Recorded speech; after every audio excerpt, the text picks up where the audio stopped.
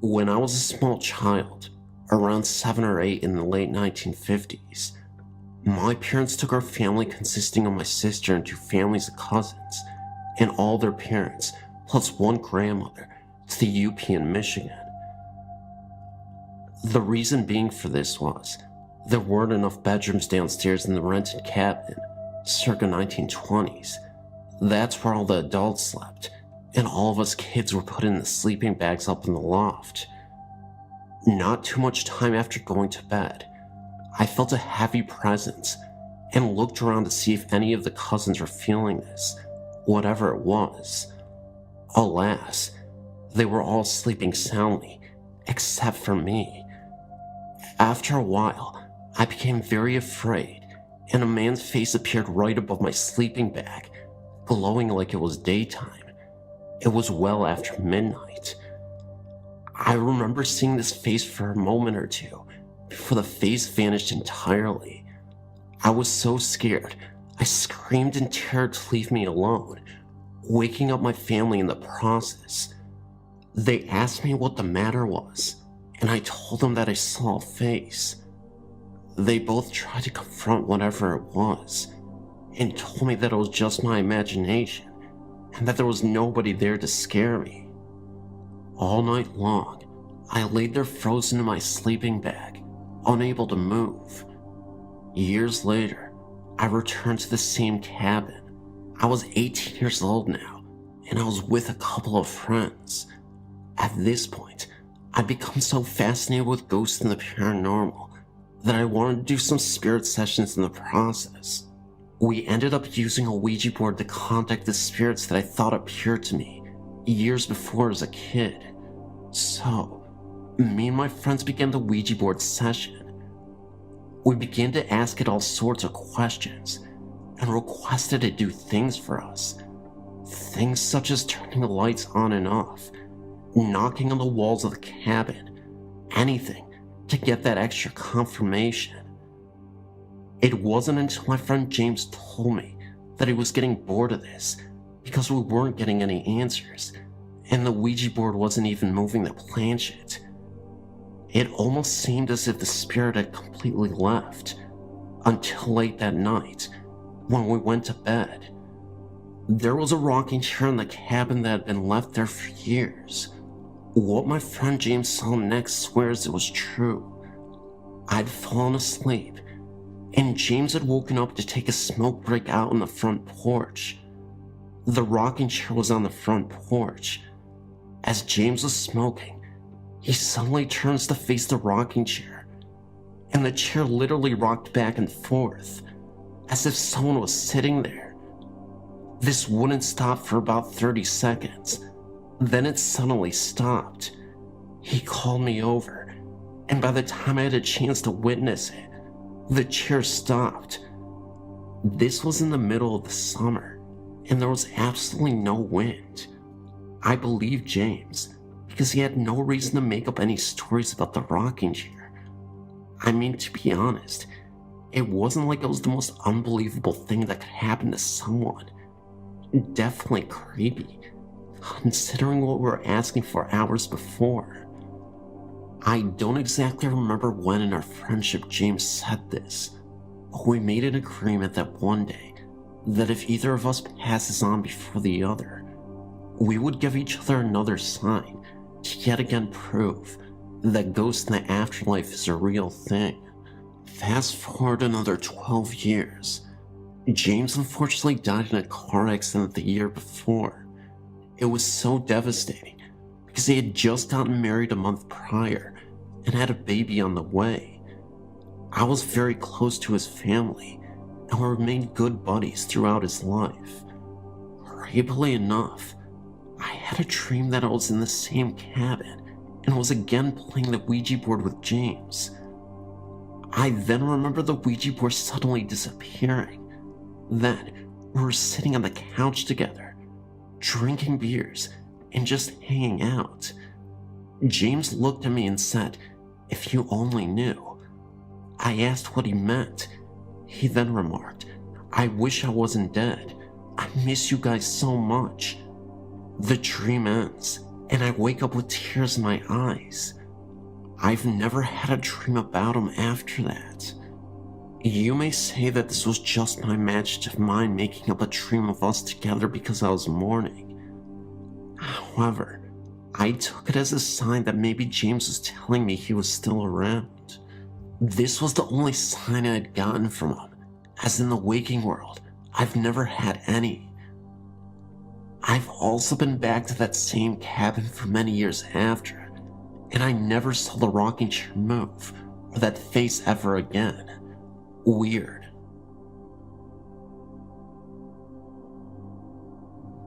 I will start by telling a story that happened to me when I was about 13.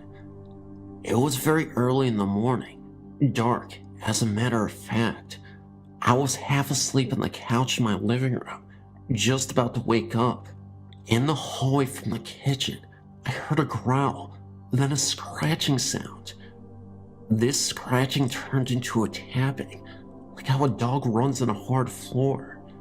This sound seemed to rush from the hallway closer to me, when all of a sudden, I feel something hit me as I try to wake up. What happened next can be explained as sleep paralysis, but instead of just the feeling of being pushed down, I felt as if my chest was being torn open and my sides were ripped apart. The growling was still present, along with my whimpered voice trying to let out a scream. After I tried to put up a fight with whatever it was, a hallucination or some other being, I jumped back awake with tears dripping. My chest felt that pain for that entire day. The reason why I told this story, even though I'm not sure if it was a hallucination or not, is that it closely relates to another experience that happened not too long ago, almost a week actually. I was again half asleep in my bed, the same room where I've mentioned seeing a ghost lady at the foot of my bed, and another experience I've emailed, where I was practically having a nightmare. It was a strange nightmare, where there were faceless beings surrounding me, ripping my body apart. It's a dream, so it's very hard to explain in words. Well, usually in nightmares, you widely awaken in fear before you go back to sleep. The most disturbing thing about this is, after I became widely awake, these same apparitions were still in my room, surrounding me, muttering and growling. I then closed my eyes, fell back on my pillow, and I let out a cry. I woke my mom up. She rushed in to see what was wrong, and she saw me laying there with my eyes wide open on my pale face. I felt sick for a week since that day. I thought hard about this occurrence when I realized that the sounds and feelings I've sensed from the first story were present in what happened in the second one.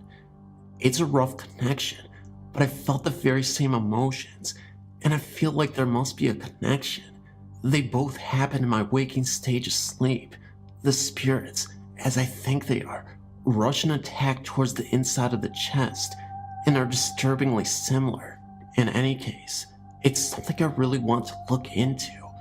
I've had plenty of people spend the night here, in the living room mostly, and hear strange noises coming from that branch of the house.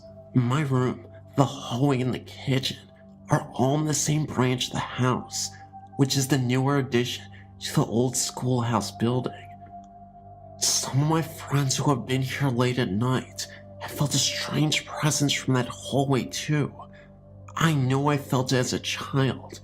I remember trying to avoid that hallway for my life.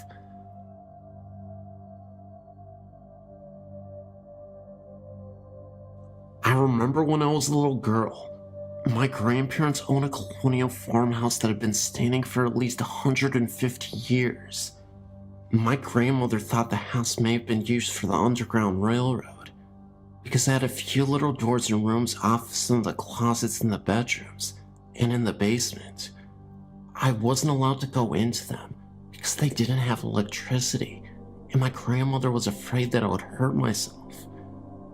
Members of my family said that I wouldn't want to go in them anyway, because there were ghosts in there. Of course, I didn't believe them. I thought they were just telling me this to scare me, as any 7-year-old would. But that was all going to change one night, when I spent the night there one night. I was staying in their guest room, which had one of those little rooms off the closet. The little room was probably for extra storage, or maybe a staircase, because the back was all boarded up. And late that night, I woke up because I thought I was being watched. I looked up and noticed that the closet door was open and a small figure was standing there, glowing bluish. I screamed and ran into my grandmother's room and wouldn't go back into that room. I never saw that figure again, but I did see another ghost of an elderly farmer on the property. I was 9 this time and playing in the barn. I was upstairs in the hayloft, burrowing around in the hay. Again, like I wasn't supposed to be. Again, I had that same feeling of being watched. I sat up and looked around, and in the corner, an elderly farmer was standing and watching me. At first I thought it was my grandfather, but then I realized that his feet weren't touching the floor. As soon as I noticed this, I screamed and ran out of the barn. There have been many sightings of him since then, including one of my brothers seeing him floating outside of a second-story window.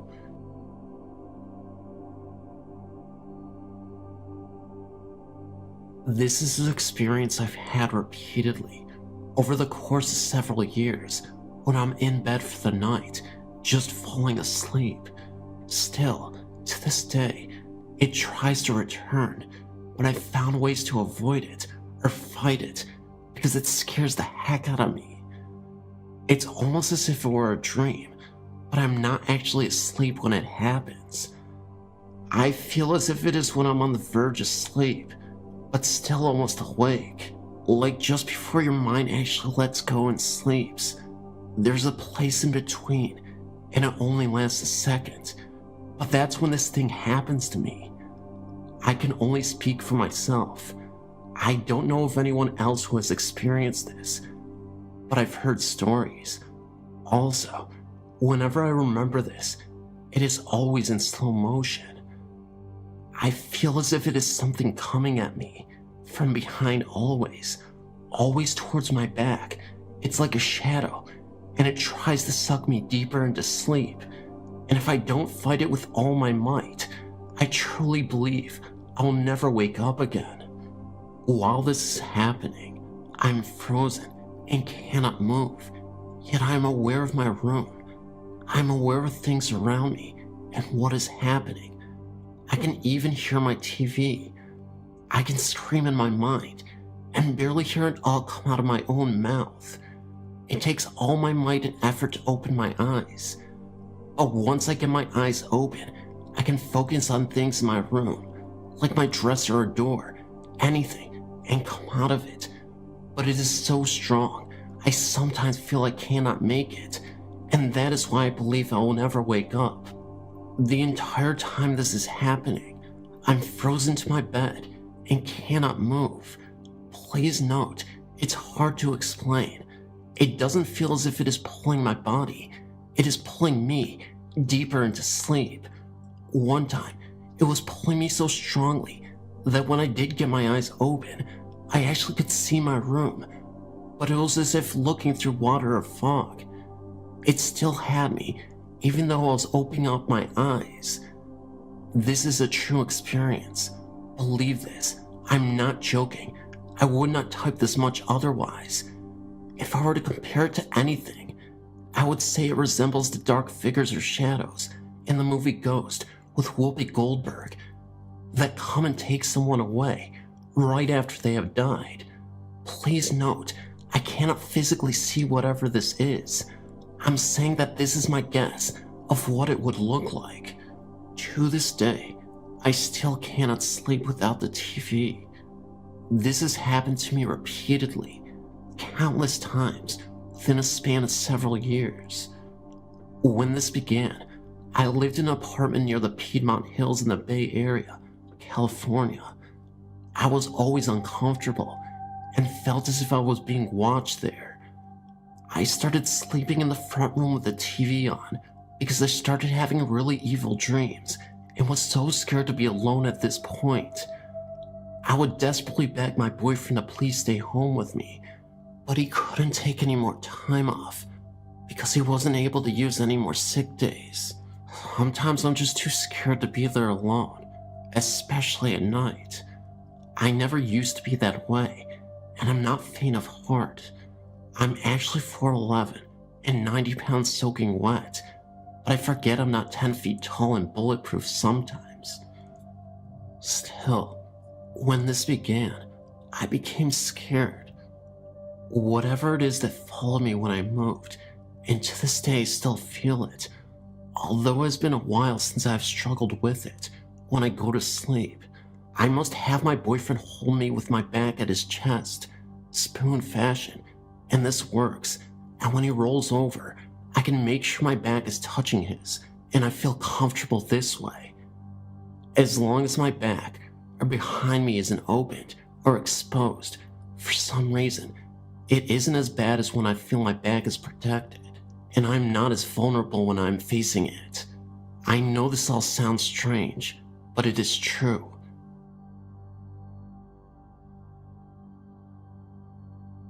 I work in a nursing home, 3rd shift. For the last year, I've been transferred to the 1st floor. I, among others, have seen some pretty weird stuff. It starts like this. About 6 months ago, I started seeing off-the-wall things while all of us were at the nursing station. There are only 4 employees on 3rd shift 1st floor. People coming out of the dining room, not in wheelchairs, but walking upright and pretty darn fast. A person down one hall walking out of one room and into the next on the same side of the hall. Both rooms have non-ambulatory residents. Water turning on in one's room's bathroom. One resident that passed away about 4 months ago can still be heard laughing. I've never heard this personally, but others have. An entity that always runs in the same direction at lightning speed with arms flailing. I'm talking 28 days later style. Only 2 of us have seen this. I see it sometimes up to 5 times a night, but only when I'm down one certain hall. I call it the track runner. These are some of the real common things that happen. Now, for the ghost stories. About 3 months ago, I had a resident that is mentally with it ask me to get that man out of her room. It literally gave me goosebumps. When I asked her where he was, she said there by the mirror.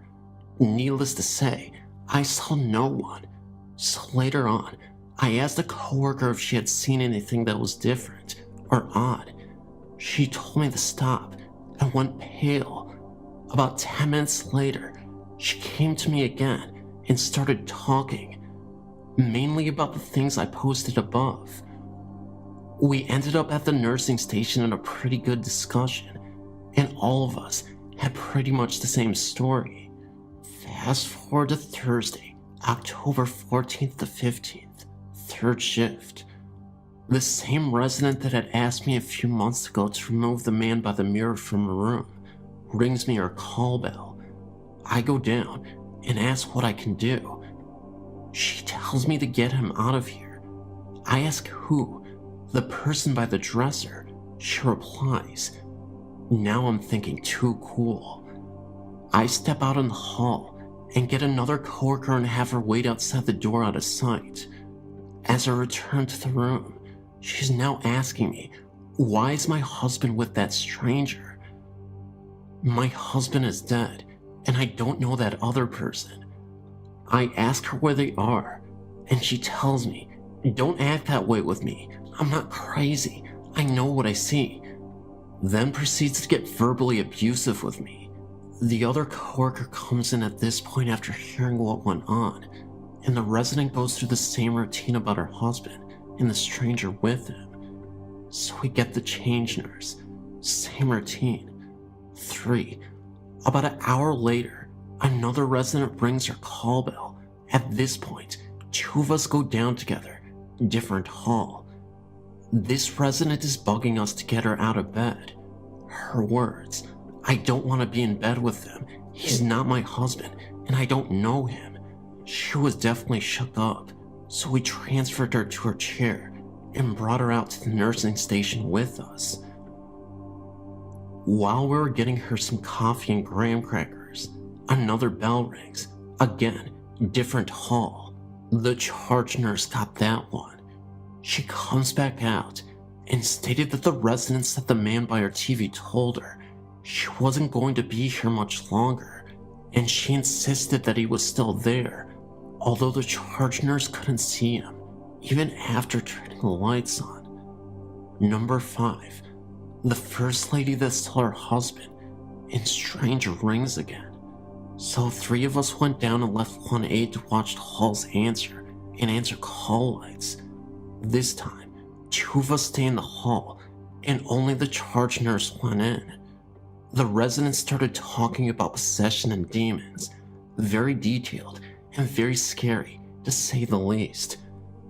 I figured with all the weird stuff happening at work and all, I would share what I've been experiencing with my coworkers as of late.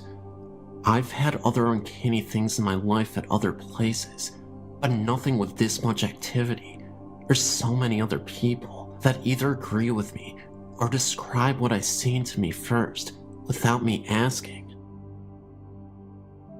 I have a confession to make. I'm not an ordinary person. I don't mean that I've exhibited quirky behavior in the past and I'm simply unorthodox, but I have this uncanny ability to sense things. Whether these energies that I've learned to embrace are malevolent or benevolent, I can't say, as I'm unable to clearly make the distinction. But I tend to attract unusual energies, which permeate all around me. If you happen to come in close contact with me, you may be susceptible to these energies as well. I could say that there's a supernatural component to this, but because my mind has relentlessly wreaked havoc on me, I can't say for certain what is going on. Sometimes I see things, shadows, hearing strange noises, knocks on the walls, a faint whisper in my ear, reinforcing the idea that something otherworldly resides inside these walls. All the while I'm sitting in the kitchen of my old Victorian home, and I'm the only one who lives here. I can honestly say that I don't know what is happening, but I have nowhere else to turn to. There's the cellar that I'm terrified to go into. I've literally haven't stepped foot down there since I moved in, but it's like I can telepathically hear the growls and moans coming from that dark space that I refuse to enter. I've always wanted to know if the source of all these energies came from that cellar. The thing is, I've no pets, no estranged relationships. Nobody ever sets foot in my home. I had a wife once, but she's been gone for what seems like a millennium. I don't remember what it's like to interact with anybody. I'm virtually imprisoned. I work from home. So, I became a recluse. I don't go out much these days, for fear of inadvertently transferring these energies to those who come in contact with me. Isolation is unconscionable. The fear of going insane inside my mind constantly lingers in the foreground. The helplessness of not being able to do anything about it still traps me internally. I'm mentally paralyzed. And then I have these unusual nightmares. My doctor tells me they are night terrors. So I'm laying in my bed, and the shadow opens the door. It doesn't do anything, but simply stands in the doorframe. I don't know what it wants, but I can only make out its eyes, glowing brighter than the sun. The rest the outline, a silhouette. I sweat. My body temperature drops, and I feel a cold breath on the right side of my shoulder. I look over, temporarily taking my eyes off the shadow figure, and yet there's nothing there but a mist that looks as if someone is breathing in the cold air. I look back at the doorframe, and the shadow is gone. I then lay down, staring at the ceiling. I simply just can't ignore what's going on. I want to, but even the pills don't do enough. I still see these things, hear these things, and most importantly, feel these things. I'm so scared. I don't want to be a prisoner anymore. I want a release. I want it all to end. I'm sick and tired of the suffering. My mind just won't heal. I don't want to feel. It's almost better if I don't, but I can't turn it off. Still, these images persist. In another moment, I can clearly see this elderly woman silently screaming at me. I can feel the terrible darkness emitting from her, and when she opens her mouth, there is nothing but darkness, almost as if it is a black hole. No sound, just the mouth opening.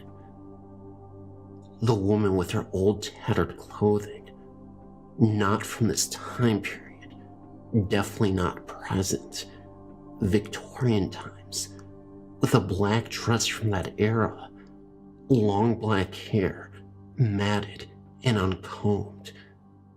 This being was just standing there. I ask it what it wants from me, but it remains silently screaming for a few seconds. I blink my eyes as hard as anybody could. The figure simply won't disappear. I see a single cockroach move out of her mouth. I had to have dreamt this. This night terror felt so real. It consumes me. I can't get it out of my head. I go back and forth thinking this has got to just be a hallucination. But the more I think about these events, the way they truly never disappear, it makes me believe there is an entity in this house that I can't ignore. They are communicating to me through my dreams, and through some of my hallucinations that I've had as well. The therapists, the doctors, they all tell me that I've got some psychosis. Trauma from my youth remains unsolved. These walls inside this old home has so much history engraved into it. Tell me that spirits don't exist, and I can't prove it to you. I can only tell you about my experiences and how sensitive I am to the other side. Then I think to myself, why are we so arrogant about this other side? Why do we dismiss what we do not understand? Maybe I'm just crazy. Or maybe the world wants to shield us from the fact that these beings live among us. If you truly open up your eyes and begin to understand that there's nothing that the world can't see, then you can believe. Several years ago, I was planning on moving from the USA to Australia to be with my partner Craig. My partner and I would talk for hours on the web. What else can you do when you're 9,000 miles apart? My daughter, Catherine, who was 7 at the time, would often get in on it too. Her and Greg developed a very loving father-daughter relationship, even though he is her stepdad. One day, no different than any other, Greg and I were chatting. He wanted to talk to Catherine. I yelled for her. She was in another room, and I couldn't see the monitor. She came running and stopped dead inside the doorway. She could not see the monitor and started wigging out, demanding that Greg shut his bedroom door, which was clearly visible behind him. She wouldn't move from where she was. We tried to coax her, but she wasn't having any of it. Greg got up and closed the bedroom door. Catherine ran into my lap and buried her face into my shoulder, away from the monitor. She wouldn't even look at the monitor. I asked her what was wrong, and she said, "He's mean, and I don't want to see him." Completely caught off guard, I asked her who was mean. She answered, "The mean guy in the doorway." I asked her to describe him. She said he was tall, had red hair, blue eyes, and wore a dressy shirt. Deeper voice than Greg's. Oh, and by the way, Greg's voice is already pretty deep enough as it is. I tried to get more information out of her. That was all she had, or what she wanted to tell me anyway. I relayed what she had told me to Greg, and he just didn't get it. Catherine left my lap as fast as she had flown into it, yelled goodbye Greg from the other room. I wondered if she had seen something. I had episodes like that when I was her age, and they've continued. I asked Greg if she had described anyone he might know. He looked shocked for a second, and then asked me to wait. He went into the bedroom and came out a few minutes later with a pick in his hand. He looked at me, held up the pick, and said, "Wonder if this is who she saw." I asked who it was, and he said it was his grandfather Bill, who passed away in '92. It was 2007. Now get this. The pick was exactly the description Catherine had given. He was tall, red-haired, blue-eyed, had a dressy shirt in the pic. I asked Greg how he talked, and he said that Bill was old-school Aussie. His voice was deeper than most, and with the accent, it was even harder for Greg to understand him. I excused myself, and went and told Catherine who we thought it was. As soon as I said the name Bill, she smiled. She said, "I thought that was his name. That was the only thing I could almost understand." She seemed more at ease after learning it was his name. Greg, on the other hand, didn't know what to make of it. Apparently, her and Bill made peace and became friends.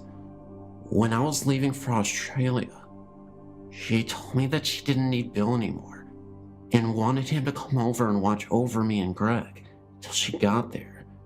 Gotta love kids. Fast forward a few years. Since my arrival here in Oz, I've heard a man's voice. Sometimes I can understand him. Other times, it's too deep and garbled for me to get.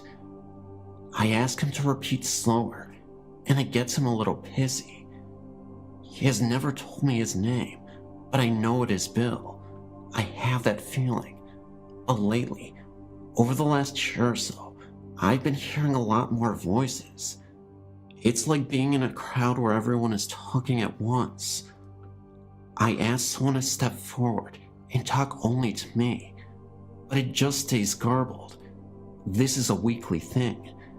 It has gotten to the point where, when it starts, I simply say, if you're all going to talk to me at once, then I won't be able to understand any of it. What I was wondering is if anyone else has ever heard this, and if so, what did they do?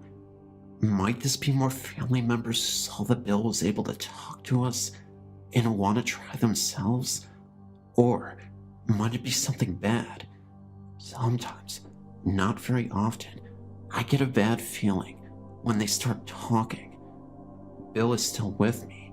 I asked him, but he's given me nothing.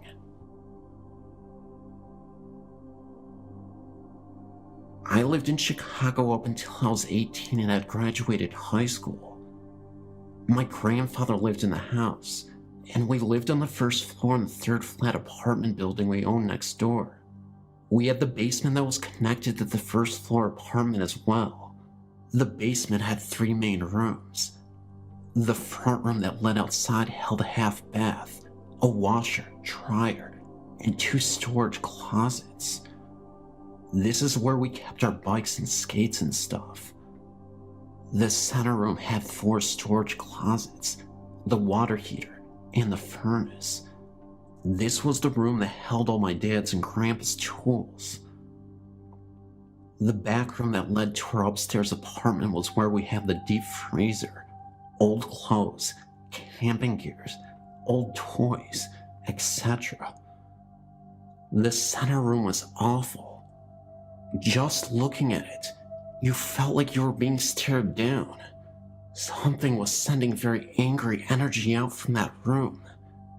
If you were in that room, it was just overwhelming and overpowering. It felt as if something was going to grab you and actually hurt you. None of us were hurt, but it always felt like it could happen at any time. My sister believed it to be female. I believed it to be male.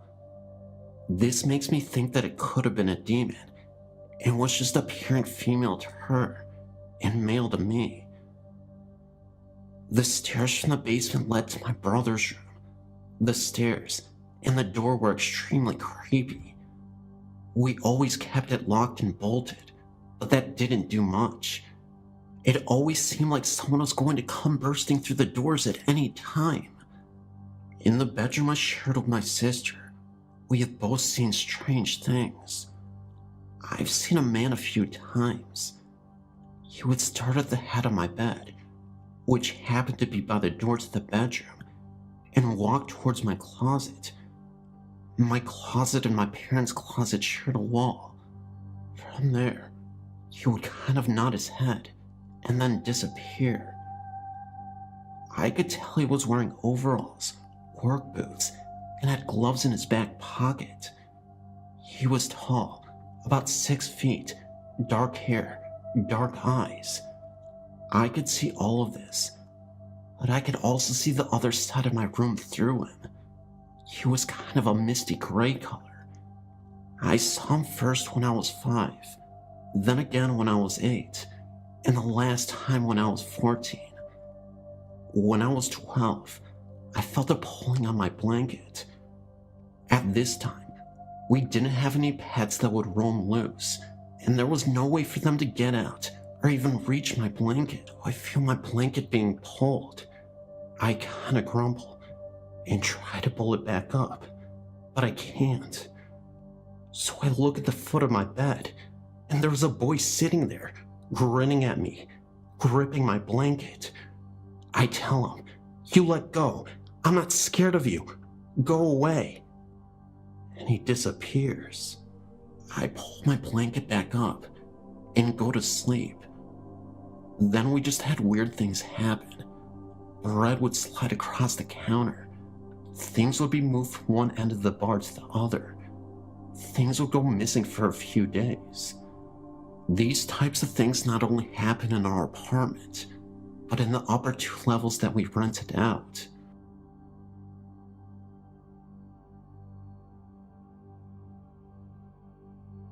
I was in Arizona a few years back.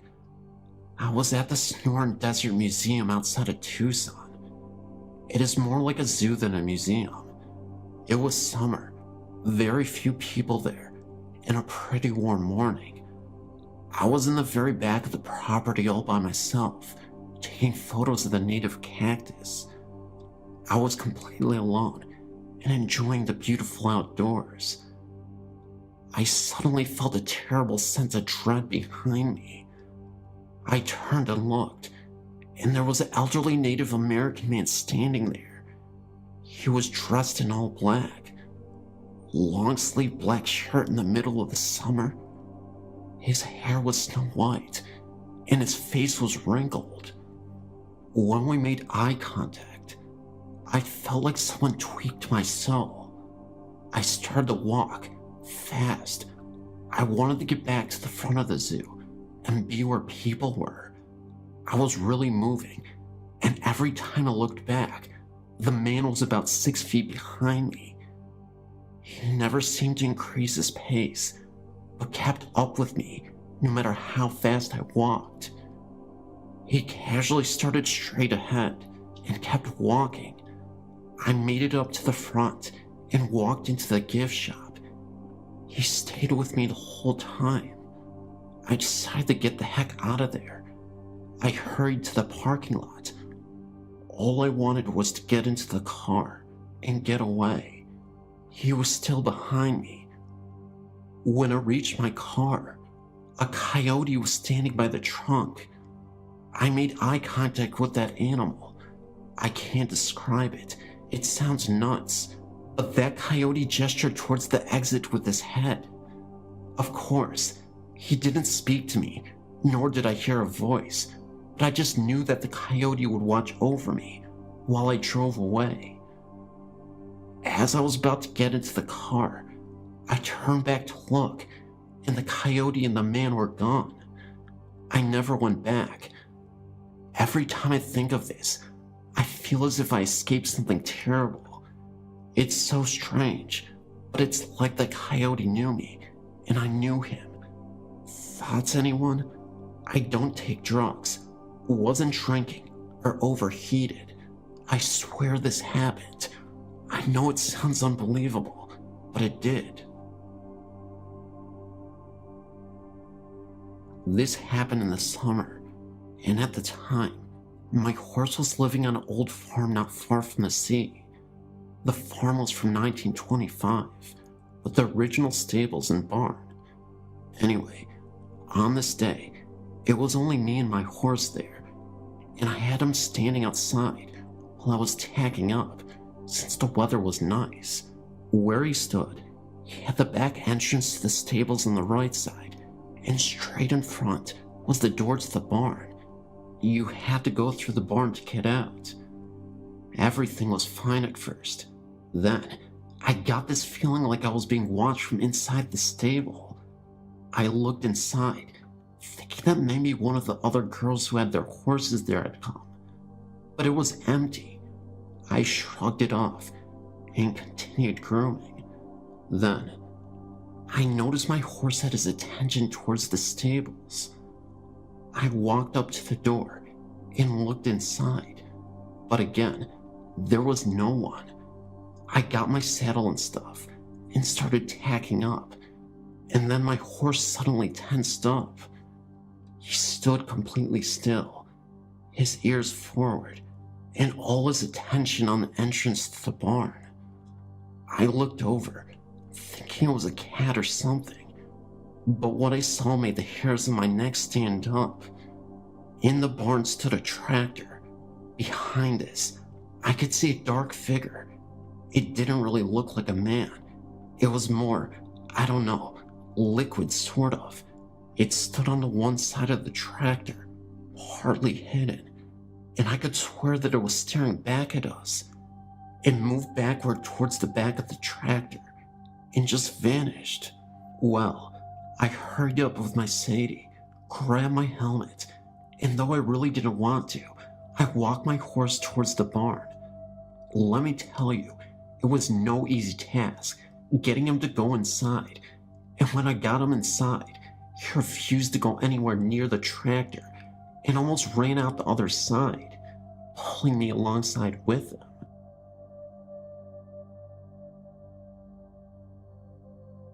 I'm having some problems with the spirit in my fiance's house again. For the past few months, the house has been dormant, and so we didn't worry much about what was going on in the home. We had one of my fiance's friends move in, and things were fairly calm and peaceful. Her friend, though, began to never stay at the house, and due to some issues, emotions got rather heated between the three of us. 2 days ago, her friend moved back after a fight, and activity has escalated in the home since then.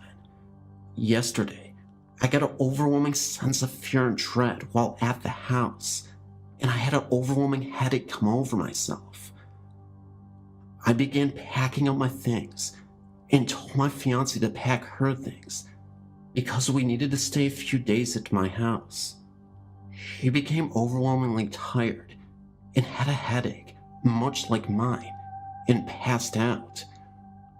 When she woke up, she wasn't herself, but quickly came back out of it. Then, I went to the bathroom, and when I looked into the mirrors from the corner of my eye, I saw something I couldn't explain. The thing was, though, it looked inhuman and comprised of only bones, I think, and it seemed to be wanting out of the mirror. I ran back, and my fiancée was packing and taking her time out, humming to the tune of an old music box that used to be in her friend's room. She started to have a play fight with me and threw a shirt at me, then casually kicked the door shut. The next thing I know, she screams and I kick the door open. She said I'd been standing in the mirror after I'd left the room. She seemed fine at the moment, and so I just watched over her as she kept packing. She began stalling again though, and I told her we needed to get going or we'd be late for dinner. She then told me that she didn't want to. She liked the house and wanted to stay there. I began to hear voices as well, other than hers in the house, and got drowsy, but kept my head about me. She finally was packed, and I got her to go outside for a brief moment to see if being out of the house would snap her out of the trance. She got rather defensive and ran off and ran under a doorway where there was a crucifix standing above the doorway. When she ran through it, she collapsed and then woke up again, perfectly fine and not remembering about the past 45 minutes, except for bits and pieces, like she had been dreaming. I've been having concerns that she may be channeling spirits by accident in her sleep, and such, and this incident definitely confirms my suspicions. I'm psychologically drained from the mental strength it took the two of us to get out of the home. We're going back to the house in about 4 or 5 days, and figure it should be fine. Whatever this entity is, it fed strongly off the negative emotions that had built up in this house. I know at the strength it was yesterday, it would be much hard for me to face it and cleanse the house on my own, so we're leaving the house to settle and calm back down. By then, I feel this entity will have lost most of its power, and it would be the best time to cleanse the home and seal any portals that may have been opened in the home. I'm still a little bit apprehensive though, and if anyone could offer up some help, it would greatly be appreciated. If my fiancée is the target of any danger, I can pull through any fight normally and keep her safe, but I've been so drained, and I don't know if I can handle the cleansing of the home by myself. If anyone could please help, either physically or through even psychological support, it would greatly be appreciated.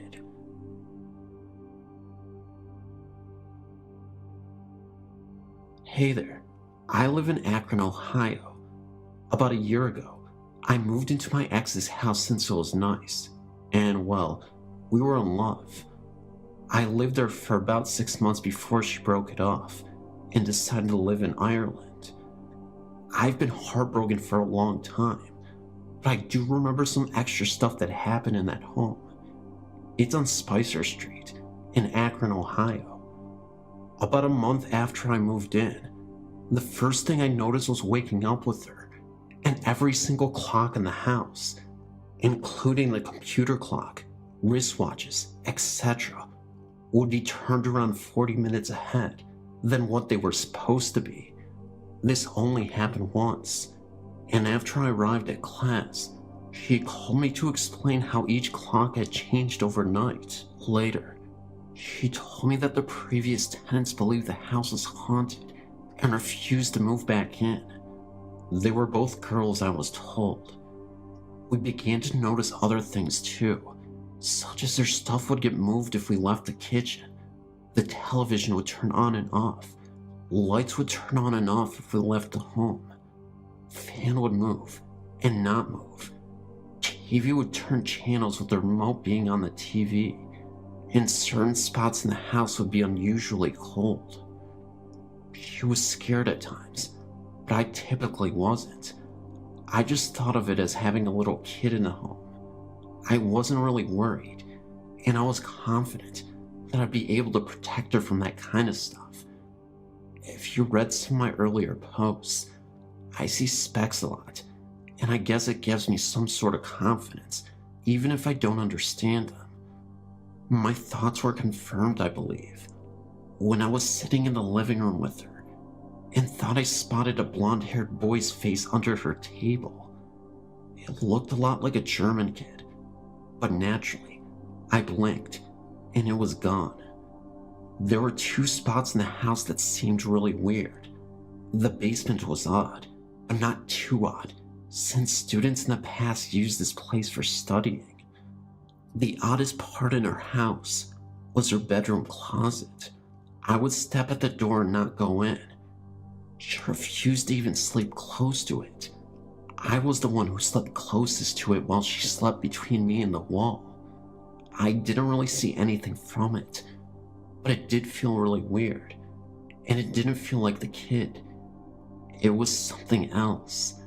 Also, that closet was connected to the attic, which neither of us ventured into. After I saw the kid, I felt some sort of attachment to it. I remember she used to complain that sometimes my eyes would go completely black in the house. I'd usually counter it with me complaining about staring at me as she slept as if I woke up around 5 in the morning, but we wouldn't argue about it. It was just weird. When we broke up, or rather, when she broke up with me, I'll admit it, her away messages often wrote how she was scared and didn't want to hear any noises. So I guess the activity in the home increased when I left. Again, not sure why. So, I want to find out more about the home, but I don't know where to start.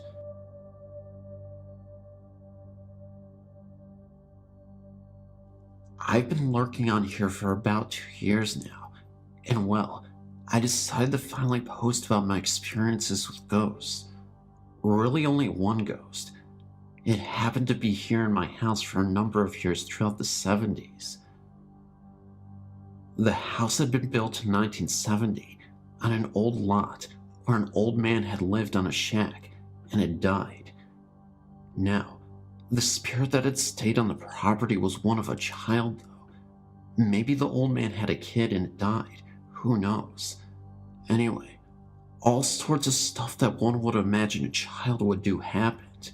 You know, things would get lost, stuff would move from one place to another, vases and sculptures would be on their place on tables, and when the family would come back, the sad items would be in pieces, smashed against a wall about 3 or 4 feet away.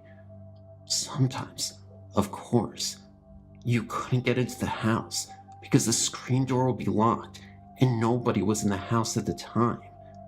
Just imagine a door with a simple hook going into the circle slot. Now, over the years, I've tried to get that hook to slip over into the lock, you know, to see if it could happen by accident. It could never be an accident. If one wants to lock that screen door, you intentionally do it. Feelings of being watched and feeling the weight of someone or something next to you in the bed. My grandma would tell me that I would go off in the house in my walker, circa 1981 or 82, and I would travel all the way from the kitchen to the living room to the hallway. Now, when one enters the hallway, even in the daytime, if all the doors to the room are shut, it is pitch black. She claimed that I would be in the hallway for a couple of minutes, and that I would come shooting out from the hallway as if my walker was pushed or shoved by something, all the way back to the kitchen and crash into the wall. Now, it would take me a couple of minutes to get all the way to the hallway since I was a toddler, yet it wouldn't even take me a minute to come crashing into the wall of the kitchen. Now, I remember seeing some sort of whitish gray ball floating when I was laying down on the rug one day. This must have been 1982 or 83. I can still see that image in my brain to this day. My grandmother noticed me getting up and looking under the dining room table, and I started to shout, "Get out!" or in my way of talking back then, "Get out!" My grandma started yelling, "What's wrong? What's the matter?" I kept on shouting and punching and kicking at nothing, all the way towards the front doorway. And when I got to the door, I kept kicking the door, and then I stopped. By this time, my grandmother, who was rather slow due to weight, had gone to the hallway that led to the front door and was asking me what was wrong. She told me that I had said that I didn't want it here, and I told it to get out. I think I had some sort of hold over it, as I was the only child born in the house. My uncle, who was only 12 at the time, had been born in an older house. I think the spirit was attracted by the fresh new life that was now in the home, much like the spirits in Poltergeists were attracted to the little girl. You know, they wanted some sort of that life force. I think that was the case with this. I got rid of it before it got too powerful, much later on. What do you think? I've lived in this house for the past 27 years. Nothing out of the ordinary has happened since those early years. For a while now, my sister has lived in a house a few blocks away from my parents' house. I live with my parents. I would go over there to babysit my nephew when my sister had plans. Some nights I would sleep over there. Her house always had a creepy feeling to it, a thick feeling to the air. My sister had just had knee surgery and wasn't able to take care of her son, so I was spending the weekend over there. The first couple of nights were fine. I didn't mind at all.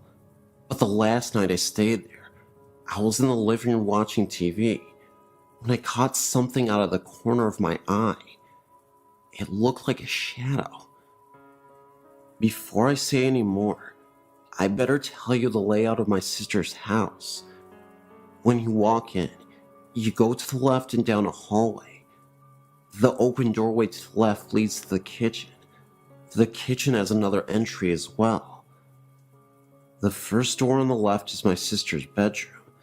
The only door on the right is the bathroom, and the door at the other end of the hallway belongs to my eldest sister, when she's there, that is. On the other side of the kitchen is a set of French glass doors and let out into a game room, an add-on to the house. The doors are always kept closed and locked at night. The only people in the house that night were myself, my sister, the one on the mend, and her son. So anyway, I saw a shadow. At first I thought maybe it was my sister getting up to ask me to get her something, but the shadow simply vanished before I could get a closer look at it. I shrugged it off as me being tired. I lay down to go to sleep. I woke up a couple minutes later. It was around 5 in the morning. I didn't know what had woken me. I was sweating badly, and I felt like someone was sitting on my chest. I was propped up enough to see the French doors, which were across the room from the sofa. What I saw that night is engraved into my brain. There was an old woman outside the doors. She had her hands pressed against two of the glass panels, and her face against another. Her mouth was open in a scream. I was scared beyond belief, because I couldn't move, I couldn't speak, I couldn't do nothing but lay there. And then the door began rattling. The woman was shaking it. A shadow came out of the kitchen, and the woman vanished. The shadow vanished after that, and I could breathe again. I don't know what the shadow was, but it did make the woman go away. I like to think it was my guardian angel. Who knows? That's my story. Anyway, and yeah, it is true.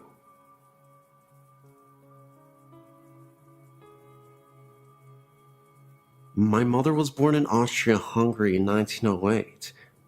When her parents immigrated to the US, they left their 3 children behind in the care of their grandparents. It was 5 years until her parents were able to return and bring the children to the US. In that 5 years, my mother became very close to her grandfather and went everywhere with him. She arrived in the US as a 13-year-old, grew up, and married my father. They were a young farm couple living in rural Ohio.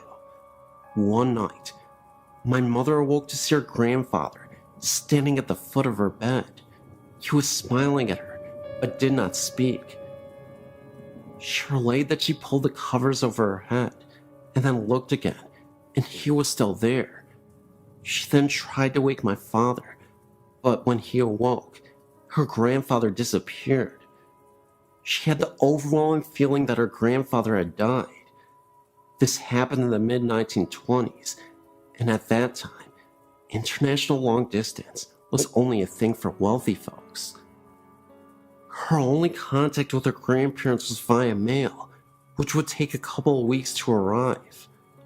Sure enough, 2 weeks later, she received a letter from her grandmother verifying that her grandfather had passed away on the same day and approximately the same time that he appeared in her bedroom. My father attested to the entire happening.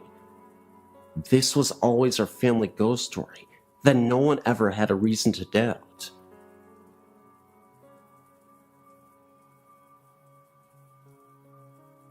My parents live on a farm in Sugar Grove. My stepdad grew up here with his family as a child. On Christmas Eve in 1964, his dad went into town to pick up the grandma for the holiday. With him, he took a younger daughter and his younger son. On the way home, there was a terrible accident, and everybody died except the daughter. Over the years, the farmhouse was used as rental property until my mom met her husband. They have lived here now for 6 years and have had many experiences with the spirits of this home. I, too, have had some of the same. There are many, many voices that we hear. Marbles rolling down the hallway upstairs, foot noises walking up and down the stairway, clouds of light and dark smoke throughout the entire house, doors open and close. Things come up missing, then are returned within days. If you are alone in the house and stand by the sink, you will soon hear a voice that asks you to go away. It will repeat until you walk away from the sink. Standing outside, if you look up into the window upstairs, sometimes you will see a vision of a woman standing in the window. This is believed to be Grandma. I have an 11-year-old daughter that has walked into the downstairs bathroom and ran out, stating there is a man standing at the bathroom sink. He will only turn his head and look at you, and then turn back to the mirror. He hasn't spoken yet. When my parents first came here, they slept upstairs. They had to move to the downstairs room in the winter because no matter what room you are in up there, it is ice cold. We have used electric heat sources to try to generate heat, but it doesn't work. There are also apparitions of faces, white in color, etched into the door of the master bedroom. These appear darker at times and lighter at other times. They appear to be stuck in the wood of the door. It's believed by everyone here that the spirits and happenings of this house are all those family members that were killed in the crash. After all, they all did reside here, and I think they still do.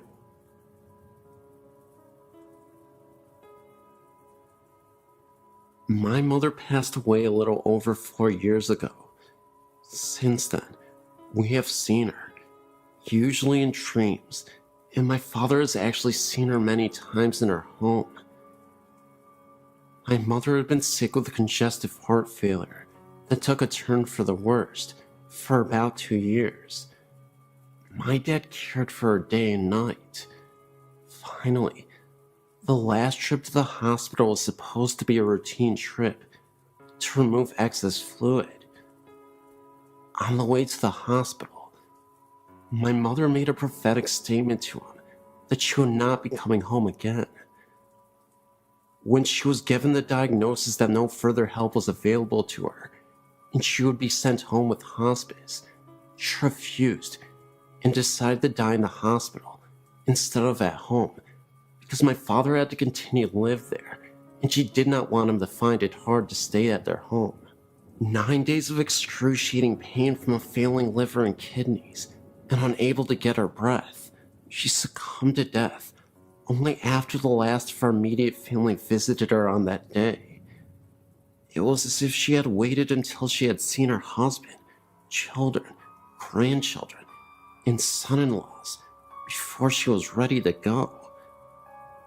10 minutes after the last visitor, she breathed her last. Oddly enough, the grandfather clock in my parents' home stopped on the exact time of her death. My father has refused to rewind it. After 60 years of marriage, my father has been so lost. For the first year, she appeared to him frequently with a smile on her face, and one time told him, "I love you deeply, and just want to make sure you are okay." She still appears to him, just not as frequently as the first year. Recently, my sister and father had found a picture she had painted and had it framed to give me for my birthday. My dad saw my mother the morning they gave me the gift and said she was holding a shopping bag with a wooden frame sticking out from it with a huge smile on her face. He said they communicated without talking, and he knew she was happy and proud I was getting the picture. I've seen my mother in dreams, but only one stands out as a possible contact with her. In my dream, I was looking through the picture window at my parents' home and saw her sitting in her chair with my father standing over her, talking and smiling, as if he was catching up on recent events. I went inside the house and she looked at me and smiled. I remember how peaceful she looked and so healthy. I remember saying, "Mama, how can this be? I saw you in the casket at the funeral home." She just smiled at me and said, "Well, sometimes these things just happened." I replied, "Well, I don't care how it happened. I'm glad to have you back. I've missed you." With that, I woke up. One other time, after an extremely frustrating day, I was walking in a corridor and thought I'd heard her call my name. She said, "Susie." I actually said out loud, "Mama?" She was not even there. My sister says she has dreamed of her, but never actually have seen her. My son slept in my mom's bed about 6 months after her passing, and said sometimes in the night, he felt her sit down on the side of the bed. He knew it was her because he could smell her perfume. My nephew recalled a dream he had the first Thanksgiving holiday after her passing. He said that in his dream, he walked out of his upstairs bedroom and she was in the hallway. He said, "Let's go get some turkey, Granny." He said she replied, "Now, Mark, you know I can't go downstairs with you this year, but you know I'm here." My family feels that she is around us all the time. I know she is with my father the most because he is terminally ill and misses her so terribly. I feel comforted knowing she is waiting for his time to cross over.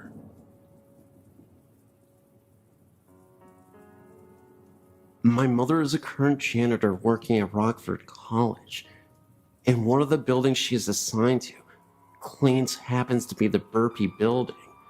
There, she and some of the other ladies that work with her have lunch in that specific building every work night. A while back, she told us that during her lunch break, she saw what was a female figure walk past the room they were in. She said she wore a blue dress and had blonde hair.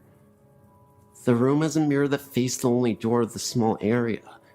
She said, and I quote, "I glanced at the mirror, a habit of doing when you're in that room a lot, and saw this thin, transparent figure walk past the door.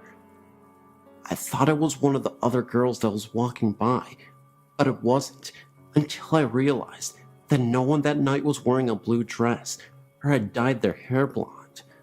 I walked out to see if it was a trespasser, but saw no one in the hall. I called security and asked them if they allowed any blonde, blue-dressed girl in the property. They denied doing so, confirming my suspicions that it was possibly a ghost. This is just one of the stories that she has told us during the last 2 years of her encounters with the burpy ghosts."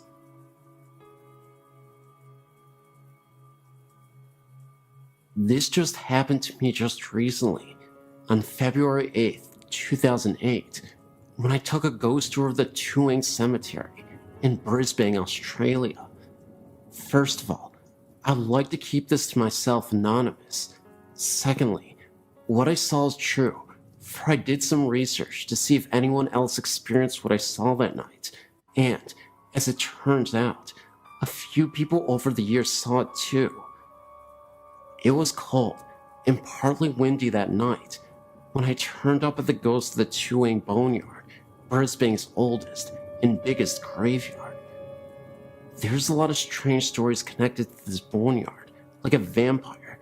There's only 2 boneyards in the world that got fair dinkum vampires, Highgate in London and Tewing in Brisbane. The Bleeding Grave and Walking Statue. Yes, a wandering statue. Anyway, the tour barely began as our hostess was introducing herself when I saw something standing amongst the trees. It was solid and black. It was standing there watching us. I saw it, but I thought I was seeing things. Excitement that might have sparked off my imagination. But as I walked past this spot, there was nothing there to resemble that figure, but yet it was real, as you and I. It wasn't until a few feet ahead, I heard a weird clang sound right next to me, as if someone was banging on a pot or whatever. I thought it was the signpost rattling, but there was no signpost anywhere. Now that was frickin' weird, I thought as I hurried on, looking behind me. Most of the night I felt we were being followed by something, as I was tailing Charlie. Best place to be on a ghost tour at the end of the line. Things started to get a bit stranger, like the cold wind I felt touching me, if there was no wind blowing. The same thing happened again 2 nights later, when I felt something touching my neck in my own home, or seeing things at the corner of my eyes. When I turn around, there would be nothing there. I thought I was ready for the madhouse at one point. I know that I saw something, so I researched it, and as it turned out, others saw that same black figure at the same spot where I saw him or her, whatever the heck it was, and heard the same clanging sound I heard, so I didn't imagine it at all. I hope I didn't. That's my story. I've got other great spine-chilling tales, which I'll put up ASAP, but this was the first experience I had in years, except for the ghost of my dog who came back for a few nights to bark goodbye to us.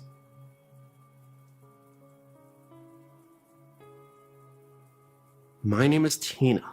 I'm 33, and I have a story I would like to share with you and your readers. I've been experiencing strange things for many years now, but I've only been sharing them for just a few people who don't believe always have the need to find something wrong with the ones who do. My mom was one of those people. She would roll her eyes and say I was crazy or I had been drinking.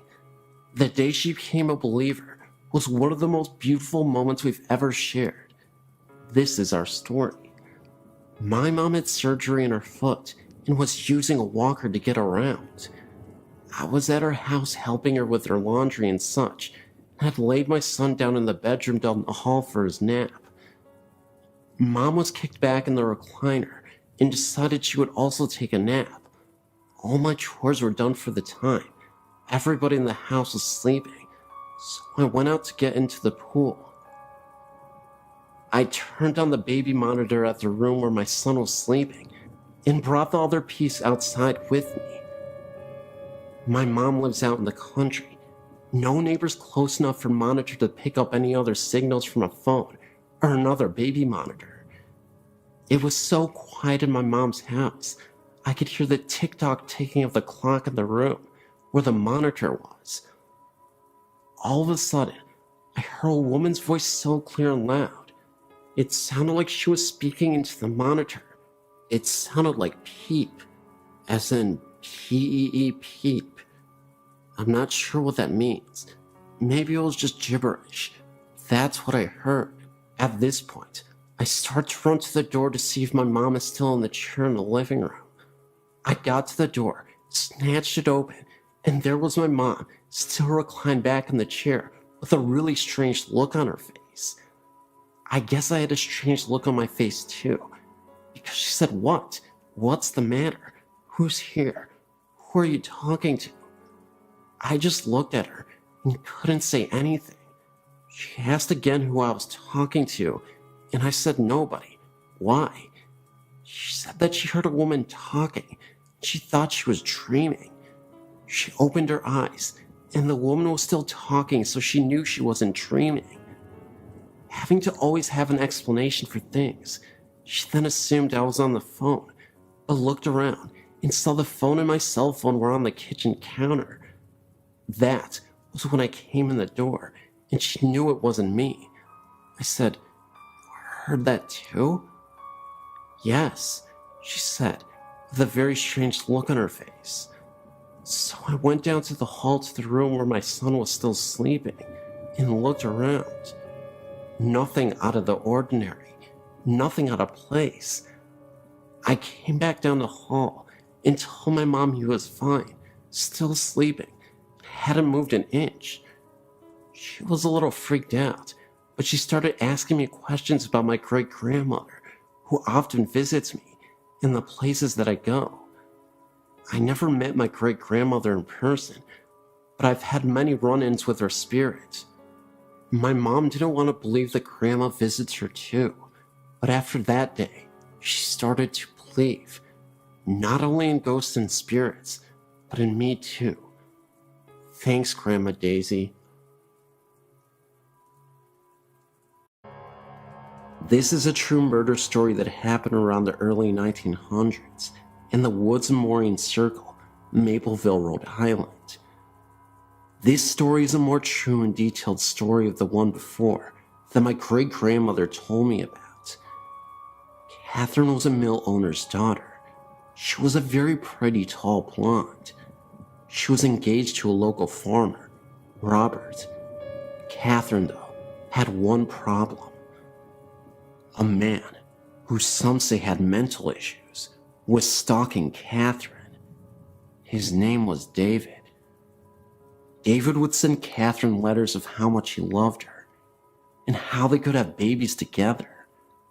These letters disturbed Catherine. He would watch her through the window and follow her wherever she went. One day, Catherine confronted him and told him never to talk to her again. David thought this was like a game, so he proceeded to send disturbing letters and watch her at all times. As a few days went by, he gave up. With this, he had a plan. If he couldn't love her, no one else could. So one day, while Catherine was going to the woods to get water for her family, David followed. First, he stopped at Catherine's fiance's farm. Robert was working on the farm as usual, and David came in from behind and stabbed him in the back with a pitchfork. Then he went off to find Catherine. Catherine was sitting next to a pond under a hemlock tree. David pulled out his knife and stabbed her through the neck. She screamed in pain as David ripped open her body. As she died, David messed with her dying body. Afterwards, he took her organs out, cut off her breasts, and nailed her heart to a tree, covered in blood. David went home and took a nap. He was supposedly awoken by the sound of dripping. He looked around his room, and it was covered in blood. In the middle of the room, Catherine stood there cursing at him. David had gone insane. He wrote his last letter to the police, telling them what he did, where her body was, and all that happened. He drowned himself the next day in a river, his body sprawled out on a rock, broken. Catherine and Robert were buried in a now abandoned cemetery, and David's body was thrown into a pit. During a biopsy, they found a heart in David's stomach. Some people think he swallowed her heart, while others think Catherine put it there. Still, rumors persist that late at night in the cemetery, you could see the couple holding hands as if nothing ever happened.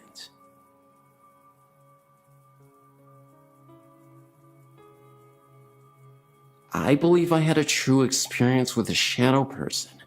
This is my story. It was maybe 11-ish at night.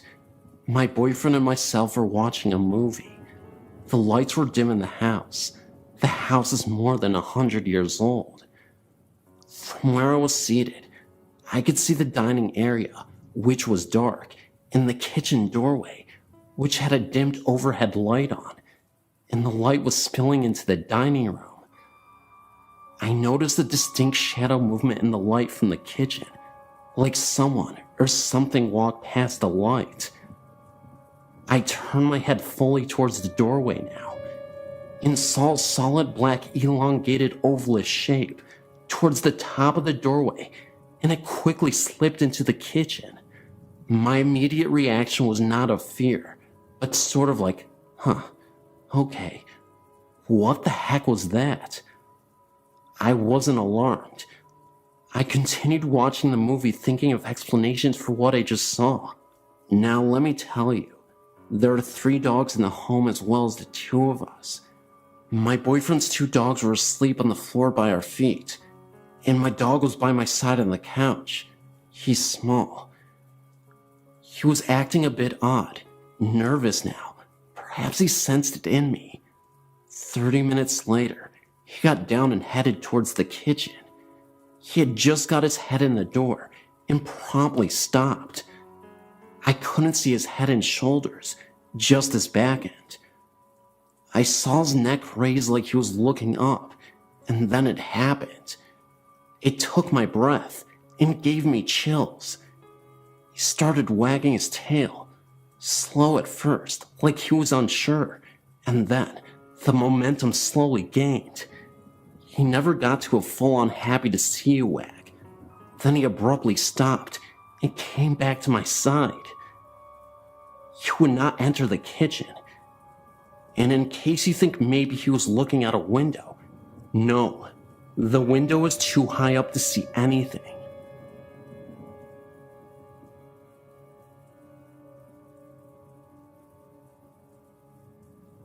My name is Guy, and I would like to share my experience at Lambertville High School. I've been there numerous times. I live about 25 minutes away in Pennsylvania. My friends and I are ghost hunters, and Lambertville is a favorite spot of ours. The first time I visited the school was about 2 years ago, in 2005 and 2006, and I've been curious about it ever since then. I've had many comments about history of this amazing site. I've been through some of the school, not all of it though, because the building is in poor shape. The first time we went, we didn't encounter anything out of the ordinary. Back then, we had no equipment except our eyes and ears and flashlights. We really didn't venture inside until the second trip, but that was during the day, and also uneventful. The third trip back to the school was a shocker that still gives me chills to this day. We went on a summer night, around midnight, or maybe a little later than that, and not a smart thing to do, but we didn't know any better. We parked the car out in front of the steps leading up to the school. We were to go in shifts up and into the school. 2 go and 2 stay in the car to watch for cops. We were there for 5 minutes before 2 of my friends came sprinting to the car screaming, "Drive! Drive!" Me and my friend, who stayed in the car, were wondering what was literally scaring them to insanity. What they told us was pretty crazy at first. They said that while they were walking up the steps to the school, they heard the sounds of little children, little girls, giggling and laughing. At first I didn't believe it and wanted to go back to experience this for myself. I'm the kind of person that has to see to believe, but it's the hope of that proof that draws me back to this school. Anyway, that incident was about 2 years ago, and between my friends, it has been just a story with no proof. No proof until now. Last week, May 2008, me and my friends met up again, thanks to school being finished, and decided to go back. We went that night around 10 to 10:30 and stayed there for a good hour and ventured inside. Though we heard no laughing, I'm still a believer. I believe my friend's story and everyone else's stories of little children laughing because I caught it on tape. I recently purchased some equipment to help capture paranormal activity, and the most valuable tool I had that night was my recorder. It's amazingly lucky that I caught anything at all, because I only recorded audio for about 7 minutes of our hour-long investigation. In all but about a minute of the audio has voices on it that were not ours. I also caught the voice of maybe a teacher or student saying, "Does he seem okay?" in a 2-minute-long conversation with what I believe is a female and a male that answers a question that I ask. I've showed this tape to my family and friends, and they all hear talking as well, and the laughter seems to freak everyone out. I wanted to make sure that what I was hearing was, well, what I was hearing. When I heard the laughing on the tape, I thought, my God, they weren't joking or trying to scare us. They really did hear something that night, something that I would like to share with your website, if that is alright with you. I just want to know that there's something other than this life. And that is what draws me to the paranormal. Thank you for your time, and thank you for reading this. If you have any comments or questions, please feel free to ask. I'd love to share these clips with you guys and your viewers.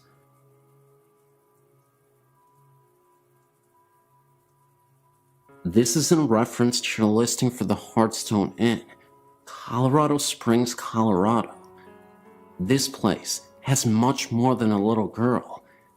As a housekeeper there in 1999, I was able to experience almost all of the hauntings.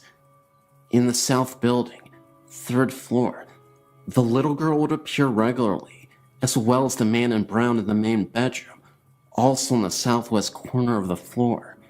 He was harmless and would usually disappear as soon as spotted. On the 3rd floor, I've never felt alone, would often hear the little girl and running and laughing.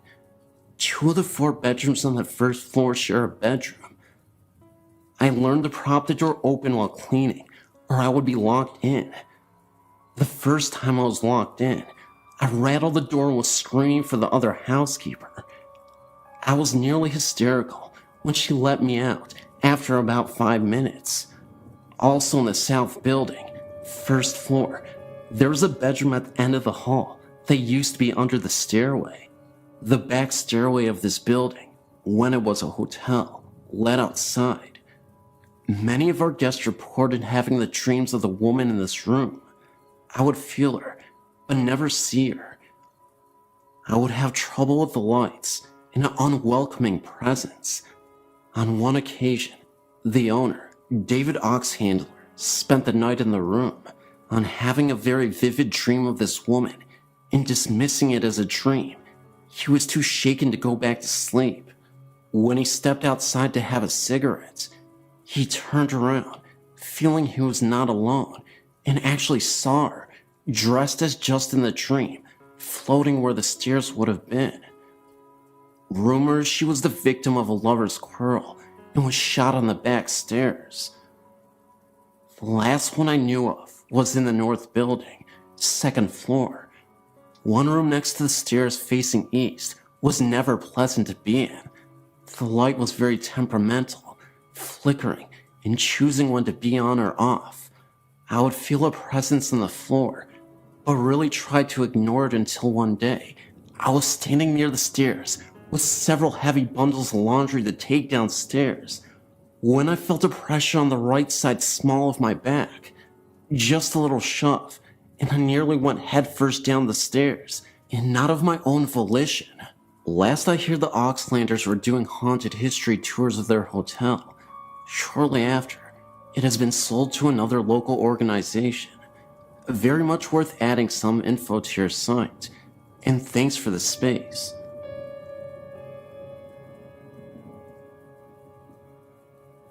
My wife and I had several experiences in our apartment over the last 3 years we have lived here.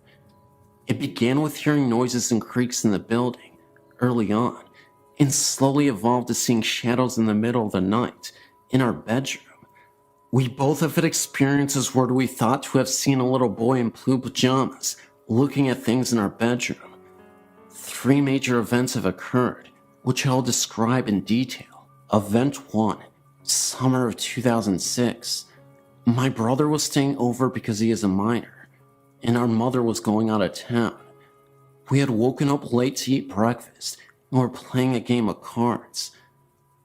As we are brothers and there is a significant age gap, we sometimes argue. I was being a little bit of a jerk, picking on a card selection he had made, when our kitchen trash can started to rock back and forth. We were the only people present in the apartment, and we were about 10 yards from the trash can.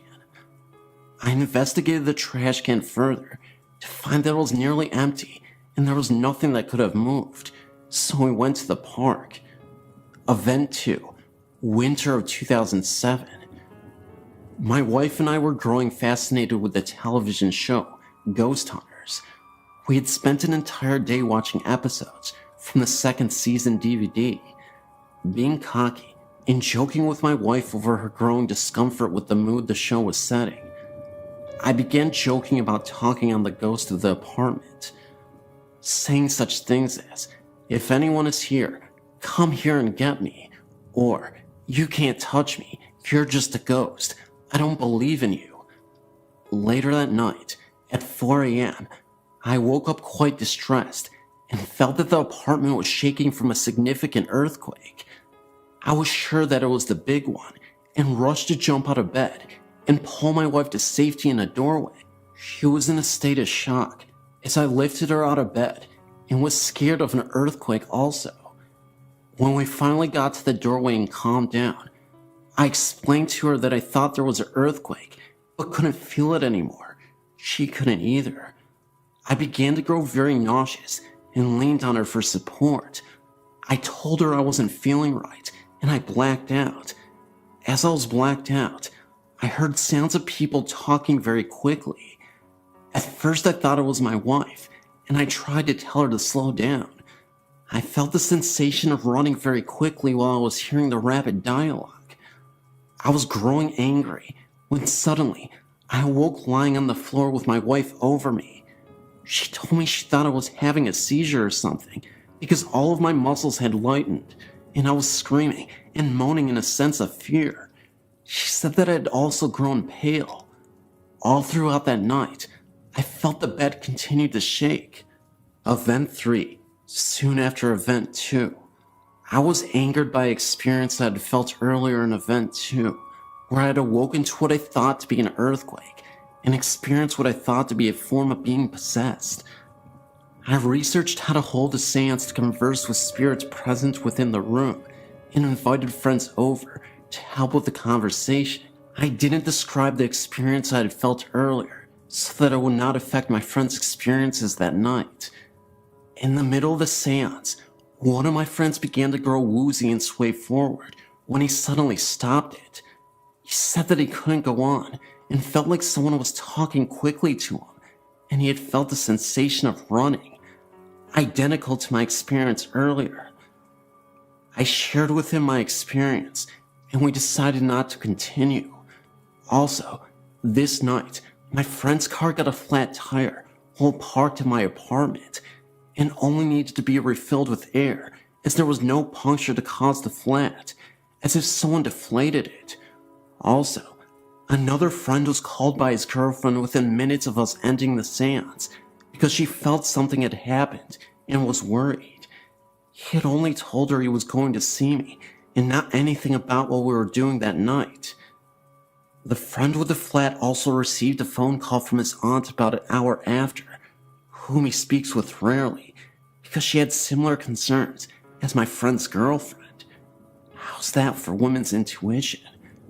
Ever since that last event, nothing else has occurred.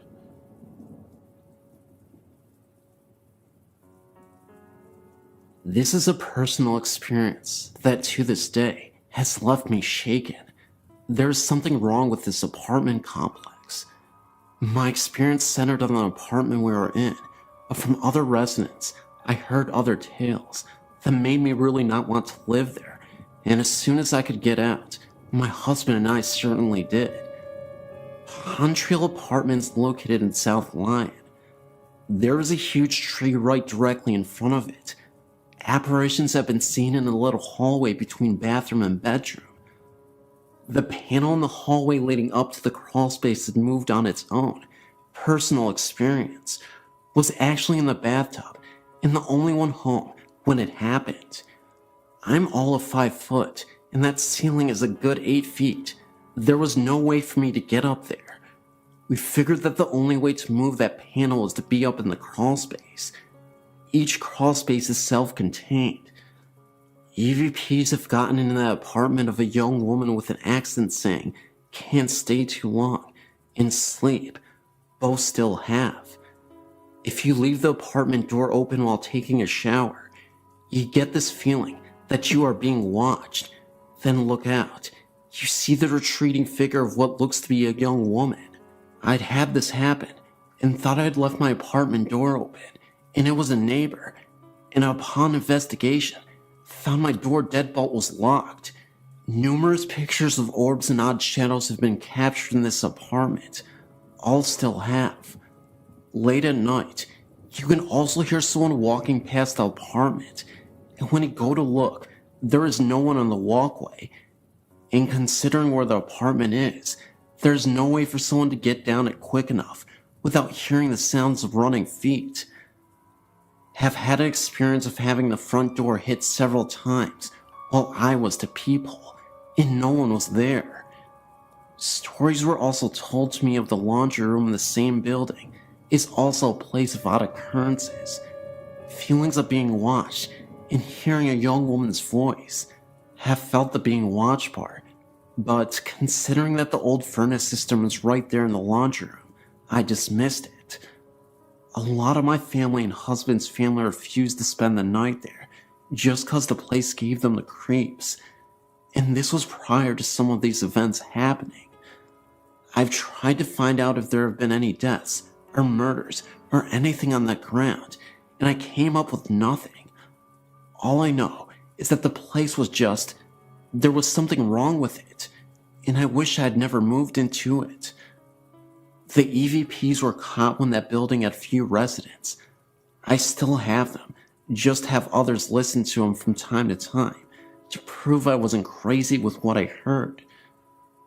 The pictures are numerous, and some still make the hair on my arm stand up because of the experiences with them. In October 2008, my friends Scott, Denny, and Steve and I decided we wanted to go ghost hunting.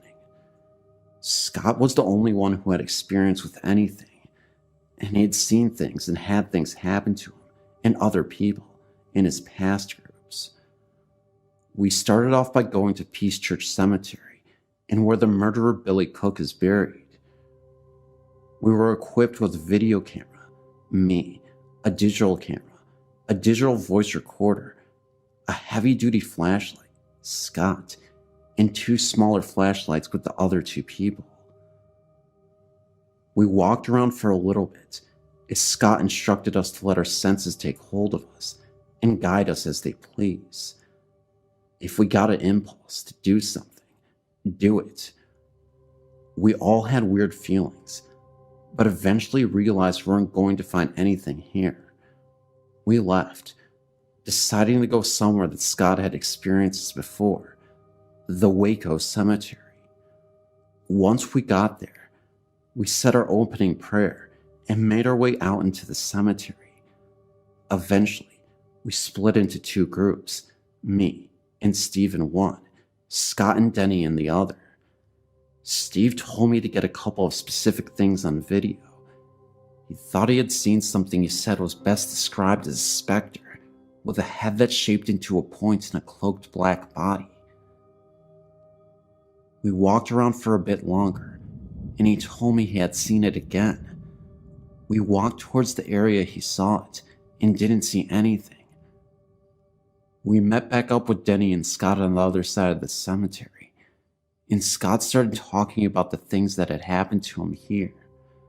He had been asking questions and talking in general, trying to pick up some EVP. He started talking about what he called the prankster that had slapped him in the face and possibly put scratches down his friend's back.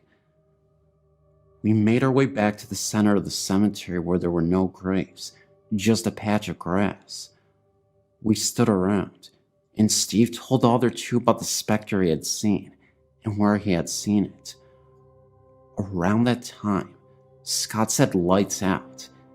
He took a couple of pictures, and the rest was silent. Then, we turned our lights back on for a few seconds before Scott repeated his order of lights out. This part gets a little blurry. I can't remember if it was before or after we turned the lights back on, but Scott is a big guy, wide and tall. He fell backwards onto Steve, who would have fallen on me had I not moved in time. He had fallen hard. He laid there and just looked confused, and his face was red.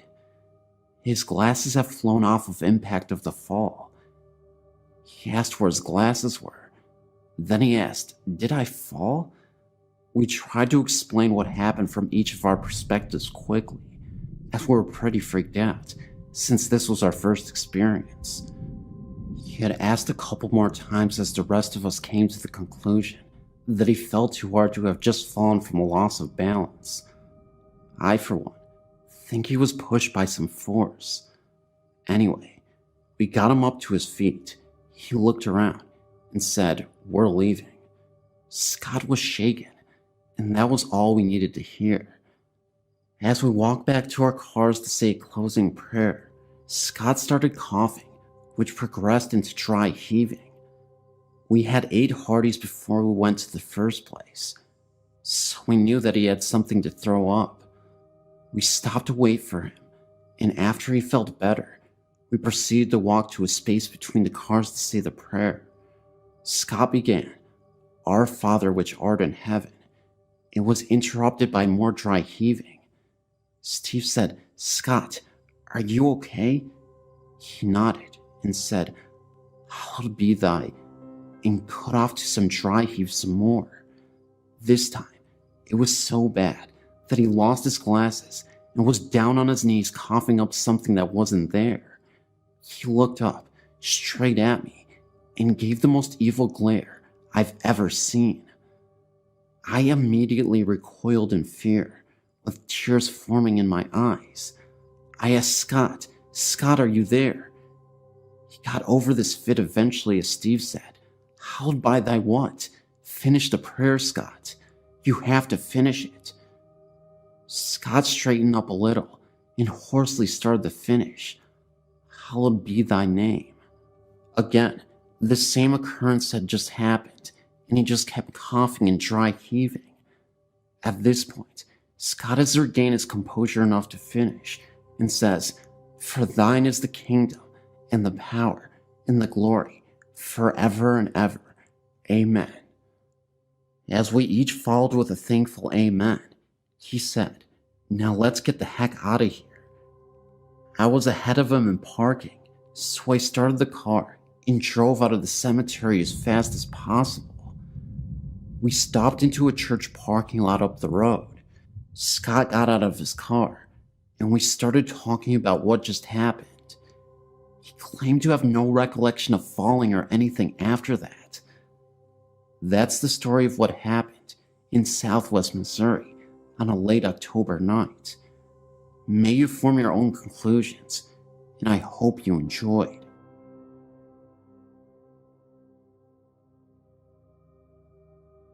I've felt the presence of ghosts at some places I've been or lived at. I've never had an experience of seeing a ghost, but I can walk into a place and tell if there's a ghost there. I know if it's a male, female, or child. I've seen dark shadows, but not all have been black. Some are gray, like the color of a rat. One night, a very good friend of mine came over and we started watching a movie and eating pizza. I saw the dark outline of a male child peeking around the corner of the kitchen. I told my friend Dawn, who is very religious, and at first she didn't believe me. I kept seeing the outline of a head and shoulders peeking around the corner. Then, about 5 minutes or so later, we started hearing a scratching noise. I told Dawn that's the ghost. She said it was just a mouse. Then, I heard a loaf of bread fall on the floor. The bread is kept on the counter far back next to the microwave. I got up to investigate. The bread was lying on the floor, but had no holes in it from a mouse. I put the bread back and went back into the living room. Dawn got up to get a glass of soda, and when she went into the kitchen, she yelled. She said the loaf of bread moved across the counter and dropped on the floor at her feet. She started praying. Every time she stopped praying, you could hear scratching noises. She kept praying, and the scratching continued. Then it got quiet. We finished the movie, and as we were talking, we noticed the lid on the pizza box, which was propped up, started to slip down. Instead of just falling down, it closed. This was very slowly. Dawn said she had enough and went home. She took the pizza and box home with her. She called me later that night and said that the ghost followed her home because her bread was constantly sliding off the counter, and she actually saw the pizza lid open when it was closed in the box. She said she threw the bread and pizza box off her balcony and prayed really hard. She didn't have any more problems, and our bread stayed on our counters after that.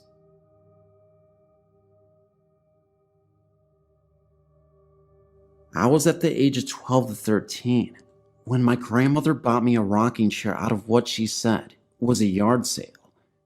She claimed that they were very glad to get rid of it, and she never thought to ask why. She brought it home and sat it in my room with my dolls on it. It was an antique, so I was leery about anyone sitting in it. I never experienced any weird activities in it, but my brother at the age of 9 years was sitting in the living room where he could see it and claimed to have seen it rock 3 times.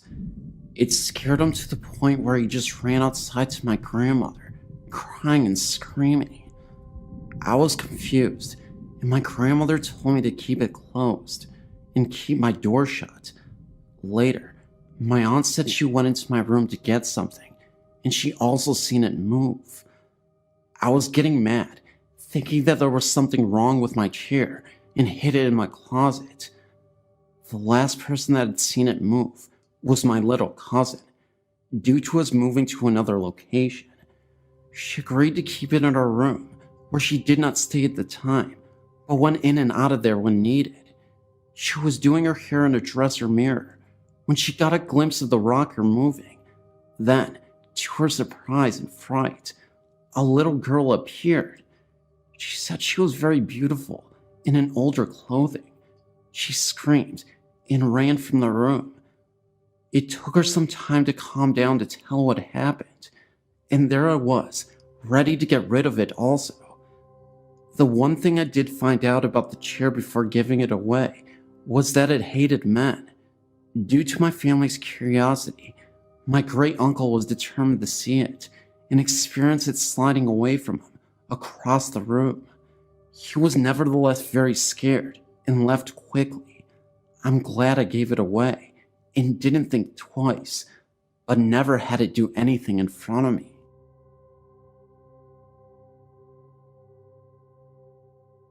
I didn't experience this myself. It happened to my mother a couple of months ago, and she told me about it after it happened. What happened was, a couple of months ago, my mom was prepping for a party in our kitchen at about 9:30 p.m. Me and my brother, who were about 11 at the time, were both at the house at the time. I was upstairs, and he was in the living room. My mom told me that she was washing dishes, and that she looked up at the window in front of her, and she saw someone walk by the hallway behind her. She immediately thought that it was me, because of how tall the person was. She called out my name, and told me to do something for her. After a couple of minutes, she came to look for my brother to ask where I had went. He looked at her like she was crazy, and told her that I hadn't come downstairs for about an hour. She calmed me down noticeably scared, because she thought someone was in the house, but we couldn't find anyone. This happened more than once to my mother, but more noticeable. She was washing clothes, and had to walk through the kitchen, and saw someone poke their head out from behind the counter. She of course thought that it was either me or my brother, but when she checked, she found no one. She called me immediately and told me what had happened, and now we believe that a ghost is in the house, but it doesn't show itself regularly. 2 other things that have happened since then. One happened a couple months after that. Me and my brother had a friend over, and he had gone to the bathroom on the 2nd story of the house. No one was up there at the time, but when he came down, he said that he had seen 2 red eyes down the hall near my parents' bedroom. He immediately ran downstairs, and we told him about my mother's experiences. The other things that happen more frequently now is that our dog starts to growl at something in the hallway. She sleeps in our parents' room, and sometimes she will get up and walk around the room, and then she will stop in the doorway and growl at something in the hallway. But when we turn on the light, there will be nothing there. It has been a couple of months since anything worth reporting has happened, but we believe that it is a friendly ghost and nothing harmful will come of it.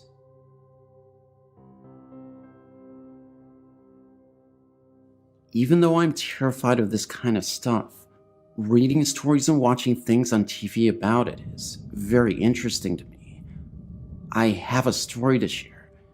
It's still very fresh to me, even though it has happened many years ago that it has taken place. My husband and kids laugh at me when I tell them my story, just because some of the things that went on. They find it more humorously amusing than seriously true.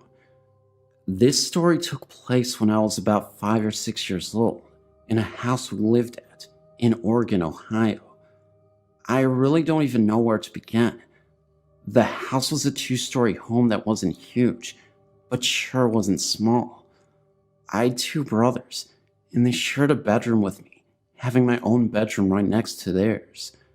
In their closet was this blue plastic hanging shoe rack that was left when we moved in. It was completely empty, except for a few bouncy balls and a metal jack in some of the pockets. Every day we would check these pockets because whenever we would empty them, there was always more the next day. I never thought anything weird about that. It was cool finding things in there. My room had a door that led to the closet, I never heard anything scary in my room, but one night, my grandparents spent the night. They came from Florida and were visiting us before moving on to other relatives. In the middle of the night, everyone ran into the room because my grandpa woke up screaming. He said the cat had crawled under the mesh part of the box spring and scared him. Everyone went back to bed, and nothing was thought of it. Months went by, and summer was here. My brothers and I used to all lay in the hallway upstairs outside our rooms, in front of a box fan my dad would put up, because it was so hot. Sometime in the middle of the night, my younger brother Mike woke up, I guess to sleep in my room, and began screaming. He said my older brother's Jake's face was on the wall scaring him. Jake had been laying in the hallway the entire time with me and Mike. Still, everyone shrugged it off like the other things that happened and figured he was sleepwalking. I've heard things throughout the night on and off after the last incident, but the last and scariest part of the house that happened to me, and I'm not sure how much time in between this happened, is one night when I was sleeping with my cat. It was sometime in the middle of the night, and for some reason I woke up. My cat also woke up.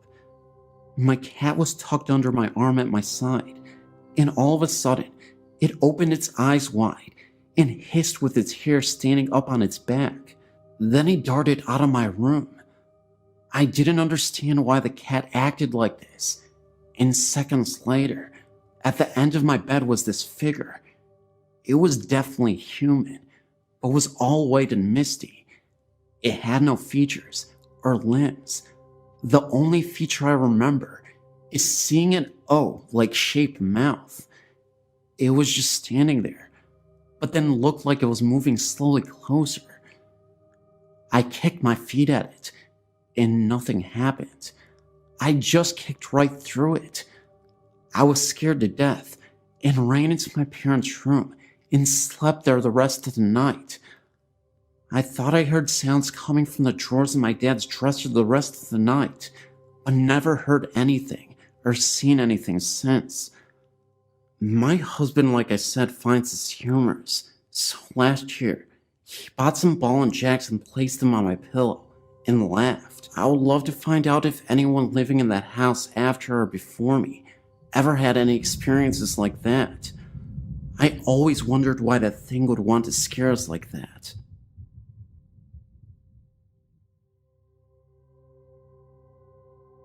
My grandfather was a member of Washington Country Golf Club in Washington County, Pennsylvania.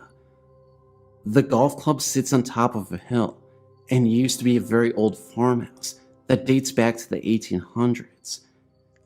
He told me stories of him along with a group of friends who spent the night at the clubhouse. Members were allowed to stay there if they wished. It was said the old farmer who lived in the house lost all of his money and the farm went under. After this all happened, the farmer then decided to end it all. My grandfather said that during the late hours of night, you can hear footsteps walking back and forth upstairs. They went upstairs, and no one was to be found. Even in the ballroom, the lights would be seen turning off and on by themselves, as doors were being opened and closed as well.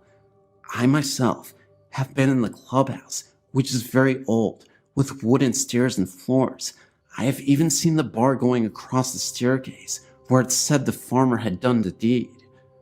I've heard this story from other members of the club. Whether this is true for sure or not, I don't know exactly.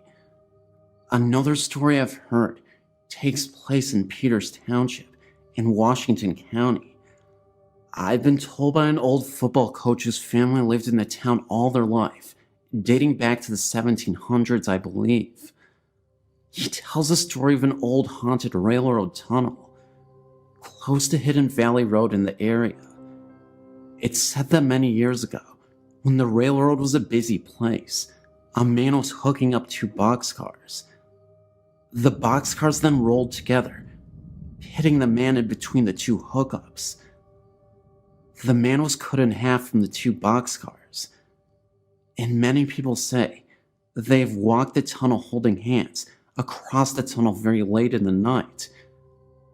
They said they have seen a man walking at the other end of the tunnel with an old oil lamp in his hand, swinging back and forth. They even say that a train can be heard off in the distance, but no train even came. The story has been known as Boxcar Willie. I've heard this story from many different people in the past. I've seen the tunnel myself one night with 2 of my friends. We held hands going across the front of the tunnel. We all then saw a very small light at the end of the tunnel. Never went to check it out, but something was there. We all saw this light. It may have been something off in the distance, but I believe it was Boxcar Willie. We all felt something very weird that night. That's why I get the feeling something was out there. I'm a native of Hammond, which is very close to Maryville. I've been to Reeder Road many times, and actually know a different story of the road. The ones I saw on your site are new to me. My parents told me the story long ago, and although I've not experienced it for myself, I know others who claim to have. This may be more of a local story, but who knows? It's still something I'd like to share. Back in the 1950s, the road was often used by teens and young adults as a private makeout place. The story goes that a young lady and her boyfriend made a stop at the road. While they were parked, they heard a thumping on top of the car. They ignored it for a bit, but the girl started to become creeped out as the noise grew louder. The boyfriend decided he would get out and investigate. When he got out, the thumping stopped. After several minutes, the boyfriend had not returned, and the thumping started again. The girl panicked and got out of the car. She found her boyfriend bloodied and hung from a tree, and the thumping she was hearing was the sound of her boyfriend's feet hitting the top of the car as he hung there dead. Supposedly on warm summer nights, if you pull off into the road and park for a bit, you will hear the thumping, and if you get out to investigate, the thumping will stop, and you will find a letterman's jacket hanging from the tree above you. There is also an abandoned school out in Cedar Lake, where Hammond Baptist used to attend. The story goes that the pastor went crazy and removed some of the little ones from this world, if you know what I mean.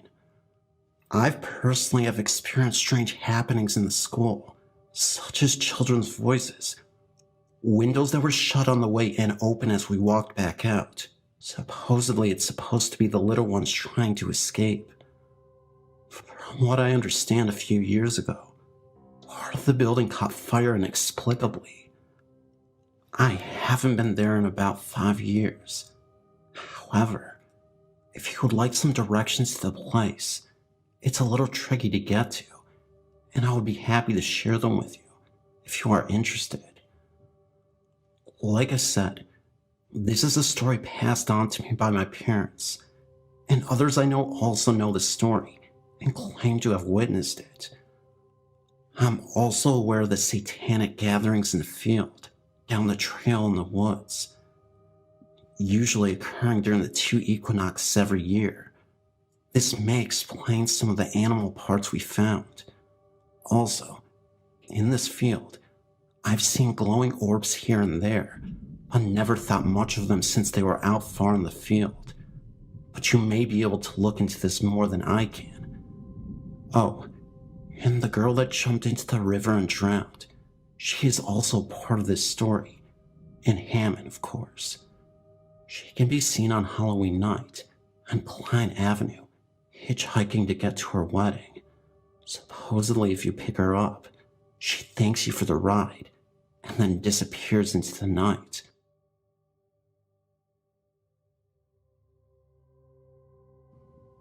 My name is Gemma. I went to a primary school in a small village where I lived for a year or 2.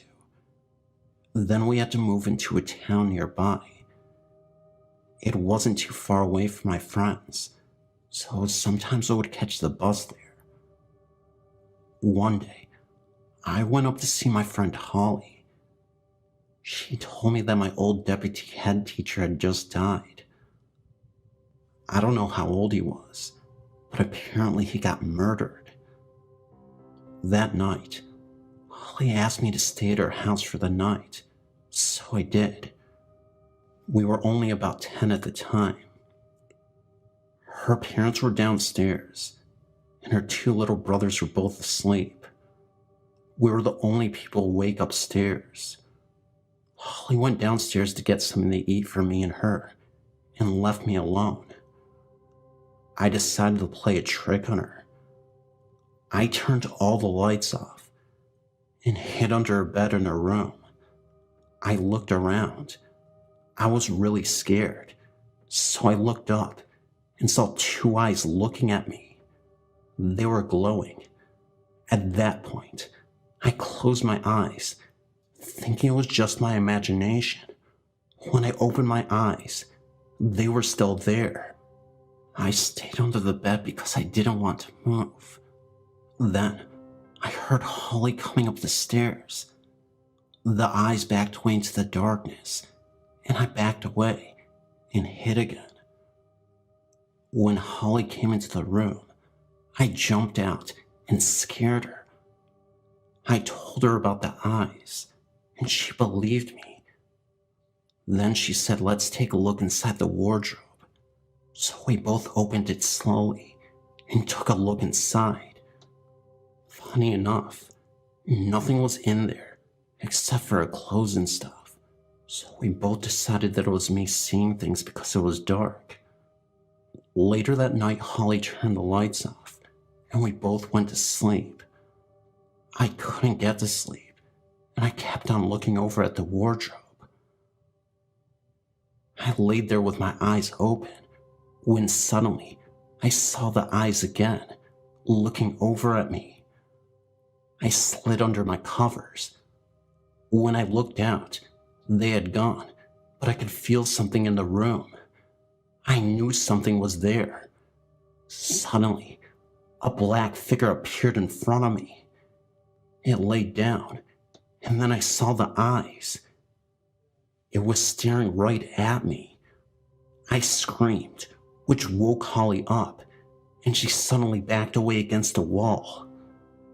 We could both see the black figure on the floor. Then it seemed to sink into the ground and disappear.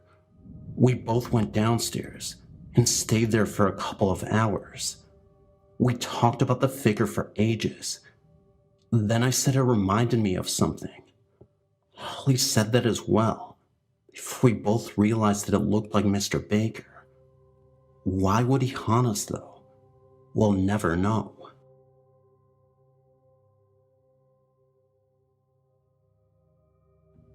When I was younger, I had quite a few paranormal experiences, as did my mom. The most direct contact either of us had with spirits was with her father. He died at home and lived with us when I was about 4. My mom was very close to him, and I was pretty close to him too for being so young. After he died, my mom would often be house cleaning and walk into his room where his old recliner sat and smell his unique scent, cigarette smoke mixed with cologne and whatnot. She never saw or heard him, but she would know he was there and would talk to him for a while. When I was 6, we moved out of the house he died in and into the house where my mom still lives. I never had the type of encounters my mom had with them, but I was lucky enough to see him once. First, I need to explain the setup of our house. The front and back doors are directly parallel to each other, and both have glass panes in them. The front door opens into the dining room, and you can walk straight through to the kitchen, and then to the back door. You can look from the front porch all the way into the backyard through the glass in these doors. When I was about 7, I was standing in the kitchen, looking out the window of the back door, and I could see the reflection of the front door in the glass. Suddenly, I saw my grandfather walk by the front door in the reflection, as though he was walking across the front porch. He smiled and waved at me. The whole thing only lasted a split second, but he was very deliberately contacting me. I believe he chose to do it in such an indirect way, so as to not frighten me. Maybe he was saying goodbye, since I was too young to understand when he actually died. What's really strange, though, is that I described him to my mom as looking younger than he did when he died. And when she showed me some pictures of him in his 40s, I told her that that's exactly how he appeared to me. She thinks he must have been happiest during that time of his life, and so chose to appear that way. I think it was a couple years after that when my mom had her final encounter with him. She was house cleaning again, when she smelled his familiar odor. She was in a hurry, and she told him, "I'm sorry, Dad, I can't really talk right now," and left the room. When she came back in, the scent was gone, and she just knew that was the last time she would hear from him. She feels guilty that she didn't stop to talk to him, but I think she just realized that she was ready to move on, and that's why he didn't contact her again. We do believe that he stuck around for a while after that, because he would often lose a piece of jewelry or something small, only to have it turn up right under our noses a few days later. I've had other experiences unrelated to my grandfather, but his was the only human spirit I ever actually saw. Not long after we moved into the new home, I had several experiences with feline spirits. I once saw the hind legs and tail of a cat disappearing into, not up, the top of the stairs from the landing. I know it could have been our own cat, because it was pure white, and our two cats were black. Another time, I was sitting at the kitchen table when I felt a cat rubbing against my legs. I reached down to pet it, but nothing was there, and when I looked under the table, there was no cat to be found. There were also a few incidents in my mom's house where electronics would do seemingly things on their own. The TV turned itself off at least twice that I can remember. Perhaps the weirdest instance was when I was in my bedroom listening to my stereo. It has one of those LED screens that flashes at things as music plays, and when you turn the volume knob, these bars show up on the screen that move up or down as you change the volume. I was listening to music one day, and I had my back to the stereo. When I realized the volume was getting lower, I turned around, and the volume display came up on the screen, and the bars were going down like the knob was being turned. I turned the volume back up, and nothing else happened after that. This has gotten long, but I only have one more experience to share. At another sleepover with my best friend, we decided to leave a tape recorder with a blank tape in an empty room while we hung out in the living room and record whatever there was to hear. No one went in the room while I was recording, and the door was shut. When we played it back, we could very faintly hear ourselves in the living room for most of the tape, and nothing else. But there was one spot on the tape where a high-pitched voice spoke in a loud, raspy whisper. It was obviously neither of us, because you could hear us in the background very softly behind it. We weren't sure what it said, but it sounded like "shine the light." It didn't make any sense, but it did creep us out. That was the only unexplained voice on the tape, which unfortunately I no longer have. That was the last experience I had that I'm certain had no physical explanation.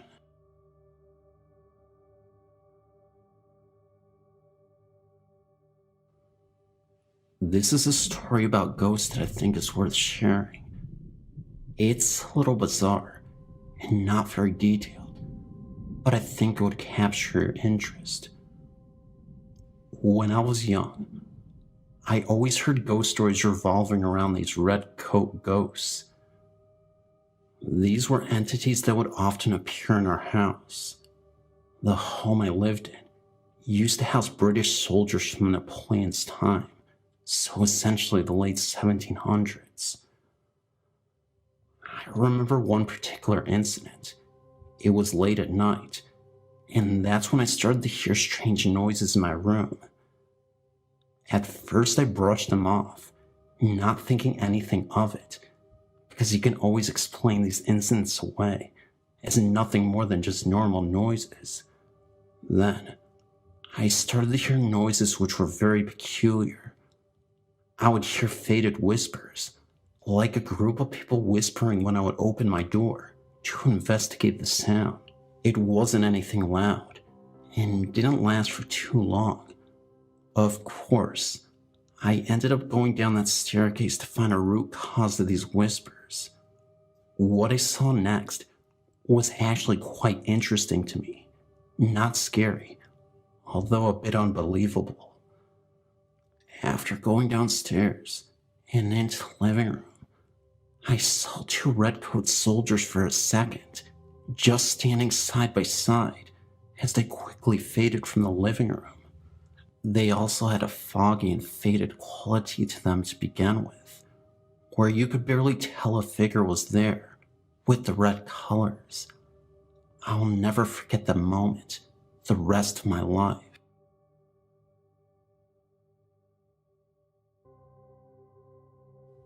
Growing up in Lakeland, Florida, my parents purchased a repossessed mobile home. One of the bedroom doors had a deadbolt lock, but face of the child in the room could not get out. My elder sister had this room and reported a small girl about the age of 5 or 6 that would appear in a white nightgown carrying a teddy bear. She would sit at the end of my sister's bed and just cry. In the closet of the bedroom in the same home, there were stickers and drawings on the wall where it appeared someone was punished and made to sit in the closet. There were also fingernail scratches on the wall in the same closet. In the third children's room of the same home, there was brown carpeting with a lime green shape on the floor that was the same shape of a clothes iron. If an iron fell onto carpeting while it was hot, doesn't it make sense it would just burn the carpet hair instead of change the color to green? My aunt even had to come remove a spirit once that was following my little sister all the way to school and hiding behind things when she turned around to see who was following her. My little sister said it resembled a Grim Reaper type of shadow. In the same home, items would mysteriously be moved to another area. Things would then come up missing, then all of a sudden reappear one day.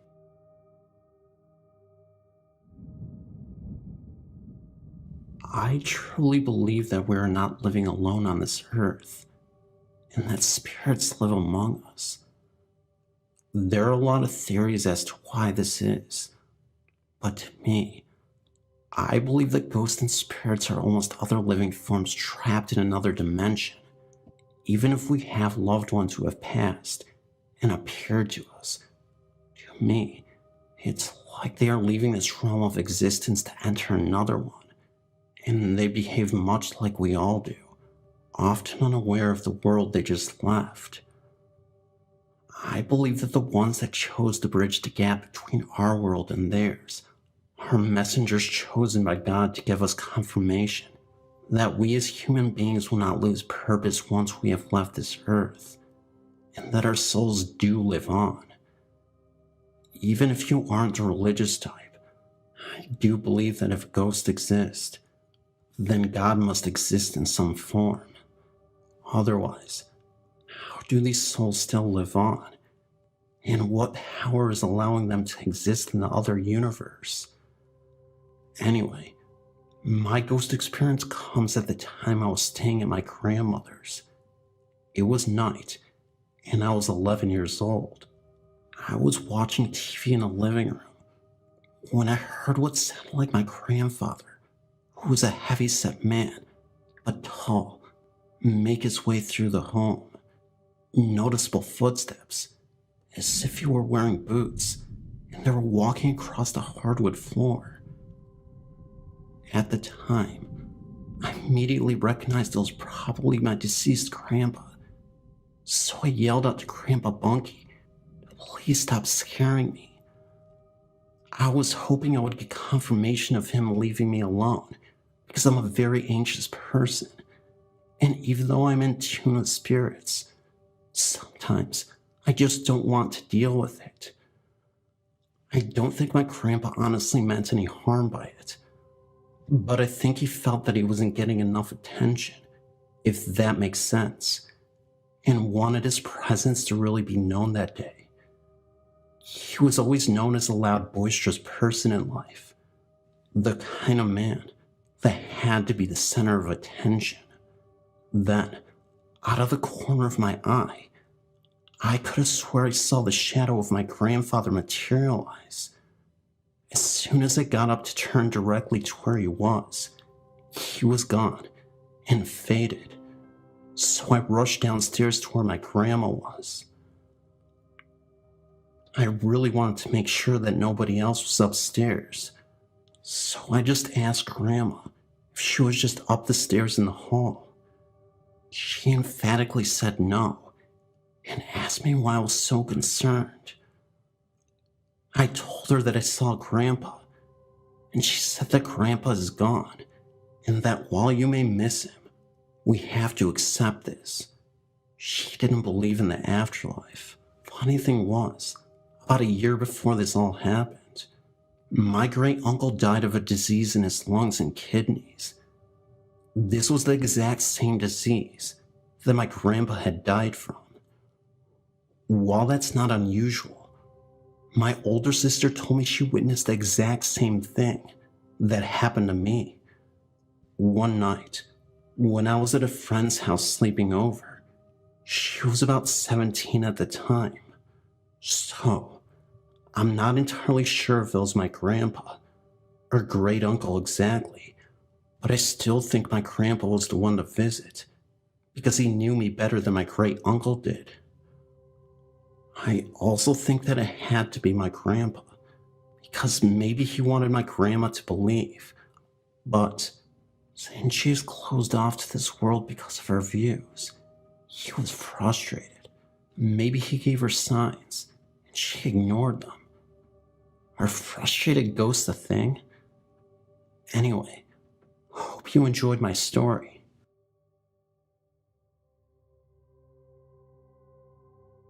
I have a crazy story to tell. I live in New Orleans. That's of course located in Louisiana, the deep south. One night, me and my girlfriend were at home, and I'm guessing it was around 5:30 in the morning. I'm assuming, because that's when I got up to go to work, and I always sit by the window and wait for my ride. This morning was a bit unusual and different. I was sitting there, and all of a sudden, I felt this overwhelming chill brush past me, like an undeniable cold air. I asked my girlfriend if she was cold, and she said no. I don't know what it was, but something told me to tell her to sit in my chair to see if she felt what I was describing. It was a lingering cold that didn't go away, and told me she could feel the cold chill as well.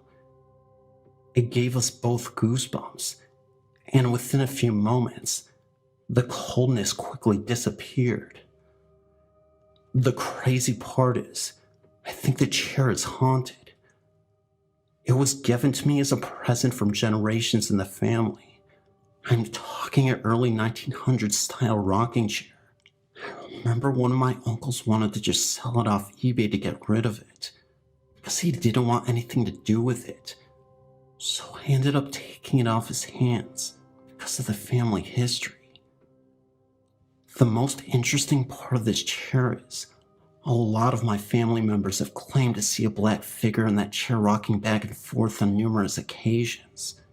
At times, it would be seen rocking on its own, without anything being seen. I still have yet to witness anything like this, but ironically, a friend staying over our house actually did. It was later that night, and my girlfriend and I were in a separate room. Suddenly, my friend screams for us to come in because he just saw the rocking chair move on its own without any force. He didn't even know about the history of that chair and our family, so that made it even more terrifying, but intriguing in a way. My dad had stayed in our house once, and he said looking out the window, there's a tree outside our home, and late at night, he saw a faded man in overalls walk behind the tree and suddenly disappear. Again, none of these things have personally happened to me, but they seem to be happening to my family and friends. None of them are capable of lying. I don't see why anyone would anyway, since we're all older, mature adults, and we have no business lying for attention or any purpose really. Now, just because I said I didn't experience anything, besides the coldness in the chair, it doesn't mean my girlfriend hasn't. She told me one day when she was out on the front porch, where you could see the tree. It was evening. It was getting pretty dark, but not so dark you couldn't see anything. She too thought she saw a very dark shadow move around the tree and then disappear.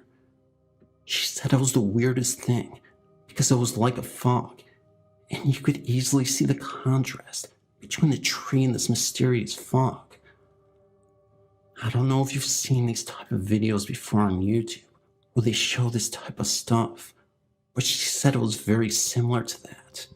She's also seen the blinds from the window where the chair is positioned move from time to time without any explanation.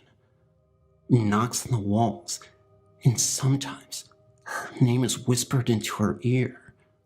Again, these are her experiences, so I can't tell you if it's real based on what she said. But again, my girlfriend wouldn't lie to me for no reason.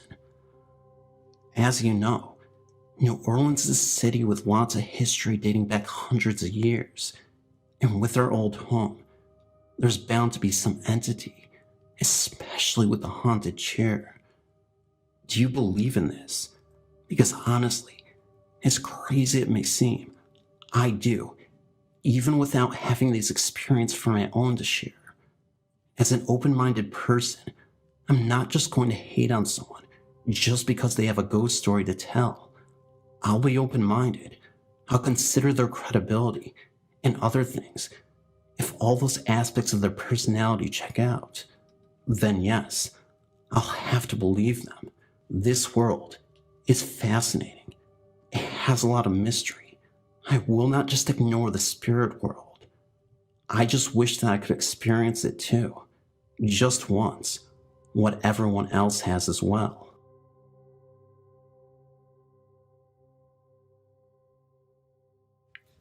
I used to live in the Theta Chi fraternity house as a brother.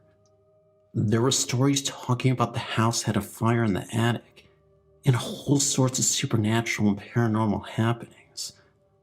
I can confirm the fire in the attic was true, and strange things did happen too.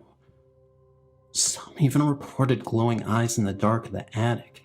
However, one of the most common had to do with the lights. We had sensors installed to cut back on the brothers leaving the lights on.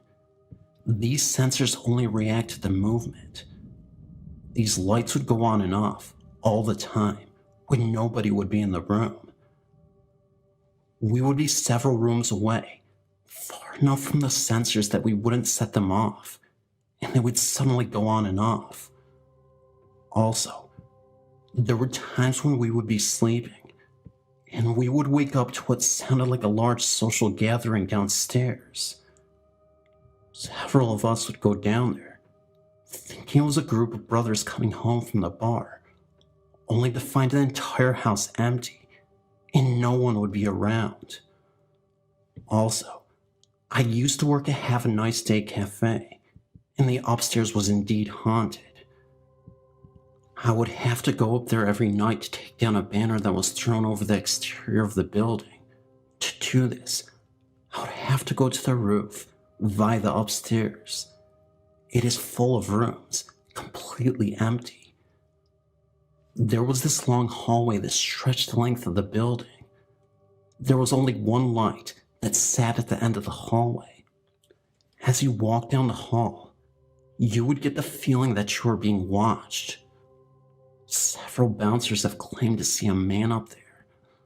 Apparently, before it was Have a Nice Day Cafe, it was called Industry, and one night, a barback intentionally left the world upstairs, using a broken beer bottle, and when the bouncers would make their rounds before closing, they would have to go up there to make sure no one snuck up there. When they would flash their flashlights into the room in which the sad incident took place, the man ghost was seen crying and bleeding. He would get up and run towards you, as if asking for help. Many bouncers quit after they experienced it. I guess you could say they bounced after they saw that ghost.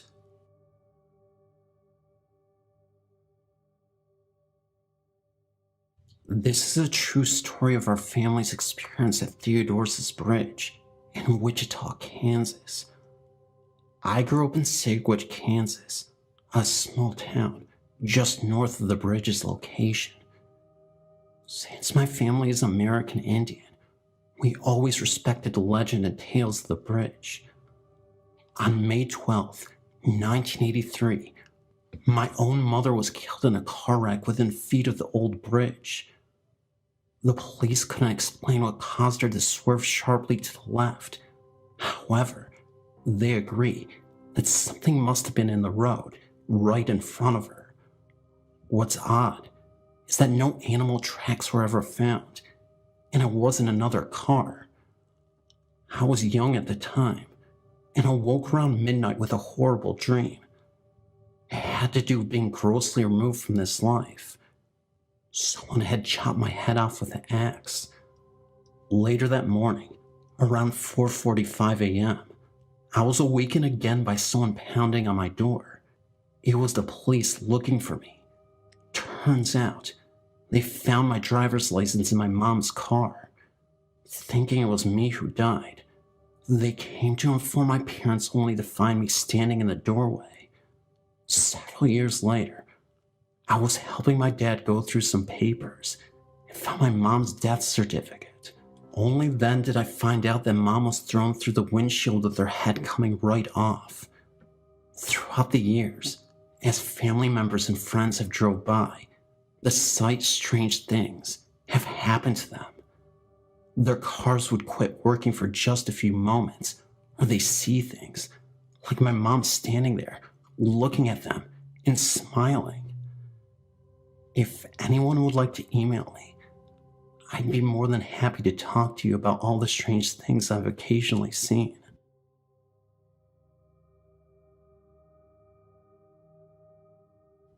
My name is Catherine. After the experiences me and my family have had, I know we have a ghost. It all started when I was 7. I couldn't get to sleep. I looked down from my bunk bed for a moment or two and saw, in my bedroom closet, which had no door, what seemed to be a little girl sitting in there, staring at me. She wore a white dress and was underneath either a white blanket or a duvet cover. Once me, my mom and my sister were watching a film in the dark, and suddenly, on the shelf, my picture was slammed down. One time my sister had said that she had seen the ghost. One night when we had our normal beds, she saw her walk from the closet to the end of the bed and just staring at her. Then she flew through the wall. The second time I saw her was when I was out in the kitchen. I saw her out the window, in the shed window, smiling, but there would be two faces beside her this time. The scariest experience I've ever encountered was when I was watching TV. I was sitting down on one of the seats when I heard footsteps coming down the stairs. I got scared and turned off the TV to ask who was there. Then the door creaked open. Then there was a noise in the other seat, like someone was sitting down on it. I was so scared that I couldn't even move. Nothing else happened since then, but I know our house is haunted for sure. The girl just won't go away. Hi, my name is Kim. I'm 18 years old, and I have a few experiences I would like to share with you. Every summer, I used to go to my Nana's farm and help out. The last time I went was a few years ago. That was when I was 14, and something creepy happened that I've since tried to forget. I think it's about time I shared it with you all. It was a boiling hot July afternoon, and I was helping to clean out one of the barns. My Nana went on and on for about an hour, complaining that it was too hot for her liking, but I decided to stay to try and finish. About 10 minutes after my Nana left, I began to hear tiny pitter-patter of the feet in the hayloft. Thinking that it was just mice or something, I got on with my work. I began sweeping when I heard laughter and two voices, one of a boy and the other of a girl, talking in hushed whispers. I peered up the stairs, feeling slightly scared, and called again, but nobody replied. As I turned to get back to my work, the voice of the girl called up here. I was quite spooked. Nobody should be up here, but yet, there I was, hearing a voice. Sometimes, though, the other kids in the village muck around, so maybe I thought it was one of them. "Hey, you're not allowed up there," I shouted as I walked up the stairs.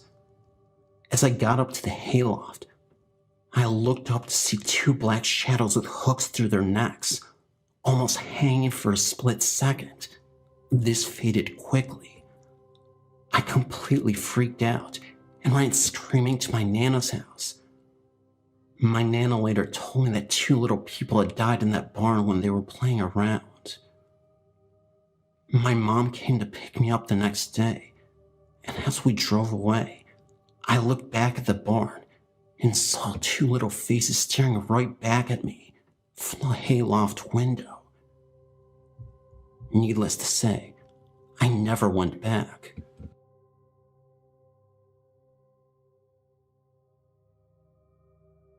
In 1998, I had a ghost experience. My first, and I hope my last. I was living in the second floor of a college dormitory. My colleague that lived directly under me would ask me on occasion if I was moving furniture late in the night and early morning, between 12 midnight and 2 a.m. Absolutely not. I can recall that I moved my bed once in the middle of the day when I first moved in at the beginning of the semester. I thought maybe it was a ghost because it was common knowledge that our dormitory was an old TB hospital. The entire campus was located on an old military hospital site. Our cafeteria was where the morgue was, back in the Great First Conflict, or the Great Second Conflict. I never heard anything in my room. Then, early one Saturday morning, I got up and made myself coffee and left the dormitory on the second floor and headed down the old iron stairs. I made my way across the tennis courts to make a phone call. I could see my dormitory from where I stood. I dialed the number and was talking to a friend steadily watching the stairs to my dorm. That is, when I saw a smoky black figure flailing its arms around and staring straight at me. Then it went back into the locked closed doors of the second floor dorm. They lock behind each person that leaves. so I reported it to staff. That is when I started to hear many ghost stories from the Knights Guardsmen that patrolled the cafeteria and hallways. There are many dorm buildings on campus. Anyhow, I put it behind me and continued my life. Shortly after my brother died, due to a long illness, I returned to college, but got my own apartment and shared it with a friend. It would get so cold in there. Heat turned on all the way up and the fireplace on, yet it was 70 degrees outside. I was still grieving, so I withdrew from college and took my truck on a long drive across the country. In Nebraska while at a rest stop, my entire truck swarmed with flies. I'm very clean, and so was my truck. I was eating, but still swarms of flies. I threw my food away and drove crying and screaming, trying to get them out of my truck. I stopped to wash my truck, then got a motel and shower. I returned 6 months later to my old apartment to ask around to see if the new renters had any problem. The lady that opened the door was really nice and said that she had to hire someone from another state to come and clear the ghost. She said that it was so bad that the person they hired had to have a partner come and help. She mentioned the freezing cold room temperatures, the feelings that someone was following her up the stairs, like I had.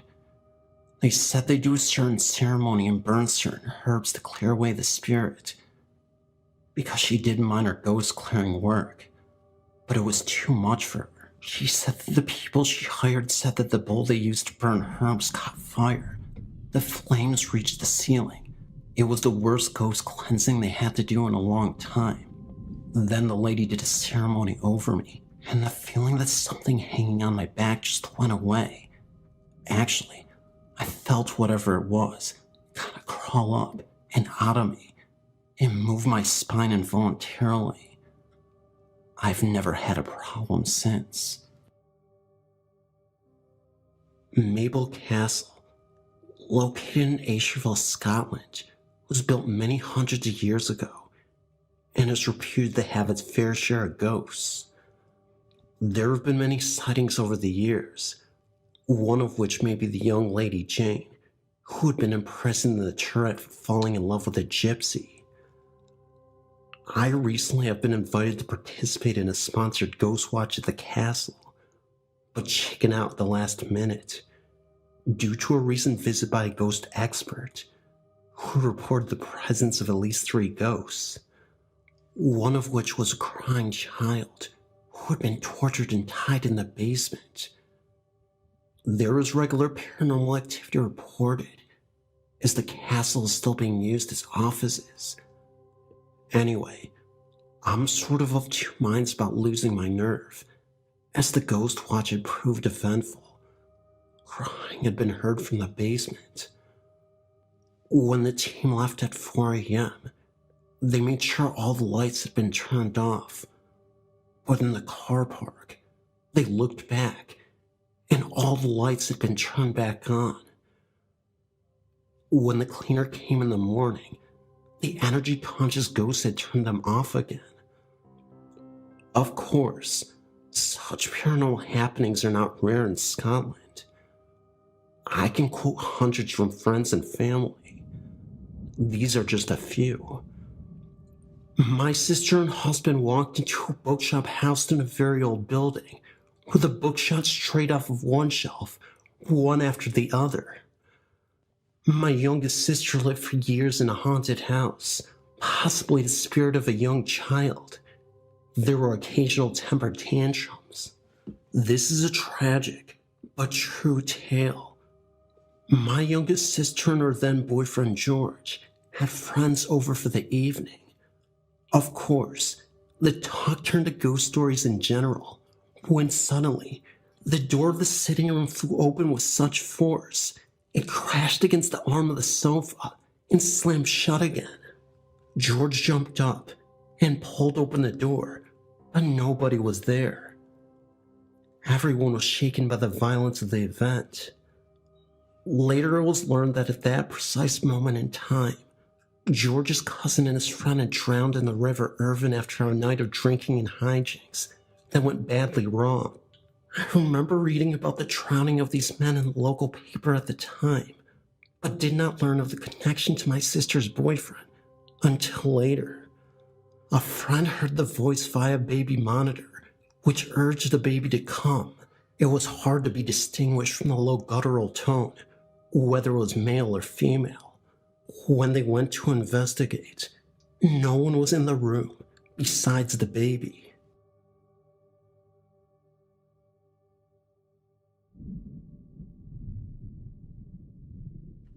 My name is Trisha, and I'm writing about one of the many few ghost experiences I've had in my life. I'm fortunate to have found this site to talk to many of those who have experiences with the supernatural. I moved to Bemis Point, New York from Woodbridge, Virginia on May 1st, 2004, into a house which, as to this date, I still call my dream home, because all my life, I always wanted to live in a home so big and so beautiful. This house had 5 bedrooms, 1 bath, a basement, and a beautiful yard. I want to explain why I've chosen to talk about this particular experience in this home in Bemis Point, New York. Of course, I wasn't the only person living in a 5-bedroom home. It was me, my fiance, and my 4-year-old son. My fiance's brother and father were going to live with us. However, that didn't really work out, so it was just the 3 of us for a while. Before we all actually moved into the home, my fiance and my father went to the house to drop off some belongings of ours, and my fiance had videotaped every room of the home. The home was just so extraordinary to us, like something we had never seen before. As of this date, we still hold in possession the tape which had been recorded of that home. One of the bedrooms had been painted with artwork from a very artistic person. That artwork is believed to have been finger painted and very unusual. At the time I looked at the house before we had all moved in, I went to that room with the painting many times. I knelt down on my knees in front of the painting and touched it with my hands to get a full feel of its characterization. I will say, to this date, that the painting that was on the wall that very moment had changed once we had moved into the home. First, it was a painting of a turkey, very unusual. There were many things in this house that were strange, only we didn't catch the unusual things about them until we had moved in.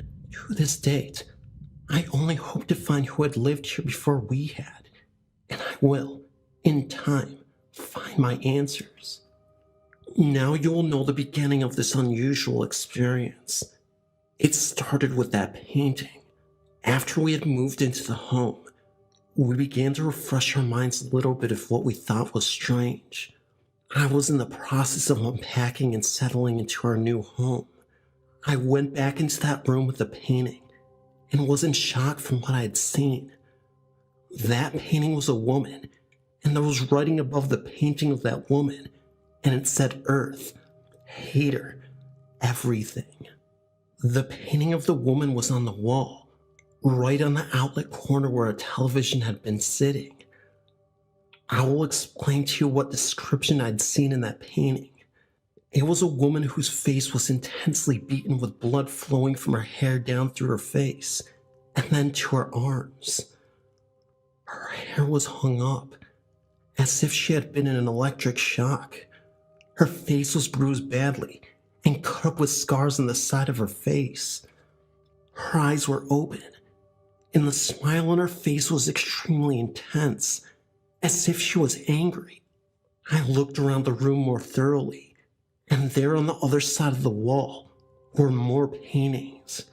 One was of a butterfly, and a mushroom was the other. On the closet door was a poem written by the famous poet, Keats. I believe to this date, the same person who had written the poem on the door had to have been the same person who did the painting on the wall. I looked around the room closer and came upon some blood on the floor on the side of the room. It was not fresh blood, because it looked like it had dried up and had been there for a long while. I closed the door behind me and left the room. I didn't go back to the room until later on through the next week. One of the rooms upstairs was right next to that room that we had turned into an office. Across the room was the bathroom. On the other side was another room we used for our bedroom. Of course, there was an attic, located right across from the room with the painting. On the door that leads to the attic is a sign that says private. I always wondered who slept up there in that attic. In the attic, there were beds, 2 of them. The beds were built into the floor and the walls. Underneath the boards of the beds were pipes. I won't say what kind of pipes, because I'm not sure. My only guess is that they are water pipes. The attic was made to be one of the 5 bedrooms in the entire house. This room, however, was among the most strangest thing I'd ever seen, the exception with the room being the painting. In this room, the attic was cross spaces large enough to fit almost 10 or more bodies depending on the size. In one of the cross spaces was another painting. This painting was put together with boards. It was handmade, and the colors of the painting were the exact same colors used in the painting of the other room. It seemed to be the painting of the devil. However, it was never confirmed of what the painting really was. There was a sofa left in the room with strands of brown hair, which seemed to be the color of my own hair, and I never even sat on the couch when we found it there, let alone had it belonged to me. Along with the sofa, there had been a brown recliner chair sitting next to the sofa. Underneath the recliner there had been a huge blood stain. In turn could have passed to be a huge stain of grease. The attic could have been turned into at least 2 rooms by the size of the cross spaces, and that's an example of how big they were. When I left the room with the attic to go back downstairs, I noticed as I walked down the stairs, there had been names engraved into the carpet of each step that I walked down. I could not make out the names, but it was indeed visible to the eye. It was very strange to me. I wanted to find out some information about the house because I began to get nervous and anxious of the situation. I turned to our next door neighbor for info and hoped to find out all I could. One side of the house was cut off by a wall where the next door neighbor had lived. It was indeed unfortunate to us because that wall was separated from the neighbor and had not been closed off to him, as he had all entrances into our part of the house. No door on our side had locks to keep him coming through our side of the home. This made me very nervous, especially throughout the night. With an exact total of 4 rooms upstairs and the bathroom and only 1 bedroom downstairs. We had turned that room on the bottom level downstairs into my son's room. It was not safe enough to put my son upstairs due to the stairwell and the fact that I was afraid that he would get hurt. Therefore, the only room downstairs we had used for his room, just outside of my son's bedroom, was the basement door and another door that led to the next door neighbor's bathroom. We were told that the door that led to the neighbor's bathroom had not been used because the bathroom toilet was broken. To this date, I don't believe that theory which had been said to us. I noticed on the side where my son's bedroom was, each door had locks on them at the top, which made me nervous because I was concerned that someone could get locked in and would not be able to get out. However, the only door without a lock was the bathroom door to the neighbor's side of the home. That seemed a bit unusual to me, as if it was purposely set up that way, so that the next door neighbors could have entrance into our side of the home whenever he wanted to come on our side. Another entrance that our next door neighbor had to our side of the house was in the kitchen right where the pantry closet is. In the process of unpacking, I had sat some pictures against the door until I got around to hang them up. Other entrances the neighbor had to our side of the home were upstairs and in the basement. There was a storage place located right between the office and the bathroom, which had 2 doors inside the storage space that the next door neighbor could use on our side of the home. On our side of the storage space were locks. Therefore, we were fortunate for the matter. The doors to the storage space were made of glass, and therefore, it would have to take someone to break the glass or professionally remove the glass in order to enter on our side. As for the basement, the neighbor would have to break the chain on our side to come up the stairs on our side. Anyway, after having suspicions of what may have happened in this home, or what could have happened, I had to talk to someone and find out something. That's when I started questioning the next door neighbor.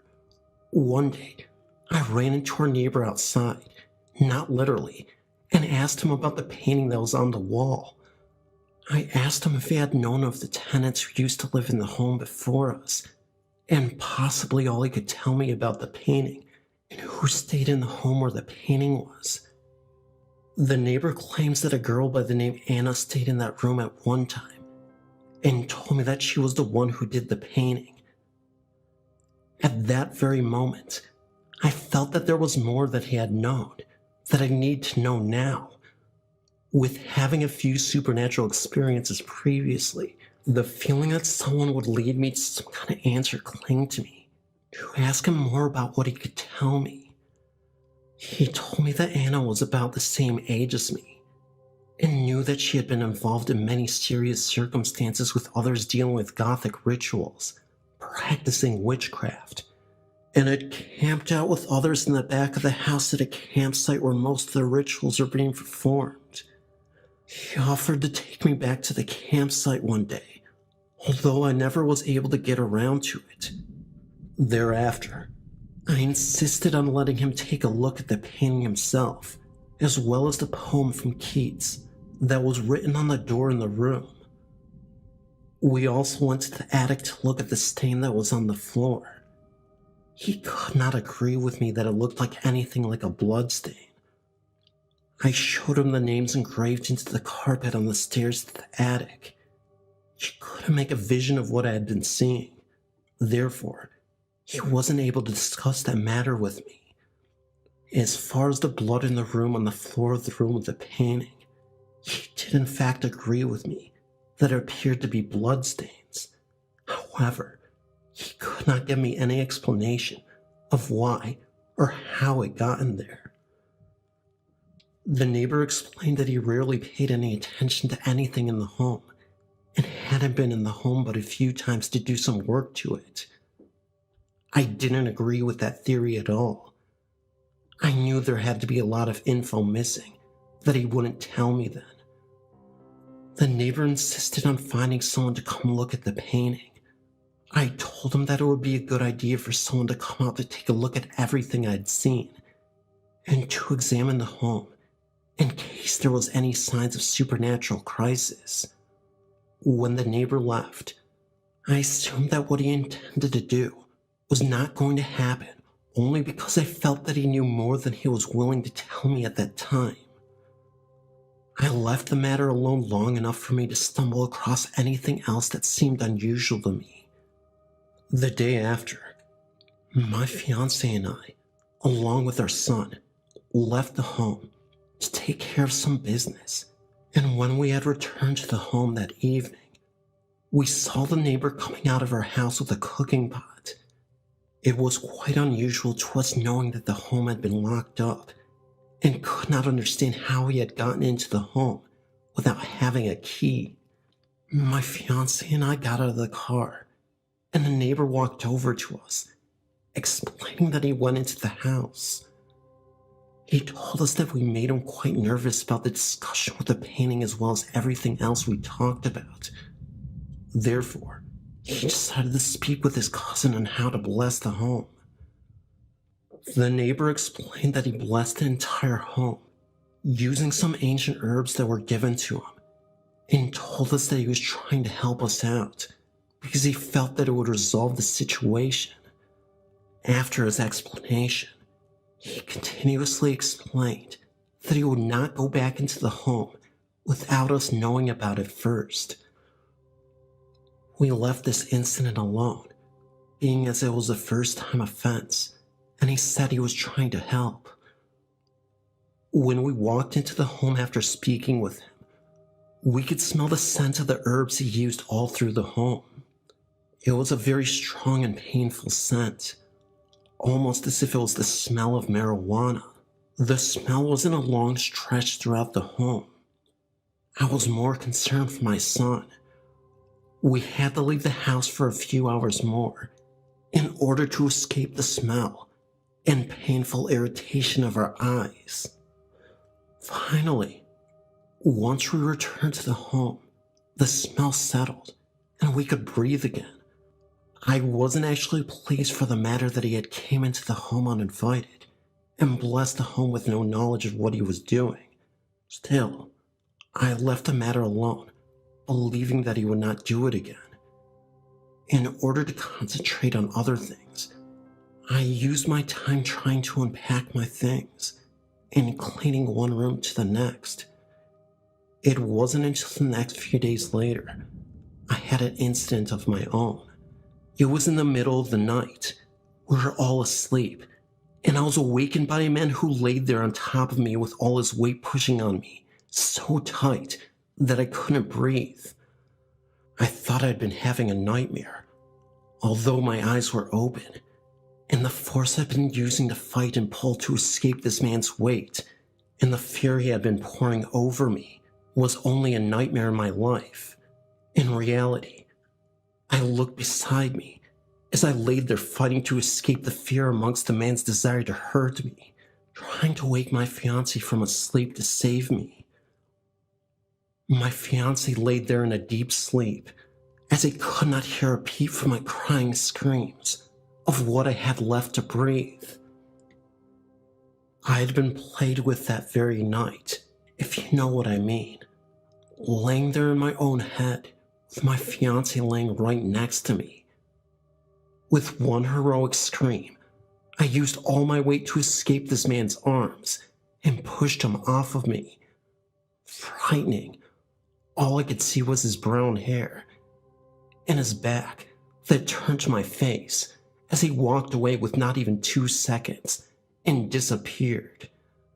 I sat up in my bed next to my fiancé, waiting there, holding my body, hoping he would be awake and hold me. I could not make sense of this, not then and not now. Even after, I knew it wasn't over. I couldn't even call the police because, let's face it, I wouldn't be able to explain to them of such an incident. Even so, they wouldn't be able to believe me. Amongst other things, they would turn it on my fiancé, and I would not take that route. Not then, and not now. After my fiancé had awakened, I told him about what happened. He just held me tight, and he was worried. I'm thankful he believed me. After a while, I was too angry to sit there and do nothing. I was determined to get my answers. Even then, why me? I know I'm not the only person in the entire world who has had this exact same incident. There are others. I know, because I've read about them. I know that there are others out there who have been hurt multiple times in incidents like this. I've now moved out of that home and only live 2 minutes away from there. I've not been back since we moved. There are others who I'm aware who live in that same house right now as I'm telling you this. 4 of them I am aware of are girls. I fear for them. I worry for them. Even though this isn't the only incident that happened to me in that same home, they live in there as I speak. As there have been many incidents, not so much severe to this one, I worry for anyone who lives there. This will come back to me one day, in some form, some way, It will find me, and I will find my answers. I've had the experience of the supernatural ever since I was a young child, around the age of 7 years old. It has followed me. I'm 22 now. This house I lived in Buma Point, New York was said to be over 100 years old. The supernatural experiences I've had are real. It may be some kind of gift that I've been given, but it's frightening at the same time. I only seek to understand it. Even so, it's frightening to know the answers I'm looking for. I can only do what I can to accept this the best way I find reasonable. I will tell you that the man who messed with me that night is in no way comparison to any person I've ever met or come across my entire life. This will be one of the many experiences I will never forget. I know that there are others out there who wonder just the same as I do. Why me? Is there ever really an answer to that question? And if you ever wonder whatever happened to the painting or the handmade artwork that was found in those rooms, I won't be able to explain that to you. All I can tell you is that the neighbor that lived next door to me went into the house without telling us, carved that painting off the wall, literally, and told me that he burned it. As far as the handmade artwork made out of boards, I won't ever know. The neighbor took that too. To this date, that painting exists, as well as the handmade artwork made of boards. Everything in this house exists to me, and as far as the girl I was told that did the painting on the wall, Anna, what does she know? Where is she today? My last question, in regards to the landlord, John. Do you always allow your son to go into the home whenever he wants to, especially when other tenants are renting the home from you?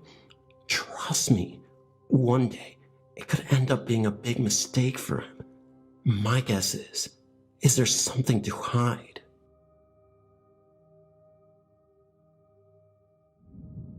I live in Arlington, Washington. When I moved into my house, the forks started bending. Now when I'm there by myself, I can hear people walking upstairs. When I'm upstairs trying to sleep, I can hear people or things running up and down the stairs. If I get up and look down the stairs, I can't see anything, but I can still hear it. Soon after we started moving into this home, our pets started disappearing. One of our cats came back, covered in what looked like blood. He was gone about an hour after he came back. All of our pets were inside pets. My aunt saw a little girl in my yard, and in the house with blonde hair. Nobody I live with or live near has even blonde hair. When my mom lived with me, she saw her too. My sister loved to listen to her stereo, but then the stations started changing by themselves. We could actually watch the bar move back and forth across it. Recently, my dad's stereo started doing that too. I got an iZone sticky film camera for my birthday one year. I took a picture, and there was an orb in the corner of it. When I'm home alone, it can totally be silent. I'll be reading a book, and my dog will start barking. I can get her to calm down, but as soon as I sit down again, she starts barking again. My cousin and I got really big chills right before we hear any of the noises upstairs. We look at our attic doors, but every morning the lock is unlocked and sometimes on the ground. Sometimes at night, I can even hear faint talking. I had a friend stay with me once, and she tried to get out of bed, but she said she felt something heavy on her. There was nothing that I could see on her. My dad went into the kitchen in the middle of the night to get a glass of water, and the freezer was wide open. This all started in '88. My aunt even had someone come and bless the home. I guess it didn't work, because it is still happening.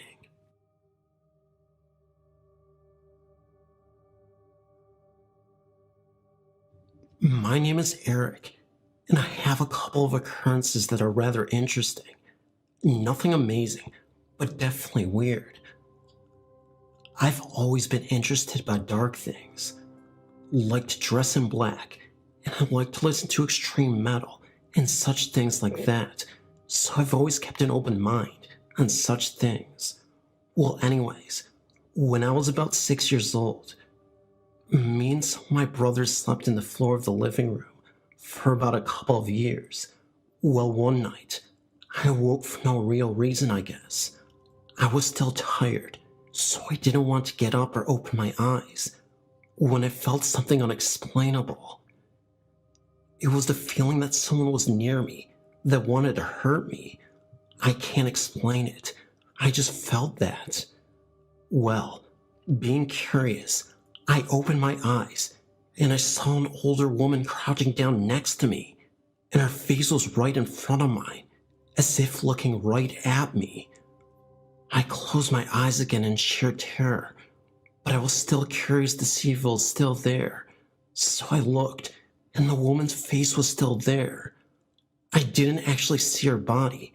I just assumed she had a body or something. I closed and opened my eyes several times, and she was still there. I was more scared than heck, but somehow I went back to sleep. It never happened again, and I never told anybody because I really thought it could have been my imagination. But I know what I felt, and I'll never forget that terrible feeling I got.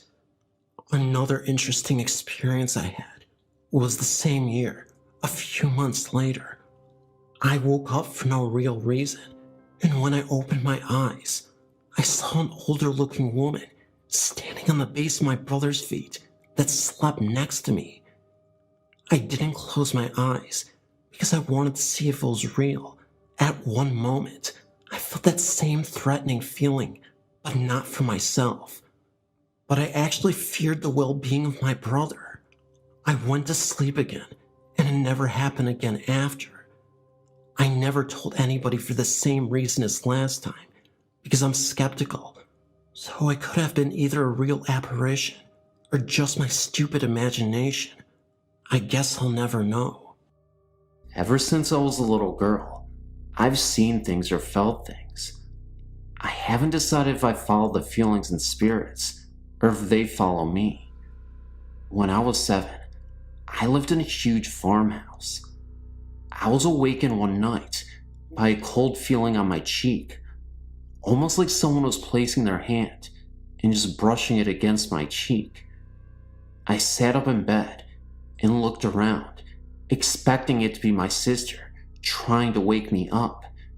Instead, I was greeted with an empty room. I tried to fall asleep all night and couldn't.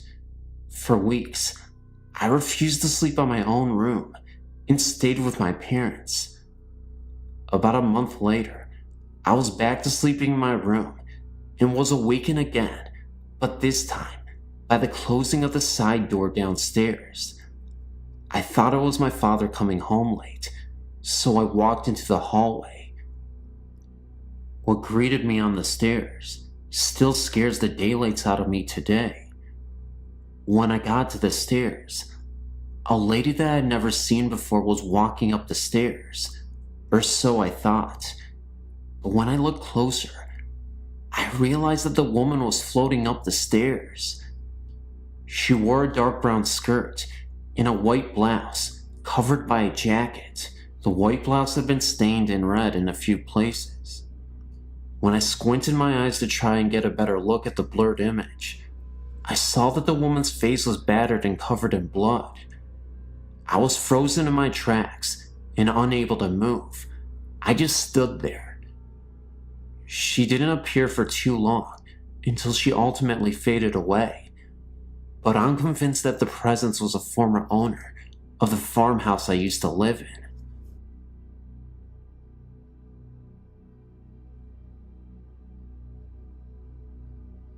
In my last antidote, I introduce you to my mother's family, the Sorensens, who lived in East London, South Africa, during the first half of this century. In fact, Most of the family members remaining alive at this time are still living in East London, although a few have also moved to other cities in the country. Families were, in those days, much larger than they are nowadays, and my mother's family, which had 12 children, was not unusual. This story concerns one of my mother's brothers, Nigel, who was, for some reason, nicknamed Boy. I've always known this story for as long as I can remember, but 2 weeks ago, I formally interviewed my mother. Before I start the story proper, let me give you just a little background on my family. My maternal grandmother's name was Mina, but I was, however, never fortunate enough to meet her, as she died some years before I was born. She and my maternal grandfather, Chris, did, however, instill in all their sons and daughters a deep and abiding belief of all things spiritual and religious, and the whole family were staunch Catholics. My mother and her brothers and sisters believe in ghosts and spirits, and, in my mother's own words, firmly believe that spirits of those people that we are close to in life remain close to us after their deaths. It was not uncommon, in the days of the beginning of this century, for an above average number of babies to die when very young. In my mother's family, however, only the firstborn, a boy called Ivan, died in early childhood, and the remaining 11 were all healthy and thrived, until 1944, that is. My Uncle Boy, who was 30 years old at the time, came on one night after having a few beers, and, as he did not want his mother to smell the alcohol on his breath, he decided to spend what remained of the night in his car that was parked outside their family house in Park Street. He did not have a peaceful night, however, as he was unfortunately brutally attacked and robbed. His attacker had on a pair of army boots and forcefully kicked my uncle on the head, so forcefully in fact that the boy later contracted and died from inflammation of the brain. He died in a hospital on July 2nd, 1944, and was buried by the family near the end of the month. The entire family was devastated, as he had been much loved. He had been the joker of the family, and always used to perform practical jokes on my mother and her older sisters, dressing up as Dracula and jumping out to frighten them and so on. He apparently had a very loving nature and a great sense of family, but had never married. On the day of the funeral, my grandmother, my mother and her sisters Lily, Janetta, and Edna locked up the house in Park Street and prepared to walk to the church, which was just down the street. They had recently received a large arrangement of St. Joseph lilies from a family friend in sympathy for Boy's death, and the flowers had been placed in a vase in the dining room before the ladies had left for church. No one was left in the house, and, furthermore, no one, other than my grandmother, had keys to the house. After the service was finished, they walked back to their house, and my grandmother unlocked the front door. The dogs were very excited to see them, most probably wanting company after having been left alone for so long. My mother, being the youngest, rushed past the others and into the dining room. She stopped dead in the dining room doorway and turned around. That's when she noticed the apparition of Boy standing right there. He had a completely blank expression and simply just pointed in the corner of the dining room.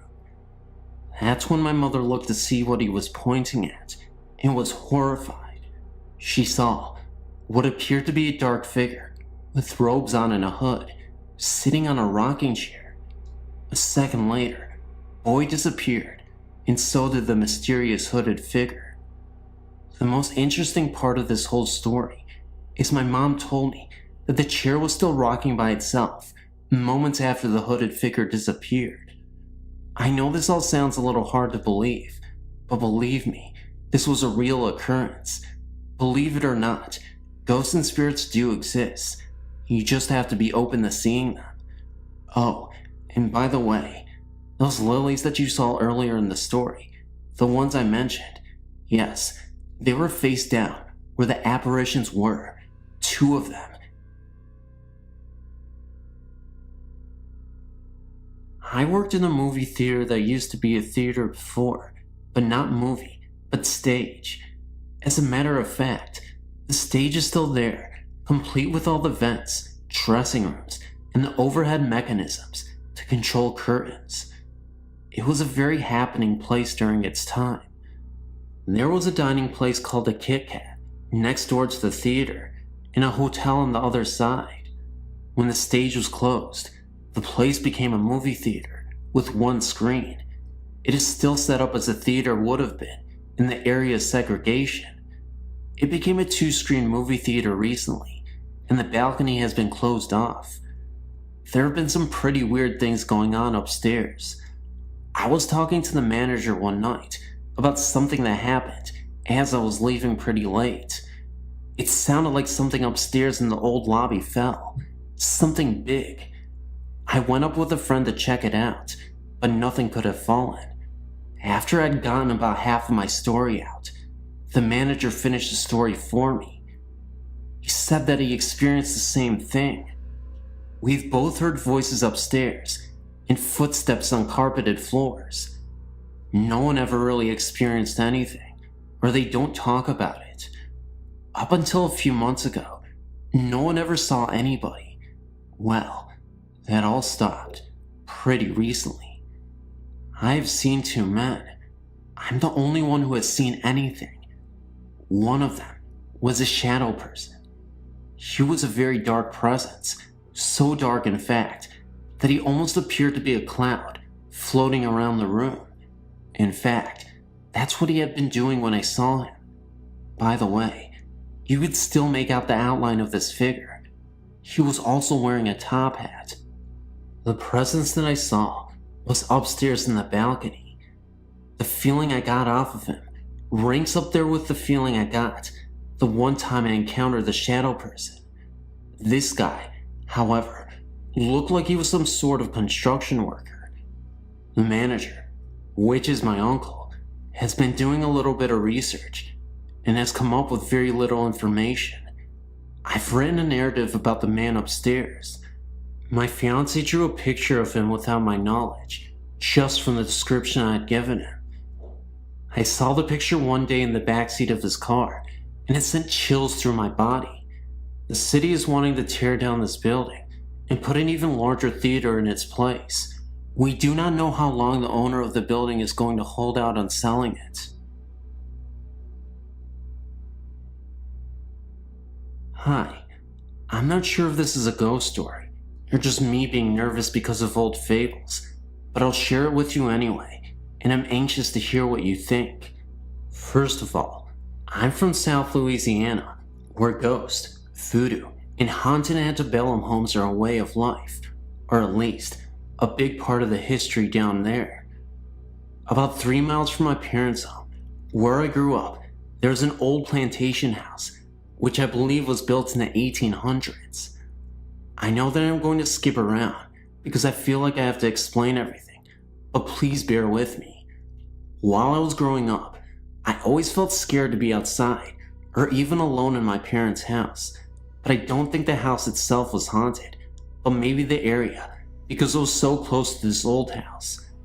I actually never even noticed the house until like only 6 or 7 years ago, when someone finally bought it and decided to refurbish it. The house was once known as the Stephanie Plantation, then as the Halfin House, and I believe that there was also one more name for it, but I can't think of it right now. The new owner put a lot of effort into doing research into the history of the house and how it looked. You know, pretty much to find out anything and everything about it. First of all, he was a friend of my father, so we got to see the house through many stages of its rebirth. The new owner took before and after photos of the house. The before photos really scared me. There were, I believe, 5 faces or bodies of ghosts in the pictures, but they were very clear.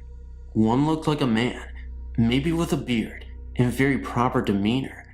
Another was a lady in the ball gown, That was what the silhouette looked like, and possibly a crown. Another looked like a small child looking out of the window, and another just a blur. One looked like a man screaming, and it seemed to have chains on his wrists. I don't know what exactly to say about these pictures, but I know what I saw, and I know how the house felt, and I believe them. I've always felt a type of sixth sense, if you want to call it that. My dreams often come true. ESP is a frequent thing for me, and I always get these feelings. I'm not trying to say I'm psychic, because I'm not sure exactly what this is, but I have come to try to use them more and more. Anyway, the house was very cold, even though it was the dead of summer, probably 100 degrees and humid. You know, the typical South. Anyway, it had this very eerie and unwelcoming and not very peaceful feeling to it. And as weird as it may seem, I kept getting like these glimpses or flashbacks that were very dark, but they were of this house. The new owner had tons of stories of hauntings by him and previous visitors, or just stories that were documented. I talked to this friend of my mother-in-law who is really into this stuff, and she seems to think that for some reason I have a connection with this house, that it isn't just me being a channel. I don't know what to think. I don't really want to know. Every time I visited this house, I would get the creeps, and always in the same places. There was a small closet-looking space at the top, 3rd floor, which was recorded to have been used as an infirmary in the war. I was standing near it, thinking. I was getting a funny feeling about it, and didn't notice my brother behind me. As a joke, he picked me up and pushed me inside of it, and I'll never forget the black flash, if that makes sense, that came to me. I'm not sure if I actually saw it, or just remembered it, but it was one of the single most frightening events to date. It was like I could hear, just for that brief second, screaming and cries, and see so many people in that small space. I don't know, I guess I can't really explain it. Anyway, the room that was supposed to be the infirmary still has bloodstains on the floor, even though the original boards have been removed and replaced. I truly think something more happened up there. So then all of a sudden, this guy and his wife up and sold the house to my father's cousin, Curtis. He got a grant from the state to do further research on the house, and he actually tracked down many original pieces from the house. In the meantime of all of this, I get engaged, and one day, I woke up, and something told me that I should have my wedding pictures taken in the old Halfin house. So I called him up and asked if that would be okay. He was reluctant, because he really didn't want any more pictures taken and of the house, but finally agreed. So I went back, because I was so totally drawn to this house. Since Curtis has been restoring this house, there is a much more peaceful air in it, really. And anyway, as I was walking around, I prepared myself to be more open to anything. I walked in the ballroom and got this very clear vision of this lady with a beautiful gown and crown on, maybe the lady in the picture. And even though I already had my wedding dress picked out, I immediately went home and asked my mother to make the dress exactly as I told her, and she did, though she found it was very hard to understand me sometimes. Anyway, the dress turned out beautiful and exactly as I envisioned it, and of course, I topped it off with a small crown. I went and took the pictures, and when I walked out of the room, dressed that way, I felt the most wonderful, peaceful, and almost happy vibe rush in and out of me. It was like just me looking that way brought peace to the house. The pictures went well, but there are a couple questionable ones, which I want to send to you to examine when I receive them back from my mother. They were taken on a dead tree, but where we believe someone, or more than one, was hung to death. In the tops of the trees there is a mist. I thought it was the sun, but some say no. I would just like to see what you think. Anyway, to thank Curtis, I sent him a blow-up picture of the entire exterior of the house, with me standing on the balcony of the master room. He later came to tell my father that he can't explain it, but since that day, there has been a great peaceful feeling in the house. I'm anxious to hear what you think, and then again about the pictures. I hope I have not wasted too much of your time. Thank you.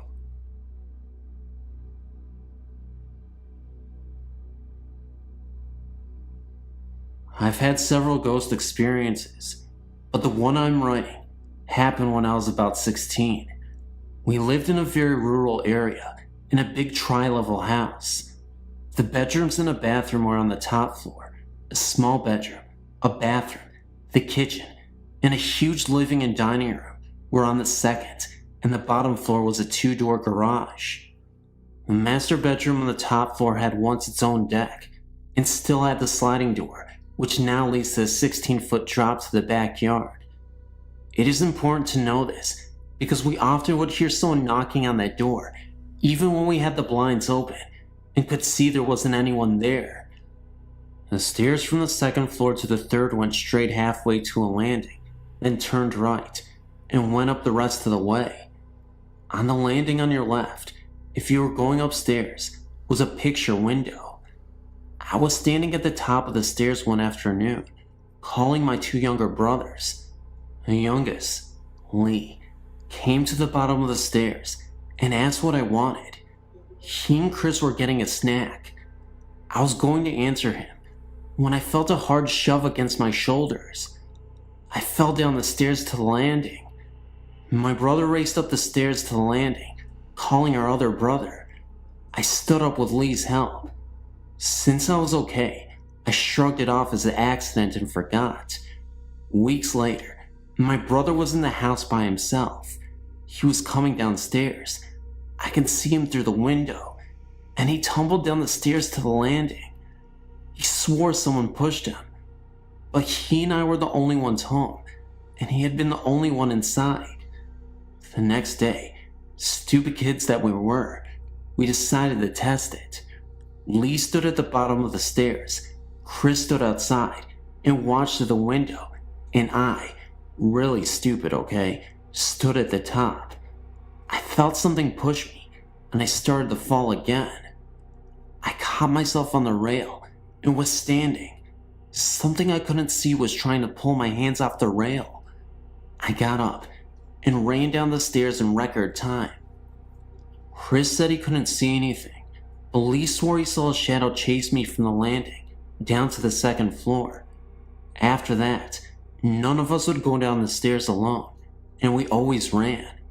For some reason, they wouldn't tell our parents to decide to move. Only 6 months after we started living in the house. It was spring of 2003. The grass was just getting green, and the leaves were about to turn out. I was about 15 and my older cousin was 16.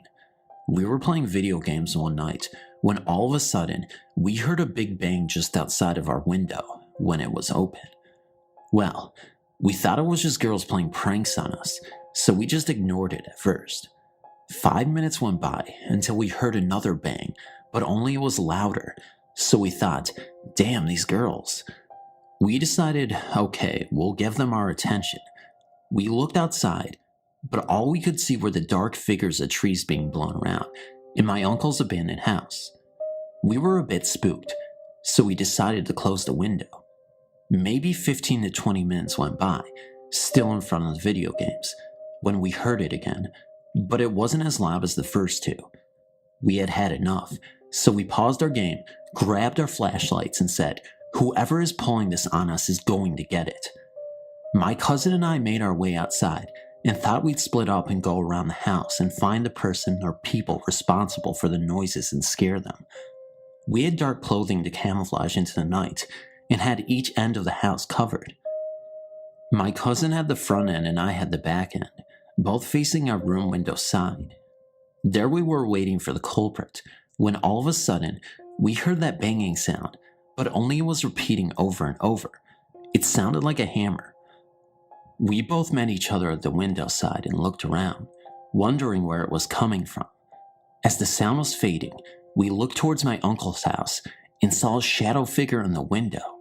We thought it was that person who was trying to scare us, We made our way through the door quietly, and again, the sound of a hammer rapidly hitting the wall was coming from one of the rooms. The sound made us jump, but whoever was in that room was going to get the total scare down. As we were walking down the hall, trying not to laugh, we decided to wait for the sound to stop and jump inside the room screaming, thinking it would scare this person. Sure enough, the sound stops in a couple of seconds. My cousin and I counted back from 3, 2, 1, and then we said, we got you. We looked around with our flashlights, and there was no one in sight. Just as we were about to freak out, we saw the closet door close, and thought that the person heard us and ran in the closet. I acted like I was heading out the door, and then my cousin grabbed the handles of the closet door and opened it. There was only an old garbage bag filled with garbage. We inspected the whole house, and there was nothing but broken boards and broken glass everywhere, until we saw a tall figure standing at the end of the hallway, looking like it was holding something, maybe a hammer. But we were so scared that we didn't shine our flashlights on it. We just ran out of the house screaming. Now, my uncle's house has been newly renovated. His oldest son and family lives at that house, and so far, I've only been there once. Thanks for reading.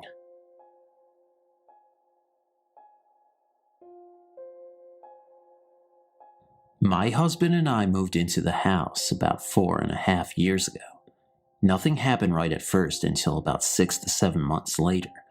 One night, my husband came to bed and I had awoke to go to the restroom.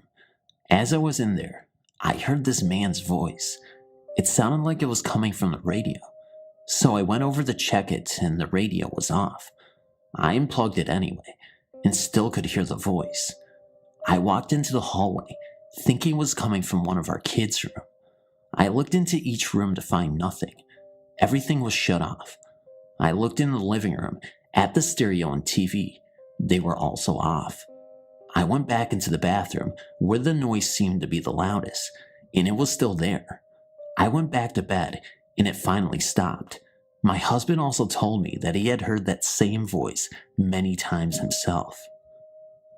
My husband usually got home from work around 11 p.m., and he would go get on the computer for a little bit before coming to bed. One night around this time, I was about 8 months pregnant, and I was sound asleep. He came running in the room and freaking out, telling me to call 911. Someone's trying to break in our home, he said.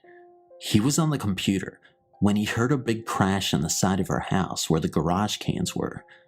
He said it sounded like someone threw the metal garbage can against the fence. He jumped up and then heard footsteps on our porch. He looked towards the door and saw the door handle jiggle back and forth like someone was trying to get in. That's when he woke me up. The police came with search dogs and found nothing, no footprints or anything. My husband also said that whenever he was on the computer at night, he would hear footsteps in the kitchen and rustling around like one of the kids were looking up in the cupboards for something to eat. When he would go to check, nobody was there. He also said he always felt that he was never alone. Another time all the kids were in school, and I was doing laundry and my husband was in the living room watching TV. Well, our 2 oldest kids had shared a room at the time, which was right across from our room. They had a kid's door alarm on the outside of it. I was coming out of our room, walking towards the living room, when the alarm went off. I was nowhere near it. I looked at my husband and said, "Did one of the kids stay home from school?" My husband always took them to school in the morning. He said just no. Then he got up, and that's when we heard rustling around and something fell over. I grabbed our youngest daughter at that time and went outside. We thought someone broke in. I took the keys to the car and grabbed the phone. My husband came outside as well, but decided to open the gate to the backyard to check out the windows to see if someone had crawled in. That's when we both saw the blinds slowly go up, like someone was peeking out. Then they slowly went down. Of course, we called the police, and they found nothing again. I remember when I would have had a friend come over or something, they always said our place had a weird feeling, and a musty smell. We could smell that too, but just thought it was because the place was kind of old. We moved out about 2 years ago and are much more at peace. Thanks for reading.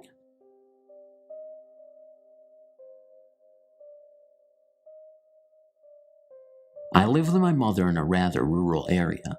Our house was built by our landlord and was built on a lot that originally held a small gas station. I don't know much about the history of this area or our home beyond that. Anyway, my mother started to complain that she was smelling an extremely foul odor in the house in late February 2009. She only ever smells it in our house, nowhere else. She describes the odor as stinking like rotting flesh and blood, and she says it's been very strong throughout the house, especially in the hallway and bathroom areas. I've never smelled anything like that, what she has described, and none of our guests in the last few months have either. Since Sunday, April 12th, she has claimed that the scent is now moving. It becomes fainter throughout the house, and at times, she doesn't smell it at all. We both started seeing shadowy moving figures in the corner of our eyes randomly that night. Yesterday, April 13th, she went into the bathroom to take a shower and get ready for work, and didn't smell the odor. As soon as she got out of the shower, she suddenly smelled it and felt as if someone was in the room with her. She immediately told it to leave the bathroom. The scent suddenly disappeared. 2 minutes later, the smell returned to the bathroom. She again said, "Get out," and the odor left, leaving behind a smell akin to dryer sheets, even though we don't use dryer sheets. 5 minutes later, the foul odor returned yet again, and she yelled at it, and it left for the rest of the night.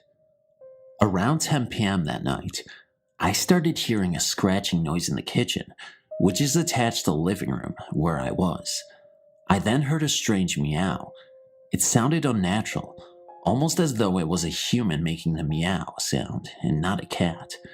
I at first told myself, it's just one of my cats, and I have two, but they were both in the living room with me and were staring into the kitchen with wide eyes, so I'm not exactly sure what the meow was from.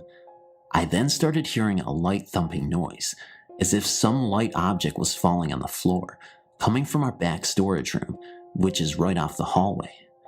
I investigated and found a few of my candles on the floor. They had been on top of the dresser back there. The storage room door was closed at the time of the noise, and no one was in there. I sat back down in the living room and saw another moving shadow out of the corner of my eye, this time in the living room. Mom returned from work at 7 a.m. today, April 13th, 2009, and claimed she didn't smell anything unusual. After settling in on the couch, she suddenly claimed to smell the foul odor stronger than ever. I left the room. I had to use the bathroom, and when I returned to the living room, my mother laughed at me and said, "Very funny." She then went on to tell me that she heard a creepy meow coming from the hallway when I was in the bathroom, and she thought I had made the noise. She said it sounded like a girlish voice saying meow.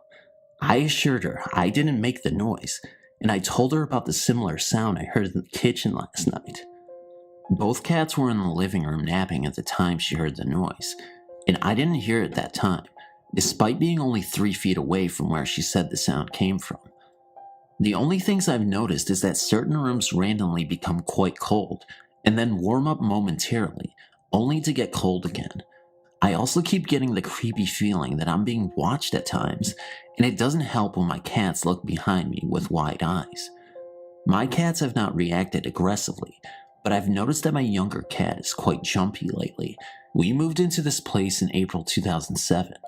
Beyond feeling randomly uneasy at random times, I've never experienced anything here until recently. Mom has never experienced anything like this until February 2009. Between late February and April 11th, the smell was just a constant odor, as it followed her around the house. Just within the past few days, the odor has begun moving about the house randomly, and we've started seeing shadows out of the corner of our eyes and hearing weird noises. My mother, being her, thinks this is all quite awesome. She's always been rather interested in the paranormal, but has never experienced anything until now. I, on the other hand, am rather creeped out and want to resolve this issue as soon as possible. Any ideas on what could be going on? Why now? What can we do? Anything at all would be appreciated.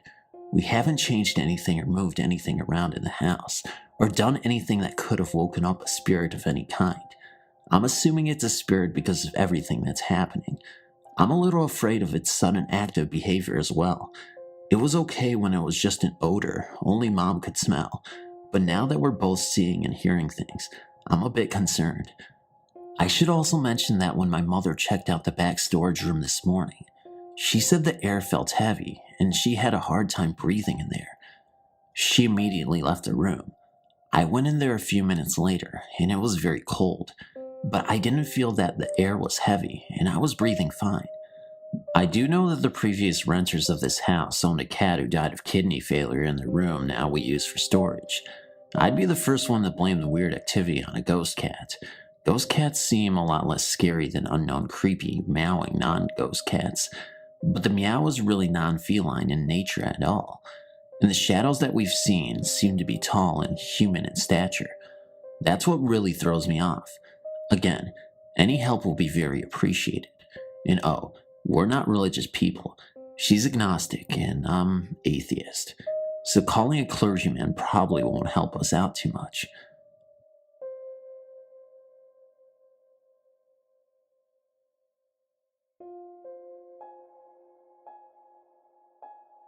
Before I moved to Vegas, I lived in a small town in Connecticut. My family moved into a brand new house in 1992. I was about 3, and I had a new little brother. I don't remember anything for the first few years because I was so young. I had my first encounter that I can remember when I was about 7. I was sitting in bed with the babysitter reading a book. As we sat on the bed, the mattress bounced as if someone was underneath. My babysitter flipped out and took me out of the room. The next thing I remember is waking up one night and looking over next to my bed. There was something that looked like a black figure of a small animal looking at me and then ran out of the door into my brother's room. The next thing I remember is waking up one night and looking over next to my bed. There was something that looked like a black figure of a small animal looking at me and then ran out of the door into my brother's room. I screamed and my parents came in. I told them what had happened and they said it was a dream. But a few nights later, I woke up again to look over at my desk and see the image of a man sitting on top laughing. I didn't bother to tell my family because they wouldn't believe me. Another time I went to bring the dog in from outside. There was a door from the garage to the backyard that the dog used. I opened the door from the house to the garage to find a tall, blacked out figure standing right next to my dog. I freaked out and let the dog in. I told my mom and she said a little while ago she had seen the same thing.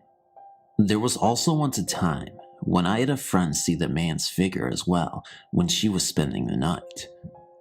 The thing that freaked me out the most was when my youngest sister was born. She ended up in my old room and I was in another. One night, I was babysitting her with a friend and my sister was in bed. The baby monitor was on and I could hear her cooing, which was weird because she only cooed at people. I went to check on her and she was laying on her back with her hands in the air, towards the ceiling, just staring and cooing. Then her hands and her eyes almost followed something to the closet door, and then she stopped and just looked at me. A lot of other things happened in that house: noises, footsteps, and misplaced objects. We also had a motion sensor security system that would randomly go off in the middle of the night. It happened so often my dad stopped setting the alarm. Some people don't believe me and think I make all this up, but it all really has happened. It was great to log on to this website and read other encounters that sound just like mine, because I know I'm not crazy. Thank you for reading. Seriously, I really appreciate it.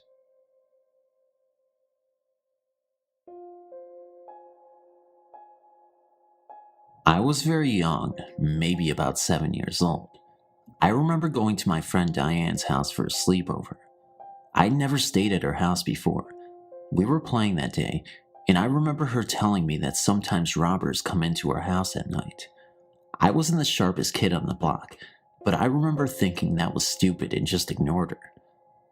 That night I was asleep, sharing the top bunk with her while her older sister slept below. I woke up suddenly because I was ice cold. Being it was summer, I thought the room was very cold because of air conditioning, and that since she'd kicked the covers off of me, I just needed to grab them and get warm again. However, I remember I was a very little kid who was feeling very safe because there were two other people sleeping in the room with me.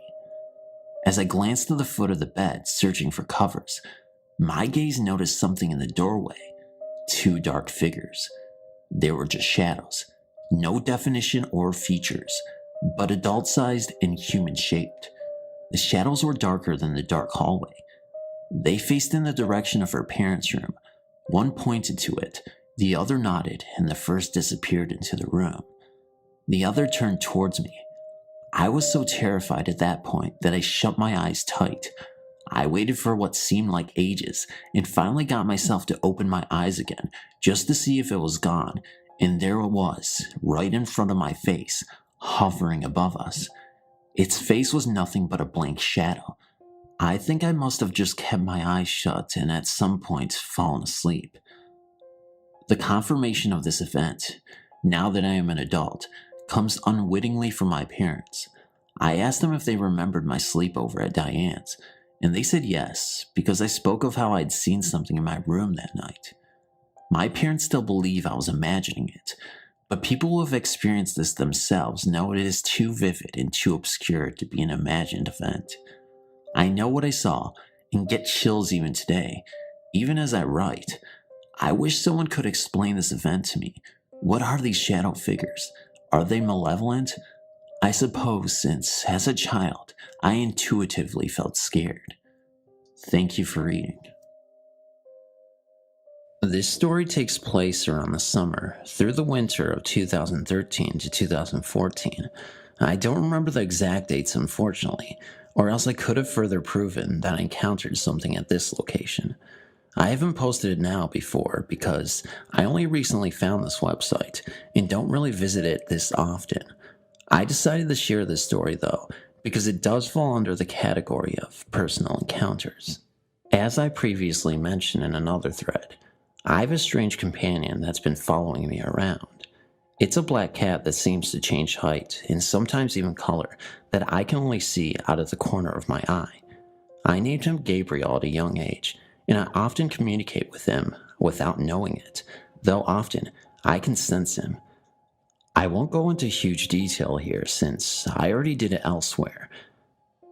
As someone said there, he seems to be my spiritual friend. However, this particular story isn't completely about him, though as always, he is involved.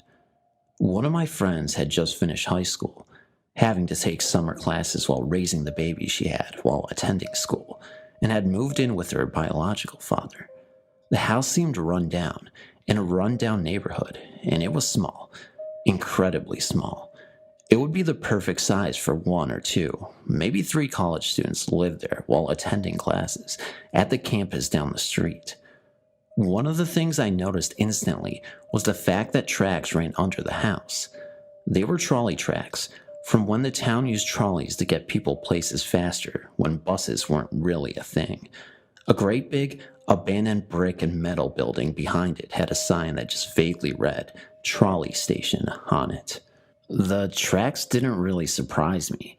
The town I live in has both an Air Force base and also countless train tracks running over roads. Most of them aren't in use anymore, but this place used to be a booming cattle town as well as a military base. It's filed under a small town, but it obviously isn't with all the things that go on. Anyway, the tracks didn't really surprise me, though they did make me feel a little uneasy. I suppose it's perfectly reasonable to believe that things could have happened on the job, accidents on the tracks, or even inside, that could have cost people their lives, but I brushed it off at first. That was until I went inside. The living room wasn't bad, just felt cramped. The kitchen had an uneasy feeling, but I refused to go into the basement. Gabriel kept standing in front of the door any time that I walked by, as if challenging something down there. The basement, as they called it, really just a room slightly lower than the kitchen level, had been turned into a bedroom for her father. One of the rooms, the one facing the street, was my friend and her baby's bedroom. The last bedroom, which was down the tiny hallway, had a window facing the trolley station, full of things that couldn't be stored elsewhere around the house, and I hated that room. I found in that room scratches along all the walls, and one day I decided to use a comparison. I held my hand up close to them and found that they were just wider than my hand, probably a man's hand that had caused these dark furrows on the wall.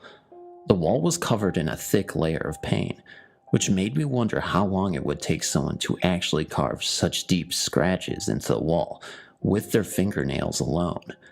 They were definitely in the correct places to be the fingers of a human hand, and there were 3 sets on the walls, one of each except for the one closest to the window, as if this person didn't want to get close to it.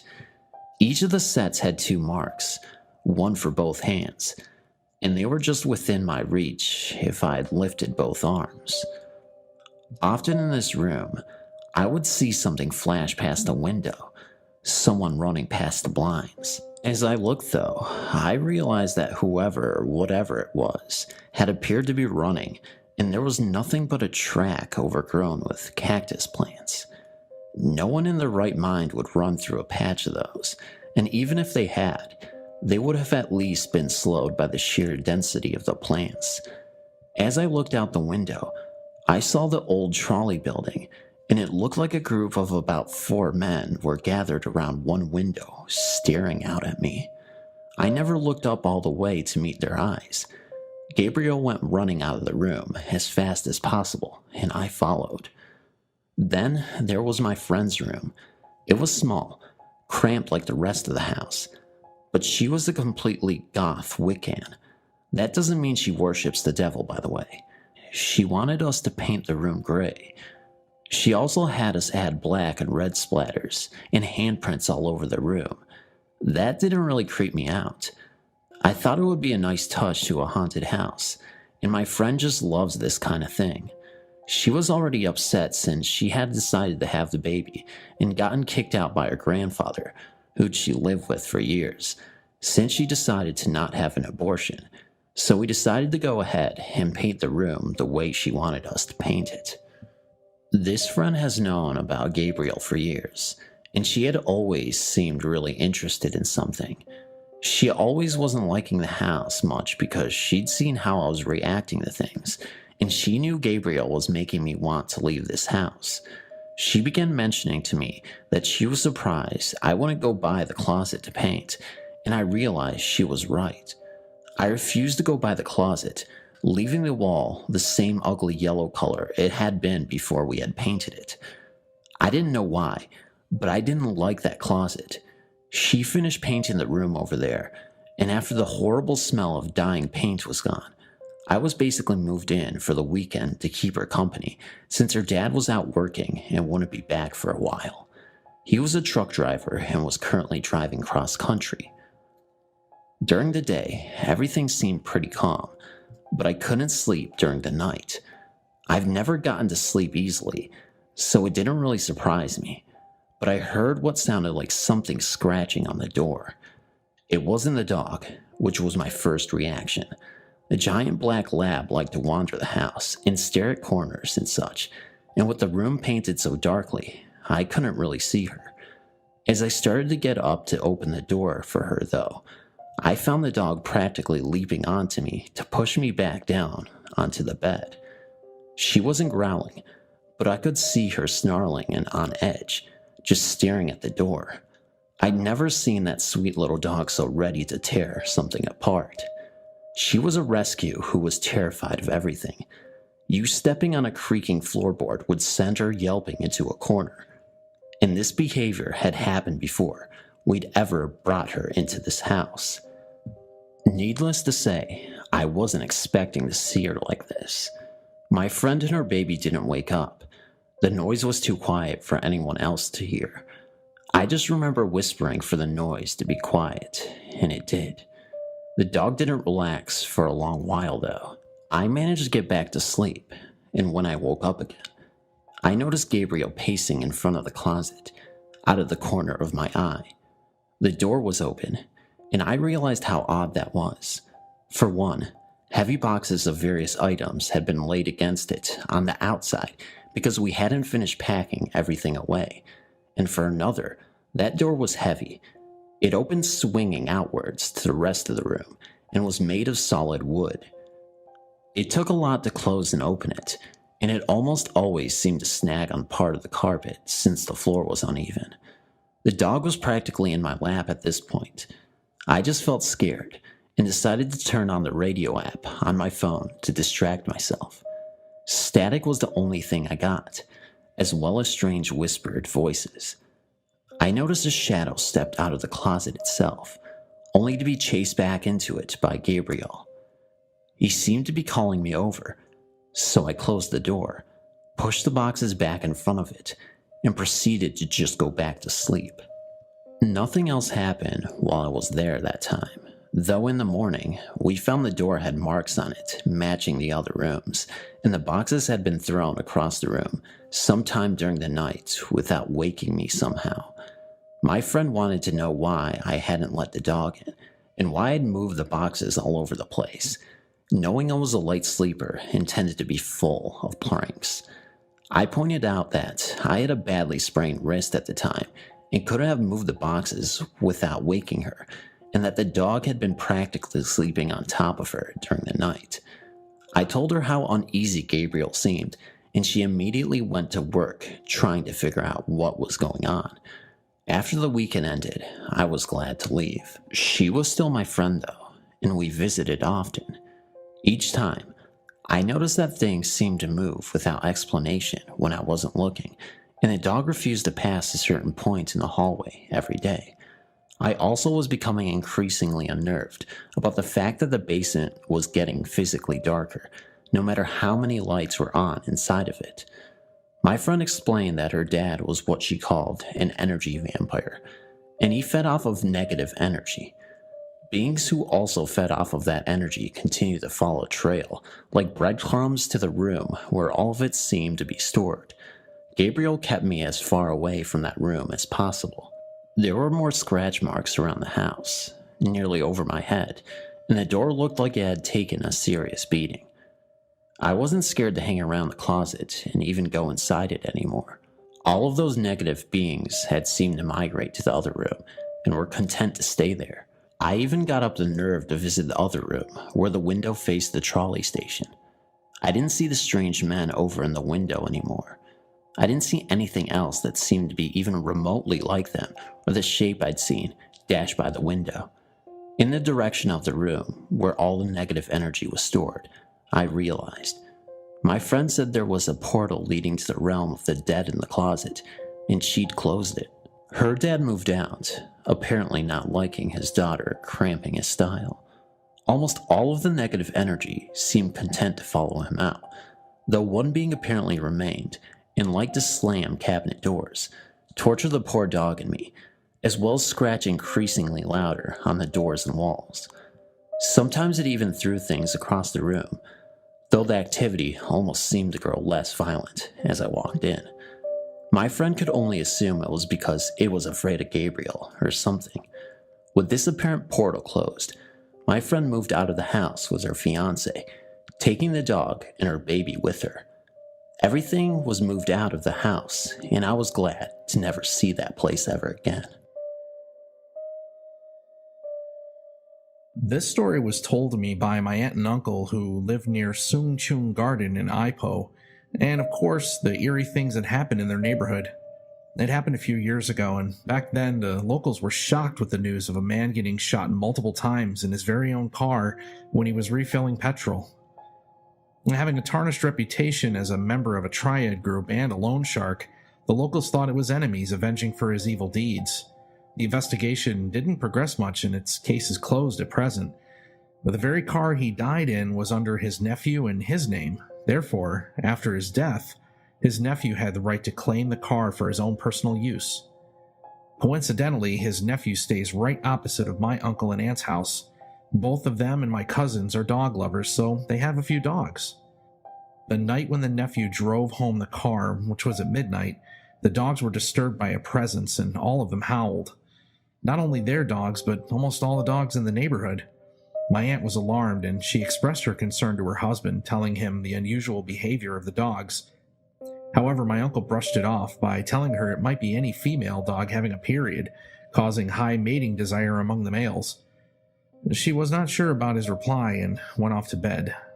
The howling lasted till the wee hours, and they had trouble sleeping. The very next morning, my aunt went over to the opposite, and they talked about how peculiar was the dog's behavior. Soon she found out about the car and how the previous owner died from gunshots. She was terrified by the news and related the matter to my uncle. Basically, nothing they could do. The next few nights, eerie things started to happen in the neighborhood. One, a teenage girl staying not far from the nephew's home, was talking on the phone with her friend when she heard a coarse male voice interrupted their conversation. The voice was very harsh and sounded pitiful, and she was scared and quickly ended the conversation. 2, a lady was preparing dinner in the kitchen when she heard a man whispering and talking at the back lane of her house. She opened the back door, found no one. 3, a lady woke in the middle of the night and heard a man sobbing pitifully outside her house. She decided to peek from her window upstairs and saw a black figure sitting under a tree outside her house and crying. 4, continuous barking and howling of dogs towards the car. Soon the neighbors were complaining about the strange incidents and confronted the nephew's mother. She was concerned about the car too and decided to persuade her son to take the car to a temple for blessing, which her son gladly did. And after the blessing, strange incidents ended and the dogs stopped howling. How strange. I just got home from this adventure and had to write about it for you guys. I'm a new community member to the Phantom Wagon, and this will be my first, and hopefully not last, story submitted to this channel.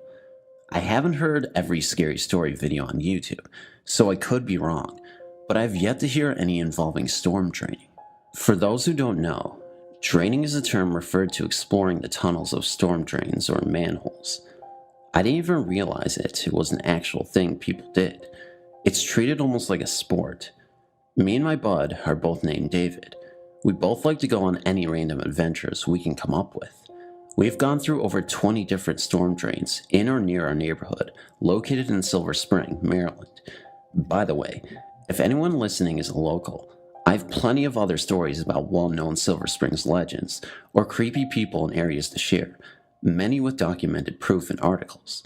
Leave a comment if you're from my city or close and want to hear some more. It's always fun to see graffiti tags by people from the past, or to even feel like the first people to explore a specific drain with a blank slate, but nothing creepy has happened during our 20+ explorations. That is, until tonight. If I were being honest, I've been impatiently waiting for something eerie to happen, so I'm clearly drawn to this type of stuff. David discovered a major storm drain. It was almost completely walkable without having to bend over too much as we traveled through the tunnels. He found one where we don't have to Shawshank Redemption shit crawl through like usual. This particular location was an amazing maze of twists and turns of various tunnel options. We took a bunch of photos between David's camera and my shit phone, which would explain the drastic changes in quality. Of course, like many tunnels, immediately we came upon a faded, but still in your face graffiti tag that pretty much says welcome to hell, or in this case, the hellhole. I love graffiti, so seeing a collage of shitty tags from different decades was a cool start to that adventure. I really want to say the noises I heard were only from the people above ground that could be heard faintly, or just the echo of our footsteps in running water creating weird noises. But this would be impossible because it's midnight on a weekday, and there was literally no one outside before we got in. Like I said, it could all have a reasonable explanation, but these sounds were too, the best way I can describe it is that they almost sounded like they didn't belong. Not just the noises itself, but it was separate from all of the natural sounds occurring. And I've never heard anything like it. And we've been in plenty of drains like this before with those normal noise combinations of echoes, splashes, and crap. It all started off far away, sounded like a fast wind, This wind sound wasn't steadily creeping up to me, but instead, just suddenly burst a large gust of air directly into my right ear. Keep in mind, it is impossible to be even windy down here. I wasn't even hit anywhere else, only directly right into my ear. It actually hurt. For just a second, my ear felt like it was plugged full of water. That feeling came and went pretty fast. I now have a headache, but didn't even think too much of this. I didn't feel scared, but it was creepy. And once you reach that area of a drain where you're too far from a nearby manhole to pop out of, you do feel trapped. I mean, you really are. If you are in a hurry, there is literally nowhere to escape to. I'll admit it, this kind of adds a rush to the experience. I kept walking when that wind blow happened again, but this time with some accompanying whispers. I didn't make out any actual words, but at the moment, I didn't realize what was happening. The combined air pressure and fainted muttering were now happening sporadically. I started to feel a bit uneasy. In the back of my mind, I thought I was seriously hearing the voices of people. I do believe in ghosts, but I don't always jump to conclusions, so I tried rationalizing the situation. It definitely sounded like whispers smashing in and out of my ear, but I also thought it could have been a weird side effect to a headache, or that I was just having auditory hallucinations. The noises were happening every 10 awkward steps I would take in the puddles. I called down to David to see if he had heard them, but he hadn't. David isn't too much into believing paranormal things like me, so maybe the force was more connected to me because in a way, I wanted to hear it. I don't know how that really works. I've experienced things like this before, but I've only felt emotional responses, such as an unwanted feeling of dread or even a sense of calm, but this time the feelings were more physical than mental. It was penetrating my eardrum and giving me a migraine. Now yes, I did feel uneasy, but only because I didn't know what was going on. This now almost rhythmic pattern of intense voices eating my eardrum lasted for at least 5 minutes, but then the further and further we got into the drains, the noises stopped. What was odd were the graffiti surrounding me during this 5-minute hellish ordeal. Every area of tunnel was coated with terrible anti-Semitic and just plain out racist and ignorant tags. What is extremely fascinating was as soon as we passed through a manhole stop and entered a new connecting tunnel, not only were these walls completely clean from any paint, but the voices and ear pain stopped, and I mean instantly.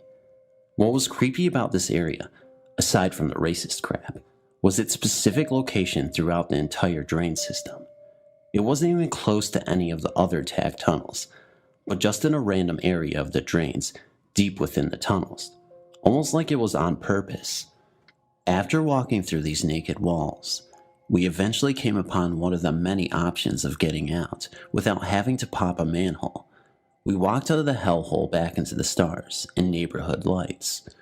We looked around and realized, damn, did we travel far or what?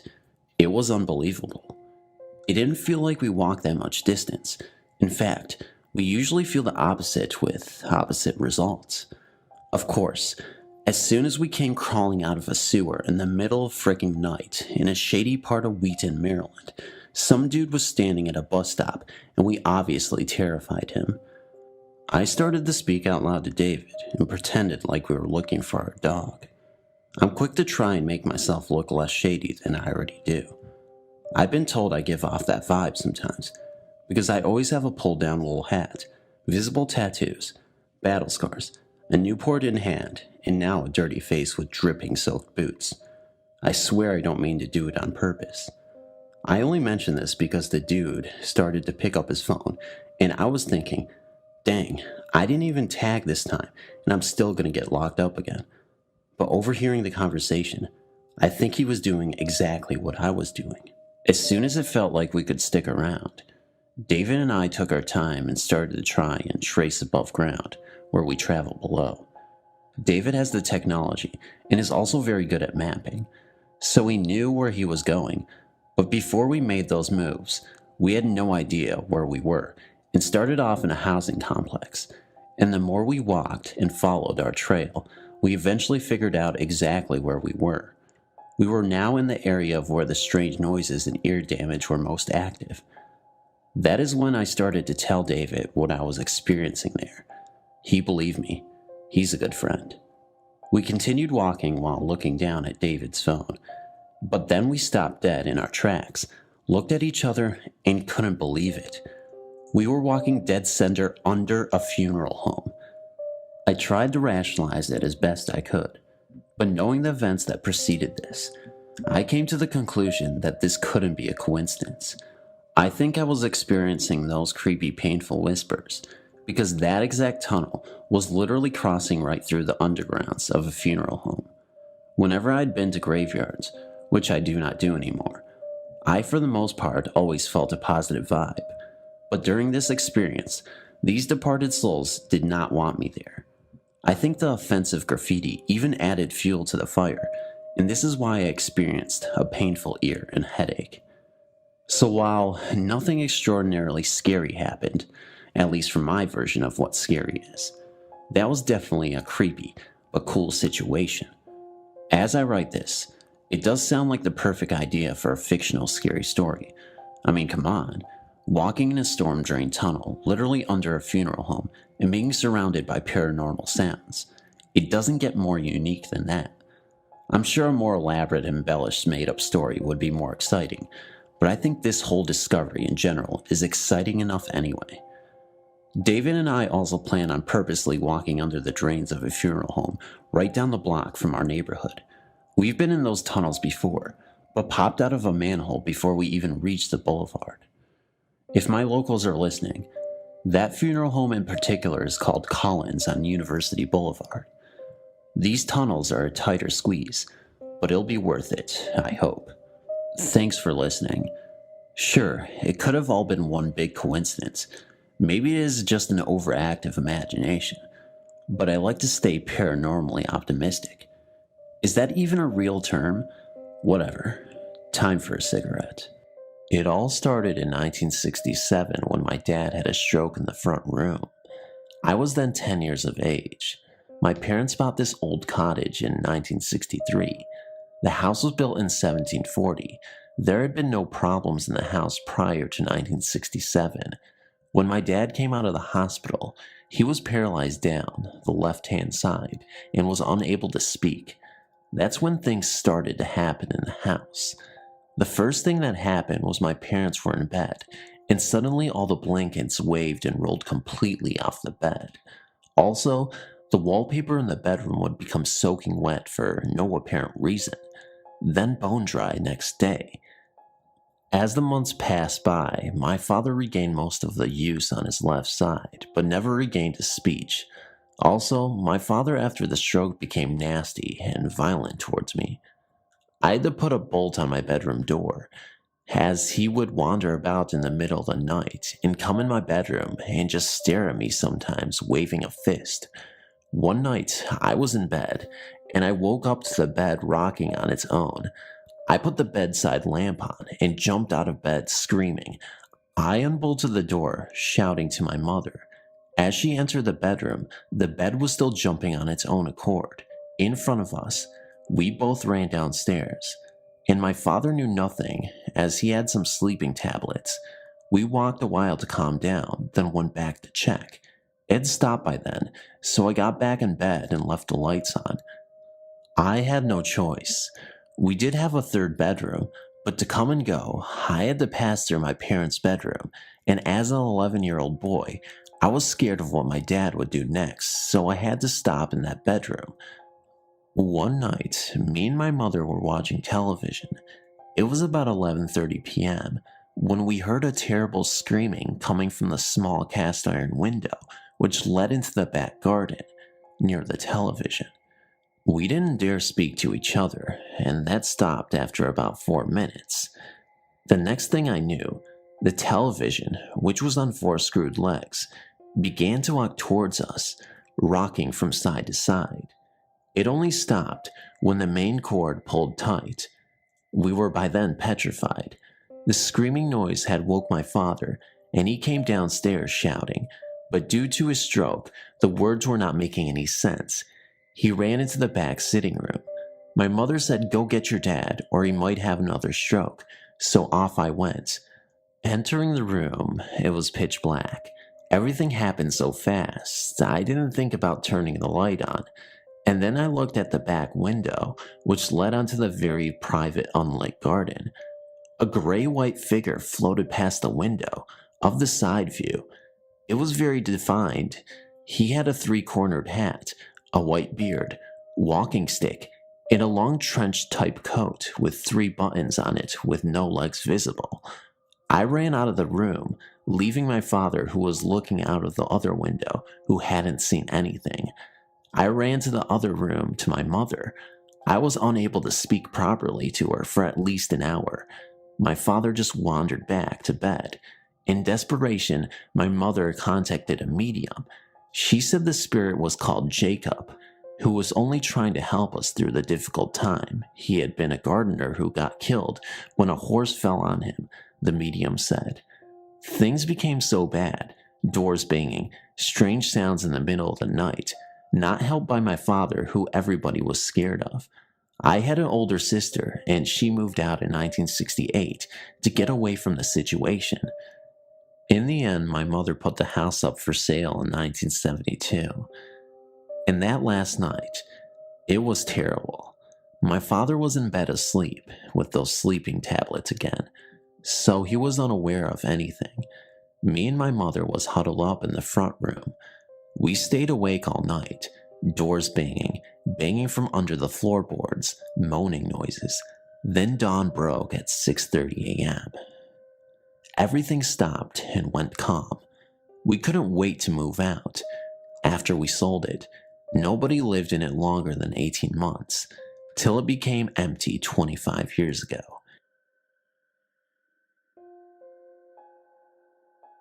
Around the time this event occurred, I was around 11 or 12. I am a female, and I guess you could say I live in your basic, small, no creepy town where everybody knows each other and nothing super creepy goes on. Although we do have some surrounding towns that are pretty sketch and full of druggies or whatnot. But anyway, here is my story. Me and my mother were visiting a neighboring town of ours, maybe 10 to 15 minutes away. We were there helping out my stepmom set up a reception for a wedding that would be held later in the week. It took place in a building called the Lions Hall, which is basically a place for get-togethers and such. Now, something you should know now is that the town we were in was one of the sketchier places, and it was in one of the worst sections. Me and my sister were outside of the building, walking around and talking, when this guy pulled up in a truck. Now my stepmom was expecting someone to help carry in a few things, although she didn't really know him. So thinking nothing of it, we just assumed it was him.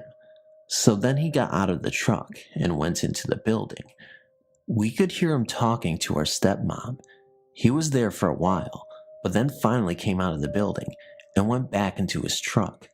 Now at this point, me and my sister were still outside walking around. We noticed he was staring at us, blankly, with no real expression on his face. He sat like that for a while, until me and my sister had enough and walked around to the back of the building. Then that's when he started the truck and slowly crept around the building, sort of following us. We went around and around, doing this for probably 4 minutes or so. We could tell something was seriously off, but then, just as we turned the corner to where he was gone, like poof into thin air. We never heard him drove off or anything, and that was enough for us. So we ran inside and didn't go back out for the rest of the day.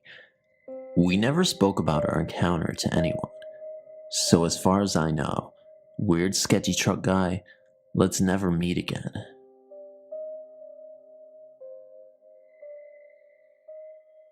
A few months ago, I was staying at my friend's house. Basically, I'd gone to sleep as normal. I usually sleep perfectly, but this time, I woke up at 5:35 and felt weird.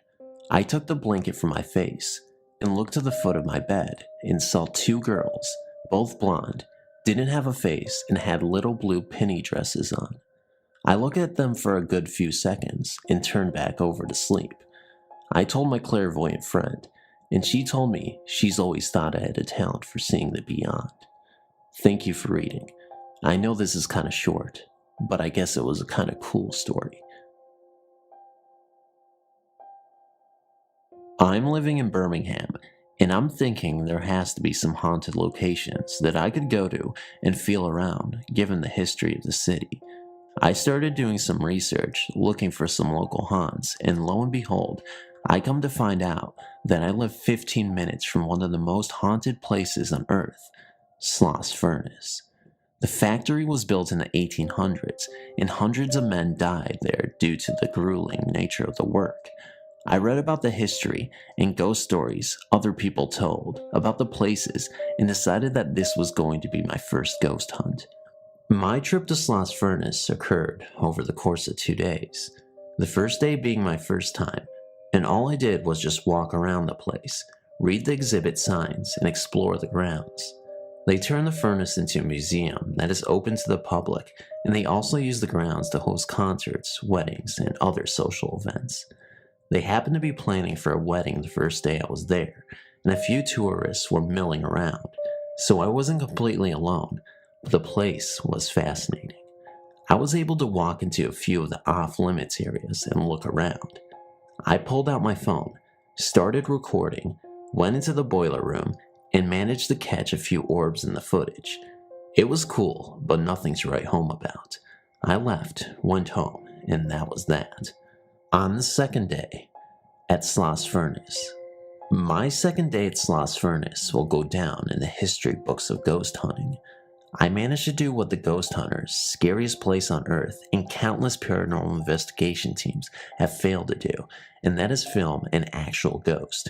One ghost would be impressive indeed, but what if I told you I filmed at least 5 ghosts? I can almost guarantee you that you have never seen ghost footage ever that comes even close to what you are about to see. When I pulled up the second day, it was a rainy, gloomy Sunday afternoon. As I drove to the gate, I saw a sign blocking the entrance saying that the museum was closed. It was hardly secure, so I just parked my car across the street and walked in through the front entrance.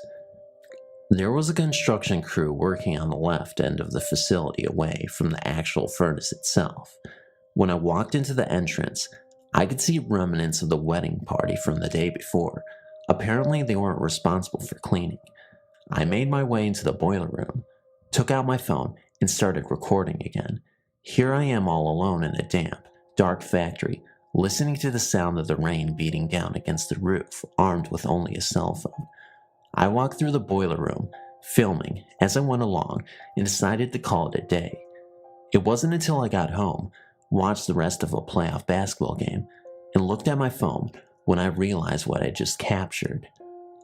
I was able to count at least 5 ghosts. The best part about it all is that I have proof. When you look at the film, go to the 320 mark, you will see a ghost. Go to 344, you will see a ghost, and up to 350, and you will see a literal ghost scene. If you slow it down, you will see ghosts peeping from different corners. Amazing. This is hands down the best ghost footage you will ever see. When I was younger, my father told my brother, sister, and myself that there was a ghost story that happened in a family apartment in Chinatown. Apparently, it had something to do with a friend who was visiting the family from out of town. The story took place in the 1950s or later, and whatever the friend experienced scared her enough that she left in the night and never returned. For a long time, my father denied ever having mentioned that there was a ghost story. Only recently, and seeing that my siblings and I were grown, did he finally admit ever telling the story and gave us the full tale. During the 1950s, my grandparents still owned a large Chinese restaurant on Mott Street. Since it opened until very late, they often came home after closing around 4 in the morning. My father and his siblings often helped out working there and would often come home late as well. It just so happened that a friend of my aunt's was staying over that week. Since my aunt was busy working at the restaurant, her friend relaxed in the family apartment, which had a piano in the living room.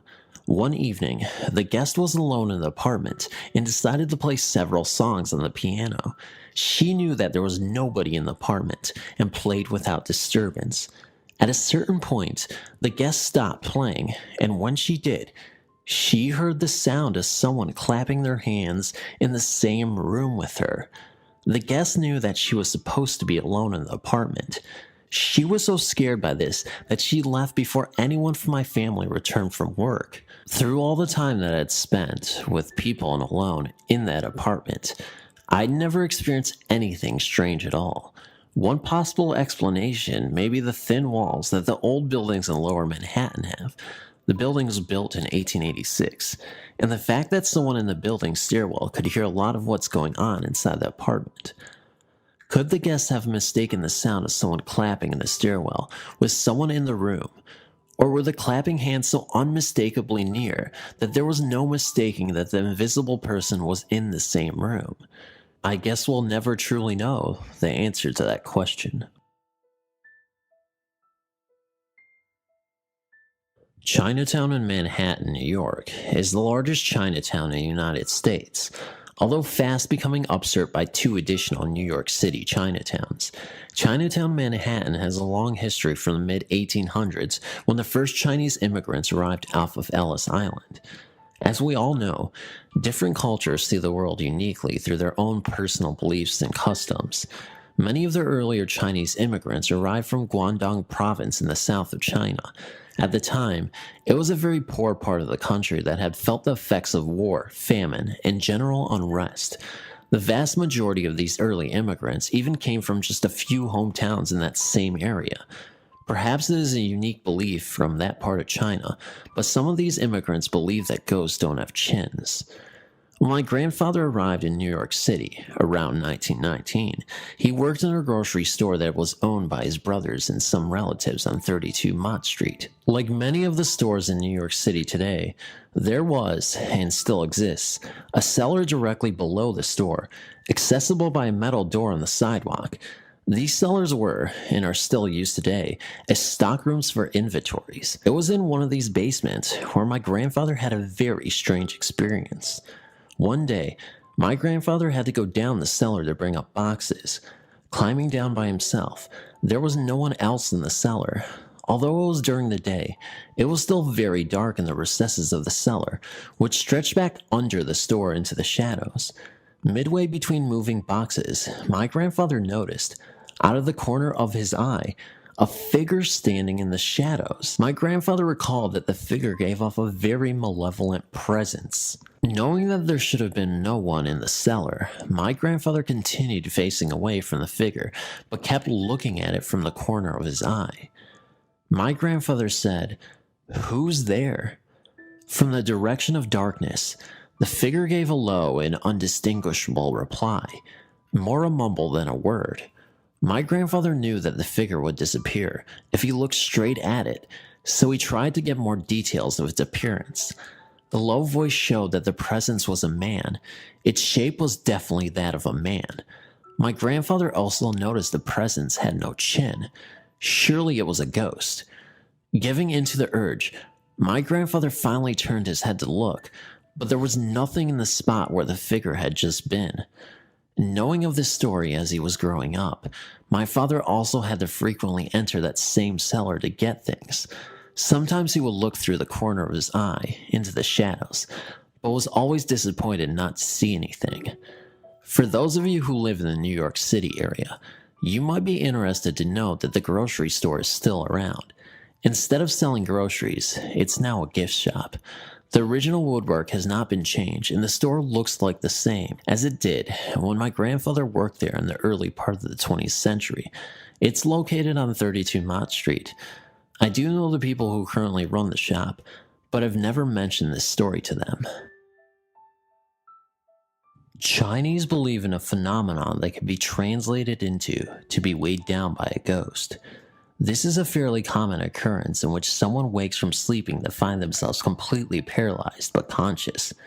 During these short moments, people often report unexplainable experiences, including hearing voices talking to them, feeling sensations, and hearing people in the room that should not be there. A relative of mine lived in Confucius Plaza in Chinatown, New York City. Those familiar with this part of town will recognize it as the tallest building in Chinatown. This curved brick, 44-story co-op rises at the foot of the Manhattan Bridge entrance and forms a unique wind tunnel. There are many urban legends about Confucius Plaza, which slowly emerged since it was built in the mid-70s. My relative lived alone in his Confucius Plaza apartment, which had a kitchen, bedroom, and living room. On one particular evening, my relative fell asleep on his couch in the living room. He later woke to find himself totally paralyzed and unable to even open his eyes. As he lay there, he heard someone enter through his front door, walk through every room of his apartment, and leave through the front door, slamming it as they left. At the moment the door slammed, my relative was suddenly able to move again and immediately sprang up. He opened the front door, but saw no one going down the long hallway.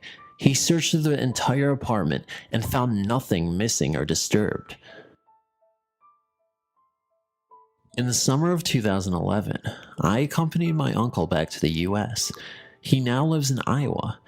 I spent a week with his family before returning back to the Philippines. On my return trip, I decided to take a few more days off and see the sights of Chicago. I've been to the US on numerous occasions, but this was my very first to Chicago. I was looking so forward to baseball and food. I booked a room at the Congress Plaza Hotel because of its accessibility and reasonable rate. It was close to subways, where I could go with ease to a Sox game at Comiskey Park and to O'Hare for my flight home. The hotel is quite old, and it looks old. You can hear it creak in some areas. The room I was assigned to was on the 4th floor, I think. It was on a corner, and you could see Roosevelt University on East Congress Parkway when you look out the window. The hallway outside leading up to my room was always eerily quiet. The first night after I got back from eating out, the room became really cold. I thought it was really strange because it was nice and warm outside. Also, it got cold suddenly, but not gradually. I ended up sleeping with the bed sheet, blanket, and bed cover on top. It was cold just that one night. I would be out during the day to explore the city and get back after dinner. Every time I got to my room, some of my stuff would be moved. I initially thought it was the cleaners, so I hung a do not disturb sign outside my door. I would still get back to my room with my stuff moved. Nothing was missing though. All my stuff was accounted for. What validated the rumors I've heard that this place is haunted was when I saw a shadow figure. There was a dresser at the foot of my bed with a biggish mirror. While in bed one night, recalling my visit to Chicago's Field Museum that day, I saw reflected on the mirror a shadow. It was peeking out from the bathroom door that was slightly ajar. The lights were off inside the bathroom, but I could still make out a distinct human shape. It was darker than the dark bathroom, but it was solid. I stared at the reflection for I don't know how long. I couldn't really tell if it was staring back at me, as it had no face, but somehow I had the feeling that it was spying on me. There was just solid blackness where a face should have been. I blinked to make sure I wasn't just seeing things, and sure enough, it was still there. I got out of bed to confront it. Honestly, I'm not sure what I was thinking then, but it vanished. I went back to bed, looked at the mirror again. It was no longer there. Has anyone been to this same hotel and experienced these? Thanks for reading. Now, this is not an event that had taken place in front of my own eyes, but it has surely happened to my grandfather. My dad told me this story, and it gave me a chance to look at spirits who have yet to rest, but are not actually scaring people to death. Here is my grandfather's tale. My grandfather was only 36 years of age, and he of course needed a job. He had looked in agriculture, the stores down the street, even the Starkiest factory that was quite a ways away. No jobs whatsoever. Finally, after 3 weeks of looking, he had seen an ad for a wanted bus driver for the night shift position. At the time, he didn't care what kind of job it was or when he had to work. All he cared about was supporting his family. After a few days, he had gotten the job to work from sundown to an hour before sunset. The bus driving job was steady. He really didn't have any riders unless it was someone who also worked late. Soon, he had picked up on which riders came on, what time they came on, and where they should be dropped off. But a year into the job, he had gotten a new rider who would only ride for that one night. He saw the man standing at a stop to which no one had stood before, and for the first time, he could stop there. The man was described as well-rounded, pale, with a blue suit, which was very odd because it is so hot in Samoa, even at night. Like every other customer, my grandfather had welcomed him with a smile. Being the kindly fellow, my grandfather also tried to talk to him. He asked him, "How are you doing this evening? Where did you come from?" And just normal conversation questions. The only thing this man replied to is where he should be dropped off. My grandfather tried to get something cheerful out of the pale man, but there was no response. As soon as the bus got to the destination as stated by the man, my grandfather opened the door, looked up to the mirror, and said to him, "Here is your stop, sir," and looked behind. Usually, at this time, you can hear the passenger get their stuff together and proceed to the front, but not this time. He heard dead silence. He looked up at the mirror again and saw nothing. This is a true story, and although I don't believe in ghosts, it did raise some goosebumps. The first week, I was driving around 1 to 2 a.m. I got a signal to pick up a rider at the music factory. At that time of night, the streets were dead and the music factory was empty. The address didn't seem right to me and kept having me circle around back to a deserted old road. Thinking that the GPS must be off a few blocks, I decided to circle around the next few streets. I even made 5 phone calls to no avail, no answer or voicemail. I started thinking maybe I was being set up to be robbed. But I guess my curiosity got the best of me, and I had to see for myself. After all, somebody could be drunk or hurt. Let me backtrack a bit and explain that the Uber screen shows both my car and the figure of a person and a closing distance as you approach. The road behind the building is old and unkempt. I thought to myself, this doesn't look good. I kept driving further back, and the distance between me and my rider closed in, until finally the road came to a dead end. My display spoke and told me to turn right, and my rider would be 100 feet away on my right. I turned slowly to my right and saw a very old cemetery. The gates were standing wide open. Off in the distance, about 100 feet away, was a white foggy figure standing by a headstone. My hair stood on end, and I was instantly covered in goosebumps. Needless to say, I decided to skip that fare. In October of 2009, I started a new job working security. I got posted in Banning, California, at an Edison substation. I was working graveyard, patrolling around the outside of the substation. I'd been there for a few nights. Nothing really seemed out of place at first. We had 4 checkpoints we had to tag with a GPS device. We didn't have access to the inside, nor the east side of the area, due to a neighboring business. The south side fenced the street. The west had a narrow path to walk, and a business beyond that, surrounded by a chain-link fence. The north side had a field, and after about 50 feet, a set of train tracks. Checkpoint 1 was the southeast side. Checkpoint 2 was the southwest corner, which I posted my truck. The northwest was checkpoint 3, and 4th was the northeast. There was an area by the train tracks not on the patrol, but it was the actual northeast corner. I walked up to the far area beyond my normal patrol area, as I was prone to do. As I came back around, I felt the air suddenly get colder and heavier. I thought nothing of it and continued on by checkpoints 4 and 3. As I started down the corridor between 3 and 2, I saw a figure about 6 foot, blonde hair, thin build, and slightly glowing walk through the fence, from the inside the substation, and through the fence on the opposite side, traveling from east to west. I carried a handheld spotlight since there was so little lighting to the area, and the guy was nowhere to be seen. I ran back towards checkpoint 4 and regained my composure. I cautiously walked back to the area I had seen the figure to make sure the fence hadn't been cut. No holes, cuts, or anything else I could find. No footprints, nothing that suggested it had happened. I went back to my truck and dropped the tailgate and sparked up a cigarette. I set it down to grab something out of my lunchbox, and as I went to retrieve my smoke, it glowed like someone was dragging off of it and then fell to the ground. I thought at first maybe it was a breeze, but the night was completely still. I'm not sure if it was a ghost or maybe residual energy. I'm not sure if the substation still has security there. I was transferred off that post for a better position a week or so later.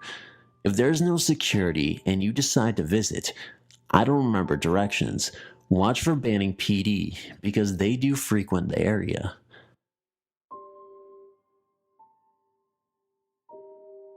I guess it started when I was little. My mom and I have always been a little more open to the things unexplainable. I was about 5 years old, making my brothers 4 and 3. My brother, who was 3, is autistic, and his tic was trains.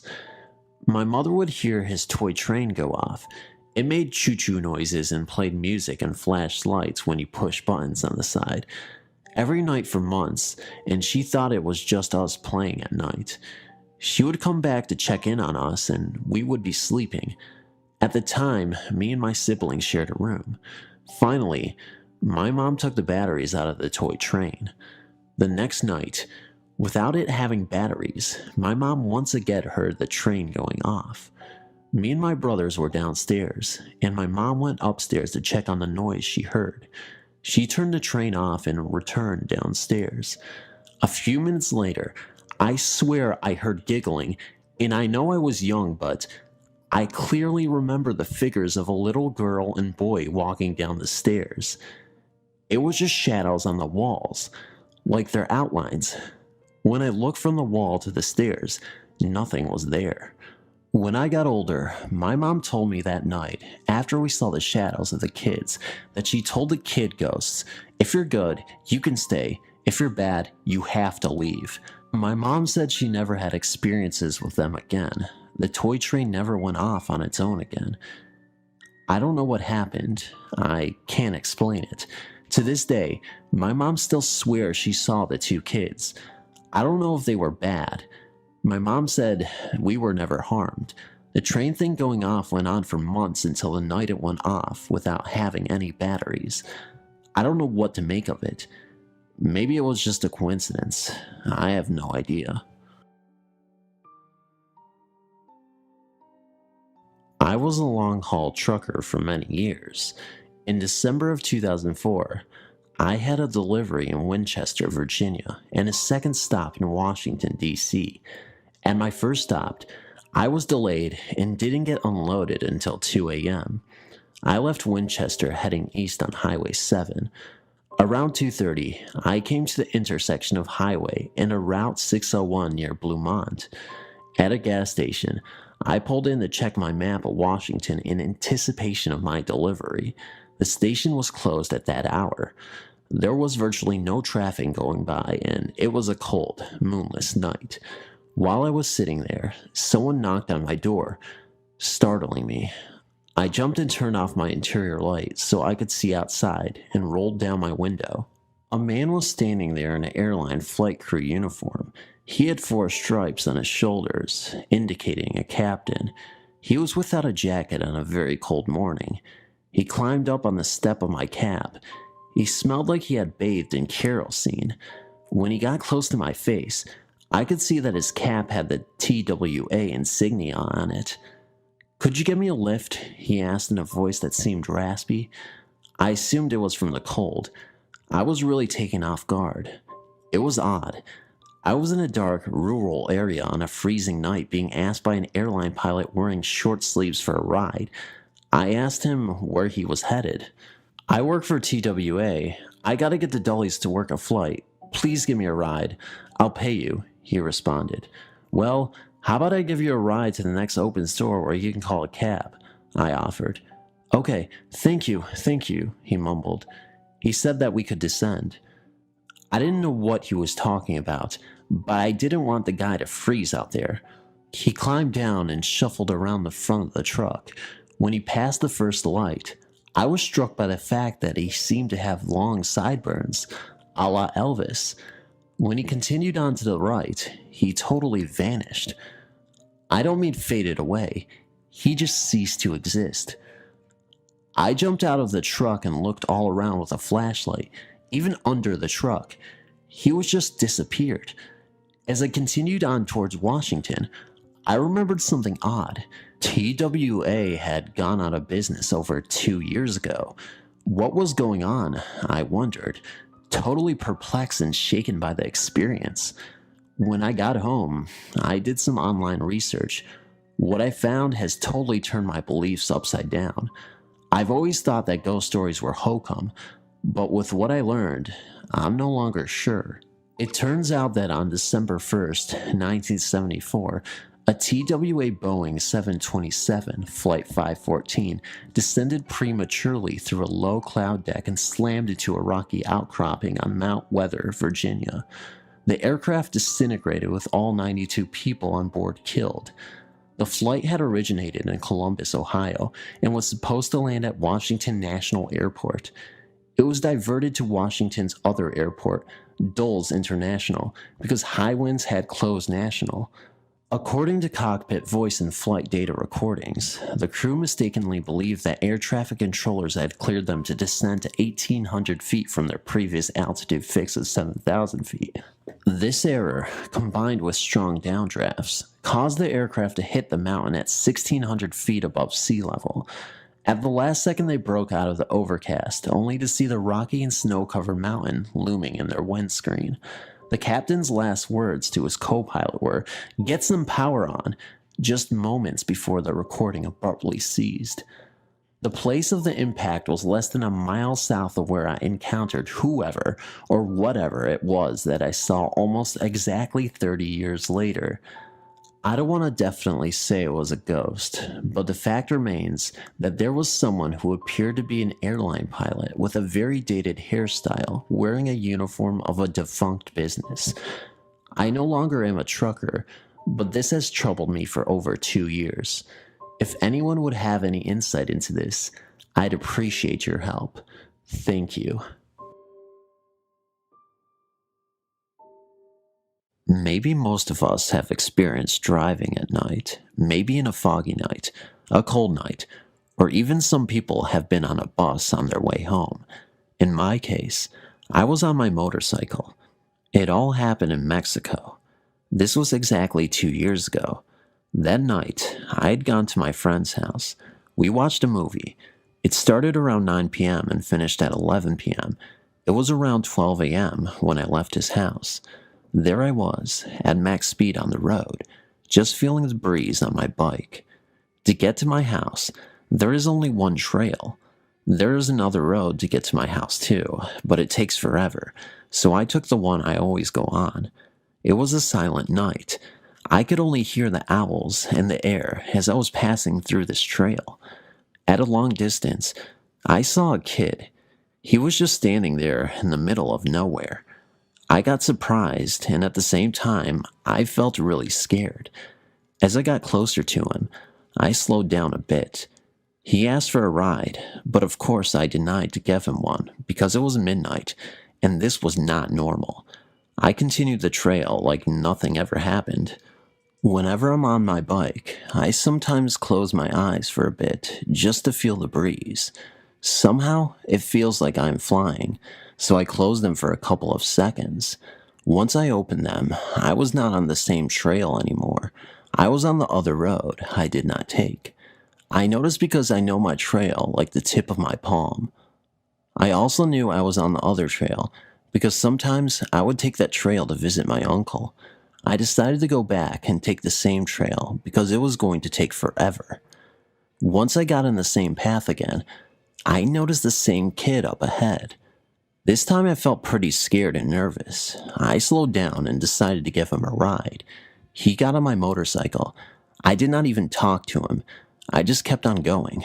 After a few minutes, there was a curve up ahead. After passing this curve, I turned around, and the boy was not on my motorcycle.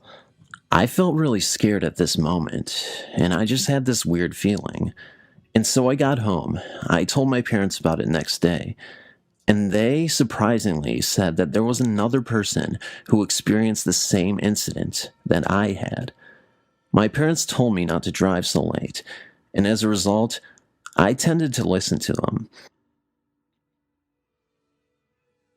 As some of you know from reading my previous stories, I've just recently moved to Los Angeles with my fiance and little brother, and you would also know about the new houses I've lived in, I'm currently living in, and the things that have taken place in those houses.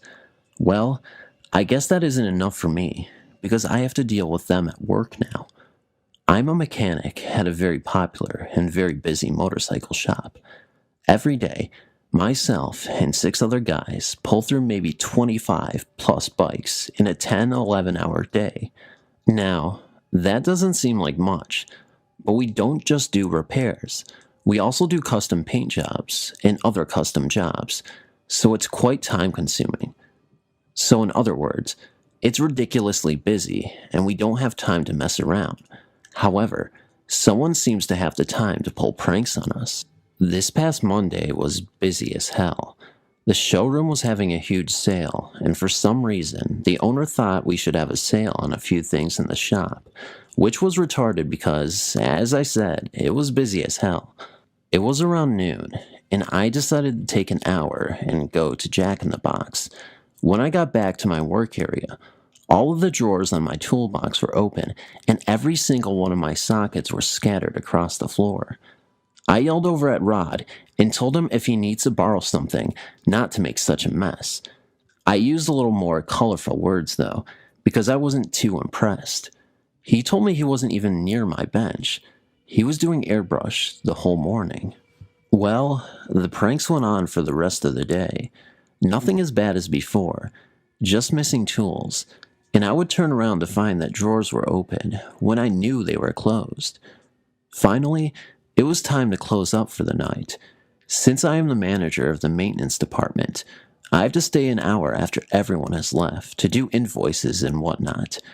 I was at my bench pricing out a few things a customer wanted when I heard some coughing. It was coming from the long hallway at the rear of the shop that leads to the dumpsters. A special code is needed to open that door and can only be opened from the inside. Plus, it makes a very annoying creak, followed by a loud slam when it is opened, so I was a little shaken to find no one there when I went to check it out. I walked down the corridor to go see if the door was propped open at all. No, closed tight. I just turned around to head back to my bench when I heard the coughing sound again, only this time it was coming from the shop. I jogged down the hall and into the shop to see who was there. No one. This is when I just stood there and went, great, now I have to deal with them at work too. I went over to my bench where I had left my invoices, which were very important and needed to be put into my computer right away. And they were missing. I gave up. I had enough. So I grabbed my coat and left. Didn't finish sweeping. Didn't power wash the floors. Nothing. I got home and told my fiance and brother about what happened. Chris thought this was hilarious because he usually gets all of the annoying ghosts pulling pranks on him, so he got his little cheap shots in, and that was it. The next day, I got to work, and when I turned on the shop lights, I could not believe my eyes. Everyone's tools were spilled all over the floor, and a hose that I had rolled up nice and neat before I left was pulled out. Finally, I had enough, so I started yelling at the spirit. After yelling at it, I began cleaning up the tools and putting them back where they belonged. As I was cleaning, I swear I heard a very mischievous chuckle coming from the corridor. "Yeah," I said, "hilarious. I'm having the time of my life over here. So funny," basically sounding like a retard. If someone came down and saw me arguing with nobody, I'm sure that would have looked a little weird. The rest of the day wasn't that bad, until closing time came and I was alone again. I started to smell the faint smell of a cigarette. I followed the smell to, you guessed it, the corridor leading to the dumpsters, and, yep, you guessed it again, nothing. I turned back to my area to finish sweeping, and I noticed at the corner of my eye, the missing invoices from the previous day were neatly stacked on my workbench. I leaned on my broom and smiled. I guess I finally got through to the spirit, and he felt bad or something. Since that week, nothing out of the ordinary has happened, other than a power outage that happened when two other mechanics got into a yelling match. Was the spirit angry that they were arguing? I don't know. I'm just going to say it was a coincidence. Until next time, God bless. It was the middle of August, and the harsh wind blew hot and humid, kicking up a storm for the evening hours. Off to the north, the black clouds had started to brew and roll. It was about 6:30 p.m., and my date was late. He would not tell me where he planned to take me. It was a surprise. Now, being 30 minutes late, I begun to wonder what could possibly be going on, if I would be going anywhere. I walked out into the open front porch and could almost smell the rain coming. It began to grow darker. I decided if he arrived, we would just stay at my house until the storm passed. I then started to worry that he may be riding his motorcycle. Motorcycles and thunderstorms do not mix. He knew I despise motorcycles, but, well, hopefully, he would be in his truck. As the dreaded motorcycle came around the corner, the rain began to spit big fat drops. He got off the bike and indicated we needed to hurry up. I told him I was not going. It was raining. I was not getting on the bike, and I wouldn't even if it was not raining. After he became increasingly angry with me and refused to stay at my house until the storm passed, he got on the motorcycle and started off into the downpour.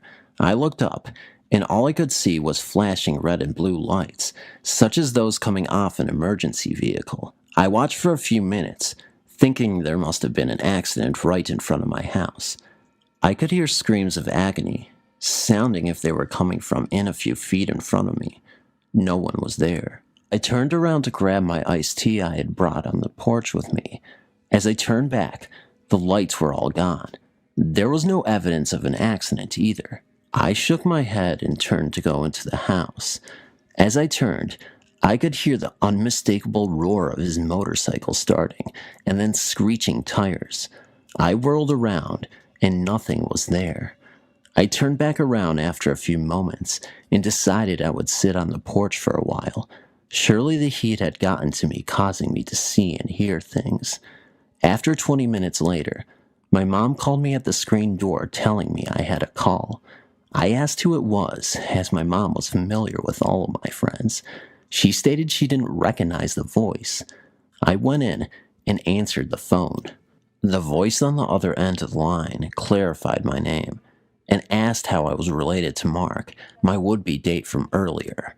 I told him I was not related, that we had been dating for a few weeks. I was then informed that he had my name and phone number. Mark had been in an accident on his motorcycle.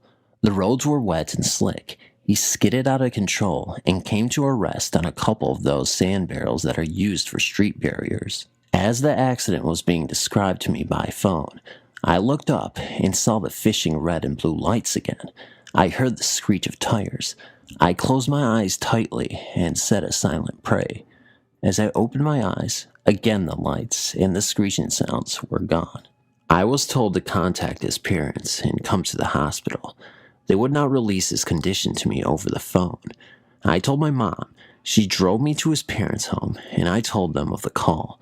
We all went to the hospital together. By the time we arrived at the hospital, Mark's left leg had been put into a cast all the way to his hip. His scrapes and cuts had been cleaned on his arms and face, and he was arguing that he did not need to have the cervical collar on. Mark ended up staying in the hospital overnight for observation, but he eventually recovered completely. We did not continue to date after that night because he stated I jinxed him. About 3 years later, he had another accident on a motorcycle, which ended up breaking his back and his pelvis, causing him to give up motorcycles for good. In 2009, I was living in Texas at the time. I was working out at the prison on day shift. It happened to be on lockdown at the time, meaning no one out of cell movement for the offenders.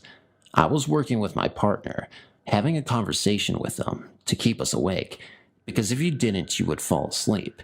It was that boring. I was talking to him when I stopped in midsection. What I saw did not frighten me, but surprised me, as I usually did not see any or much activity in the ghost area in the prison. I worked there almost 2 years, and this was the first sighting out of 2 that I had at this prison. I saw a white man walk up to the last cell, dressed in offender's clothes, look over me, and then walk through the prison door. I got up to check on it, thinking no way. All I saw was an offender sleeping on his bed. He was Hispanic. I walked back to the table where my partner was sitting. He asked me what was wrong. At first, I refused to tell him because the last thing I wanted was for him or offenders overhearing it and being ridiculed. Finally, he came out and said he believes in ghosts, that he's seen them before, and then started telling me stories of the other prison he worked at. Keep in mind, most ghosts are seen most active at night, or when there is not much activities going on. I finally had the courage to tell him. Thanks for reading my story. Located in Munnsville, West Virginia, is the old West Virginia State Maximum Security Prison. Now, this prison has a long and sometimes violent history. Prisoners were murdered in their cells by other inmates during riots, and most notably, they were put to death in the electric chair, Old Sparky, who was built by an inmate from that facility. The prison is closed now, but you can still tour it, and if you are brave enough, even spend the night there. Once we had received our initial briefing about the facility, we were allowed to tour it on our own and pretty much go wherever we wanted, even places the public isn't allowed. While touring the facility, I was in a section of the prison known as the Sugar Shack, supposedly where some of the worst offenders were housed. I was the only person in this section of the prison at the time, and while I was up on the 3rd tier, inspecting some of the old cells, when down below me, the cell door slammed shut. Now, this wouldn't have come as much of a surprise to me if it weren't for the fact that all the doors had closed at once, which is what they are supposed to do, but they are controlled by a lever from a central location, which I could see from my vantage point, and no one was there, and the lever was still in the up position. Taking that as a cue, I left that section of the prison and made my way down to the basement in the location of the hole. This was a place they say drove some inmates mad. While in the basement, I kept having the feeling of someone following me, and as I grew near to the hole, a feeling of dread and despair almost overwhelmed me. I kept my senses, though, and started to make my way deeper into the basement. I caught the glimpse of a figure, just off in the shadows, moving from right to left, that should have brought them into the light. What little there was, but they never appeared, and I didn't see them go the other way. Once again, I took this as a cue to leave. I went from there up to the medical and dental ward of the facility. No physical events took place there, just a sense of foreboding over the area. This all led me to believe that something is still behind the walls of the prison, and that they may never be able to leave. I'm going to do an all-night ghost hunt of the facility, and I plan on taking some video and audio equipment and see if I can capture anything on film or tape. Thanks for reading my experience. My following story is about my visit to the famous Fremantle prison, Western Australia in 2009, when I was around the age of 14. I attended the Torchlight Tour with my best friend and her mother. The Torchlight Tour runs for 1 hour and 30 minutes and is completely in the dark. All you have is a small torch that the tour guides hand out to you. The prison itself was actually pretty old. It was created in the 1850s. Back then, I wasn't very informed of the paranormal, and quite frankly, I was a bit of a skeptic. I had heard that the Fremantle prison was quite haunted and very notorious for sightings of apparitions. I eagerly wanted to experience some kind of ghost for myself to put my skepticism to rest. We toured Fremantle Prison because it was my friend's mom's idea. She thought it'd be a little fun outing for us as she'd like to keep us entertained and interested. This tour, from what I remember, was around the winter months, so it took place at 6:30 p.m., and being winter, was very dark by then. I had a digital camera, the basic kind, that I had brought along in the hopes to try and capture something out of the ordinary. I'll just note that since this was 5 years ago, I can't remember every single area we were shown, but I have vivid memories of the places I do remember seeing and being in. So if you've ever had a tour and mine seems off as to which areas were entered first, I apologize for my poor memory. I've tried remembering what each area was called, but I'm still unsure and can't be bothered doing tons of reading to research it. We were waiting for the tour group and to be called, as we got there quite early, so my friend and I were sitting on a low rock wall, mucking around just near the entrance to the prison grounds. I remember taking a few silly snaps together and taking random shots of the entrance here and there, reviewing them with my friend to see if we had discovered anything in the photos. Nothing came up, yet. The tour guide yells out for the group to gather and get prepared. He pulls out a large box full of little black torches and says, "These are yours to keep as a souvenir to remember your time here." As each person in the group took a torch, we entered the block. I think it was one of those rooms where they search the convicts, strip them, and give them prison attire to wear. There was a long locker room type bench, big enough for the whole group to sit on. The tour guide told us to find a seat, then proceeded to tell us a little history, what we can expect from the tour, and basic rules. The first room in the building we entered was what I believe to be a kitchen. It had these huge metal type containers, and I don't remember if we were told what they were used for. I took a couple of snaps and followed the group to the next area. I believe the next place we were shown was the courtyard leading to all the other areas of the prison. The tour guide stopped and gave us some more history as I snapped pictures of each section of the courtyard, including a picture of the guide. He then led us to the main cell block, which felt super eerie and cold. Above us was what the prison named the suicide net. As there were numerous cells on different levels, it was popular for inmates to throw themselves off the side and fall to their death. It took 2 years for their government to install the suicide net, so as you could imagine, prisoners were still launching themselves over the railing. As the guide was telling us about the stories, a dummy appeared out of nowhere with a net catching its fall. Most of the group were quite jumpy, as you could imagine. Exploring deeper into the block, the tour guide told us about artwork that the convicts had done on their cell walls. We weren't allowed to take photos of the art with flash on because it can fade the paint. I took pictures of the other cells in the hopes of capturing something paranormal. After we toured the cells, we moved out to another courtyard for where the inmates would go daily to stretch their legs.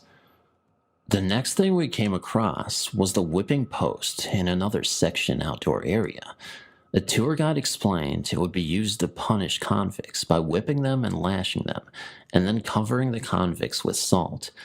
The guide asked for a volunteer, and being the weird child that I was, raised my hand immediately. Giggling like an idiot, I gave my friend the camera and asked her to take photos of me while the tour guide demonstrated the punishment procedure. I remember that I couldn't stop laughing as he was showing the demonstration. In the courtyard, there was a freedom mural that was painted by an inmate. It was beautiful, a sunset behind a beautiful field of lush green grass and tall trees. The tour guide then proceeded to show us death row, to which I snapped a picture before we entered, when an actor wearing prison attire popped out of one of the cells and scared the living poop out of all of us. He then explained the history on death row while each of us briefly popped our heads in the cells before a guide then took us to the gallows. The gallows felt extra eerie. Seeing the rope and the open trap door was super creepy. I took a couple of snaps before the guide stopped us to tell us about the convicts who were hanged. After that, we went to the church. This area felt almost frantic, as if it were full of people, noting that torchlight tour groups are less than 35 people, even though the church was very spacious. I took a few photos of the cross, then sat down on the bench to rest with my friend and her mom. As we took in the atmosphere, I turned around to take more pictures. We got back to my friend's house rather late. The prison is quite far from where we live, and we're extremely tired. Before we decided to hit the sheets, I thought it'd be a good idea to review all of the pictures I had taken. A few silly pictures of my friend and I, a few of the entrance to the prison, and some rather odd photos. The first odd photo was in the kitchen of the big metal tubs. In between the two tubs were these perfectly round, different color orbs, about 4 or 5, some of them transparent and some of them full. They were all different sizes. The next photo was of our tour guide in the courtyard. Above him looked like what I assumed to be the moon, but with zooming in and inspecting further, it was transparent. It almost was like a creamy color. The photo after that was of a random spot in the courtyard, the creepiest of the entire series. There in that photo stood a man in what looked like a white doctor's coat. You could barely see his facial features, but I could make out that he had glasses. He was completely transparent, and only his head, shoulders, and torso could be seen. He had no legs in the picture, but you can see his long coat hanging freely. Next to him was a large transparent orb that almost had like a green aura around it. The rest of the photos had a substantial amount of orbs. It was crazy. Numerous sizes, colors, and transparency. The most orbs were in the church, floating around the cross. Maybe that's why it felt rather crowded in there. Unfortunately, I deleted these phones off my camera after having them for a few years. I didn't feel the need to have them anymore, but I highly regret it now after thinking about my experience the other day. It would have been great to share the photos with you all, especially the one of the doctor. I apologize if this was a rather long submission, but thank you so much for reading. When I was 9 or 10, my family and I took a ferry to Port Townsend. We walked along the beach and eventually began to explore the town. One of the first places we came to was a courthouse and jail turned museum, a single lady running it. I remember it being empty except for us and the lady. The first floor is the courtroom. Go down a staircase, and that leads to the jail cells downstairs. We looked around for a short while, and then decided to go downstairs. As you were going down the stairs, the cells slowly come into your view. Poised inside the cells were lifelike dummies positioned in various poses. If you don't expect to see them, then you're going to be startled. Once we reached the cells, my mom saw 2 evil-looking spirits inside the cells. One of them was an old lady shackled to the wall, with long shaggly hair, staring at her with an evil expression, a terrible, able grin with no teeth. The second was a man. She said he was very nasty looking. My mom later told me she wanted to bolt up the stairs right up then. My experience there was a lot tamer. My dad walked into the cells to see what it was like. When he wanted me to come in, as I tried to walk towards the cells, it was like there was an invisible shield around the cells, and it was preventing me being close to them. At least that's what it felt like. Needless to say, we went to that museum again. The lady in charge never mentioned any ghosts.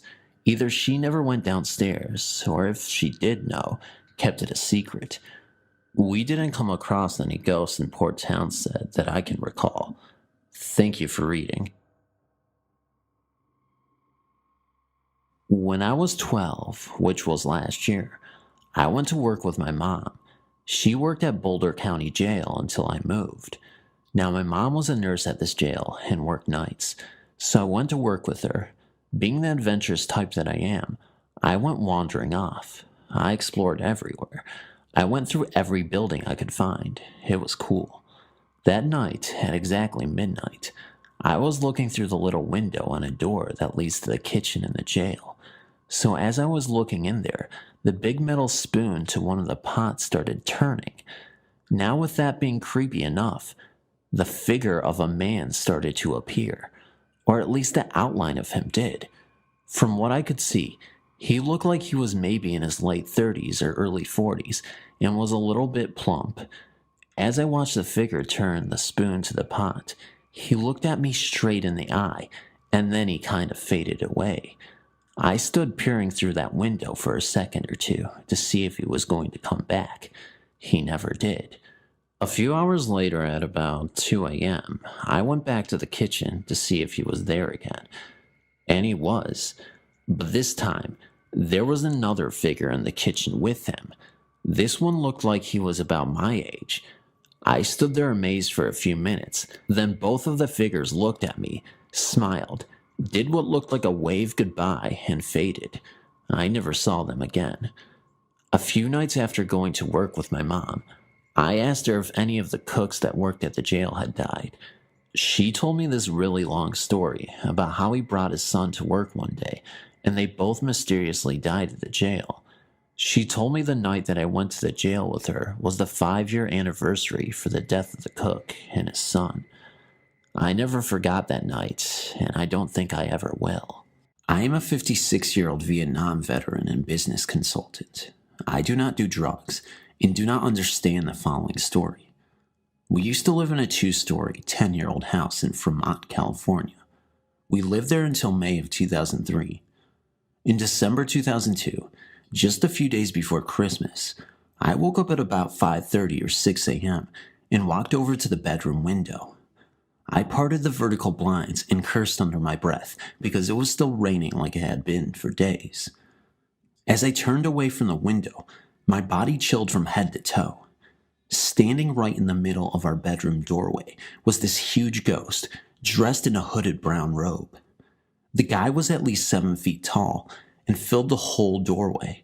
Where his face should have been in the big hood was just like a swirling mass of energy, and you also couldn't see any hands or feet. But he totally filled the whole doorway.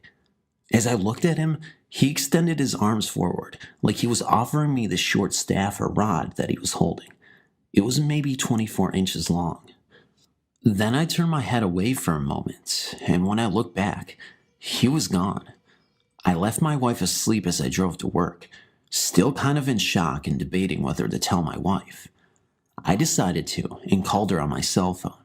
She was silent for a few months, then said, "Oh my God, that explains it. I thought I was dreaming, but I opened my eyes after you left, and this huge figure in a long brown robe and hood was leaning towards me from your side of the bed, like he was offering me this short rod or stick. Then when I sat up in bed, he was gone." Now we were both feeling kind of strange. That night, on the way home from work, my wife stopped to use a gas station restroom, something she'd never done before since she only worked 20 minutes from home. When she arrived home, she pulled into the garage and pushed the button to close the garage door behind her. As soon as she stepped into the house, she could see it had been robbed. Our son Colin, who lived with us, had come home 5 minutes earlier and had surprised 2 armed gunmen up on the 2nd floor in the dark. Colin ran out of the house with the robbers behind him. They got away, but hadn't stolen anything. If my wife had arrived home just a few minutes earlier, as she usually did, she would have locked herself in the house with 2 armed robbers. I do not understand what has happened. Who was the brown robe figure? Was he there that morning to warn us about what was going to happen that night? I don't know, but it's kind of creepy. He never appeared again, but that night Colin reminded us that several weeks earlier he had been alone with his girlfriend in the living room sitting on the sofa. Something caused him to get the chills. As he looked up, he saw this robe figure looking down at them from the railing in the loft above them. They quickly left the house. When Colin originally told me his story, I had told him that he had a very active imagination.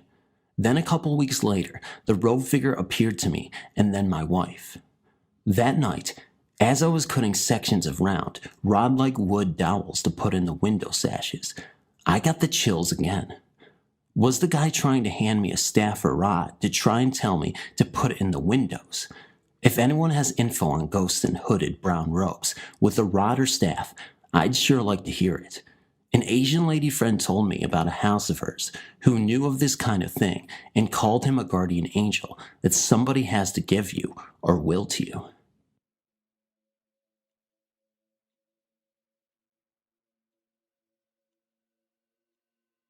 My brother-in-law Larry was killed in Vietnam on September 20th, 1970. To say his death left an enormous hole in our lives would be an understatement. To this day, we often speak of him and remember him fondly as a much beloved member of our family.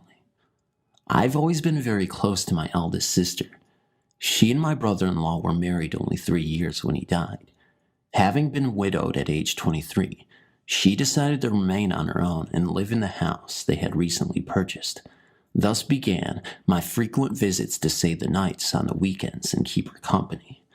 One night, not quite 2 years after Larry's death, we had both been in bed for less than half an hour. I was 15 years old. My sister was 25 at the time. Neither one of us had ever had any type of encounter that we considered out of the ordinary, but this one night would change that. As we began to doze off after our customary chatting between rooms, I slept in our spare room directly across the hallway from a bedroom with our doors open. We both clearly heard footsteps crossing the kitchen floor, not a dozen feet down the hallway from where we slept. The footsteps sounded like someone was wearing heavy, leather boots, and when they reached the carpet in the hallway, the footsteps naturally silenced a bit, with only the sound of heady padding and an occasional creak to give away the fact that they were still coming down the hall. While this was happening, my sister called out from her room and asked if I could hear that, and I answered her immediately that I could. By this time, the covers of the bed were securely over my head. There was no way I wanted to see what was going to soon pass by my door, or worse, maybe into my room. The next thing I knew, my sister was reporting a nearly opaque, adult-sized mist forming in her room, just opposite her bed in front of her dark pine closet doors. The moon was full that night, so there was just enough light filtering through her shutters to softly illuminate the room so she could clearly see what was happening. Although I was nearly sweating with fear, I still asked what the mist was doing, of course hoping in part that it would not float my way. Apparently, it hovered for a bit in front of her closet doors, then floated around the bed to the other side of the room before it began to dissipate. Her dog, who slept in her room and would bark at the smallest of unfamiliar sounds, never awoke. Needless to say, we slept little for the remainder of the night. Still, we were convinced that Larry had returned for a visit. After that incident, while she never received such a visit again, my sister did have a lampshade that would repeatedly turn askew during the day while she was at work. The lampshade was rectangular in shape, so it was easy to spot when someone twisted it around. I witnessed this myself. We would go to bed at night, only to find the shape askew again in the morning. This went on in spurts, off and on, until she sold the house and moved nearly 8 years after the night of the footsteps. The shade was twisted tightly down. An earthquake couldn't jar it loose unless the lamp fell completely to the floor. The lamp itself stayed perfectly stationary, only the shade was twisted. We always thought this was Larry's less scary way of letting us know he was still around. The day my sister moved into her new home, the lampshade never twisted askew again.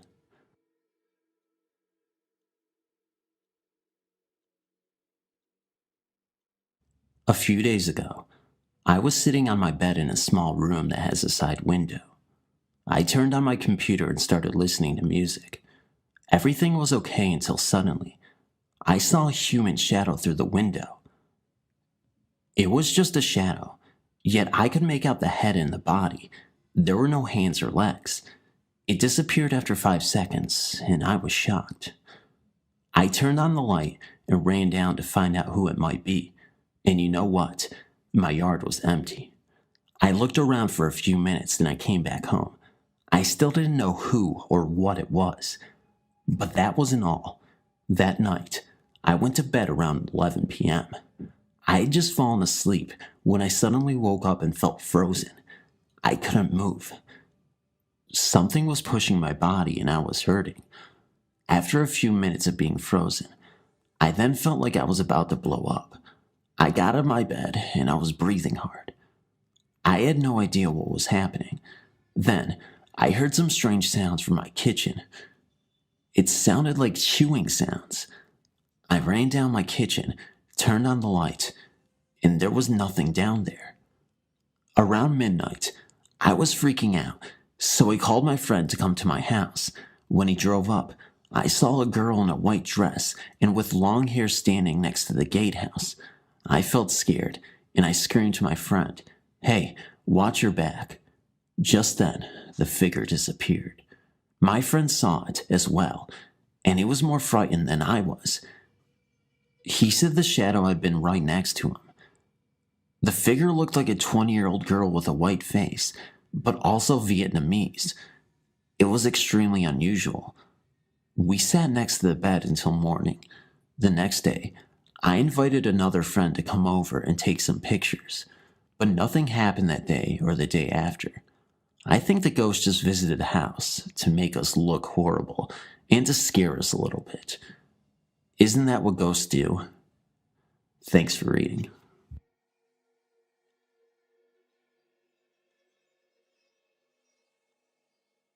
When I got back from Vietnam, I went to live with my mother in Chicago.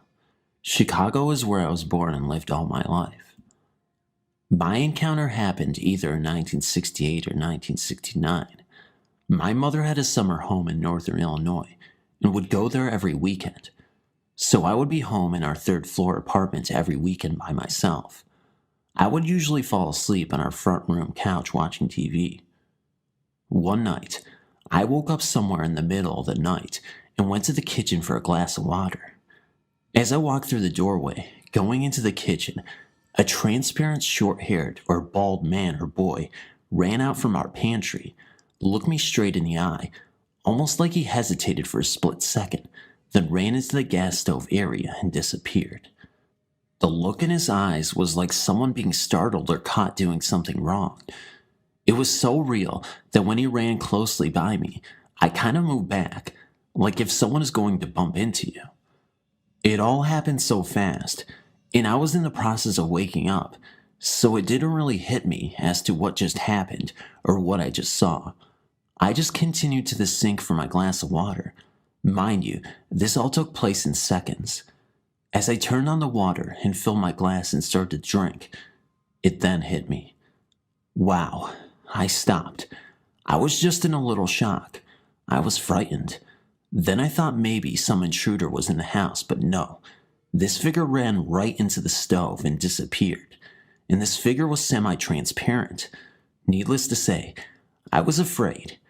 I thought that maybe because I saw him, he would kill me in my sleep, so I couldn't tell anyone. I stayed up half the night and finally did fall asleep.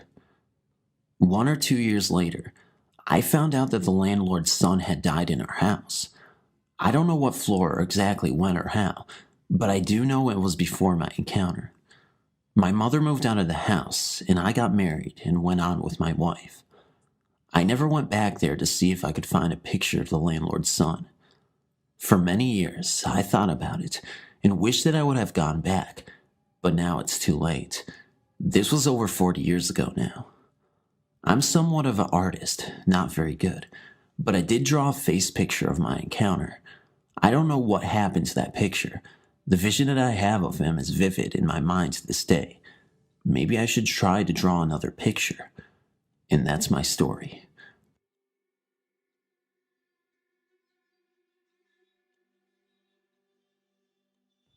In my senior year of high school, the Vietnam conflict was still going on, and I had a pen pal who was over there.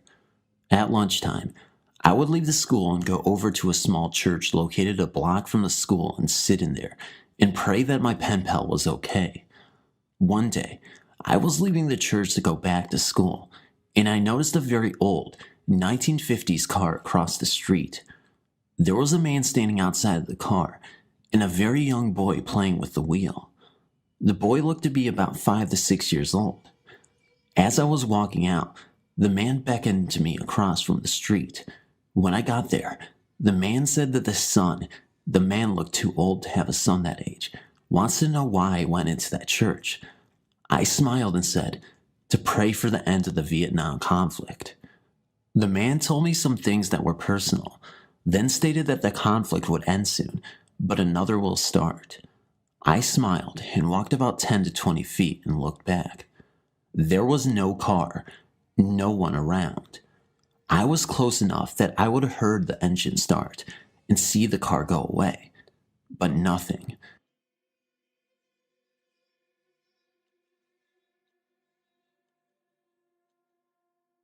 Way back in the 70s, when our neighborhood wasn't very occupied and only a few houses were around, my aunt, one of my sisters and my mom, was left alone in our spooky, dark, and silent house. She was left playing in one of our living rooms where a lot of spiritual activity happens. Suddenly, she could hear footsteps coming from the ceiling, hard and loud footsteps that seemed to linger right above where she was playing at. Chills crept up her spine, and she began to move away, but the footsteps and banging just kept following her wherever she went. Even when she was running and screaming, the steps ran and followed her until she finally ran outside to daylight. This story has been validated by my other aunts and uncles, but let me share my own experience. Since my grandfather is a World War II veteran, he's seen and experienced a lot more than most other people. The whole family believes the spirit protected him through the war, since one of his experiences was running back and forth along the front line in an intense gunfight between Filipino and Japanese troops. He was commanding his troops back then. In any case, fast forward to the year 2004. My whole family was relaxing in our rest house about 40 miles north of this city. The land the house is standing on is cursed. All those who have owned have gone bankrupt. I believe this is true since my grandfather is losing a lot of money to an evil and possibly possessed eldest daughter. My experience happened while falling asleep in his room. Strangely enough, I felt an intense presence within the room, but I didn't feel scared or creeped out, which is something I am prone to feel. The presence just felt safe, but it sure was there, as I could feel it enveloping me. I was half asleep then, and simply fell back into my deep slumber a minute later. I later narrated my experience to my grandfather, and he simply smiled and said, "Yes, it's true." I wasn't born with the ability to see ghosts, unlike most of my maternal family, but I do know when they want to be felt, and I can somewhat read other people's minds and form somewhat of a subconscious link with them while talking or engaging in casual conversation. Another story involves the death of one of our longtime nannies, in a spot she loved to sit on during the afternoons. She died of an embolism close to a year ago. One of our maids told us that on the night of her funeral, our maid was cleaning the plates up all alone in the house. Our whole family was in a rest house where the funeral was held, when all of a sudden, the dog started barking rather wildly. She looked out the kitchen window towards the porch where the dogs were barking and could see them looking up at an invisible figure while howling and barking all at the same time. The porch was where our nanny used to sit during the afternoons before she died. The invisible figure soon retreated back into the house, as if retiring for the night. Take note, this all happened at the night of my nanny's funeral, probably visiting one last time before passing on to the other side. When I was 2 years old, my family and I moved into a quaint little neighborhood in a small city outside of San Antonio, Texas, where I still reside today. It's a quiet place with virtually no crime. In fact, most of the people who live here are retired Air Force families from nearby Randolph. The streets in this neighborhood are named after ancient civilizations and important figures in ancient mythologies. One particular street was named Gothic Drive, after the Gothic tribes which ransacked Rome towards the end of the Great Empire's reign. As one would expect, this street was constructed in a way which mirrored the Goths' macabre reputation, if you will. Trees are planted so close together that sunlight is obscured, and most of the street is blanketed in shadows, even in the middle of the day. The houses on that street, though small, are Victorian in design and are always dimly lit at night. Hedges and lines line the trees, adding to the eeriness and mystique of the street. In spite of the dark aesthetics, I never felt uneasy or disturbed when I walked or drove through this street, until one night when a stranger appeared. The year was 2007. It was a clear, moonlit summer night, and I was driving home from a particularly bad date. Goddamn. The radio was tuned to my favorite station, and my thoughts were geared heavily toward what had happened earlier that evening, of course. As I turned on to Gothic Drive, the beams of my headlights struck something unusual on the other end of the street.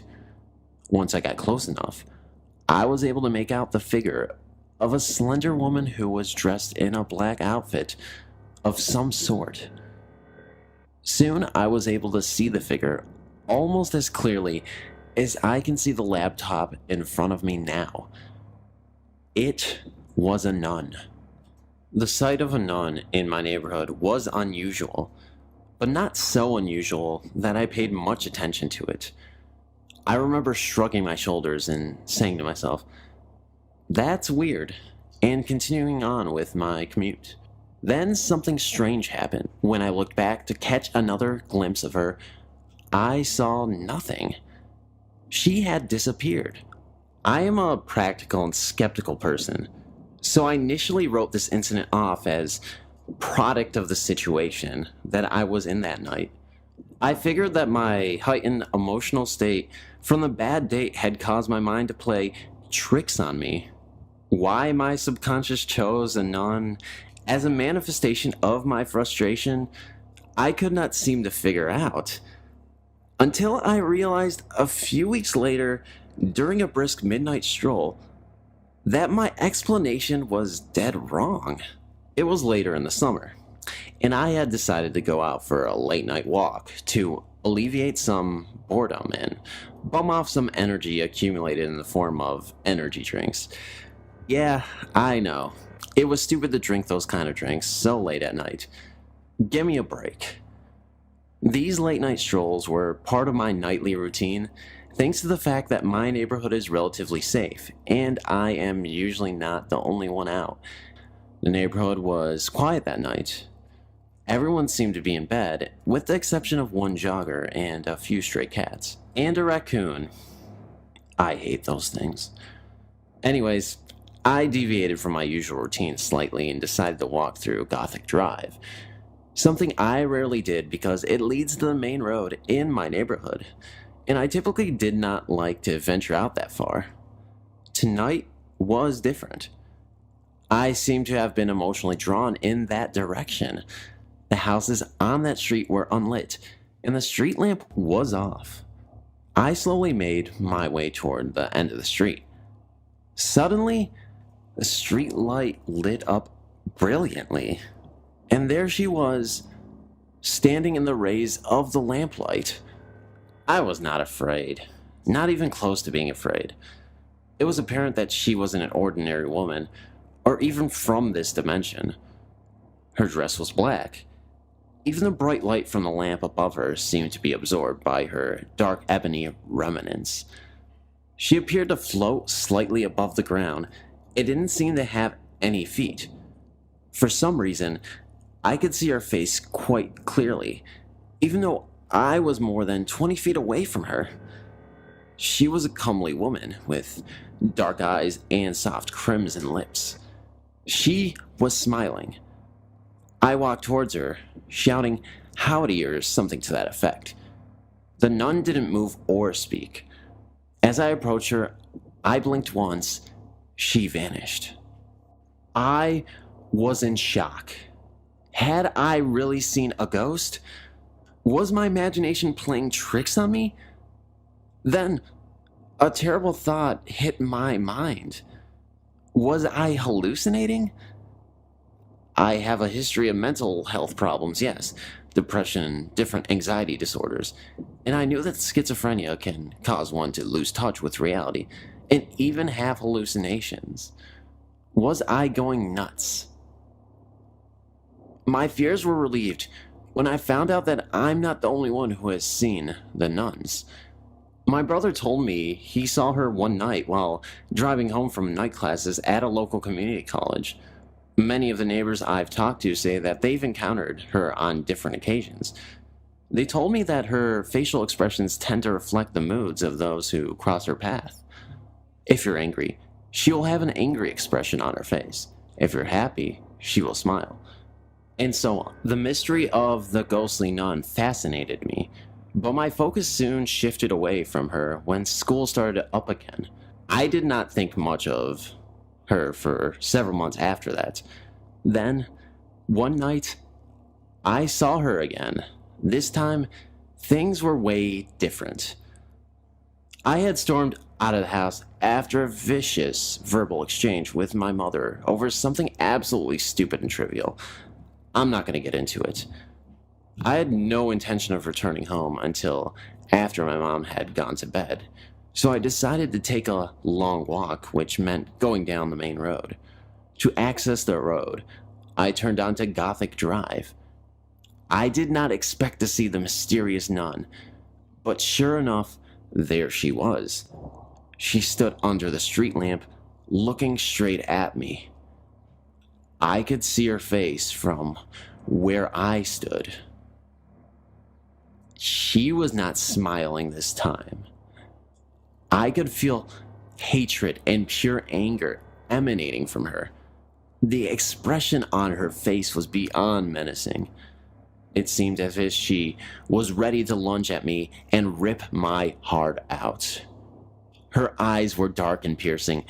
She knew what had transpired in my home after a few minutes prior. This time, I was afraid. Deathly afraid. I turned around and ran home as fast as I could, looking back occasionally to make sure the woman wasn't following me.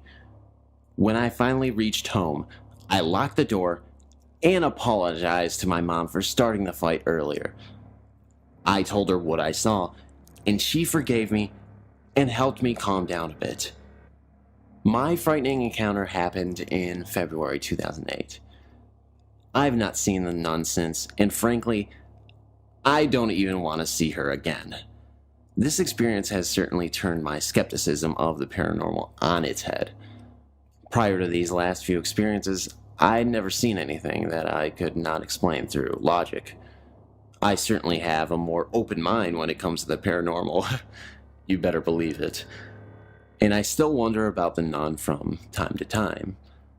Who is she? Why is she wandering the streets of a suburban town? How is she able to sense our emotions and reflect them back at us? I may never know. Long story short, recent breakup, very distraught, cried out for help, felt abandoned by everyone, and finally fall asleep. Around 3:30 in the morning, I wake up to go to the bathroom and realize I'm completely paralyzed. I can't move except turn my head from side to side. I can't speak. I feel like I'm sinking deeper into the bed. After watching the clock for about 30 minutes, I decided to try again and can't get up. I'm scared because I have no control over my body. My mind is clear though. I'm not dreaming. I'm wide awake. Next thing I remember is a man in a black suit. His face is a black void. He's standing on the side of my bed. I know I would be terrified, but I'm not. Strangely, everything about him was pleasing. Creepy, but pleasing. He didn't speak, but somehow I knew he wanted me to go with him, to take his hand and go with him. That's when I looked away. At the foot of my bed are 3 monks. No faces, just brown robes. Every time I tried to get up to go with this man, it felt as if the monks were pushing me back down. This went on for about an hour. I just kept trying to get up and go with him, and the monks kept pushing me back down. Eventually, I quit looking at the man. I refused to look at him. When I finally got the courage to turn and check the time, the man was gone. I looked at the foot of my bed, and the monks were gone. Only then was I able to get up. A couple of years later, I had a near-death experience. Has anyone seen a man in a black suit, or monks, all without faces?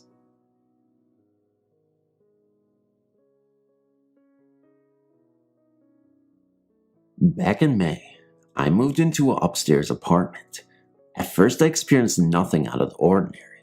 Then I met my downstairs neighbors, and that was when things started to get very strange.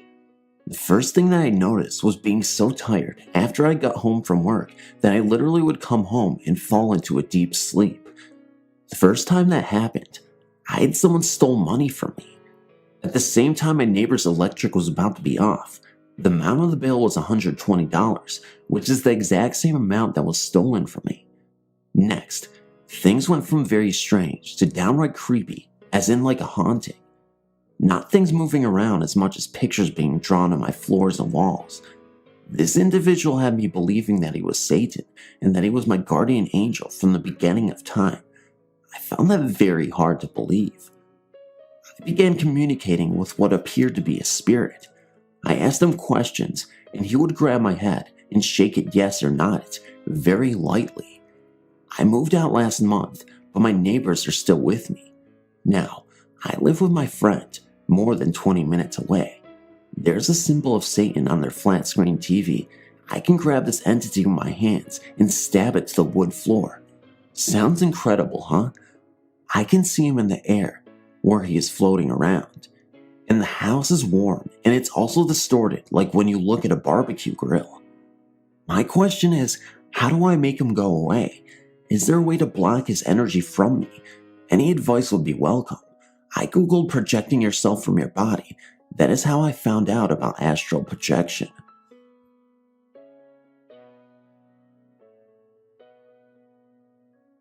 I've been having these bizarre, terrifying experiences on and off for almost 20 years, but most frequently in the past 5 years or so.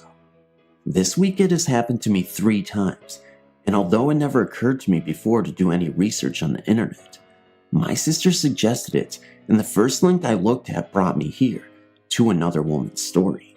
I was astonished to find that her experience was almost identical to my own, and now I'm bursting with curiosity about it. Maybe someone out there will read this and will be able to give me some sort of explanation. It always happens when I'm in bed, either just as I'm drifting into the sleep state, or later at night when something awakens me and I begin to fall back asleep.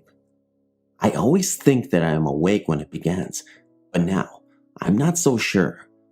I feel like I'm awake, feel like I'm in my body, and then suddenly I am not in control. It didn't used to happen this way. But for the past few months, anytime it happens, it begins with a ringing in my ears that rapidly grows louder. The ringing is so unpleasant. It's like a super high-pitched monotone. This is accompanied by a sudden sensation of floating or weightlessness. The floating sensation is actually nice. It feels free, and sometimes I get the feeling that I just need to let go and let it happen. But I don't ever seem to be able to do it because it quickly becomes very scary. Always with these episodes, I have the sensation that something or someone is there and taking control of me. Perhaps that's just my mind's interpretation. I don't really believe in malevolent entities, but it's a powerful sensation. The floating feeling feels like something is taking me away. I don't know how else to explain it. Taking me away or trapping me, and immediately I have an overpowering urge to fight it.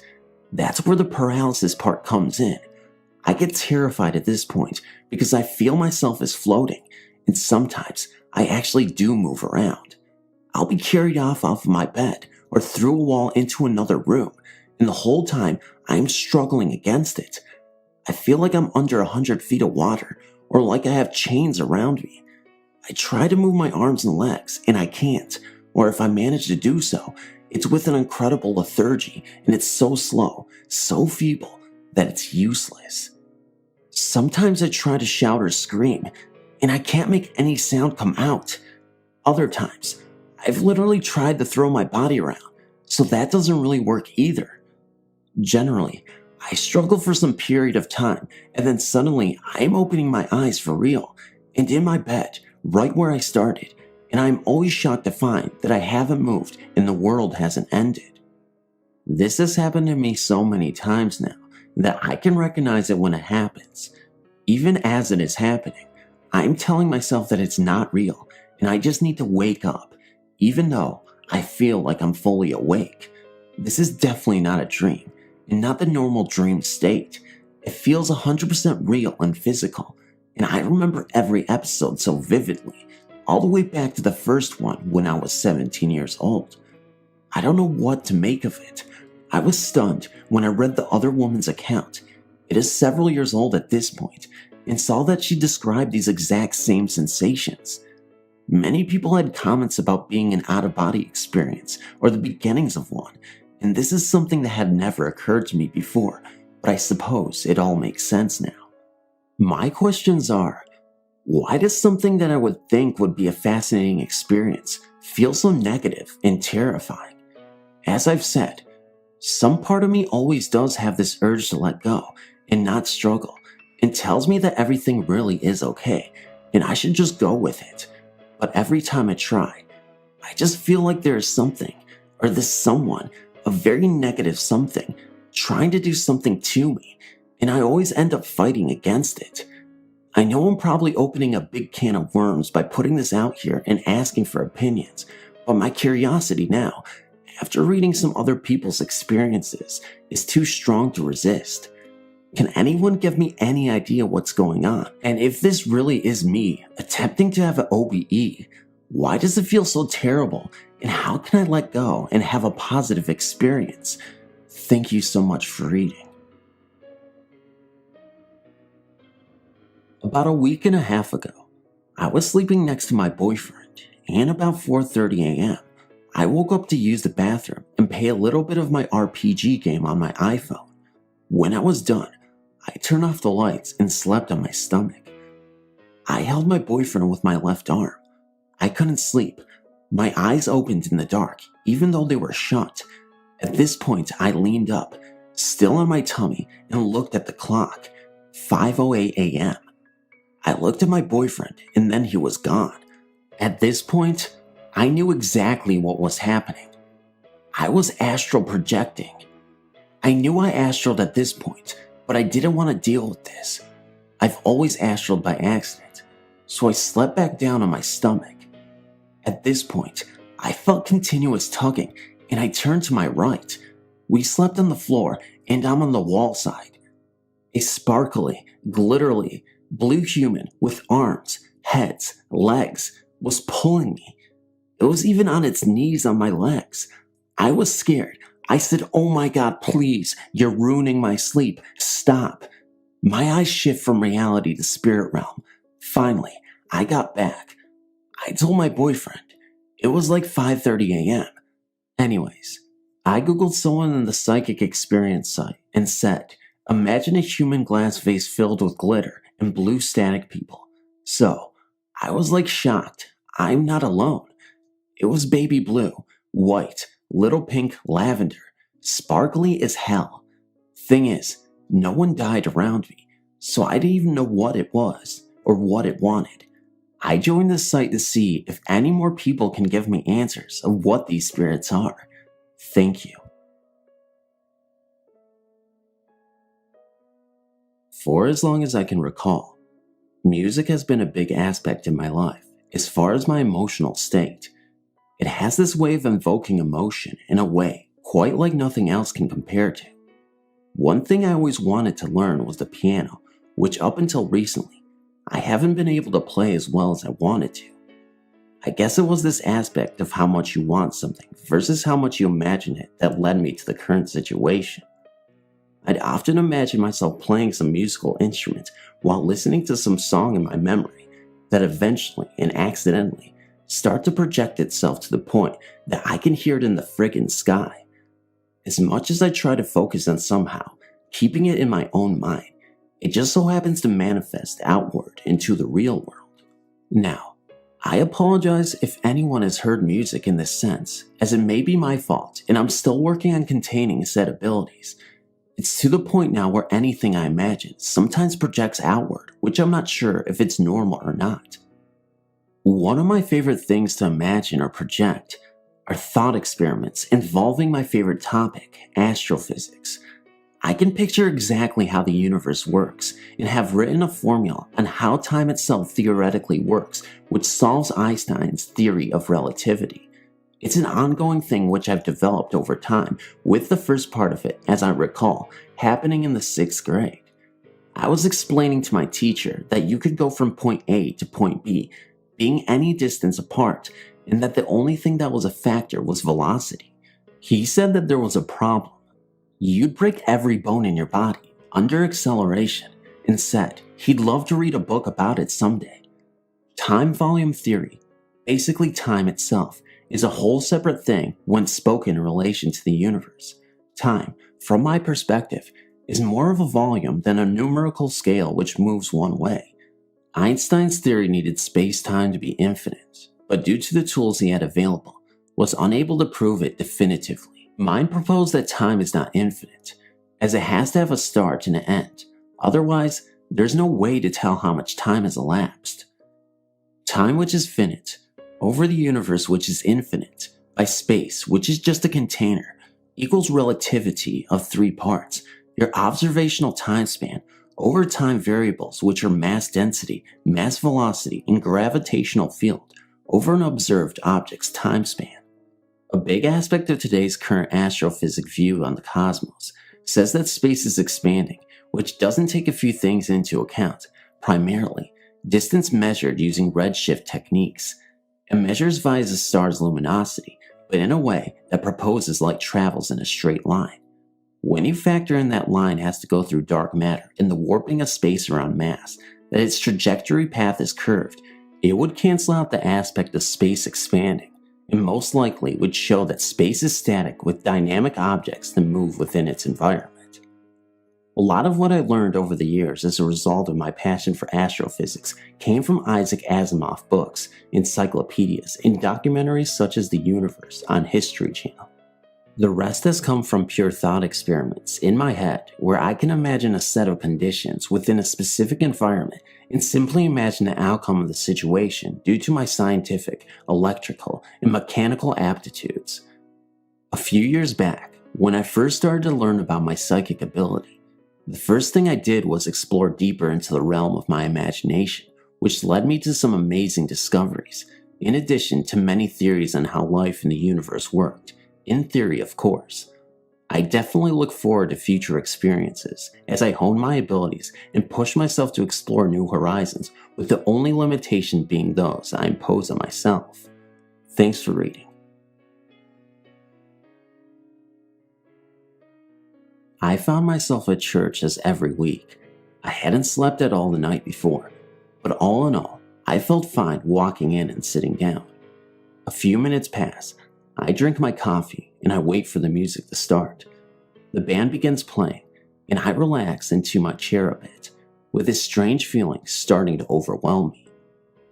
The best way I can describe it is that I was distancing from everything and everyone around me, and there was this extreme pain growing centered in between my eyebrows, along with this extreme warmth. I felt shaky and weak, and this pull was growing. I knew that I could resist it if I wanted to, but I chose not to, for the sake of seeing what would happen. It was almost as if I was being pulled to my left and forward, not physically, but mentally. The pain in between my eyebrows split, and started to move to slightly above my temples, on each side of my head.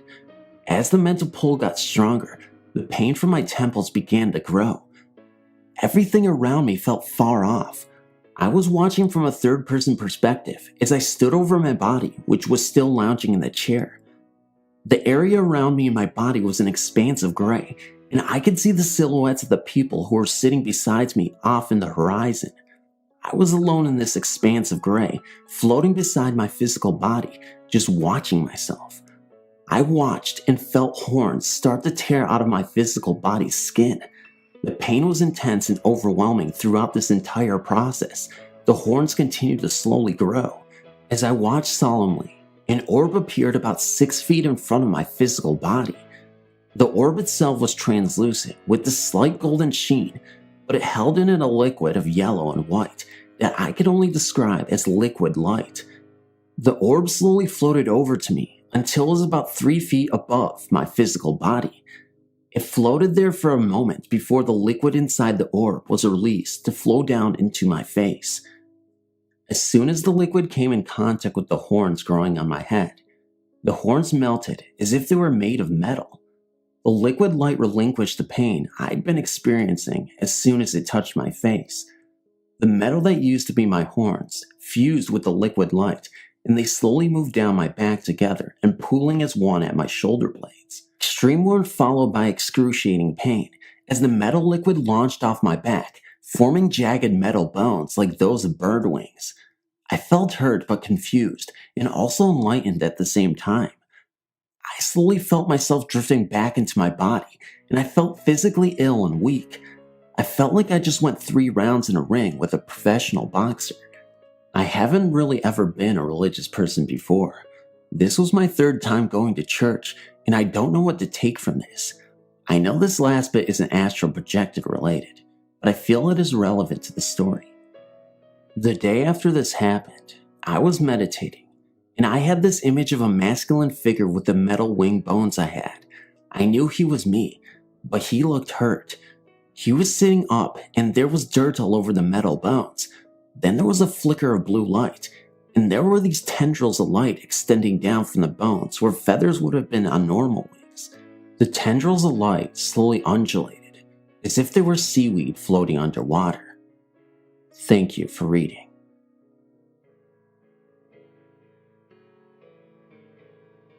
Last night I had a very vivid, multi-sensory lucid dream. After a few minutes the visitor left. They dematerialized or whooshed away off my right-hand side. With it came a sound I've heard before. It was a very quick but drawn-out note or chord that seemed to become louder before disappearing. Previously, I've had experiences when meditating of a person's light body entering through the crown of my head with a similar but lower and uncomfortable noise until they are in and around me.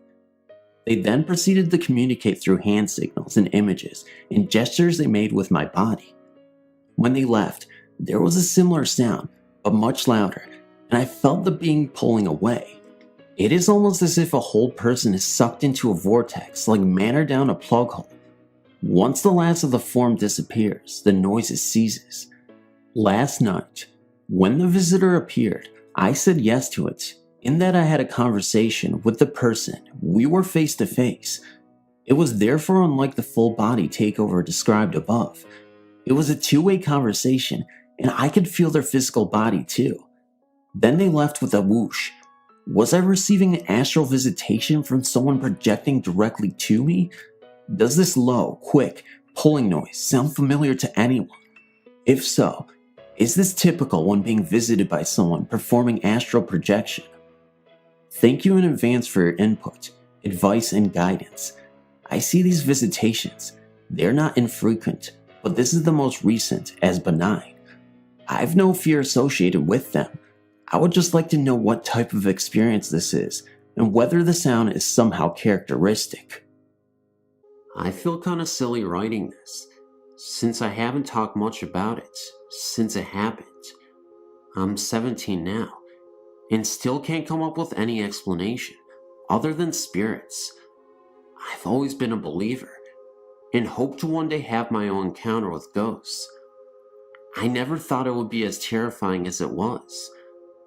8 years ago, summer of 2000, my dad's family was having a reunion, and we all decided we would stay at Oak Island Beach in North Carolina. I'm not sure if that is the exact name. I know it was something to do with oak in it. The week we were there, the weather was very fickle. It rained most days, and the sun was only out 3 or 4 times. Most of our time was spent indoors. My parents, sister, and grandparents shared one condo. My dad's brother and sister and her family shared another, and his step-siblings were in the third with their children. One night, while it was storming, my cousin Josh and I went to the condo to play video games and watch TV. Everyone else was in our condo, playing cards and drinking. We played Dino Crisis and an X-Men game and decided to watch cartoons after about an hour. We spent another couple of hours just goofing off when the storm really started picking up. We were sitting on the couch, talking and laughing, when we heard a creak on the balcony outside. Neither of us is scared easily now, and we weren't then either. I looked out of the sliding doors, but everything was pitch black. We went back to our conversation and had no interruptions for a couple of minutes. When a bolt of lighting lit up the beach, we saw a man standing on the balcony, dressed in a trench coat. He seemed to be looking out at the sea. It all happened so suddenly. We didn't believe what we saw, no matter how skeptical we were. We weren't about to go and check like I had with the noise. After a couple of minutes, we noticed the door was fogging up. Not the entire thing, just a little patch about 6 feet off of the floor. We were very spooked now. During the next bolt of lightning, we both saw the man standing against the door, looking in on us. He screamed, and I screamed, and we jumped over the couch, headed for the door. We yanked it open, and as we did, we heard the sound of glass breaking. We didn't look back, just ran across the parking lot to the other condo. When we came in, we were soaked and out of breath. Our parents started to freak, asking us what was wrong. When I told them, they just laughed and brushed it off. We kept begging them to call someone, but they refused. After about a minute, they got fed up with it. They grabbed us and their umbrellas and dragged us over there. When we went in, the place was just as we left it. The door was intact, and no one was on the balcony, not even a footprint. I know I didn't imagine it. I believe that the spirit was drawn to me for some reason. My cousin has had no other experiences that he has told me about, and I've had quite a few, but none as intense as the first. Anyone that has had a similar experience, know that you're not alone. Finding the site has opened my eyes to the world of ghosts and those that have been affected by them. Thanks.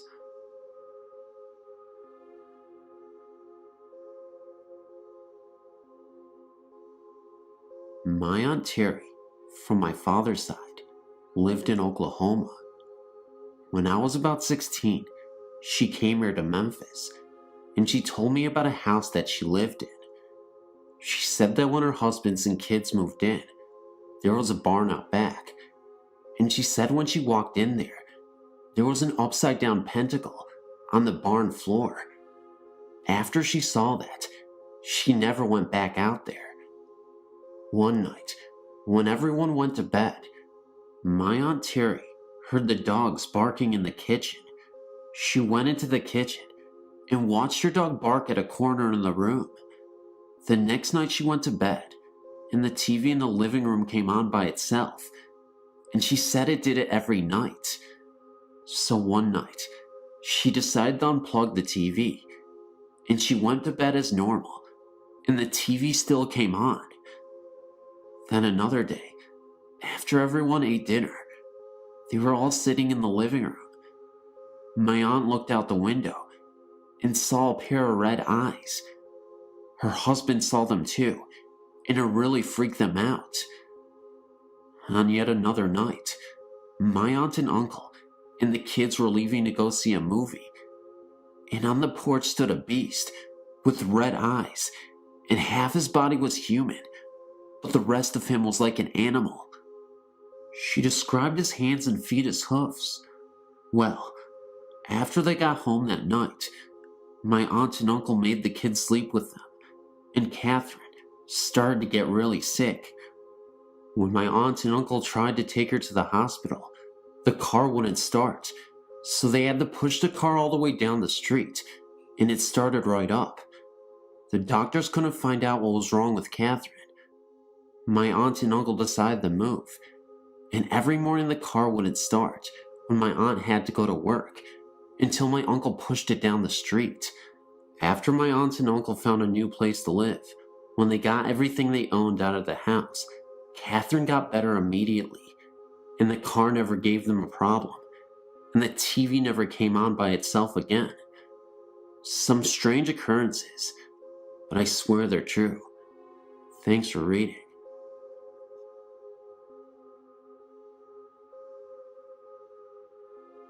The Hampton Inn on Warner Road, off Route 279, has a haunted room, which is number 417.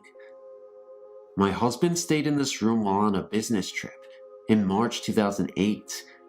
He frequently stays at this hotel while in Maryland, but never had an experience like this until he stayed in room 417. This was his room for 3 nights, and for the first 2 nights, he was very restless and didn't sleep well, which was not a normal occurrence for him. On the 3rd restless night, he realized that he was hearing noises inside the room, not from adjoining rooms. These noises were hangers moving around in the closet, the refrigerator door opening, noises from the bathroom, and the sound of glass being set on the nightstand next to the bed. Final thing that really spooked him was that something grabbed his side as he laid on the bed, trying to ignore the sounds and fall asleep. He was not imagining any of this. He could still feel the sensation of his side after jumping out of bed. He looked around the room and checked the deadbolt lock on the door, and all was secure. He considered packing and checking out, but it was 3 a.m. He finally fell asleep and checked out the next morning.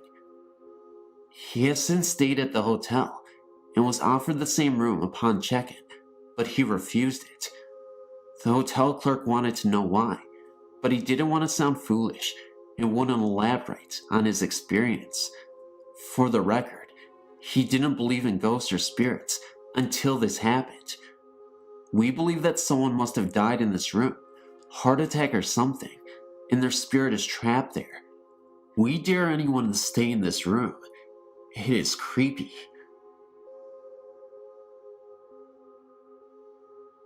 Last year, I was living in an apartment on the far northwest side of town in Chicago, Illinois, and had one experience in an apartment that for the most part was pretty quiet, but for this experience. I lived in a frighteningly active apartment on the northeast side before this occurrence, so this didn't really totally freak me out, but I was sitting in my living room on the couch reading.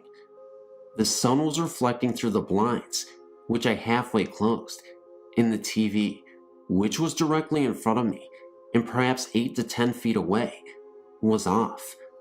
I sat reading for quite some time, and at one point looked up and into my reflection on the TV screen. Sitting a few inches from me was a woman with a pageboy hairdo, perhaps in her early 40s, with glasses on. I could see her curves as she sat, so there was no mistake that she was a woman.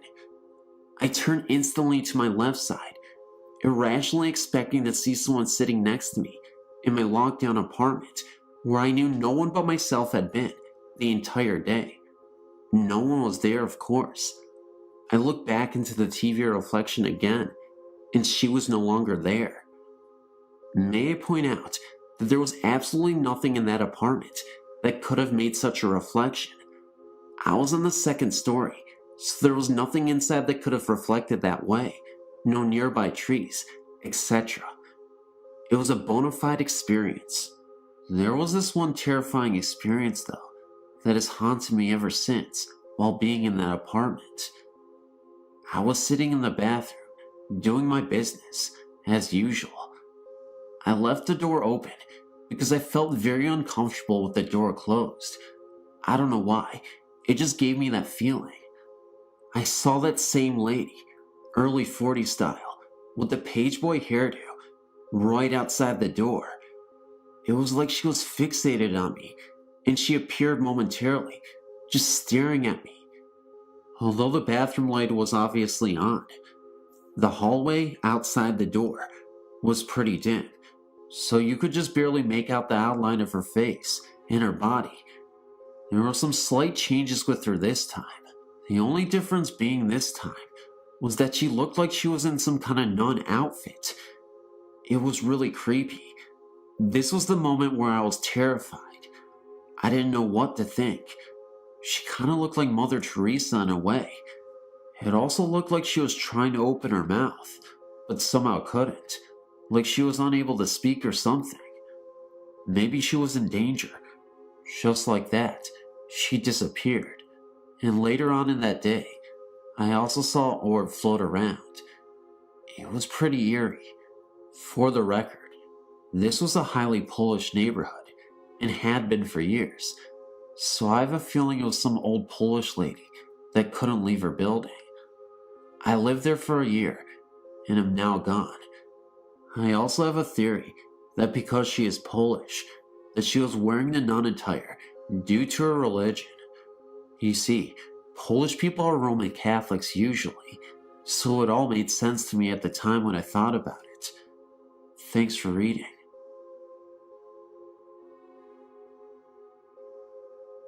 I had a personal experience at this bed and breakfast, and it was so exciting. A friend of mine and I were staying in this B&B, the Henderson House, while we visited her daughter at a nearby Baptist university, where she is a cheerleader. We stayed in the downstairs guest bedroom by the dining room. When we arrived, they were setting up for a big sit-down dinner and reception with round tables covered in white tablecloths. It was a big affair that went on for a while we were at a football game.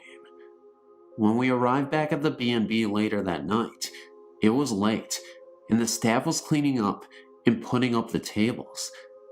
They apologized for making so much noise, and said that they'd be finishing up for the next hour or so, washing the tablecloths and putting them away. We were exhausted, so we each took a shower, and my friend crawled into this beautiful mahogany bed, and I pulled out the sleeper sofa and settled in and watched TV for a little while.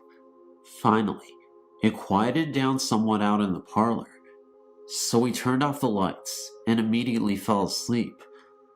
I woke up some time earlier as 3 women in gowns brushed by my bed, carrying things. We had gotten quite friendly with the innkeeper and her staff earlier, so I really didn't think that much about it, and wondered why they had put things away in our room before morning. The next morning, I asked my friend what the women were doing in our room the night before. She said, "What women? No one came in here," and she motioned towards the door where the deadbolt was still locked. She went out to the dining room for breakfast a little before I did, and as I was walking out into the hall, she walked up to me and said, "Come here, the owner has something to tell you." When I walked into the kitchen, the owner looked up and said, "So, you saw them, huh?" I told her I saw 3 women in gowns, and she said, "They are dressed in wedding and bridesmaid dresses." She then walked into the parlor and opened the big old photo album and turned to the page that showed a wedding party lined up on the staircase. It was them. They are seen from time to time, getting ready for a ceremony, and the bedroom where we stayed at was once a porch that leads around to the front of the house.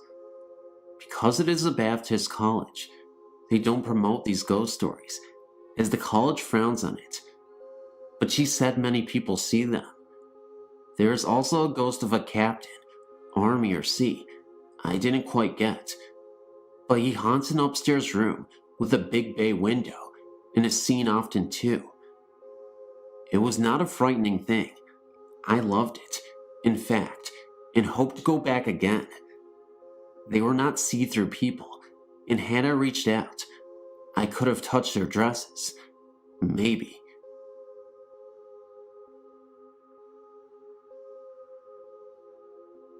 In the year 2000, my husband and I moved to LaGrange, Georgia, to a fairly new apartment on Old Airport Road. His job had transferred him from New Hampshire, and he was able to be on a 5-day shift, 5 on and 5 off. That meant he would not be home every other week, as he was a truck driver for a major store chain. Anyway, after being there a month or so, we decided that it was a great little town to settle down in and began looking for a house. During this time, we had no incidents at the apartment. After another 2 months of searching, we finally found the house we wanted. It was a 3-bedroom ranch with a small in-ground pool located in a rural part of LaGrange. When our offer was accepted, we were ecstatic. This is when my 4-year-old son began falling out of bed at night, something he had neither done before or after living at this apartment. Eventually, this led him to waking up in the middle of the night, and I would have to go in and confront him, which was usually fairly easy to do, and he'd go back to sleep, only to wake up later again in the night. When I put them to bed, I would sit in the hallway between both of their doors. Daughter's bedroom was at the end of the hall, which was about 10 feet long, but their doors were close together. I would have all the lights off, except the hallway, and once they were asleep, I'd go and get on the PC in the dining room, adjacent to their hallway. This hallway had a bathroom at the opposite end of the bedrooms and a laundry closet where my washing machine were. One night, my son insisted I lay with him in bed, so I laid down behind him, closest to his closet, with him closest to the door. My eyes were closed, and we were both resting quietly, when suddenly he half sat up in bed and said, "Who is that?" Naturally, I asked, "What do you mean?" He said a woman in a long skirt just walked by his bedroom door and headed to his sister's room. Of course, this is the week my husband's gone, so I'm alone in the apartment, thinking someone must have broken into our second-floor apartment. So I got up and looked. My daughter, who is 9 years old, thankfully was sound asleep, so I checked her room, closet, and under her bed to make sure no one was in there. I questioned my son again, and he said no one passed back by his door, and there's no exit from my daughter's room, just right by my son's room. I brought both kids to sleep in my bed on the other side of the apartment that night. Another night, I sat in the hall again until they were both asleep. Now keep in mind, all the lights are off except the hall, which includes their big walk-in closets. No lights on. When they were both sleeping, I got up and used their bathroom at the end of their hall. While in there, I heard what sounded like a toy hitting the wall of my son's closet, which shared a wall with the bathroom. Thinking that he woke up and started playing, which was not like him at all, by the way, I went to his room to find him sleeping cozily, but the closet door halfway open and the light inside open. Okay, so now I'm freaked out because I know that the door was closed and the light was off, and yes, his bed's right next to that closet, so yeah, I took them into my room again. Again, on another night, my son wakes up again, but this time my husband's home and we're all asleep in our own beds. I can hear my son crying, so I go to comfort him, but he's not there. My husband and I can't find him, but he's still crying, sobbing, a terrified cry actually. In a minute or two, we find him hiding under the sink in the bathroom at the end of his hallway. He told us the mean lady won't let him pass. He had tried to come in her room, but she stood in front of him. Again, he described her exactly the same. Long skirt, hair up behind her head, and she makes faces at him. Now I know for a fact I'm dealing with a ghostie here, but husband thinks I'm just going nuts and putting stories in the kid's head. My daughter, meanwhile, never notices any of this and is not disturbed. While on the computer one night, late around 2 a.m., I hear 3 distinct loud knocks under my feet. One on the left in the small kitchen, one directly below my feet, and one to my right. Sounded like someone downstairs used a broom to knock on the ceiling in extremely rapid succession. I sincerely doubt that anyone can move as quickly in the downstairs apartment and get by the furniture they undoubtedly had there, just as I had mine arranged. I know for a fact the lady and her kids were in bed by 10 at night. So the bank has decided that they will give us a loan on any house in Lagrange, except that one, because it's rural, so we try another place and another. One night, I'm sleeping, and have a more vivid than any other dream I've ever had. Kind of like a dream nightmare.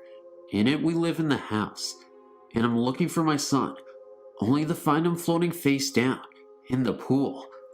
I woke up crying, and made up my mind that there's no way I'm ever moving into the house.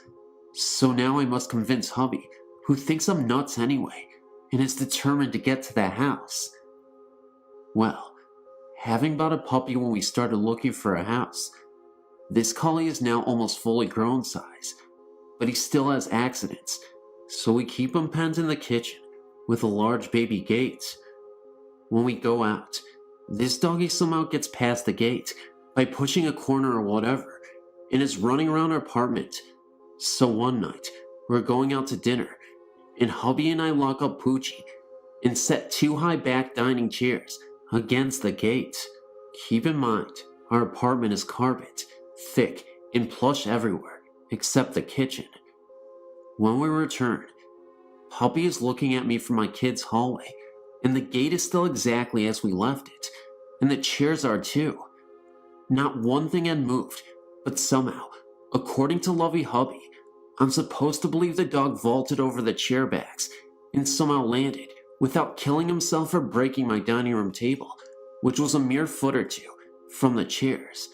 Yeah, okay. My downstairs neighbor's kids told me that their mom was upset because I let my kids run around my apartment, banging at all hours of the night, mostly after 10 p.m., and she can't believe I let my kids stay up so late. She has to get up early, yada yada yada. Except, my kids are in bed every night at 9 o'clock, and asleep no later than 9:30ish. I see a shape leaning out of the kitchen door, watching me as I watch TV and tell it, "Come sit by me," and leave my son alone. It didn't sit with me, but it didn't bother my son that night. I never noticed my dog noticing anything. The only cold spot in the house was the kids' hallway, and not always, just mostly. Hubby slept in son's room one day, in the afternoon, and, even though we had central air, complained that he sweat like a hog, and had the worst nightmares ever. But the place still isn't haunted, and yes, he steadfastly refused to ever sleep in there again. I saw blinds move on their own, doorknobs that rattled when I was alone in the place, and no, it wasn't a teeny shake caused by some truck rumbling by, which was there some 50 to 100 feet between the side of our apartment and the road. This was a defined and voracious shaking, a definitive hello, I'm trying to open the door, but no one in the apartment but me. Finally, my husband grew tired of trying to get a loan for that house, and mysteriously, everything stopped. No more rattling of this or that, no shadows, but by now, it is also true that the 4 of us were sleeping in my waterbed, in the one room that never seemed affected by the haunting. But I noticed everything in the apartment changed, and felt cozy again. But by then, I'd also decided that tornadoes, large cockroachy-looking bugs, and the ghost belt were too much for me, and we packed up and came back north. Interestingly enough, when we returned home to my parents' house, which we later bought, which has never ever felt anything but perfect there were 3 knocks on the bottom half of my bedroom door one afternoon. I was alone in the house. Immediately, I felt that was the spirit or something, telling us we made the right choice by not getting the house.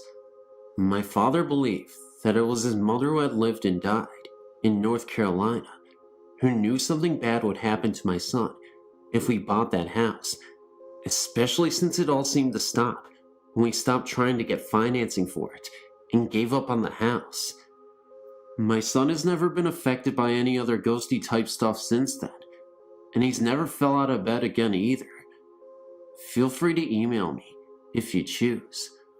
While I was working at a hospital in town, I had the opportunity to come in contact with many ghosts. I worked on the geriatric floor, and elderly people died there every day.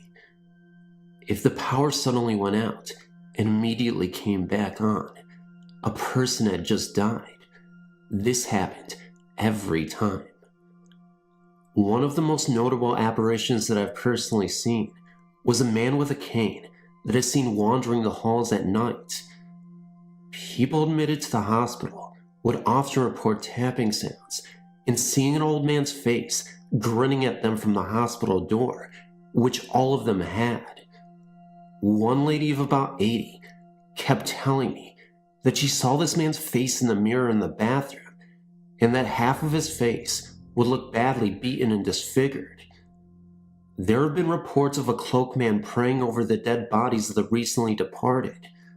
I can remember one incident where I walked into the morgue and I saw a body that was recently pronounced dead and covered.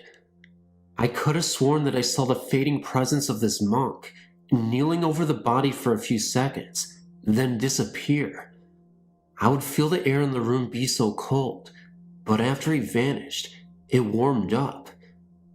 Another popular ghost at the hospital was the Grim Reaper. The Reaper was a dark figure that would come through the window at the end of the hallway. He would shut doors, touch you on the shoulder, etc. Late at night, you could feel that someone was there, and you would see a dark figure out of the corner of your eye. As soon as you looked up, he was gone. My favorite story to tell is this. I was helping a woman get her bath early one morning. I was asking her how she slept, how she felt, etc. She told me that she did not get a wink of sleep because of the man's face she saw in the window. She said that she thought it was tree branches, but she got up in the middle of the night and saw that it was a man's face staring at her through the window. This woman was just in the hospital for a kidney infection. She wasn't on any drugs that would make her hallucinate. On third shift, you could hear children giggling and hear them running up and down the halls, but there are no children on the floor. If you went past the operating room at night, it would be locked, but inside, you could hear instruments clanging and things being thrown around.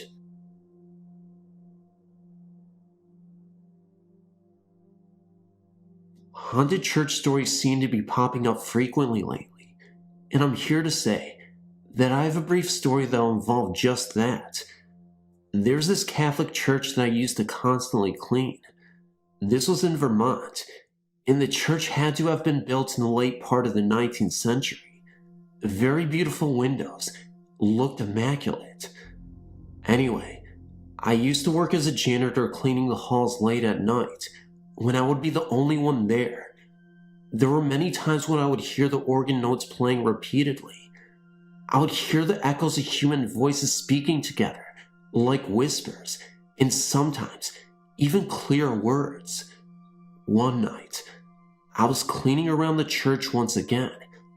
I was all the way at the end of the church when I heard the organs going off. It wasn't the usual sound either. It sounded monstrous, as if someone was literally stomping on the organs.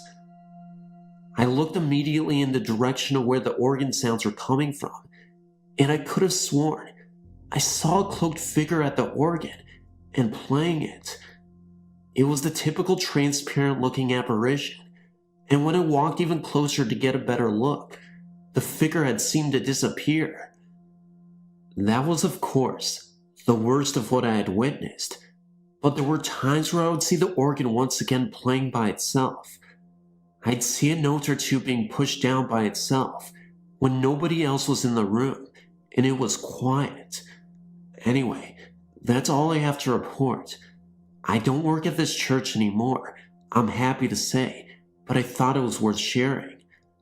I wish I could say that this wasn't a real experience, but unfortunately, I can't. At least this will always make for an entertaining read.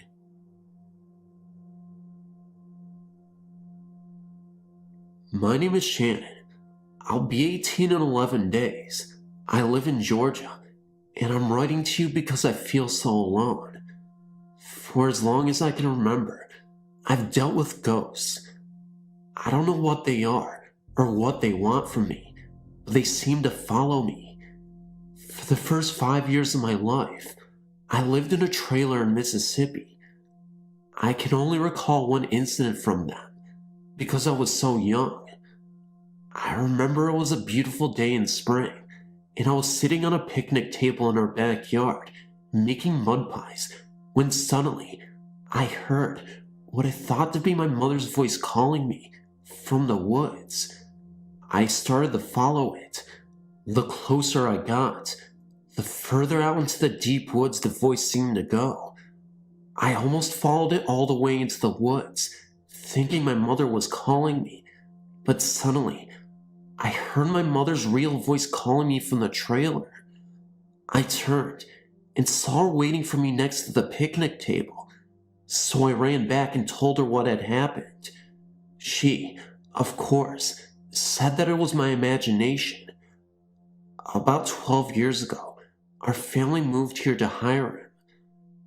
Every single night for years, I was terrified to sleep because I saw shadow people. They were like three-dimensional shadows that looked like people. I saw them in my room at night after my parents would put me to bed. When I'd call my parents into the room, they would turn on a light and the shadow people would be gone. They said it was my imagination. Lots of other things have happened, and there have been witnesses to some of the events. The house will shake at times. The doors will open and close on their own. I've seen dolls move on their own. A glass has exploded in my hand for no reason. I know glasses will explode from temperature changes, but there was no change in temperature at all. There was a music box that music would play in other rooms of the house when the music box wasn't around. I've heard footsteps when no one was home or awake. I've heard voices. The list goes on. I thought maybe that there was something wrong with me, so I went to a psychiatrist. She said that there's nothing wrong with me. I've learned to verify that I'm really hearing something, because even my cats notice something and hear a lot of things. If they hear it too, their ears perk up. I've tried talking about it before, and they either don't believe me and think I'm making it up, or they think I'm crazy. I really feel alone, and it would be nice if you could give me some sort of guidance. What should I do? Should I do anything? Well, I apologize for the long email. I'm sure that you get a lot of mail every day, and I hate to add to the pile. Thank you for your time.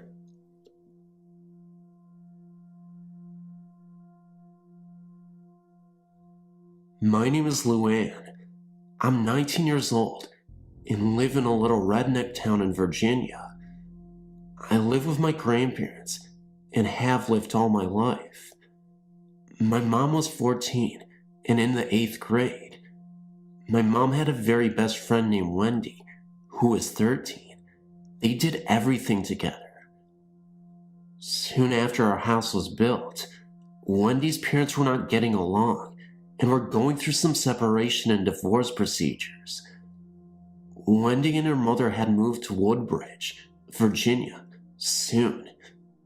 During the time of the separation, Wendy spent a great deal at my mom's newly built house.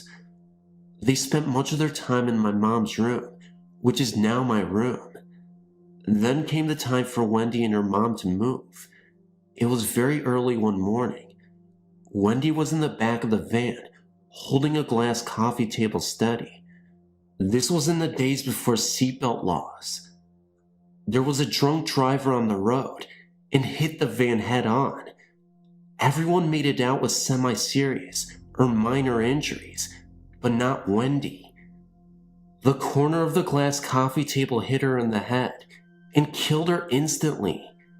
Years later, in 1985, a week before my mom found out she was pregnant with me, she was in the family room talking to my grandparents about going on birth control.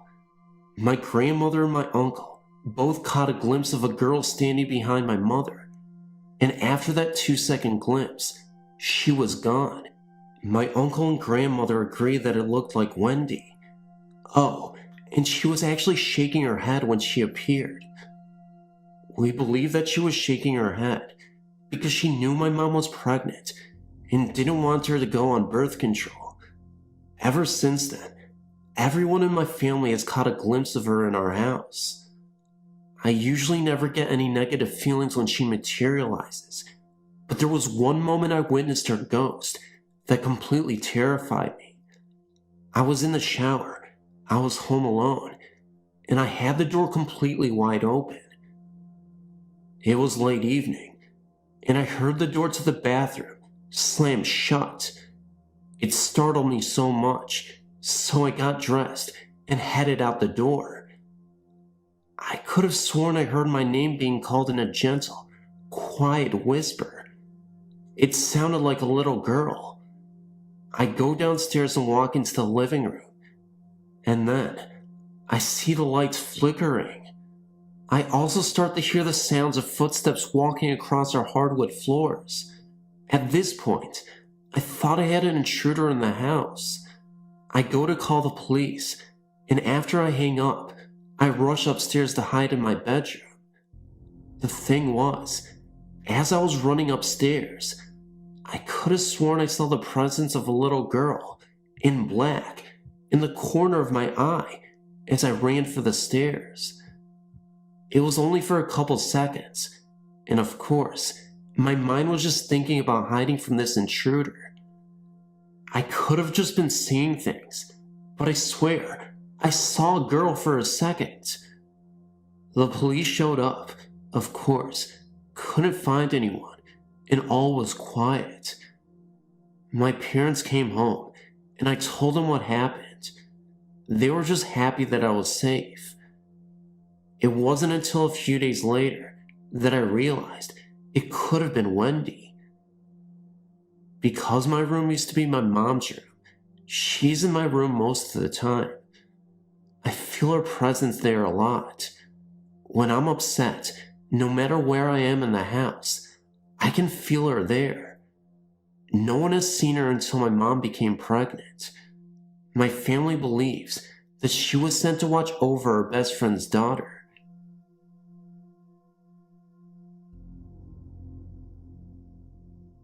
This happened to my cousin and I in Lato too, in a ranch-style house my family and I used to live in. My cousin woke up in the middle of the night to my voice, or so she thought it was my voice. She looked at me, and I was sound asleep and not talking. Also that night, it was probably 4 or 5 in the morning, and I felt someone pecking on my knee, and it wasn't my cousin because she was sound asleep, so I just thought it was my imagination. As we were eating that morning, my cousin had told me what she had heard. I freaked because I knew that whatever had pecked me on my knee was not my imagination. Nothing was ever actually seen in this house, but a lot of things were felt and heard. A few months after that incident, my cousin was staying the night again. Everyone in the house had been asleep for 2 or 3 hours, but my cousin, she was so addicted to the game The Sims, and she was still on the computer. As she was shutting down the computer, she heard voices coming from the hallway directly to her right. She looked down there and saw nothing. The voices she heard, she knew were not any of ours, so she ran to the floor where she had made her bed and covered her head up. I guess the voices must have stopped after that. A lot of times I would hear cabinets shut, dishes clank together, and other odd unexplainable noises. One night, my brother got home from a friend's house around 1 or 2 in the morning. I'd been asleep on the couch in the living room for at least 4 hours, and my parents had been asleep in their room for about the same amount of time. As my brother got out of his car, he looked towards the door that went directly into the living room from the outside. It had a little window on it. He could see the light from the TV that I always left on at night, but he also saw a black figure looking at him from the inside. He ran in the house and noticed I was on the couch sound asleep. Then he went into my parents' room and asked if they'd been up, and they hadn't. What is scary is that the thing was in the same room with me. The next night, I slept on the couch again. Do not ask me why. My brother was not home yet, and my parents had went to bed. I was watching TV, and I got kind of uneasy, so I laid down and covered up my head. After a while, I heard the glasses in the kitchen sink clanking together. I started to sweat. Then I felt as if someone was coming into the living room, where I was.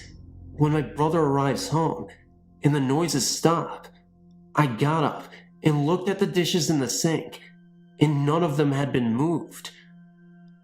About 14 years ago, we moved into a house that was built in the 1950s. I believe that used to be a boarding house and was right in front of a cemetery. There were lots of noises heard there, and a few spirits as well. I remember staying home one day from school, and my mom was asleep because she worked nights, and I heard a voice say my name. It scared me because we were the only ones home, and it was a voice I had never heard before. My mom would be home during the day by herself, while my brother and I were at school, and she would hear a music box playing. At the time, we had music boxes, but they did not play the song she heard. My mom would be sleeping on the couch, and she would hear footsteps coming through the kitchen, which was right next to the living room where she was. One time, when that happened, she grabbed her shoes and didn't come back till we got out of school. She also would be sleeping in her bed, and it would start shaking. This also happened to me. The shed in this house was directly behind my parents' bedroom, because their bedroom used to be a garage. Well, anyway, my mom would be lying on her bed, and she would hear someone or something walking in there. The odd thing was, it sounded like boots on wood, but the floor in there was concrete. We had a little dog out there at the time, but there is no way it could have sounded like that when it walked. One night, my mom, dad, and brother, we were all sleeping in my room because we put the air conditioner in there in the summer. Well, anyway, it was a cool night, so they had turned the air off and left the door open. My mom, for some reason, looked at the doorway and felt as if there was a presence there. She just put her face into my dad's back and went to sleep. The next day, she found out that her beloved dad had died, who lived in Kansas, and hadn't been found for a few days. She believes that it was him in the doorway. My brother saw a ghostly head in his bathroom one night.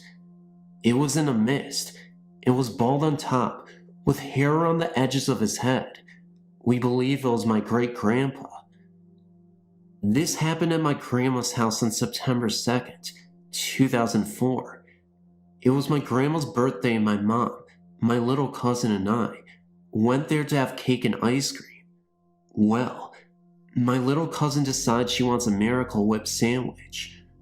She pressed up against the door frame, asking my grandma if she could have a sandwich, when all of a sudden, she looked towards the microwave in the kitchen and screams, drops the jar, and runs to the couch where my grandma is, and my little is crying hysterically. We were all like, what just happened? For some reason, I became very cold and got goosebumps and had the urge to sit up. My little cousin wouldn't tell us what she saw. My grandma tried to tell us it was a mouse or a bug, but I highly doubt it, because she wouldn't have acted like she did. My grandma believes in ghosts, but I think she said that to make herself feel better, because she knew she was going to be there alone when we left.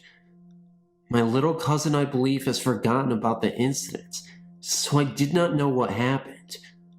Other things have happened at the grandma's, like something kicked her bed very hardly one night, and she also seen the spirit of a young girl dressed in white one day while lying on her couch in her living room.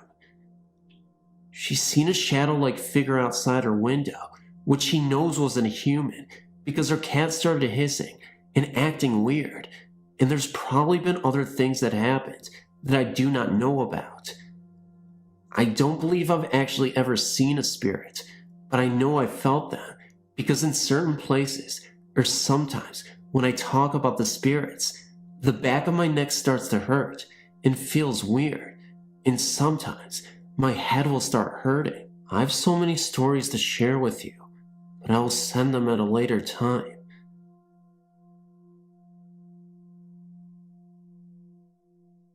My cousin and I were out in Glenpool, towards the boondocks where my grandparents used to live, watching TV late at night.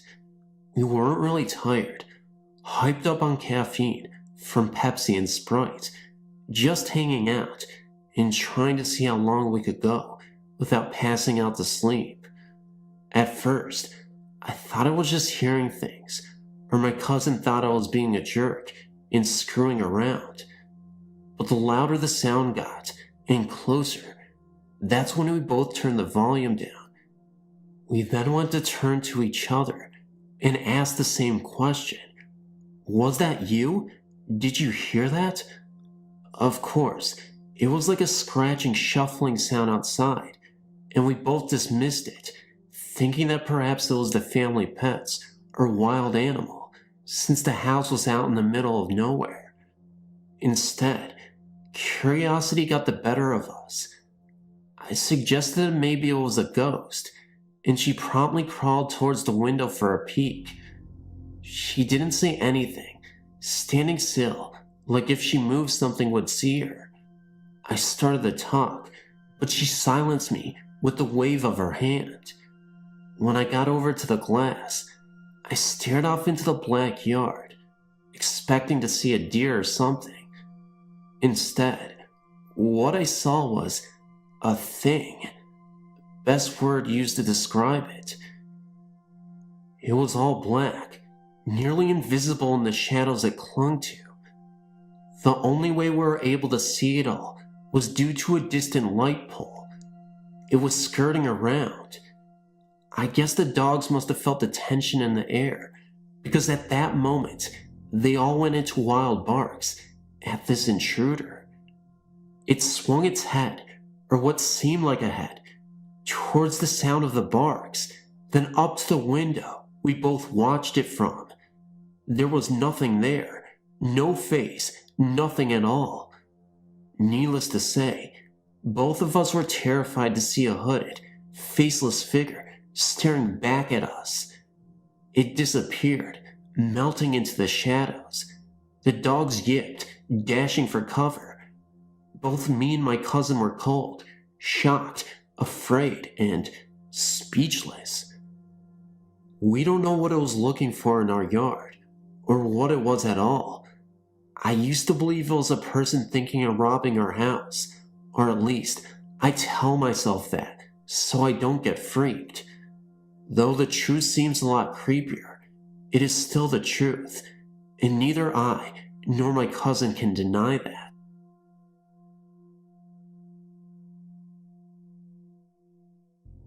When I was 11 years old, at about 3 o'clock in the morning, I woke up to hear the sound of my dad plowing our driveway. He soon left for work, and I couldn't fall back asleep. After all was quiet, I got out of my bunk bed and climbed down my stairs and walked into the hallway. I went to the bathroom and then back to my room. I climbed into bed and crawled over towards my pillow. It was then that I turned around and was about to pull my blankets over me when I noticed two bright green lights in the corner of my room, directly in front of me. They were glowing and hovering in the same spot I just walked through. I was confused and tried to think of all the possible things they could be. Smoke alarm light? Glow-in-the-dark plastic stars? Anything? I started to get more scared as the time passed because I tried to eliminate the fact that it could be a spirit. I tried to figure out if it was my eyes playing tricks on me. Perhaps I saw the lights from a clock and my eyes just needed to adjust to the darkness. I didn't turn any lights on while I got up. I blinked my eyes in a different spot on my wall and tried to see if the lights would follow my eyes. They didn't. At this point, I looked back to the spot and there they were. I was so scared. They were eyes, and they were staring at me. I was terrified. I couldn't move at all. I was laying down resting on my elbows, just staring at them. They moved forward a foot or so, very slowly. Then, they moved back, and just as slowly, vanished to the left through my wall. I was so scared they would come back, and that's the end of the story.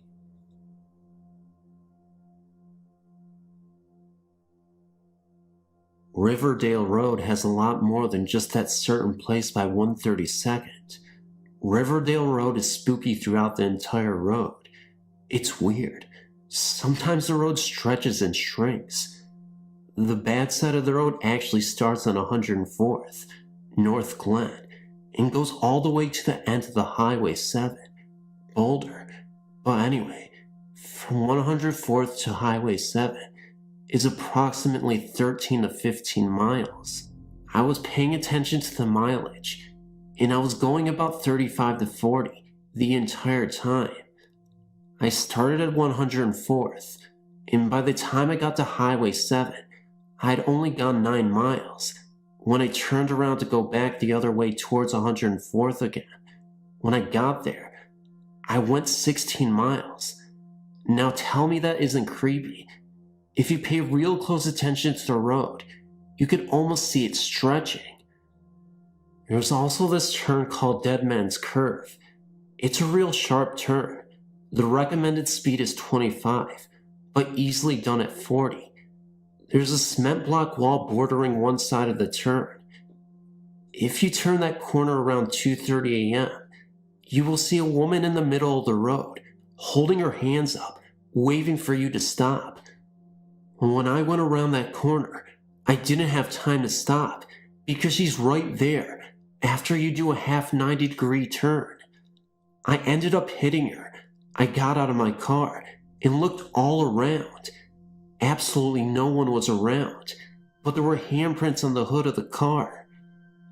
Also, if you turn onto Riverdale from 112th and turn left, there will be a huge line of trees on the either side, and it just looks like a dark cave of trees. And there's a very mean jogger spirit that hitchhikes and jogs around there.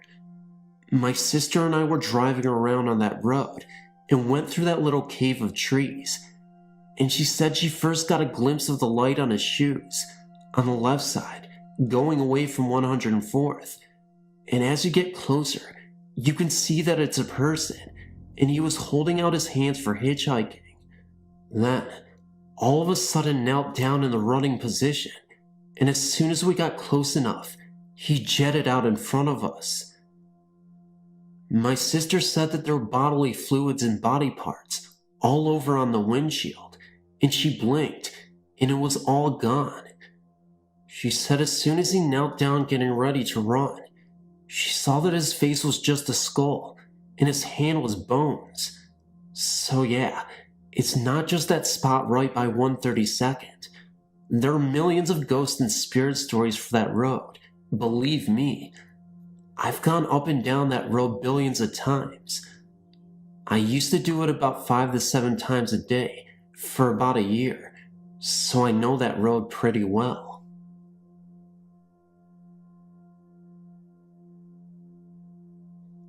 I moved to Overland Park, Kansas, during my 6th grade year, along with my brother, stepfather, and brother. The 5-story house we lived in was in a new neighborhood, and I never took the time to research the land on which our neighborhood was built. Of course, I didn't know what experiences I would find myself in throughout the next few years. My night's routine consisted mostly of sitting in the sunroom on the 4th floor that looked towards the hallway leading to the 2 bedrooms, a bathroom, a linen closet, and the staircase which led to the master bedroom, while reading whatever book I had at hand. I can't recall how long it had been since my family and I moved into the house. However, I remember this night clearly. My parents went out to eat, and I stayed behind, at home. I was curled into the corner of a sofa that sat in front of a set of windows, reading Guardian by John Saul. The first incident happened well after the night sky had darkened. I was concentrating heavily on my book when I began to hear a knocking coming from outside. It sounded almost exactly like someone hammering on the side of the house. Looking up from my book, I turned and looked outside to see who could be outside at such a time. However, I couldn't see anyone, so I turned around and made myself comfortable to engross myself in my book. Again, the banging continued, and the most effort I put into looking out the window again was angling my head and looking out of the corner of my eye. After a few minutes, the sound outside stopped, only to begin inside. This time, it sounded as someone was banging a hammer on the pipe in the basement, 3 floors below. The banging was 4 or 5 short clangs, and then silence. I'd raise my book again until I was interrupted by another round of clangs.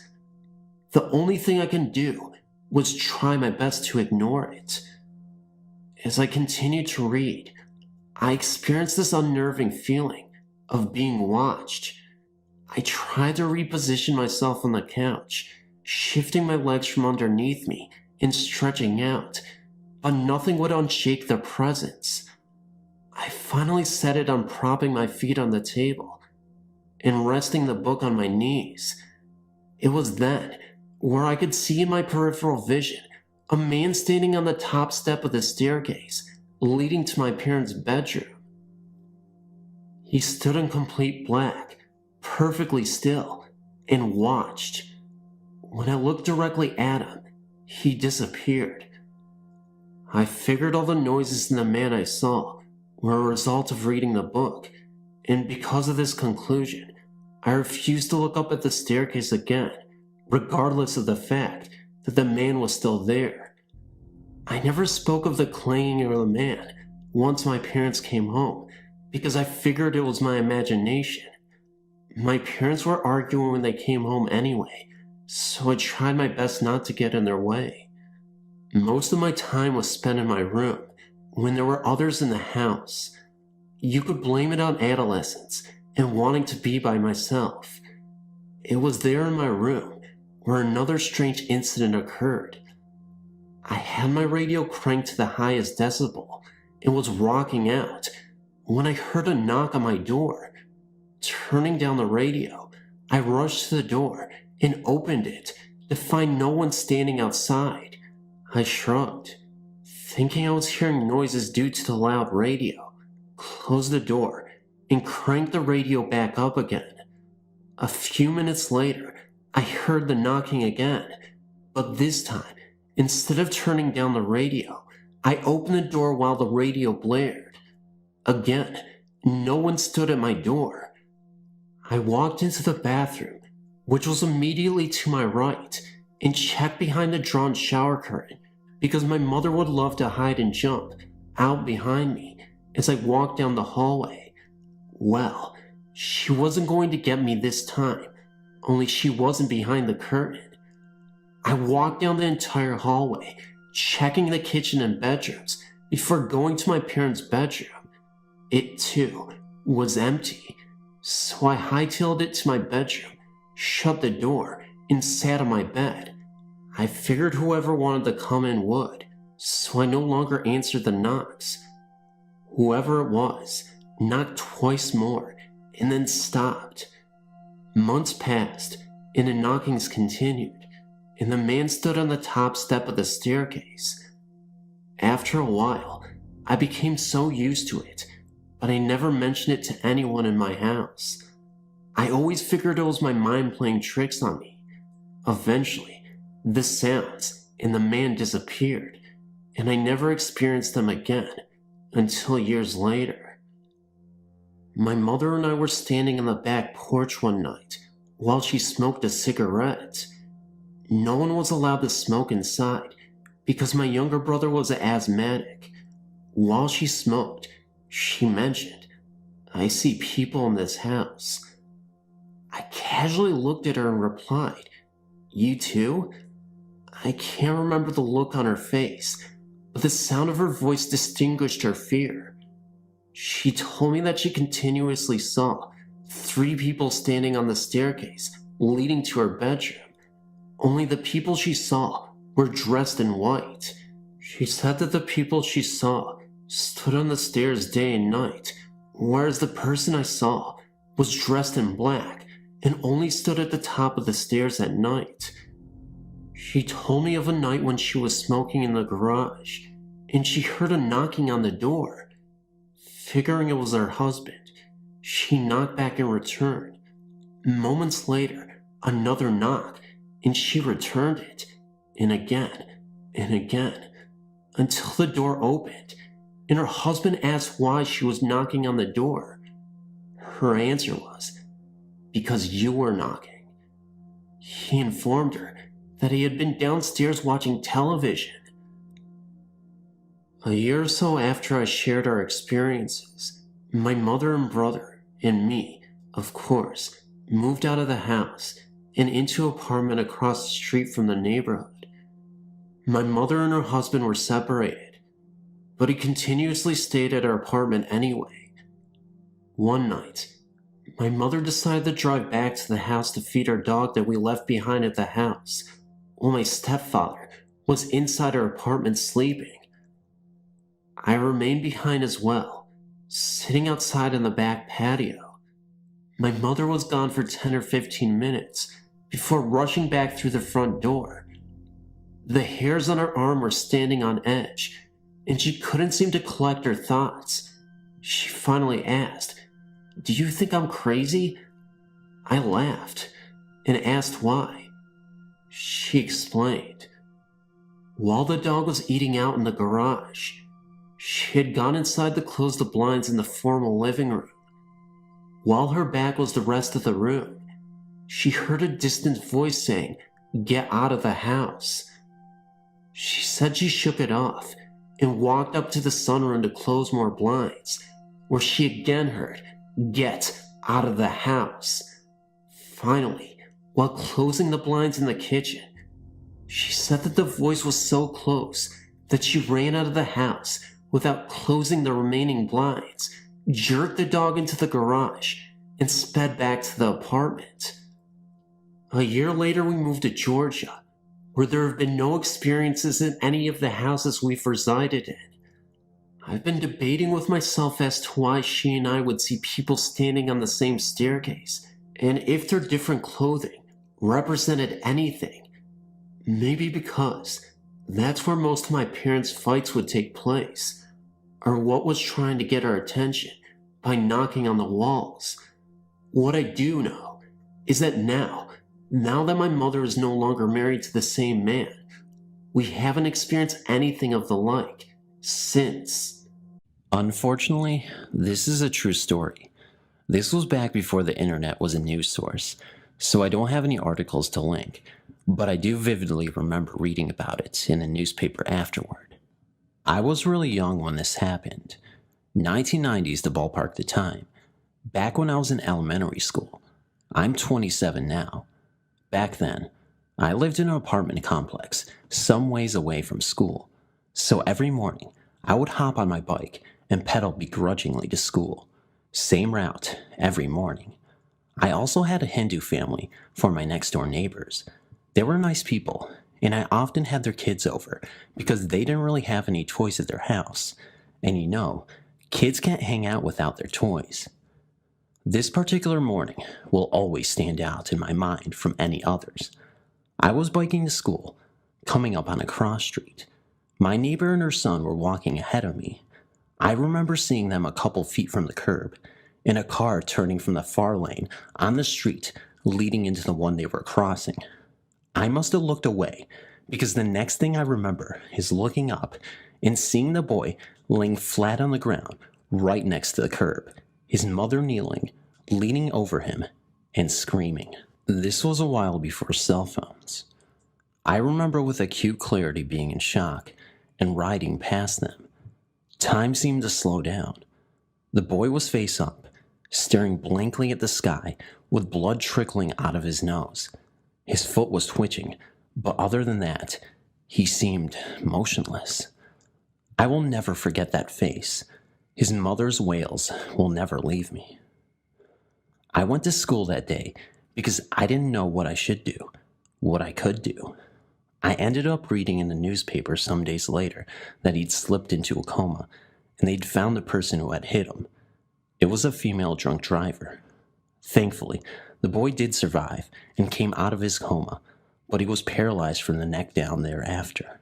I don't remember talking to him or playing with him again after that. Maybe they moved. But this experience will always stay with me and will always be a reminder of why you should never, ever drink and drive. No excuses.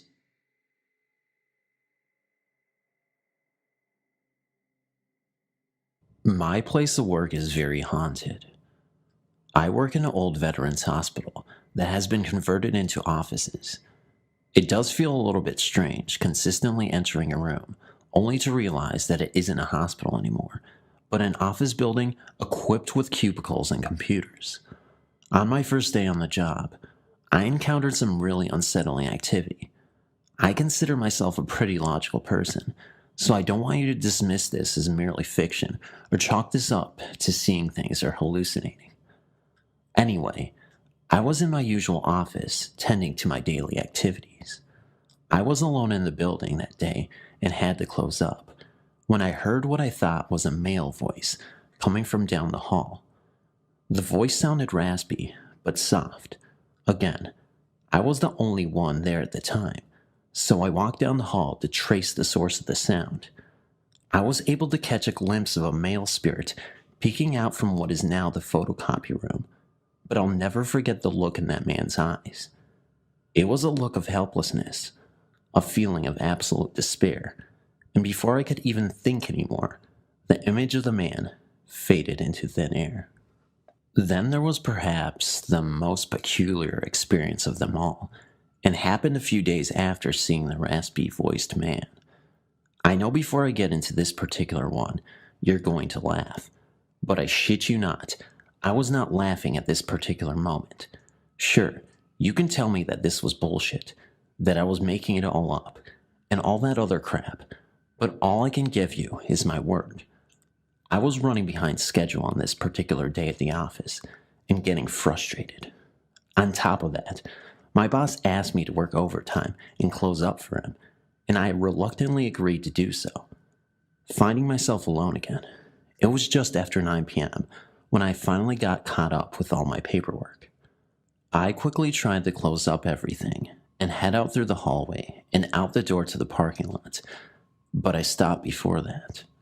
Again, this was highly unusual, because there was no logical explanation for this, but what I saw next was perplexing. I looked into the conference room, and I could have sworn I saw a bearded man dressed in all white with long brown hair, kneeling over another man, as if trying to resuscitate him, and the man throwing up a peace sign a millisecond later. It was creepy to me at the time, but I felt an overwhelming sense of peace too. This all lasted not even 30 seconds. Now, I'm not going to say that this was Jesus or something like that, but the timing was too impeccable. I couldn't tell if this was the same man from the day before, or if it was another spirit, but it almost seemed as if the bearded man came to his rescue, possibly taking him up to heaven. Again, I'm not even close to being a religious person, so I don't know how these circumstances work. The following experiences weren't as climactic as the ones above, but still unsettling to say the least. A couple of months later, I could have sworn I saw two shadow people at the end of the hall early in the morning, then immediately noticed another bolt in front of a desk halfway down the hall. Wasn't able to get a good look at them, just knew they were shadow people. At the same time, my husband got the chills when I told him. Months later, I even saw a soldier standing outside of what was the operating room at one time. His head was down as if praying. The rest of the experiences here are still filled with much activity. I've had my husband visit the office, and he's experiencing things as well. There used to be a morgue on another floor, and he once heard a yelp coming from the used-to-be morgue room. My husband had even encountered seeing shadows in the men's bathroom and would constantly experience spirits turning off the lights in the bathroom. The only sensible conclusion I could come up with was that there was no way that a person could sneak in because the doors are very creaky. We're not the only ones who have experienced these things, as other employees have openly discussed spirits being in this building. One gentleman took the elevator up and had a conversation with another gentleman. When his floor came, he turned to wish the other man a good day, and no one was there. Some have spoken of footsteps late in the evening. One guy got to a point he would tell the spirit it was just him, and the steps stopped. Yeah, to say this is a haunted area is kind of an understatement. Thanks for reading my story. I had to come back home 7 years ago to help my mom. My dad had passed the year before, and it was becoming too much to go back and forth. I was working at the time, and Mom could still get around. I have to mention that Mom has since passed away. She's been gone for nearly 4 years now. Anyway, this particular event happened on a Wednesday, and I will forever remember it. My mom had already gotten up and was going downstairs to fix herself something for breakfast. I went into the bathroom to wash up. I had a funny feeling come over me. I can't explain it other than to say I felt something was very wrong. For one thing, I haven't heard any noises from the kitchen. The bathroom is at the top of the stairs, so I opened the door and listened. Nothing. I grabbed my robe and was about to go down the stairs when I saw this woman at the bottom. She startled me and I froze. We stood staring at each other for maybe 10 seconds. She had shoulder-length brown hair and a white floor-length gown. She never spoke. She did, however, point towards the kitchen. My heart sank. I understood immediately. I ran past her and into the kitchen. I turned into the dining room and screamed, "Mom." She was lying unresponsive on the floor. I ran over to her crying like a baby. I kept calling her and trying to pick her up. I pulled up one of the chairs and tripped while trying to get my mom into it. We both crashed to the floor, but I finally got up and pulled her onto it. I was hysterical. I kept trying to talk to her, but she just stared at me. I ran to the phone and dialed 911. The fire department is right around the corner, so they got there in no time. Her blood pressure was sky high. We went to the hospital and I called my sister. My mom stayed for 3 days and came back home. We found out she had a clot in her heart. She had gone into the dining room to sit down and catch her breath and just collapsed. Later that day, I went home and only did I remember the lady. I got on my knees and thanked God for letting me be at home that day, and for finding my mom and myself worthy enough for him to send an angel to alert me about her situation. That was May 2013. She died November 13th, 2013. Let me finish by saying that I've been in the healthcare field for over 20 years, but when you see what I described, everything you ever learned goes right out the window. Out with my two brothers and my dad fishing at around 12 in the morning. Me being maybe 12 or 13 at the time, William was older and Jason was younger. We were on a bridge that stood over a large body of water, and I was honestly becoming a bit bored since we had been fishing for the past hour. The only real exciting thing that happened was when my dad hooked a skate. It was a kick watching him struggle to maintain the pole. He had let out a mean stream of curses when his line snapped, signaling his loss in the battle. The area was surrounded by forest and was beautifully lit by the night sky. I would look over the bridge's wall countless times just to see the moon's light reflecting off of the dark, steady waves. The bridge wasn't made of wood, but concrete. It was strange looking. Now that I think about it, instead of being only about 3 feet off the surface of the water, it was maybe 10 or 15. I assumed that it was made for walking or riding across. It was narrow, but just wide enough to fit 3 average people side by side. Upon stating that I wasn't having much fun, William led Jason and I down to a large blackberry bush. It was set just next to the beginning of the bridge, so my dad could still see us. With our group, we had 4 dogs. It seems like a lot, I know, but we currently still have only 2 of our said 4 dogs. Tragedies happen, I suppose. Back to the story. 2 of the dogs are German Shepherds, the dogs we have currently. Other than them, we had a border collie and a foxhound and Muda mix, a very beautiful dog, tall and slender, but with just the right amount of muscle. He was all white with the exception of fall points and freckles. Also, very, very fast. Here's the confusing but necessary part. The female German Shepherd was Charlie, the male German Shepherd was Simon, the foxhound mix was Buddy, and the border collie was Sophie. Okay, now that we've gotten that down, on with the occurrence. We weren't really collecting the berries. It was more of a pick and eat thing. Every now and then, one of us would shout out, startled by the sudden prick of their finger from a thorn. Charlie and Buddy were my personal dogs, leaving Jason with Sophie and my dad with Simon. As I was feeling around for berries with Charlie sitting at my side, Jason left to get my dad some. I turned around to watch him go, Sophie at his heels. Before I could turn back around to face the bush, something caught my eye. Something big.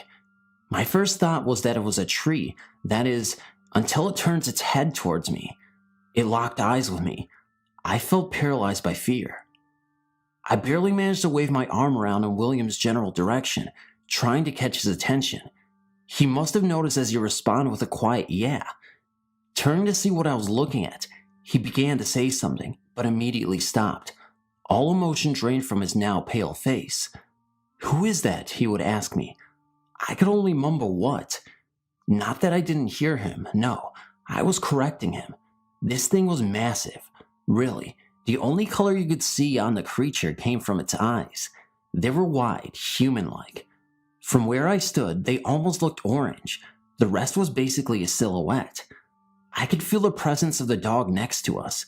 Charlie snarled, stalking closer bit by bit. I wanted to jump at her, do anything to keep her away from it.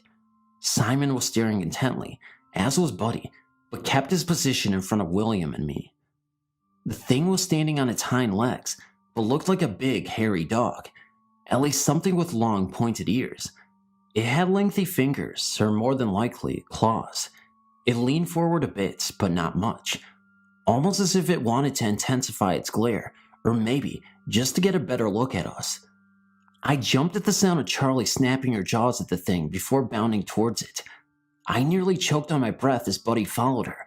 I frantically looked around for Simon, who was cowering behind William with his head bowed down growling. William started to run faster after them, and I started to cry, from both fear and slight anger. I heaved a breath and willed my lungs to run as fast as I could. William was on the track team and played baseball, but he was the least of my worries, because I was too. It was the fact that we were chasing 2 dogs, and a terrifying animal-like creature. Now that I think back on what I did, I must have been insane. Nevertheless, I chased them in the woods. We eventually slowed to a stop as we saw the dogs ahead of us. They were standing defensively, barking and snarling the cryptid.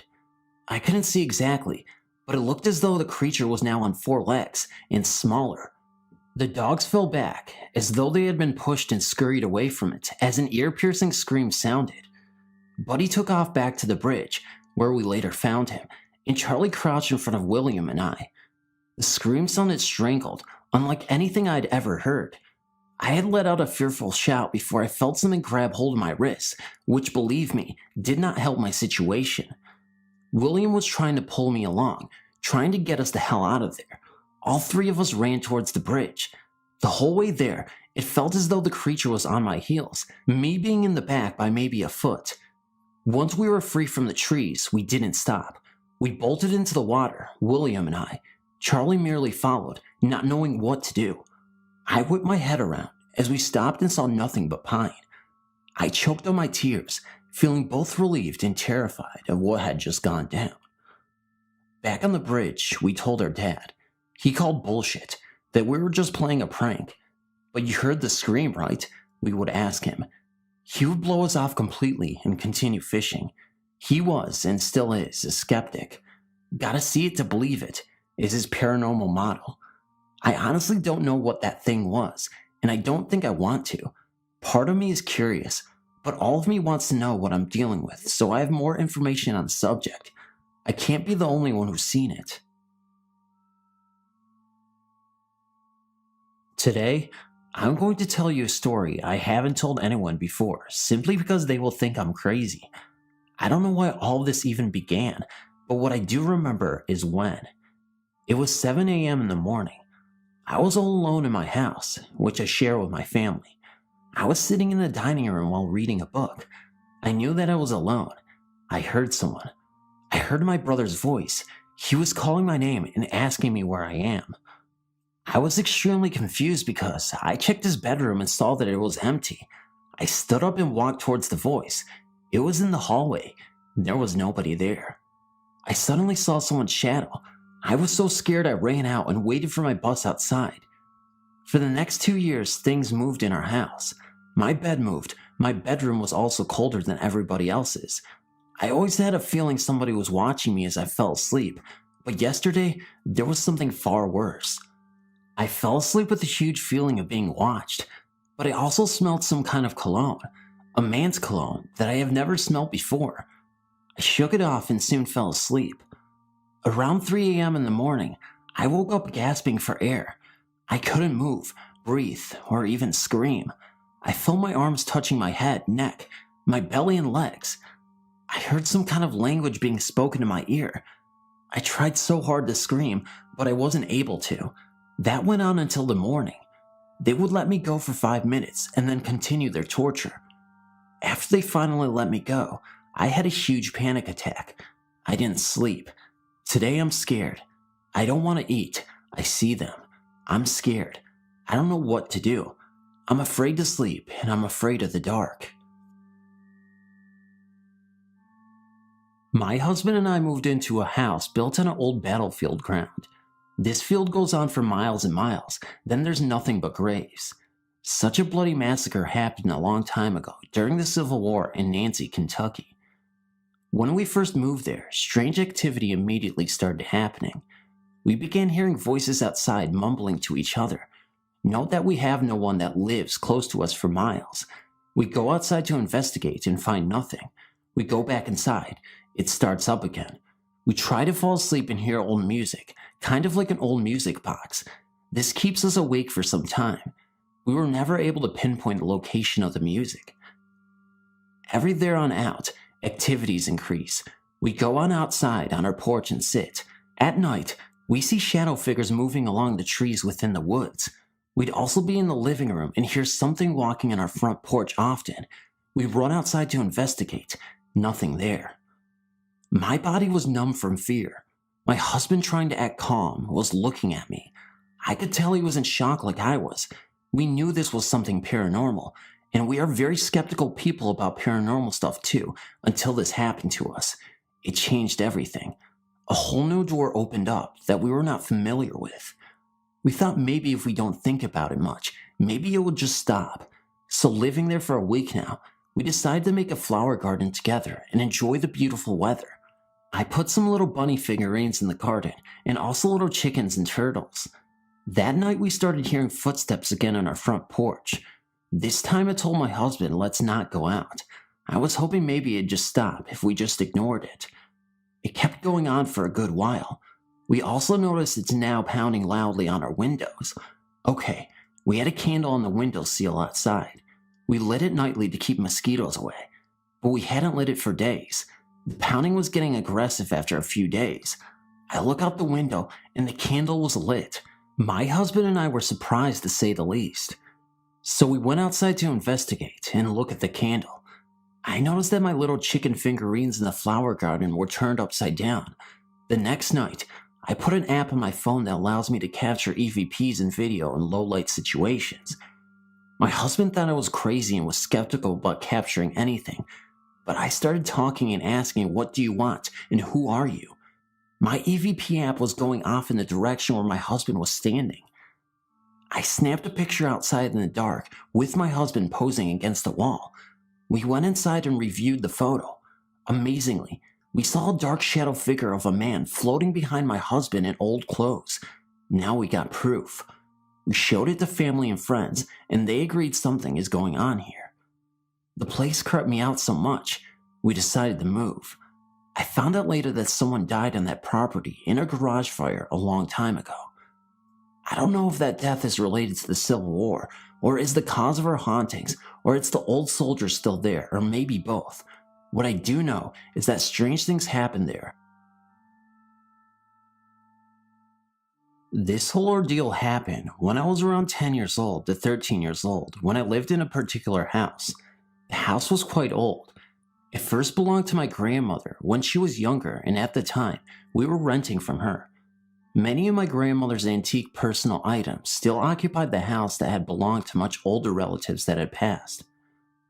The importance of these objects was that objects of those who passed away could channel their energy, and this shadow man I had seen could have possibly been an old relative. He could have even been one that had passed away in my lifetime, since there was actually quite a few deaths of older male relatives whom I still quite miss a lot. The first I was aware of this man, I was around 10 years old. The memory is faint, but I am positive what I felt and saw at the time. I was in my room with a friend, and we were chatting away when we heard sort of a distinct creaking sound. When we turned our heads, we noticed the shade on a lamp that was on my dresser had somehow flown off of the lamp to a nearby spot on the dresser. Being the young child I was freaked out, and we stayed in the living room the rest of the night. I was about 12 years old, I believe, when I first actually saw the figure who had done plenty of subtle disturbances throughout the years since my first encounter with it. I had stayed home from school since I was pretty sick and was watching Drake and Josh on television to pass the time. I heard the front door open, and then saw, as well as felt, a tall man out of the corner of my eye passing by the entryway to the TV room which I was in. Automatically I called out, "Hey Dad," thinking he had returned from work early. There was no response. I paused the show and the house was dead silent. The feeling of the man's presences was gone too. I knew that I had seen something tall and shadow-like walk somewhat quickly past the entryway. I got up to investigate and found that the house was indeed empty. My whole body was shaking, so I did what came to mind. I cuddled up in my blanket on the couch and turned the volume up to try and erase the so prominent fear that had filled me and waited for my parents to come home. I had seen the shadow man a couple of times after that, each time thinking it was my father, and each time finding out it was not. Those memories are far less prominent in my mind, but are still there. We moved from the house later the next year, and since then, I have not seen nor felt the shadow man. Have you ever seen a shadow figure like this? This is my story of what happened to me at work. I don't know if it's a ghost or anything, but I hope that someone may have opinions. Okay, so I was walking back from giving someone their food to go back to the kitchen. Then I saw a little boy outside of the door. He looked like a normal little kid, so I smiled and walked on. I didn't think anything of it. But then, he was at the drive-thru window. Then again, was back at the door, and so on until the last part. I saw his head at the same time in the door and the window, with a little smile. Then he went back to one, and I saw him running. Then he disappeared into the parking lot. The weird thing about it was 9 p.m., and it looked to be about 5 years old. No adults around. It's not the first time I've seen a little boy appear before. One time I was at home, and I'd seen a little shadow boy. I went to tap him on the head because I thought it was my brother. My hand went through his head. Description: around 5. Not pale skin, but not tan either. Bluish gray eyes, sandy brown hair. Wore a striped shirt with gray pants. Cute little smile with a few crooked teeth. Was he a ghost too? Thank you.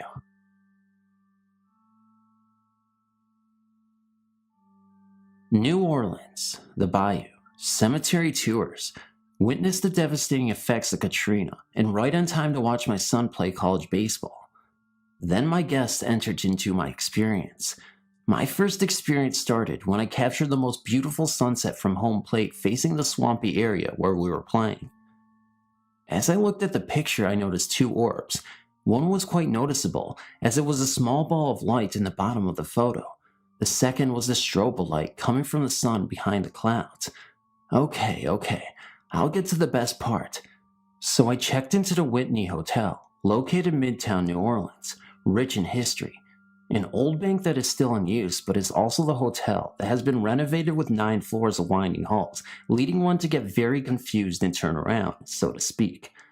Let me mention, the entire time I stayed at this hotel, there was not one other guest ever spotted by myself or my parents. In fact, the only people you saw were the same 5 employees that all seemed to be interacting amongst themselves in an odd sort of way. They were always there. One was the chef, yet never saw one person sitting, eating, or drinking in the restaurant and bar. These same characters were always around, out of nowhere. They were eager to share stories of the hurricane, history of the hotel, and the architecture and other tidbits of the city. What I thought so peculiar was there was nothing ever mentioned of ghosts or hauntings. I will preface this by saying there was a strong sense of something, but I could not quite place my finger on what it was exactly. I finally put it out there and asked, "What about ghosts?" The 2 staff members shared a look and stated, "Oh, you can say that." They shared hearing silverware falling in the middle of the night, sounds from the 100-year-old basement, and the bank vault closing and locking when no one was around. I retired to my room, 6:11, at around 8 p.m. I noticed the complete quietness of the floor. Again, not one other room guest was around. I laid down and fell asleep. Approximately 2:13 p.m., I became aware of a feeling between my legs, as if I had been punched. I was in somewhere between sleep and wake, and had remembered the feeling in the pit of my stomach that told me someone is in this room. I laid there paralyzed as I tried to rationalize what was happening. Was there someone in my room?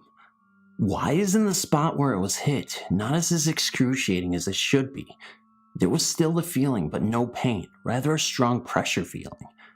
Then I felt the most gut-wrenching, gut feeling, sick to your stomach feeling began to rise in me. The feeling that someone was there, and this was not going to be good. My heart was racing. I was frozen, unable to roll over to look in the direction where I felt the person was standing. 30 seconds in, I am now fully aware and awake and scared to death. I thought, I need to get control. I can either lay here or take action. At this point, I leaped out of the bed and walked 3 feet to where I felt the person standing, as it was in the direction of the restroom. It was at this point that I swear there was a figure, see-through, dressed in black and white, streaks on the face area. It wasn't a pleasant presence. This feeling I had was of sheer terror. Then it was gone. As I gathered my bearings, slowed my heart, and tried to rationalize what I just experienced, I felt a sort of calm presence come over me. I laid back down, and I instantly fell right back to sleep.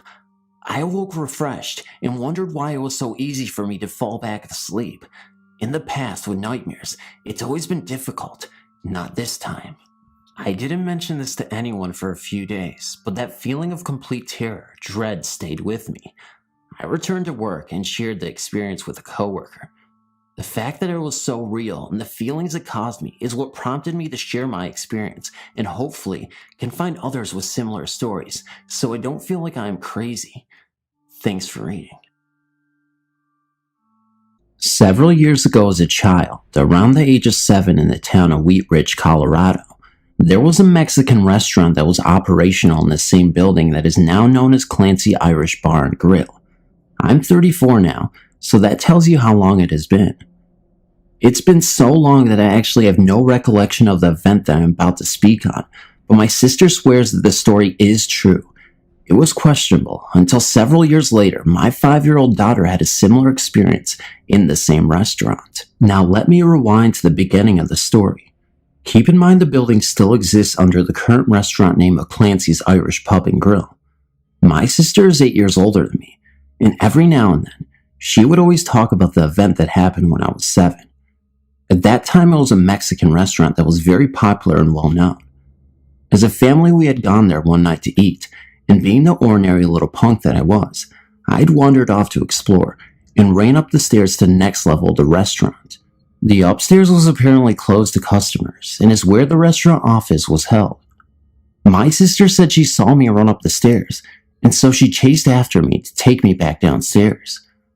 All she remembers is seeing me stop, as if I was frozen, at the very top of the stairs for some reason. She called out to me from the bottom of the stairs. However, she said it looked as if I was staring at something and was in a trance and would not budge or acknowledge her. She then walked up the stairs to grab me, thinking I was ignoring her. Immediately upon reaching the top, she felt a cold chill and said she had felt also extremely uneasy and even scared.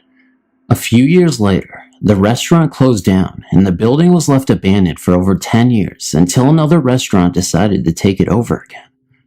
My family and I were living only a few blocks away at the time and saw that there was a construction crew remodeling the inside and just doing minor touch-ups to the exterior.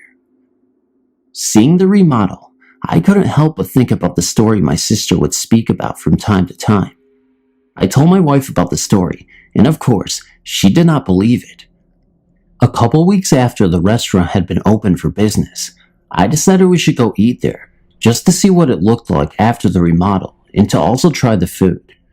When we arrived to the restaurant, I picked my daughter up and carried her toward the building. As soon as we got closer to the building, my daughter instantly started screaming and yelling and having a fit, even though she was perfectly happy while in the car. When we got inside the restaurant, my daughter started screaming even louder, and as we passed the staircase, she looked up and pointed up to the top of the stairs while still screaming her head off. We decided to leave shortly after because she would not settle down. As soon as we got in the car, she instantly stopped screaming and calmed down. This may be a coincidence. However, the next week, my wife and I talked to my wife's mom while visiting her and told her of the story of when I was young. We also told her the situation with my daughter when we went there recently. Her mom asked where it was located, and after we told her, she gave us a very serious and shocked look and told us a story of her own. Her mom told us that her friend at work had recently spoke about her son doing an electrical job at the same building during the remodel. Her friend's son apparently was an electrician and was working upstairs when he heard someone whisper in his ear, "Look outside." Just after hearing that, he heard a loud crash outside. He ran to the window and saw that someone had crashed directly into the parked work truck. He also had told her that he was the only one upstairs at the time when he heard the voice and then the crash happened. This restaurant also later closed within a month and was then bought out by Clancy's. Clancy's is still there, and I also believe it is still haunted upstairs. I've always wanted to visit again and speak with the employees just to see if they had any stories of their own. However, I've never been back since. Thank you for reading. When I was a teenager, I had kind of a chip on my shoulder from family problems, etc. So often, I would not be very emotional with friends or show my feelings. I had a best friend. Her name was Rhonda. We just clicked from the moment we met 2 years prior to her death. We both liked talking about things like life after death and paranormal stuff. We once told each other that whoever passed away first, we would contact the other. Little was I to even imagine at that time that this would indeed come true. I remember one time we went swimming with a few friends, and one friend took me in the deep part of the water, knowing I could not swim, and let me go. I almost drowned, and Rhonda was the only friend who came and sat with me while I was crying because it scared me so bad. She was very empathetic to me. Rhonda herself was an excellent swimmer. she had awards on her bedroom wall that she had earned from swimming events. Yet she understood what it must have been like for me to have almost drowned, not knowing how to swim.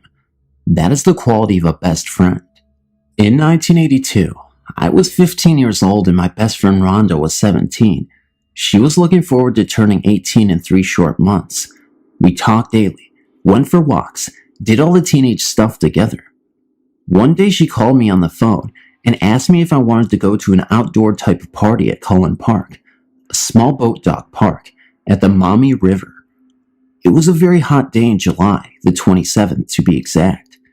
She said about 5 other people were going, and that they were going to have a cookout, play volleyball, and go swimming. I said to her, swimming? Why would you go swimming in the Maumee River? She said she had done it before, and that you just had to wear your sneakers or water shoes to not get cut by rocks or glass under the water. I still did not like the idea of going in that fish-smelling dirty water, so I told her and she said, well, you don't have to go in the water. I know you don't swim anyway. She said I can just go for the cookout and maybe playing volleyball. I said okay. I have $20 in my pocket and I could chip in for food and drinks. Yes, I will go. We hung up the phone. I sat there thinking to myself and thought, I just don't know if I want to go. I called her back and I said, Rhonda, I don't know. I think I'm going to pass on this. And she responds by saying, oh, come on, Rose, you will have fun. At first I said, okay, I will go. And then I changed my mind again. Finally, I said for sure, no, I'm not going to go. Sorry. And she responds again, fine, be that way, and hung up the phone.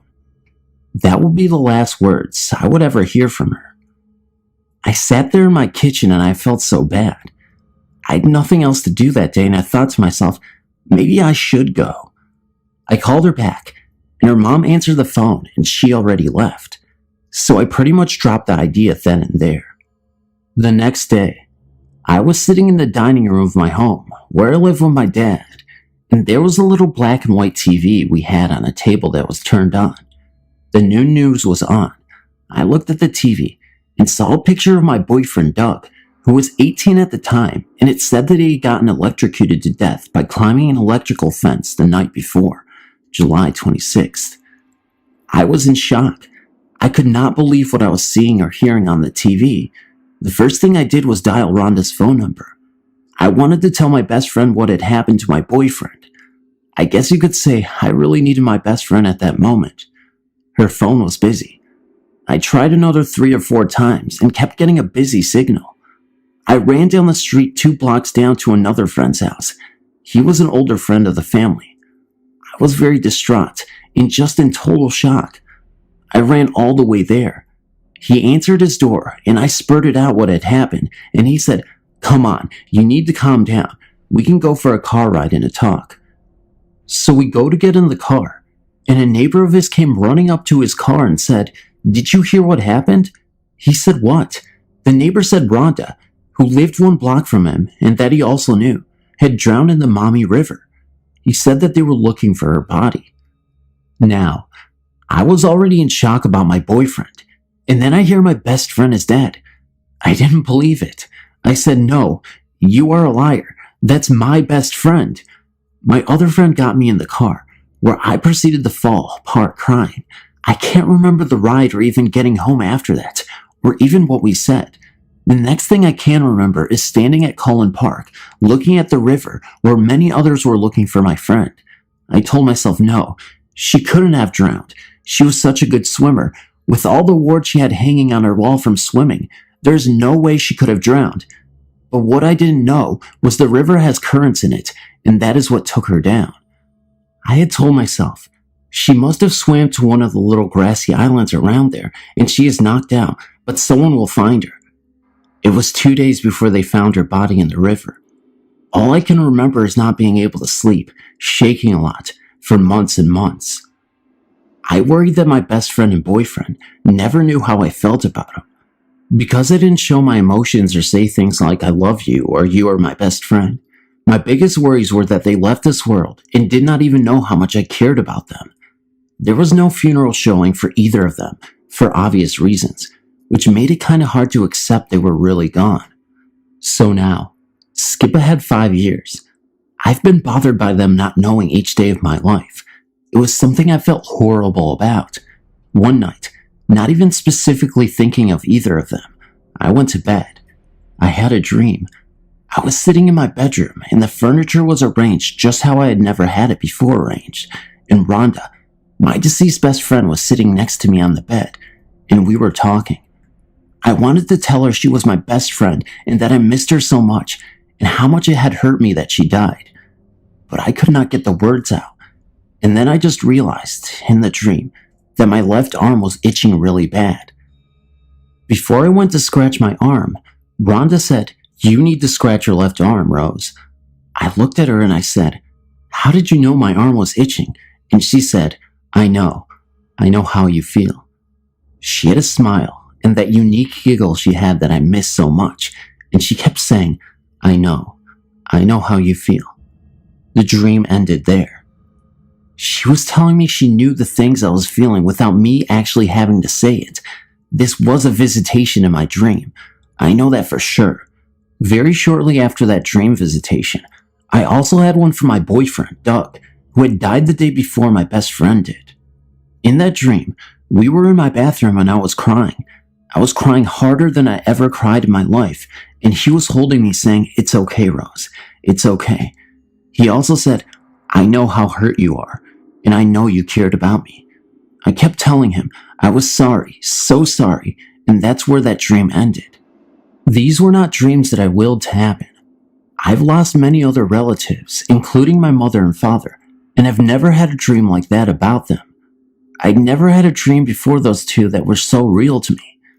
I'm 50 years old now, and I remember every single aspect of those two dreams, and I know my boyfriend and my best friend and boyfriend visited me in a dream state because it would have scared me any other way.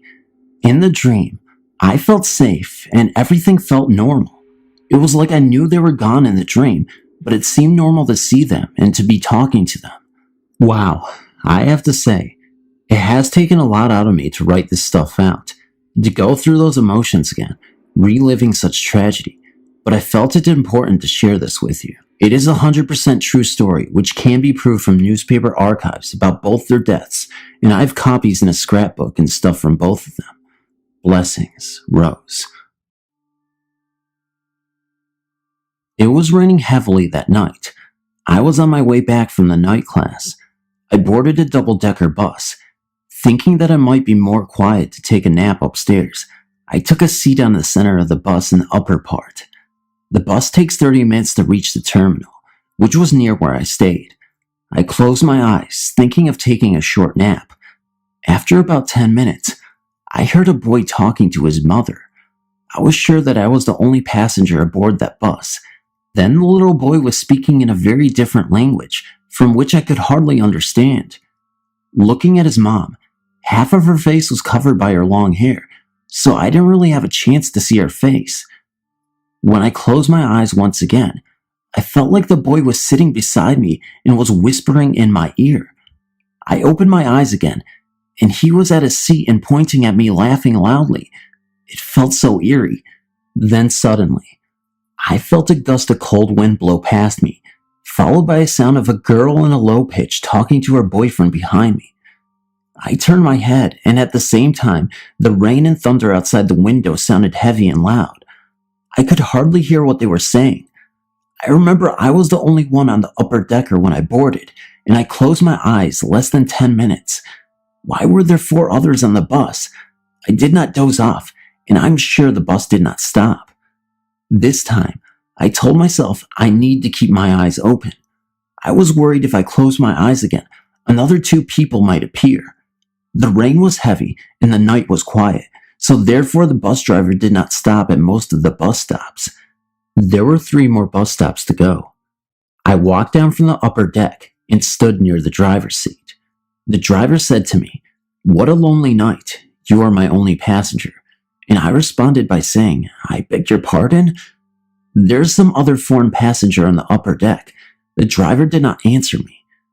Then suddenly, the bus skidded and crashed into a tree. I knocked against a metal pole in front of me and fainted. When I opened my eyes, I was still sitting at the bus stop, waiting for the bus. It was still raining heavily. I thought I had a dream, but my head was swollen. How can that be? When I turned my head to the left, a heavy-set man was sitting at the first seat. A lady and a boy was sitting right beside me. The lady's hair covered half of her face, which I cannot see clearly, and a boy and a girl were hugging each other behind my seat. I shivered and stood up. The little boy said, "Are you leaving? Our bus is not here yet." I did not turn my head. I waved to the coming by taxi and quickly got inside. When I entered the taxi, the driver said, "What a lonely night. You are my only passenger." I was shocked to hear this twice and felt uneasy.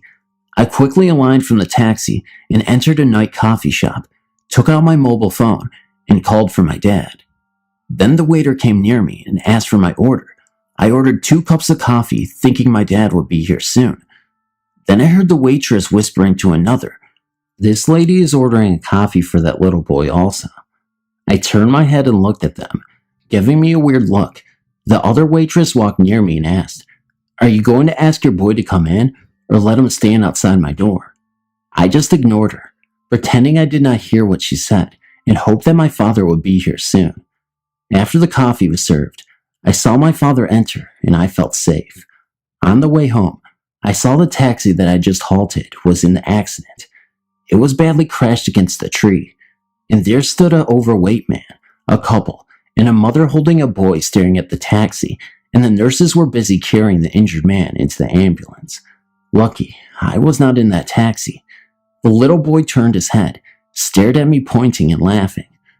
When I reached home, I was sick for almost a week. My mom brought me to a medium, and the medium sent me and my mom to that bus stop to do some spirit chanting and offering. I guess you could say this was one wild night. A lot has been happening lately. Comfortable and uncomfortable things. Some of these happenings just leave me curious and confused as to why all of this is happening. I've been experiencing things to the point where I've broken down, and I shall tell you how and why right now. One day, I was sitting in front of the door to my brother's room, just casually sitting there, listening to music as I waited on my brother to come back. When he finally came, just as I turned my head towards him to say something, I was kept completely shut and frightened over what I had just seen. I let out a small scream, which left my brother worried and motivated him to ask me why I had let out a sudden reaction. I explained it all to him, about how I saw a solid figure of a man that stood right behind him. Now, I really didn't believe in the paranormal, and to see something like this just shook me. I did, and still do believe that spirits are real, but my view on seeing them had totally changed around after this incident. I am religious, and I pray more often than I used to back then, which has helped me a lot because I feel more protected and safe. But it doesn't end there. When I found out that my brother was experiencing the same things as me, we told our mother, and she sat us down to explain it all. We found out that she had similar things happening to her in the past too, and I had also learned that when my mother was trying to get pregnant with her first child, me, that she was targeted by black magic and had been attacked by a shadow person. That gives me a feeling that something or someone, the spirits, may have gotten through some closed doors. I'm not a professional or anything, but it's something I assume may have happened.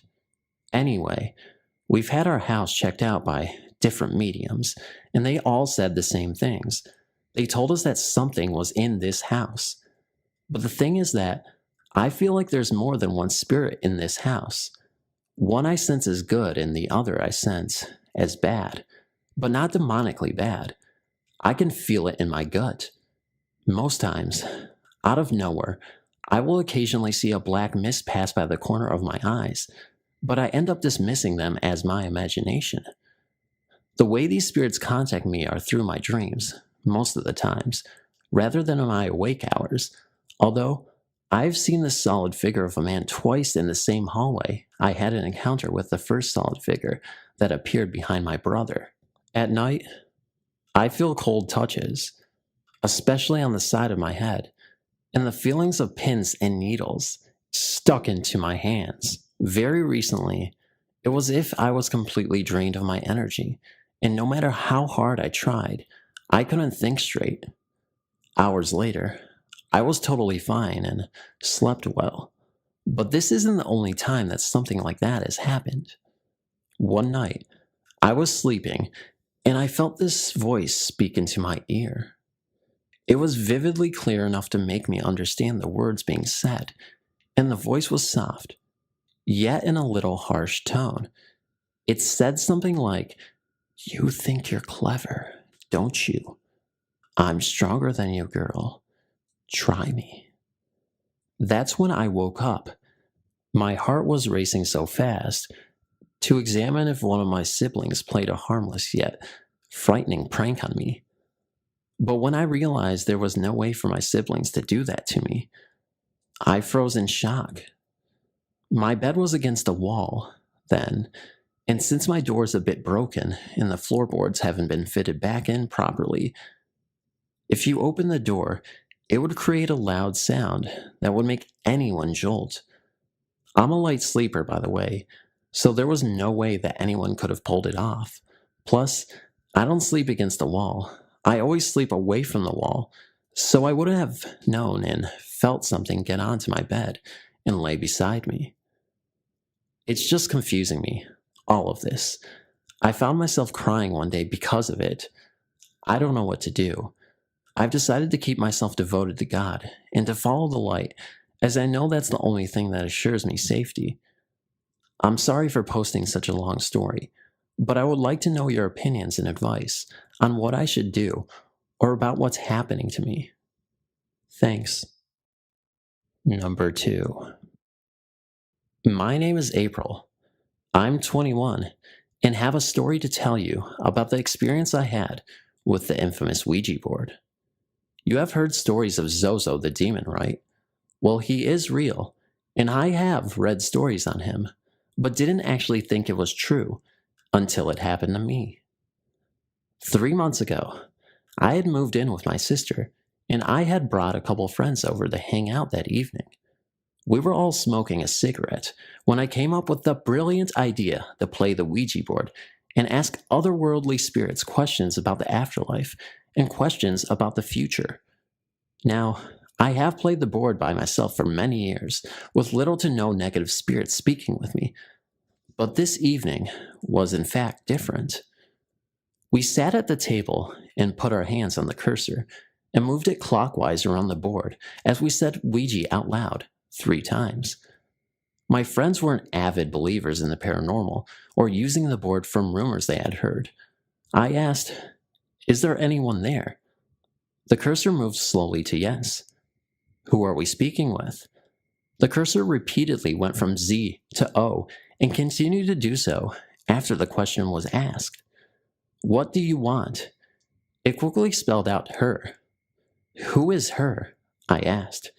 It spelled out my friend's name, and I was freaked. "What do you want with her?" It spelled out, "I want her." Very quickly, the cursor returned to moving from the Z to the O yet again, and I was getting annoyed with this because it wouldn't tell me why it wanted my friend. It just spelled out, "I want her," repeatedly. My friend, the one the demon wanted, stupidly called him a pussy, and the board spelled out death. That's when things got bad. I got angry and told her not to provoke him because he was capable of bad things, and I sure as hell didn't want anything happening to my friends. The other friend just sat there freaked out, not speaking the entire time, as we continued to ask it questions, which I don't recall. The cursor began feeling hot under my fingers, and I asked my friends if they felt it too. They said they did. I asked it another question, but its answer didn't make any sense. It spelled out. The word it spelled out was mama, over and over, and would not move to any other letters, so I cussed at him because I was getting annoyed. The one friend took his hand off the cursor and refused to play anymore, and the atmosphere immediately changed. I could feel Zozo in the room now, and the air was heavy, and I began to get scared. All of a sudden, I didn't feel like myself. I felt if something was inside me. I felt the most intense hatred I've ever felt before. I began to laugh hysterically and then cry like I had no control over my emotions. My mood then turned to hatred again, and I turned to look at my friend, the one the demon wanted, with the most evil smile. I felt it inside. It wasn't me smiling. It was the demon. We all stopped playing the board after that, but the heavy feeling in the air and its presence remained. It took a bit before everything felt normal again that night, and I felt like myself, but when it did, I was certainly relieved. I feared for my friends' safety that night, but fortunately, none of them experienced anything after leaving. My advice: do not mess with the Ouija board. Evil presence in the flat. Since moving out of the flat, when I was going through my divorce, I've made a point of not going back in there unless it was really necessary. When we had tenants renting the place, I had no need really, but the tenants left, and my mom decided to move in there. Suddenly, I had to go there quite often. The atmosphere in the place was always thick to me. It was like the air was harder to breathe. On one specific night in April 2015, my mom sent me a message and told me strange things were going on in the flat. Not one to leave my mom alone when she was far less open than I was, I ran to the flat. She was sitting in the lounge when it came in, and she asked me to step into her room and tell me if I smelled anything. As I took the one step into her room and came to the closet, on my left, bed to my right, there was the very distinct smell of cigarette smoke hanging in the air. I walked towards the bed, and the smell decreased, towards the closet, and the smell was stronger. No one in the yard smokes, so the chances that it could have been carried in from outside are zero. The closet is also not close to any windows, so the fact that the smoke was centralized to that spot was enough to get my hair standing on end. I went back to my mom and asked her if this was all she had been experiencing. She said no. The whole week, she could feel someone take hold of her ankles as she lay in bed, until one night, where not only did something take hold of her legs, it pulled her halfway out until she got panicked and started kicking. By then, her legs were completely off of the bed. She swore to me for a second it felt like she had kicked a solid human being, but no one was there to be seen, although she clearly smelled the smoke. The weekend, I had Tim and Eileen over and explained the story to them. Tim went into the flat alone, leaving us by the pool, and after about 5 minutes, he came out. He said that the person in the flat was a man, middle-aged. He gave features to this man that had my mom and I looking at each other. For my South African compatriots, the man looked like a thinner version of Eugene Terror Blanche. I asked Tim if he could see the man's right arm, and Tim told me that the man made an effort of staying in silhouette. I went into Adam's room and fetched my mom's wedding album. I found a picture of my paternal grandfather and showed it to Tim. Tim nodded. The man in the flat was my mom's father, Johnny. Johnny had lost his right arm in a car accident. Considering he had been instrumental in the abuse I suffered in the flat, not to mention that he was responsible for the death of my gran when she was 32 years old. My mom was 5 at the time. Neither my mom nor I were very happy about the fact that he was in our home. My mom told me to take every picture of him out of the album. She took the pictures, gave them to Tim, and told him to burn them. After he had destroyed every picture, Tim told us what he needed to cleanse the flat, and he went in, alone. He was busy for close to 2 hours. By then, it was late afternoon. As night came around, my mom went into the flat. For some odd reason, the main switch of the electricity was off. Strange. She switched the power on and went to her bedroom. My son, T, came into the flat and told her he smelled smoke.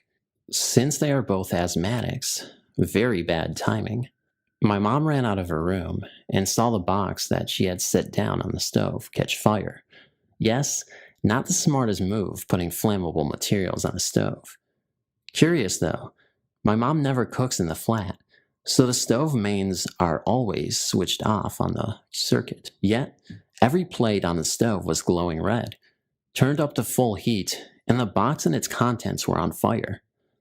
Mom yelled and grabbed T, rushing to get out. Tim rushed in, grabbed the box, dropped it in the sink, and doused the flames. Outside, both my mom and my son were having full-on asthma attacks. When Eileen and I were able to get my mom and my son calmed down and breathing, we speculated as to why the stove would have been turned on when it is never used. Tim stated very simply, "You burn my pictures, I will burn you." A sick parting gift from a bad old soul. At long last, the 14 hours of flying non-stop from Singapore to London was over. Max managed to get the key to his hotel room. The thought of having 2 days off in London overcame the trauma he endured during the 16 hours of duty time. The flight was packed with demanding passengers, and it was hard coping with his senior crew. After having a shower, Max took a train from Gloucestershire Station and left for Piccadilly Station, the nearest tube station to London Chinatown. Max's favorite duck rice was in a restaurant in Chinatown. He would never fail to visit Chinatown for his favorite dish. The restaurant was crowded with diners from all over the world. It was noisy too. There was only one small table available, and the waiter ushered Max to that table. Chinese tea was served, and before Max could sip his tea, an old haggard-looking lady of European descent sheepishly asked Max whether she could share the table. Max gestured her to only the left seat. She took a bow and thanked Max. The old lady and Max had placed their dinner order, and it took a long time before their dinner was served. While waiting for their meals, Max and the old lady did not speak to each other, except for the occasional smile they exchanged with each other. After dinner, the old lady was pleasantly surprised when Max paid for her meal. She insisted on paying Max, but Max politely declined to accept. During the time when they were waiting for their dinner to arrive, Max noticed that the old lady was dressed in old tattered clothing. The dress was old and patched up, but it looked clean. She had an old, worn-out handbag. Max took pity on the old lady and decided to pay for a £5 dinner, which was nothing more than a plate of fried rice. After all, Max told himself that the allowances he earned on his London flight was more than $1,000. That night, Max was woken up from his sleep by some noises which sounded like someone talking to him. He looked up, and in the dim room light, could see an old lady seated across from his bed in a chair, smiling at him. Max noticed it was the same old lady who had shared his table at Chinatown. At this point, Max could feel the goosebumps all over his body. He was scared stiff, but the old lady lifted up her hands, smiled, and vanished into the thin air. Max could not sleep and remained so until dawn. Back at Singapore a week later, Max found out that his wife was pregnant. They had always wanted a baby, but Max's wife could not conceive. They have been married for a couple of years, and the knowledge that his wife was pregnant was indeed good news. The following news his wife was pregnant, Max also won a big sum of money by betting on lotteries. Indeed, Max and his wife suspected the old lady whom Max met in London must have given them good luck.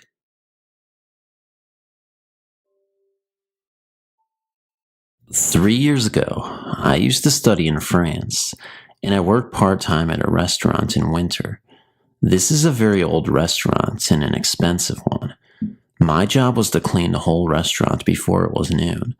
So every day early in the morning, around 5 a.m., I used to start my job, and it would take around 2 hours to complete. I like to share the strange experiences I had in this place. In the morning, when I'd start work, it was always dark. Every day, the first thing I did when I entered the place was to lock the door from the inside. After this, I turned off the alarm systems and then would turn on the heating systems. Each and every window was kept closed in the building. The restaurant opened at noon, so all the other employees started work after 11 a.m. I mention this to prove that there was no possibility of someone else entering the place from outside playing a role in my experiences. While working there most of the time, I got the feeling I wasn't alone. I remember many instances where I suddenly turned back because I would feel as if someone was behind me, a feeling of thin air brushing me. Most often, I got confused, but never got scared, maybe because I didn't have much time to think about it. When I worked upstairs, the building is 2 stories. Sometimes I heard footsteps coming from downstairs, or heard someone running up or down the staircases, and at those times, I come to the ground floor to see if my boss or the chef had come. Only 3 of us had a key, but strangely enough, not even once they were present. The next thing I did when it happened was run towards the main door and see if it was locked properly, and it was always locked. Those times, I just eased my mind, telling myself maybe I didn't hear anything. Since no one ever told me about the building's haunted history, I never wanted to believe there were paranormal presences. Other than this, sometimes I heard doorknobs turning. At times, strange sounds from the kitchen were heard, but whenever I checked, nothing was there. This building had some particular locations where it got so cold even though the heating systems were on. When you are at those places, you tend to get the feeling someone or something is always there, and it never moves from there. One of the creepiest places was the huge cellar in the basement. I had to visit the basement often to refill wine. The cellar and the basement were unusually cold. I often felt humming kinds of sounds from the cellar. It is hard to explain how, since these sounds were not heard, but felt. I worked in that place for 3 months, and in all those 3 months, I had noticed lots of strange things happening. My instincts were saying to me all the time that there were entities in that place which never belonged to our world or dimension. Regardless of that, I dismissed this instinct every time. I also need to say, I never ever experienced something which threatened me. If I saw something as a threat, maybe I would have quit my job. Now, sometimes I think that what I did back then by rejecting or neglecting the presence of paranormal entities, I saved myself from lots of unwanted haunting, which might have disrupted my lifestyle. I strongly believe that the fact I never showed any weakness was the main reason I was not harmed or threatened. After 3 months of work, I found a better job which suited my education, so I decided to leave my job. Something happened on the last day of my work which changed my whole attitude towards that building. It was a conversation with a barmaid who was working there for more than a year. The last day, I was waiting for my boss outside the restaurant to get my last pay and bid goodbye. It was almost 11:30 a.m., and one of the barmaids, Sophia, was already there. Since I had the key, I opened the restaurant door for her, and she went in. While I was outside, within 15 minutes, she came back running outside, and I could see she had a pale and panicked face. She sat next to me, and I could see from her looks she was terrified. She lit a cigarette and started smoking. I asked her what was wrong. She replied to me, "It's as usual. The things inside scared me." I was confused hearing this and asked her what she meant. She looked at me with a puzzled face and said, "Don't you know? Ghosts," and said she heard the usual footsteps and voices. She also said she felt as if someone touched her shoulder from behind. At this point, I noticed she was sweating like hell. I remind you it was winter and freezing even with thick jackets on. Once I saw this, I knew for sure she was damn serious about it. I tried to calm her down and told her that I too had experienced these things, but I never took it seriously and that I never accepted the ghostly presence inside.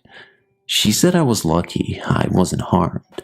She was also shocked to hear that I usually start work as early as 5 a.m. In fact, even my boss didn't know I start work that early. I had to finish work before noon, and they thought I started work at 10 or 11 a.m. If someone had known the timetable I used for my conveniences, I'm sure they would have never allowed me. According to Sophia, throughout its history, the building was notorious for haunting. It was believed ghosts belonged to various centuries were present in that place, and also some other entities as well. People believe the presence of alcohol, food, and other luxuries were the reasons for this building being a hotspot for haunting. The building had always been a restaurant, a hotel, or a bar in its lifetime. Some people would flood to this place to have fun, and it seems the souls of those who never saw lights still visit this building. There were also some ghosts who were trapped inside the building for unknown reasons. Most of these employees and guests, when being alone, have felt the presence of these ghosts. This includes voices, touches, and moving shadows. Sophia also mentioned that a murder or a suicide had taken place in the basement long ago. She wasn't sure about it, but said the basement had the strongest sightings. Some employees were working inside the basement and had seen moving shadows and strange whispers in their ear. Unlike the voices heard, these whispers were very clear. After my conversation with her, I really felt terrified, but also lucky to not have been threatened by ghosts. Now, Sophia was only 18 and was one of the fun-loving people in that restaurant who loved playing small jokes, so it was possible that she was trying to fool me. So that afternoon when I met another employee, Adela, who was a friend and was someone respectable in her 60s, I told her about my conversation with Sophia, and this old lady friend confirmed everything Sophia said. She also yelled at me for working so early alone in that building.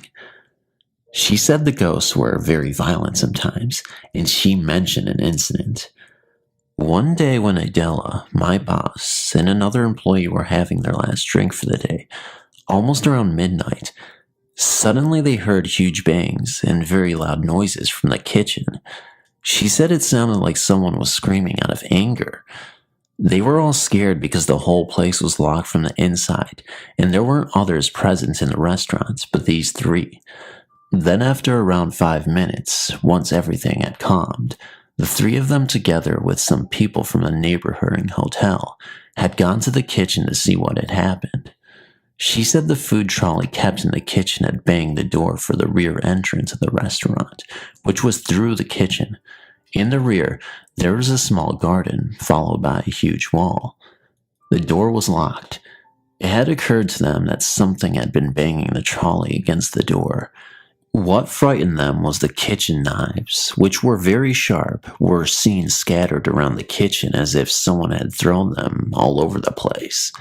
Had some employee been present at the kitchen when this happened, then most probably he would have died or severely gotten injured. After this incident, my boss had brought a priest and purified the place, and things have calmed down a bit for some time. Then everything had started up again.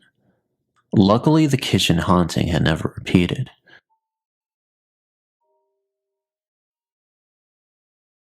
The year was 1980, and I was 14 years old. My parents and two younger sisters were living in Saudi Arabia, where my father was stationed as part of a phone system upgrade project for the kingdom. The school for expatriates, Americans, British, Canadians, and others from all over the world, only went up to grade 9 in Saudi Arabia, and so for the grade 10 school year, I was sent back to Canada to live with my grandmother in a small Ontario town, not far from Ottawa. My grandmother lived alone. my grandfather having died long before I was born. She was very religious and very involved with our church community, along with her regular Sunday attendance. My family didn't practice any religion and never went to church, so it took some time getting used to on my part being away from my family for the first time, living in a small rural town and living in a religious household. Further complicating things, I inadvertently crossed the school bully early on in the school year and found myself a pariah at the local high school where I was the new kid. To be exact, I had a hard time adjusting to this environment, and as a result, I stopped going to school. This upset my grandmother deeply, and she sent me to go see a doctor who prescribed me some kind of antidepressant. I just threw the entire bottle out the window. Drug me was not the solution. I would take my bike and go to the library or find a park on a nice fall day and read books. At night, I would stay up and watch late night TV like The Tonight Show with Johnny Carson. The apartment was on the second floor of a house by the railroad tracks on the north edge of town. It was old and musty, and the floorboards and steps up creaked. There was only one entrance to the place, and if anyone came in, I would be able to see them coming up the stairs and pass by the living room where I watched TV. One night in November, I heard my grandmother sobbing from her room, which was down the hall. I knew I was the reason for her distress because I had stopped going to school and she didn't know how to deal with me. Then I heard her talking. At first I thought she was talking to herself, as this was 1980 and there were no cell phones and she did not have a phone in her room. The only phone was in the hall and she wasn't in the hall. Then a man's voice responded to her. "Don't worry, Anna," he said. Chills ran up my spine and I froze in my chair. The voice was deep and clear and in the house, and yet I had been in the living room all evening and no one had come into the house. I heard her sobbing some more, and one more time the voice spoke, "Everything will be all right." I remained in that chair until dawn. I'll never know if that was my imagination, my grandmother speaking in a different voice to herself, or perhaps, as I imagined at the time, it was the voice of my grandfather's spirit comforting my grandmother. Whatever the case, I've never forgotten that moment, nor the feeling of creepy dread that crawled up my spine, as something from the other world seemed to pass into this one for the moment. This is an experience that occurred over several months. In the autumn of 2012, I was home from university one weekend. On the outskirts of my town, there is an old graveyard called the Red River Cemetery. It is very old. The earliest graves are from the 1790s and associated with an abundance of local history. The Great Revival of 1800 occurred there, the first camp meeting in Christian history. A lot of spiritual activity happened at that event. This cemetery is a regular spot for me. It is a pleasant drive into the fresh country, and the entire graveyard is surrounded by ancient trees. In the back of the cemetery is a reconstruction of a log church that was once there. You feel as if you are going back in time when you go there. It is serenely silent and still, and there is a nostalgia with all the graves and arrangement of trees. In the center of the cemetery is a separate walled graveyard. It is an elaborate family plot, and the old wall dates back to the 1830s. There are many graves in there, and one has sunken in and opened. Vandalism or other natural occurrence? Not entirely sure. I walked around the plot for a few moments. I had come here many times before, and nothing strange had ever happened. But this time, I felt an unpleasant feeling.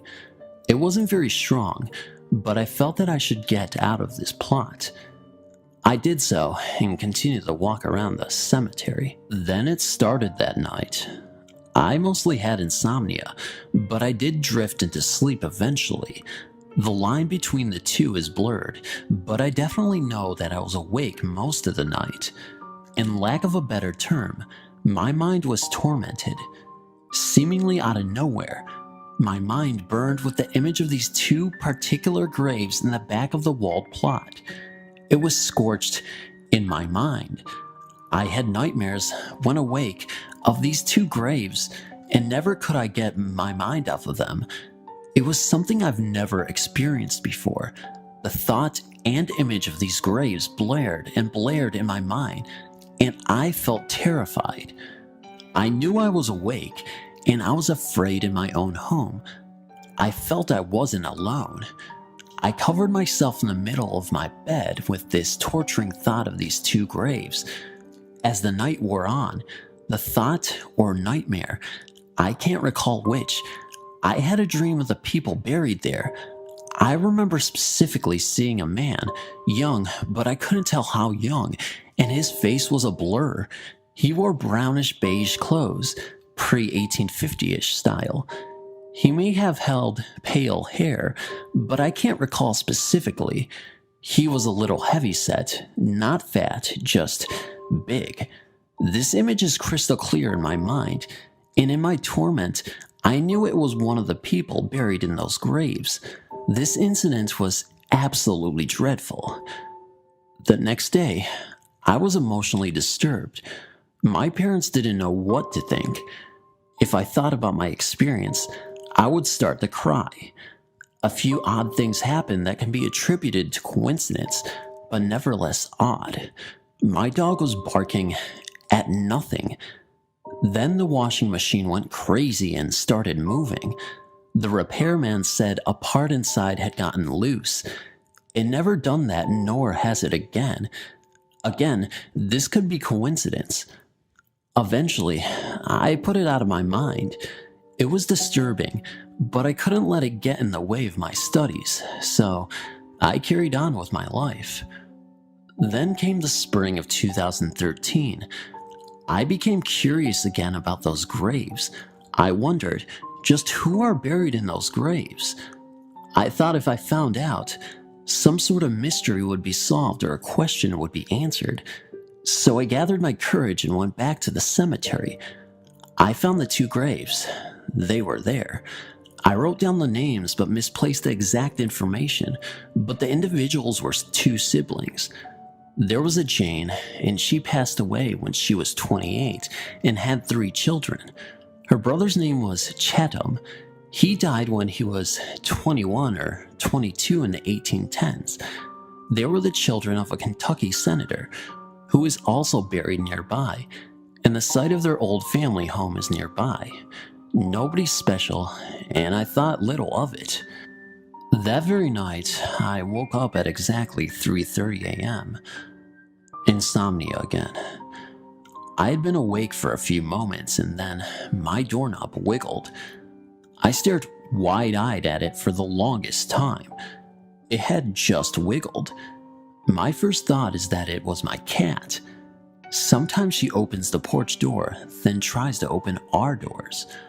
I prayed to God, please let that have been my cat, then I can sleep in peace.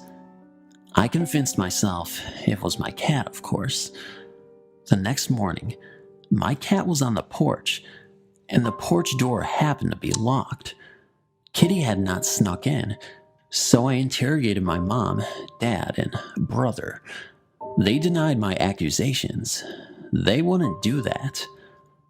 Then, the next night came, and I awoke again at 3:30 or 4:30. When I went to bed, my brother, who was in the den, right outside my room, was watching TV. But here, I was awake again, and I could see the light coming in, where I could see under the door. Then my door opened. I heard the doorknob turn, and it slowly opened, about halfway. Then it began to close again, but didn't close all the way. Then there was a flash of light in the den, and it went dark. I stared at it for a while. I thought it was my brother, because I thought he stayed up all night watching the show and opened my door for some reason. Thus, I wasn't scared, and I got up and closed the door. I attempted to go back to sleep, but was a little bothered. I asked him about it the next morning.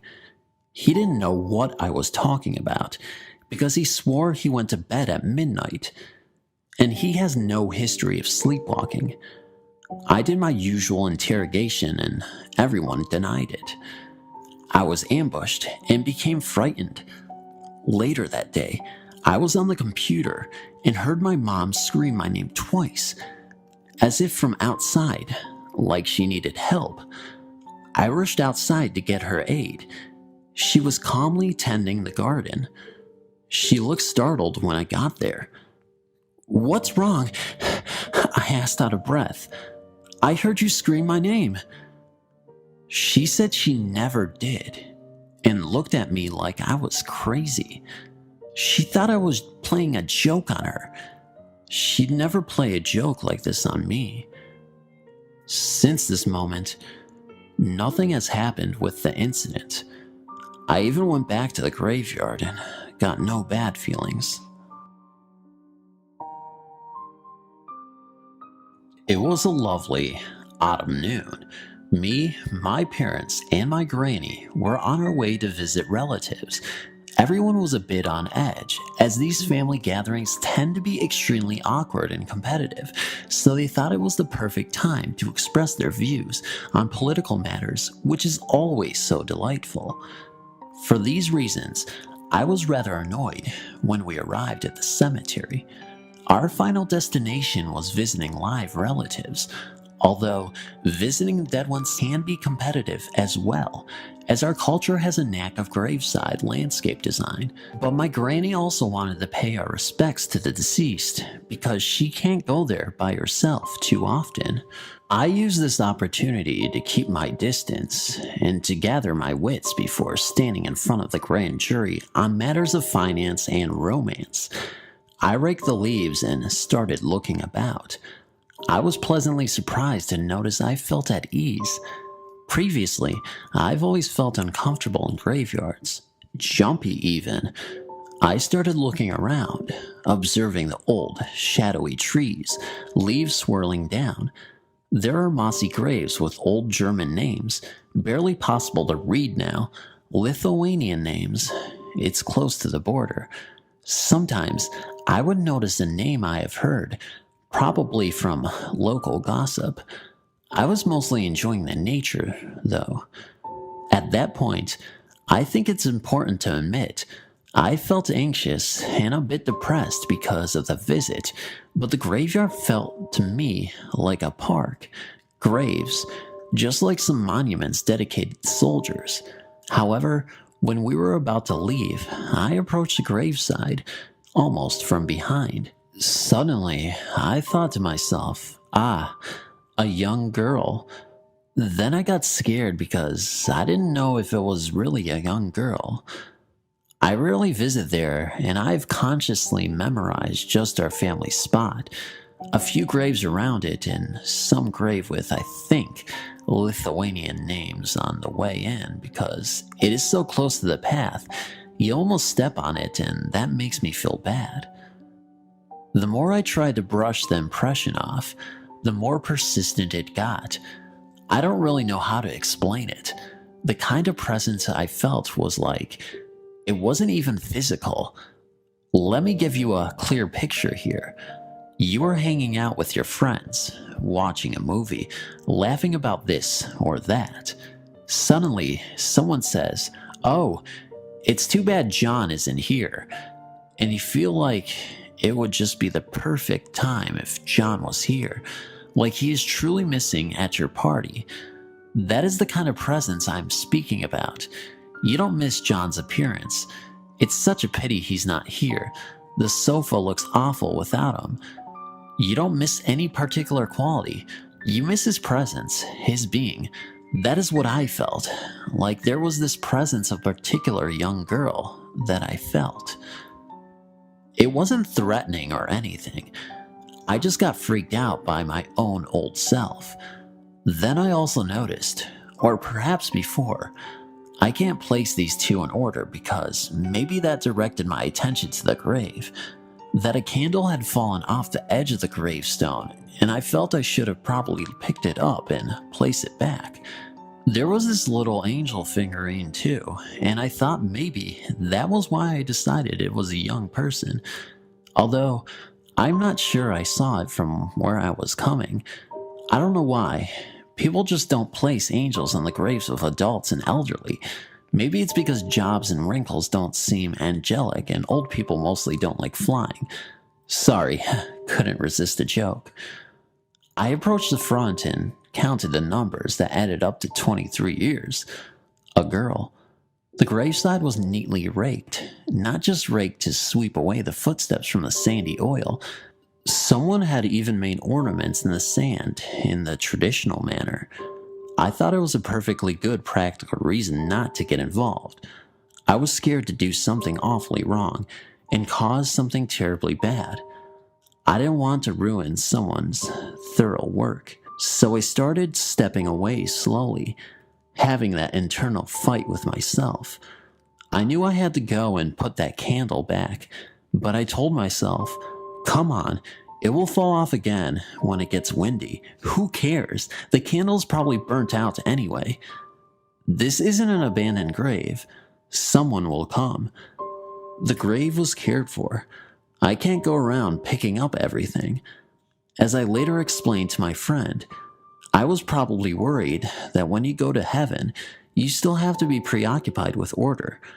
I'm messy and I've been persecuted all my life for that. I hope when we die, we don't care anymore about such nonsense. I don't want anyone to visit me in my dreams, telling me to clean up under my bed. Finally, I rather unwillingly went back and placed that candle on the stone. I prayed to God to take care of this young soul and to protect me because I mostly had no idea what I was doing, so God had to take care of me. And as I walked back to the car, I suddenly felt really happy and warm around my shoulders.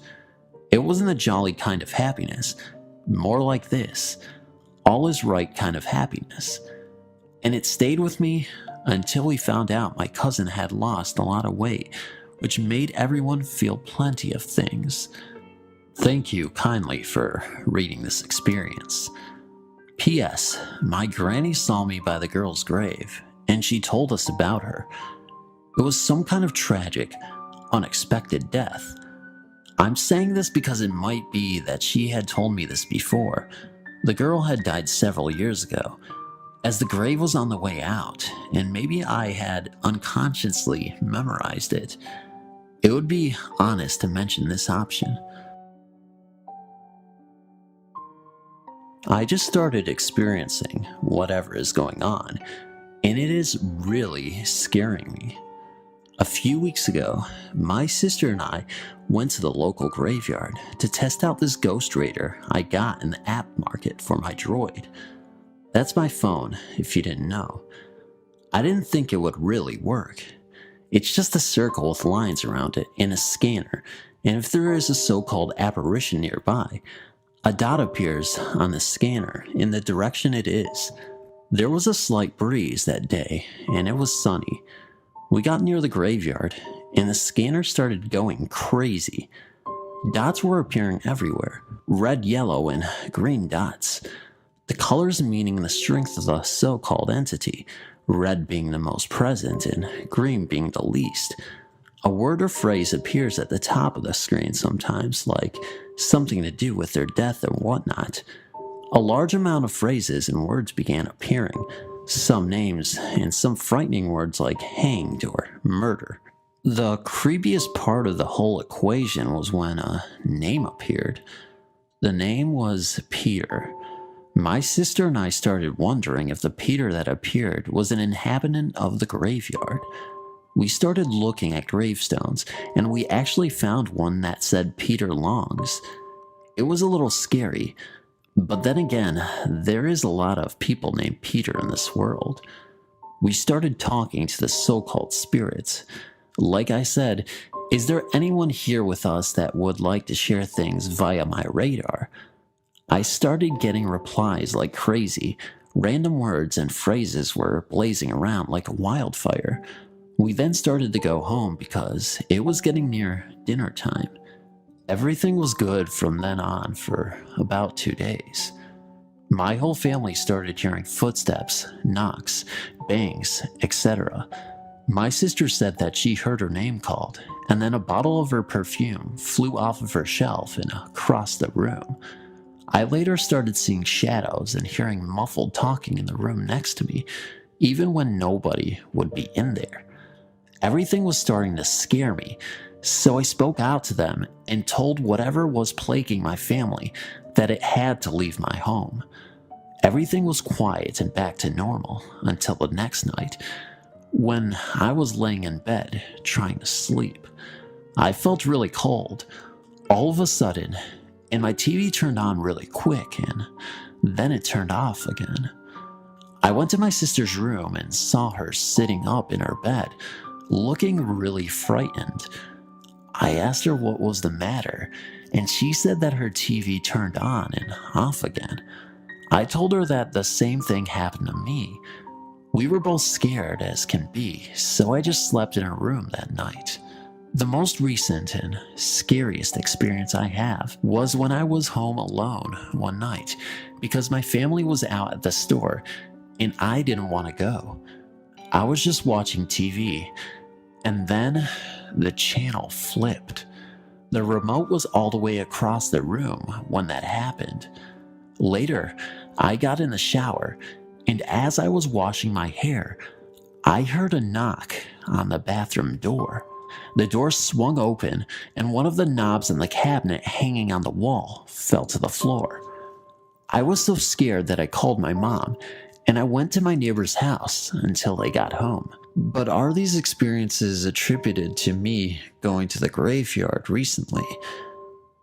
I don't know, but I'm really terrified of all these events that occurred. But I guess in a way, it is kind of entertaining. Not in a good way, but an interesting one. Thanks for reading. I've lived in New Mexico my entire lifetime and never moved. As a result of living in the center of the Southwest, I've heard the story of La Lorna multiple times and in many different versions. I live very close to about 2 rivers, and when I was little, I heard a version of the story where she drowned her children in the river that I could easily walk to. I never thought I would pay much attention, nevertheless see her, hear her, and slightly see, but recently, all that changed. I have 3 friends that are brother and sister to each other. It was summer of 2008 and we were having a sleepover. We had been planning this for about a month, and earlier in the day, we had bought all the food and other snacks we could imagine. We had planned to fire up the grill and make s'mores at about 8 p.m. and just sit outside and have a good time. At every sleepover we have, it seems that the Halloween decorations seem to get taken out of the closet a lot. 8 p.m. came around and we made s'mores in the front yard.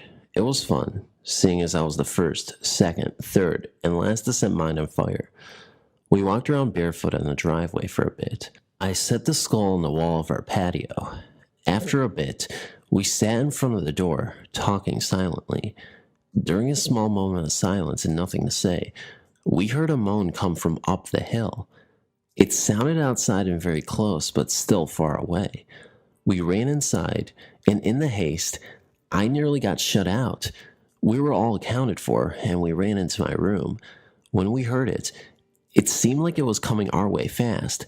We all believed it was La Lorna, but we shook it off as one of my neighbors trying to scare us.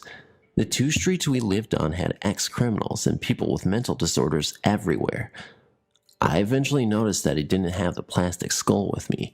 About 2 or so hours later, I walked through the dark hallway, switching on as many lights as possible right when I was in my entryway. I looked out the narrow window next to the front door. I saw what looked like a misty shape of a person hovering there. It kind of looked like a woman, but I couldn't tell very easily. It was all very light. I didn't stay to find out.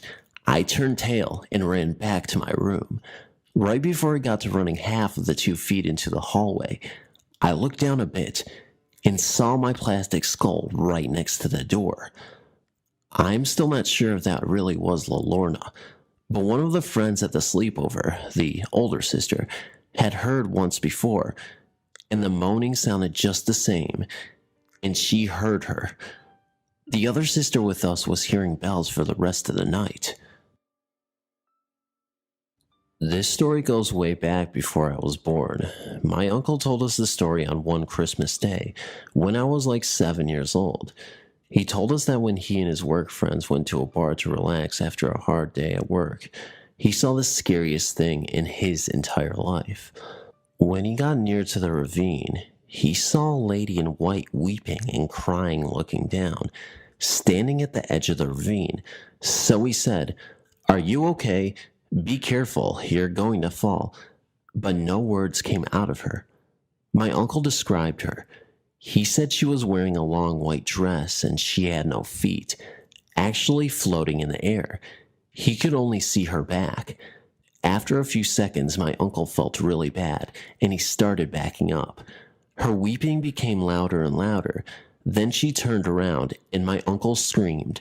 Her face was indiscernible and she had horse legs. She was part human and part animal. After that, he never walked home alone at midnight around the ravine. He said that, at night, he could hear her weeping soft in the air, and he still gets the chills down his spine. People say that when you hear the weeping lady far, far away, she is right outside your house or near you, and when you hear her really close and loud, it's because she is far away. My mom is a first-generation American. Her parents moved from Mexico to El Paso, Texas, before she was born. The supernatural was very prevalent in both sides of her family. My grandfather claims that we are descended from the Apache warlord Victorio, and that the spirit of Victorio appeared to him and his brothers when he was a young man. My mom had many experiences with ghosts and spirits, but she said that none was more terrifying than her experience with La Lorna. Her family lived in a decent-sized house on the banks of a canal on the south side of El Paso. At the time, the family had 3 dogs. My mom describes all of them as the toughest dogs in the block. One night in the dead of winter, my grandfather was telling my mom one of his great stories when there was a loud commotion in the front yard where the dogs were. The dogs were barking to wake the dead. My mom and her dad went outside into the front to see what was going on. They were joined by my grandmother. They had not noticed this before, but a fog was slowly creeping around the street. The air was chill, but different from the cold of winter. The cold went down to the very bone. The 3 dogs were barking towards the fog, or more accurately towards the canal that was by the house. Suddenly, a blood-curdling scream pierced the night air. My mom described it as the most terrifying cry she has ever heard in her entire life.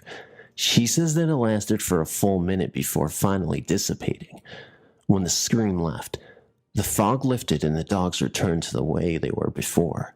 My mom asked her dad what the scream was, but all he said was La Lorna and told her to go back to bed. Naturally, she couldn't sleep and instead listened to her parents debate over whether or not to call the cops and report her murder or something. In the morning, when it was light out, my grandfather went down to the canal but unsurprisingly found nothing. When he came back, he told my mom the legend of the woman who drowned her own children and is now fated to cry out for them on the banks of the river where she killed them. And to this day, my mom is convinced that she heard La Lorna on that night so many years ago. Another close associate of mine who has had a close encounter with La Lorna is my former karate instructor and confirmation class teacher. He is Irish and a devout Catholic, but firmly believes in the existence of ghosts and the paranormal. When he was a teenager, he lived in New Mexico, close to the borders with Texas and Mexico. Like any good teenager looking for a rush, he liked to ride around with his brothers after dark and watch for ghosts in the old graveyards. One night, he and his brothers managed to convince a couple of girls they were sweet on to come along. They were sitting in the car in the middle of the desert when a deep fog started setting in. They were unsettled and decided to leave, but the car wouldn't start. Suddenly, he says that everything went completely and utterly pitch black. My friend flipped, but his brothers were frozen in their seats, unable to move a muscle. He yelled, but they still didn't move. He reached over and managed to finally start the car. He was 15 and didn't even have a license, but he drove out of there like a bat out of hell. When his heart finally stopped racing, he stopped the car. He turned to his brother and asked him what the hell happened back there. His brother, with his face still white, asked him incredulously, "Jim, did you not see her?" He shook his head no and asked his brother what he was talking about. His brother told him that when everything had gone black, a strange translucent white woman appeared outside of the car. She looked like a wicked witch. She reached her hand into the car, through the closed window for Jim's neck, but stopped and drew back when she touched it. She then disappeared, and that was when the car started. Jim reached up to his neck and fingered the St. Michael medal he always wore. He firmly believed that the archangel responsible for defeating Satan protected him on that night.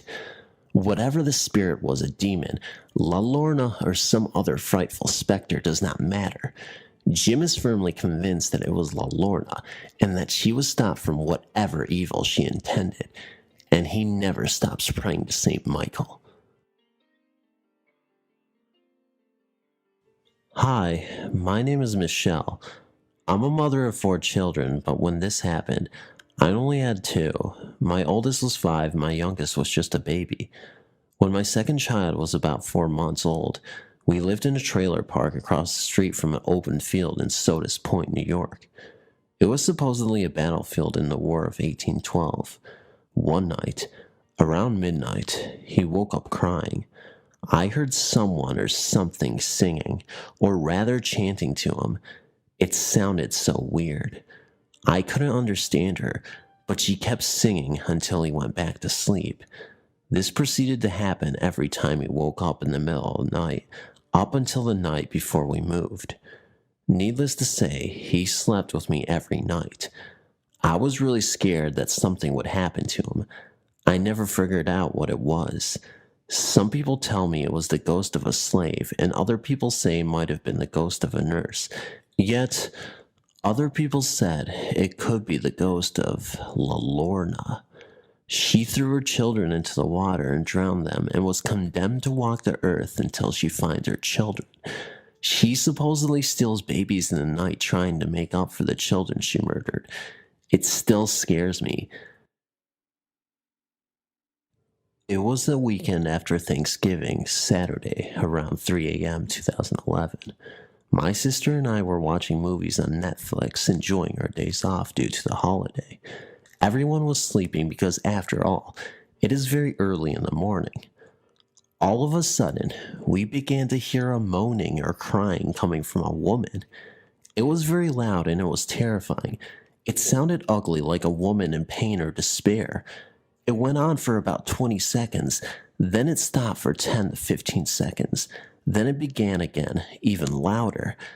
Told my sister to grab the phone to be ready to call the police because I thought a woman was being raped or being assaulted near our house. I stepped outside, scared, to see if I could prevent a crime.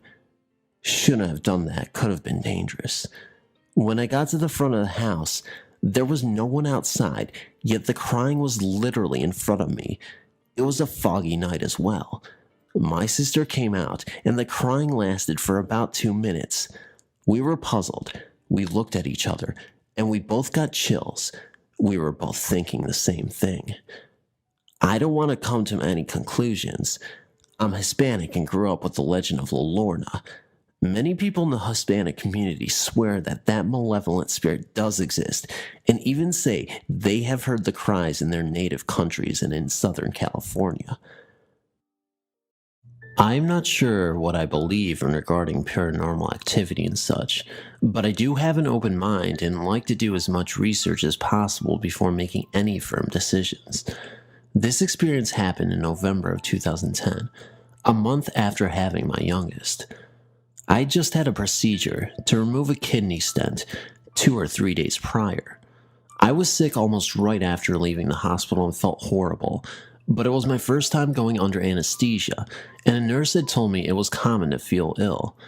I was running a low-grade fever about 100 degrees Fahrenheit. The baby had awoken for a 2 a.m. feeding, and I was holding him standing in the living room in front of the heater. I was chilled to the bone because of the fever and feeling a bit dizzy. I thought, oh geez, I'm going to cook the baby. Just then, about 5 feet away from me, appeared this man. He was tall, over 6 feet, buff large muscles, a stern face. He wore old brown-looking clothes. It reminded me of stories of fur trappers out on the frontier. Maybe it was animal skin, but I'm not sure. He had the same style satchel that crossed his body. The strap on one shoulder and the satchel rested almost on the opposite hip. He had long brownish hair and brown wings that went almost to the floor. He was standing beside me, one of the dining room chairs that was pushed away from the table with one foot on the seat. He did not smile, but I wasn't afraid of him. Surprised for sure, but instead of freaking out, I just said a muffled hello, and then he disappeared. I felt like I needed to sit and cautiously sat on the chair his foot was on, saying, I'm sorry if you were using this chair, but I need to sit. I thought later, maybe that's why he was there. I was holding a baby with a fever and standing too close to the heater. Maybe he wanted me to sit, but I also understand that I was ill and it could have been some sort of fever hallucination. I did many internet searches trying to find out who this was, but I found nothing that matched. I suppose I was wondering if anybody else has ever seen a man like this, or may know who he is. Thank you for your time.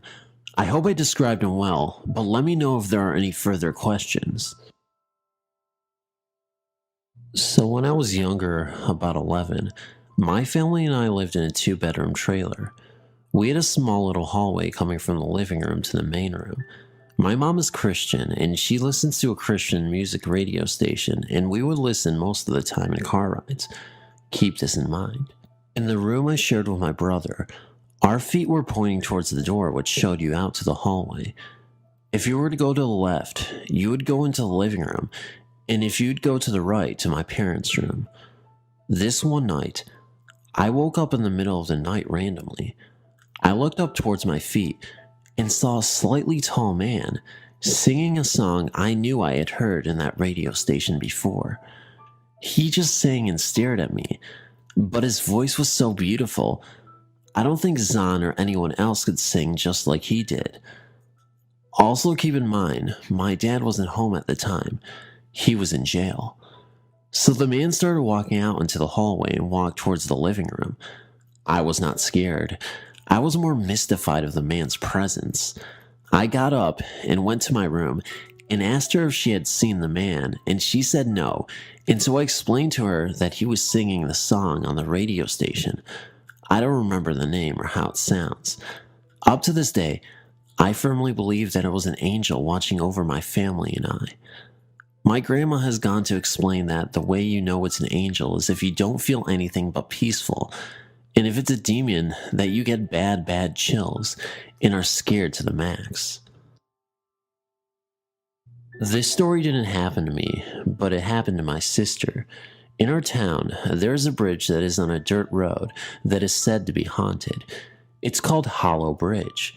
They say a couple were murdered, and the wife still comes around every night about 2 a.m., which is the time they died. This was about 100 years ago, or so I am told.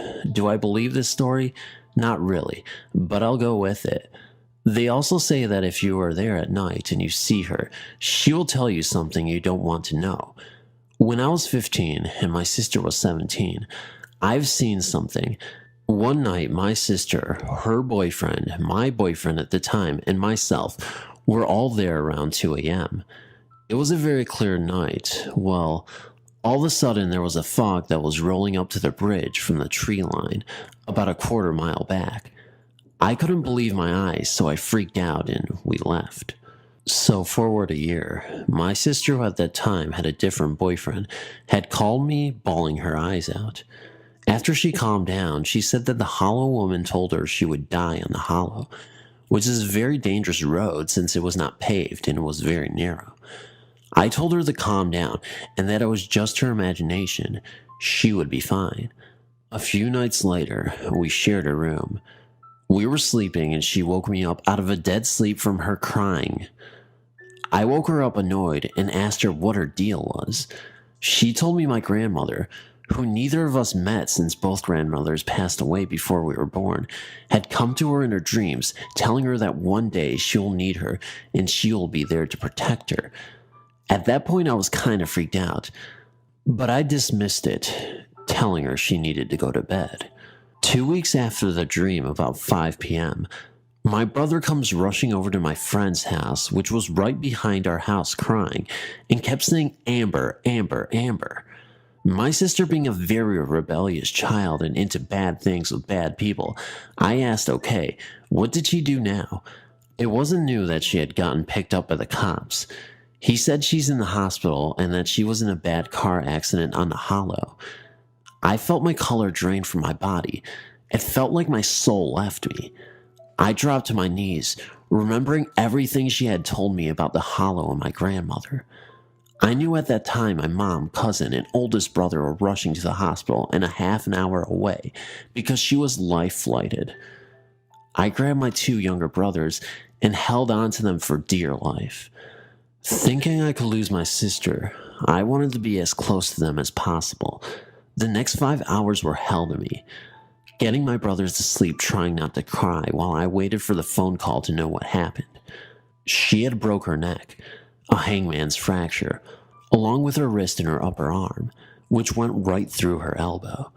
The doctor said that she had a 30% chance of surviving the surgery, and if she did, she would be in a halo. Once she came out of surgery, if she survived the night, she would only have a 15% chance of ever walking again. The next morning, they took her out of the coma, and she was talking and being her stubborn self. They realized that she was moving her feet and legs. We all cried. We couldn't believe that she had survived this and will walk again. The doctors say she had a guardian angel on her shoulder that night, because there is no medical reason as to why she should have survived. Almost 10 years later, she has a beautiful 8-year-old little boy. Yes, still has problems with her neck and arm, but has never went down that road again. That road is now paved in certain areas, and a very strict speed limit is attached to it. But still, to this day, I say that she was warned, and she had a loved one at her side that day. Sorry this was so long. I hope you enjoyed the story. First, as far back as I can remember, I've always been fascinated with the paranormal. When I was around 8, I believe, I started seeing a blue lady out of my bedroom window. She always seemed to be walking towards our house. I thought maybe I was imagining things at the home. One night, I finally went outside to make sure it was something with my window, but I still saw her. When I came back in, I told my parents, who they said they saw glimpses of her going into my bedroom. Hearing that got me excited, like there was something special about me. But not long after I stopped seeing her, I do recall hearing my name a few times clearly, but no one was home. This blue lady had a majestic aura about her. A very serene, very peaceful and tranquil aura.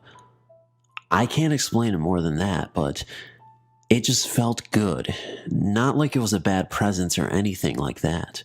Then one night, I had a dream where a lady in a white dress and long curly blonde hair looking like the lady in blue appeared out of nowhere.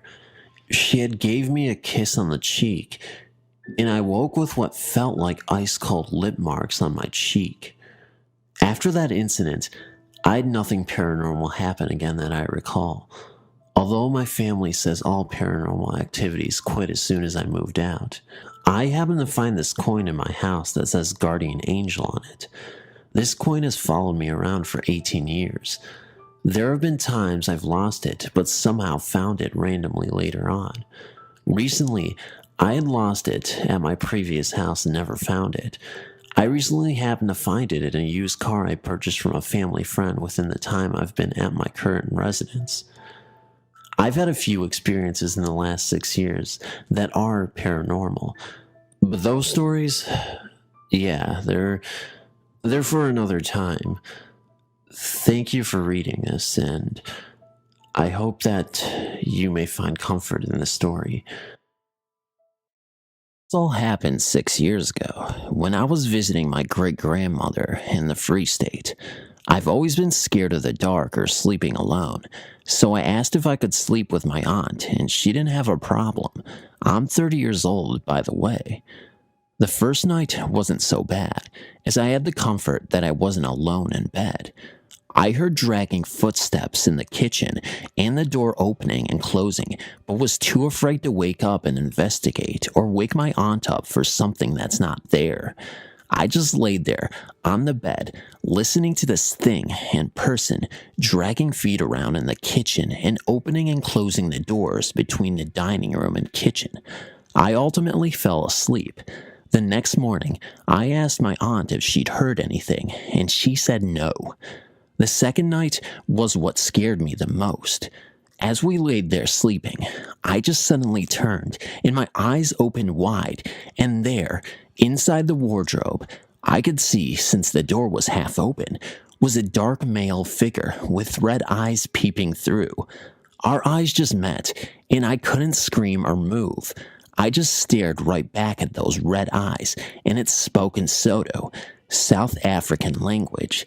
It said, "I'm not here to scare you, but to scare that one," meeting my aunt, and I can't remember what happened after or how I fell back to sleep.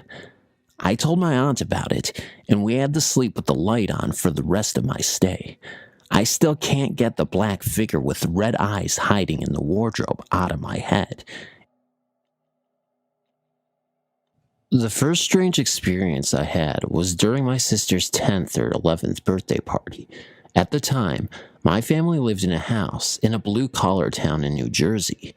The house was set up where the front door was, up a flight of stairs. Once inside, there was a landing that led to another flight of stairs upstairs and another leading to the lower level. Downstairs was a long hallway with a doorway leading to the garage. At the foot of the stairs, which formed one end of a long hallway, there was a closet under the stairs. There was a laundry room at the end of the hallway, and finally large living room. My sister had invited all of her friends, and everyone was having a good time. After eating cake, the grown-ups went upstairs for coffee, and the kids stayed downstairs to play on their own. At a certain point, we all decided to scare each other by telling ghost stories in front of the laundry room. My sister and I had always thought of it as the creepiest spot in the house, and it proved to be the perfect spot to tell ghost stories. When you opened the laundry room door, you stared down a long dark room with a shaded window at the end. The doorway to the laundry room was a small recess at the end of the hallway. The house quieted down as we started talking about scary things. After a few of those stories, everyone started to get into the spirit. My sister and I were sitting at the end of the hall, looking down its length. From our vantage point, we could see the wall along which the door leading to the garage was.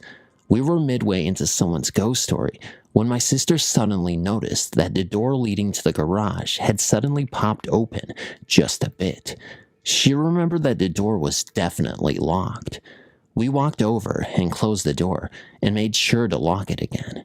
By then, all of us were terrified and thoroughly petrified in our own little recess.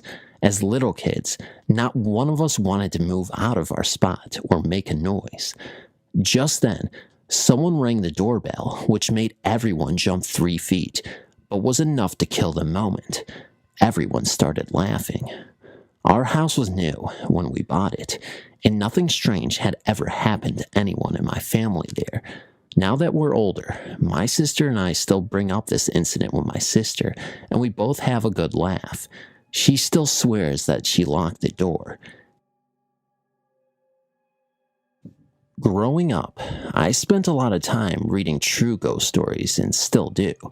When we were little, my sister and I would borrow the ghost books from the library. The best were the ones with real pictures. I remember reading one of those ghost books when I was in middle school. It was right during the time when midterms or finals were coming up, and I had a pile of school books on my desk.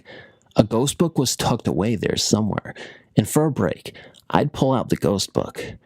At the time, I was part of the school basketball team and proudly received my practice jersey, which I still have, that I kept hung on a hook at the back of my bedroom door. That night, I was studying for finals with the bedroom door closed. My desk faced the wall, and the door was 4 feet to the right. I had my Walkman on. Do you remember those things? And started getting into the rhythm of doing my English homework to the tunes of rap. Then, out of the corner of my eye, I was distracted by some movement. I looked up to see my jersey swinging back and forth on the hook. It looked just as if someone had tipped the hanger to one side with a finger, causing it to swing. Right away, I checked to see if the door was locked. Maybe my father had opened the door after I didn't hear him knocking. I didn't want to be bothered while studying, so it was logical that I would have locked it.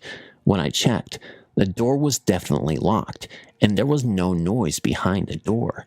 All the while, the jersey continued swaying back and forth, eventually stopping after losing speed. Next, I checked to see if the window was open, but it was November, and the windows were all closed to keep out the cold. Right before I noticed the jersey swinging, I'd just put down a very large, hard-covered dictionary onto the desk. The dictionary was about 10 inches long and 3.5 inches thick. I thought maybe it made a slight wind as I put it down, but no matter how many times I tried, I couldn't cause the jersey to move from 4 feet away. I didn't feel scared and just continued studying with the Walkman on. Nothing like this has ever happened again, but I can't explain what caused that jersey to swing. One of the most bizarre experiences I've ever personally had was with my family while staying at a hotel in Atlantic City, New Jersey. It happened around 1997, and I was lucky to have most of my family there to experience it with me.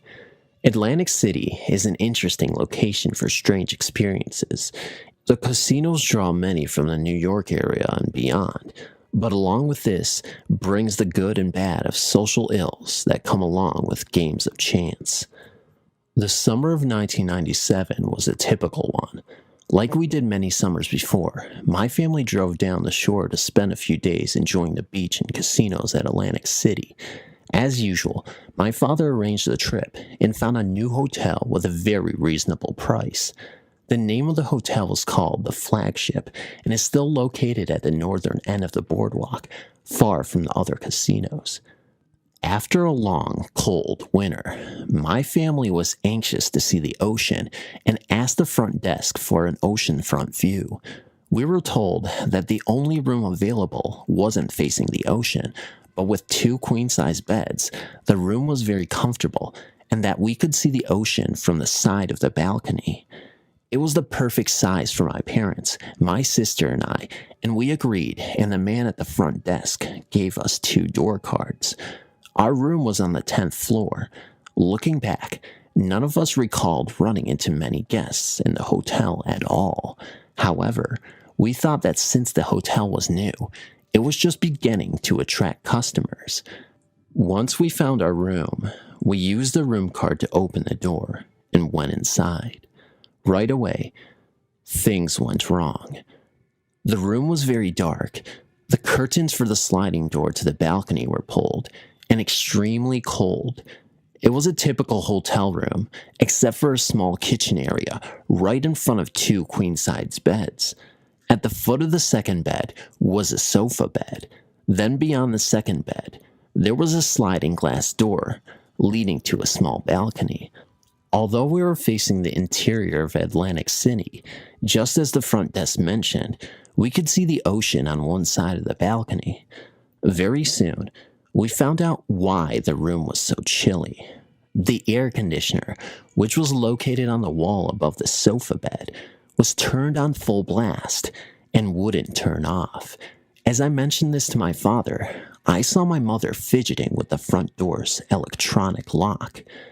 Like she often said, and did, she checked to see if the door was locked when closed from the outside. It wasn't. Inside the door, there was a sticker that explicitly stated that the door was always locked on the outside. Not so. We also realized that the stove in the small kitchen wasn't working. Then we saw that there was a small leak coming from the mini fridge as well. My father called downstairs, and soon a repairman came up and fixed the AC, the stove, the refrigerator leak, and even the front door.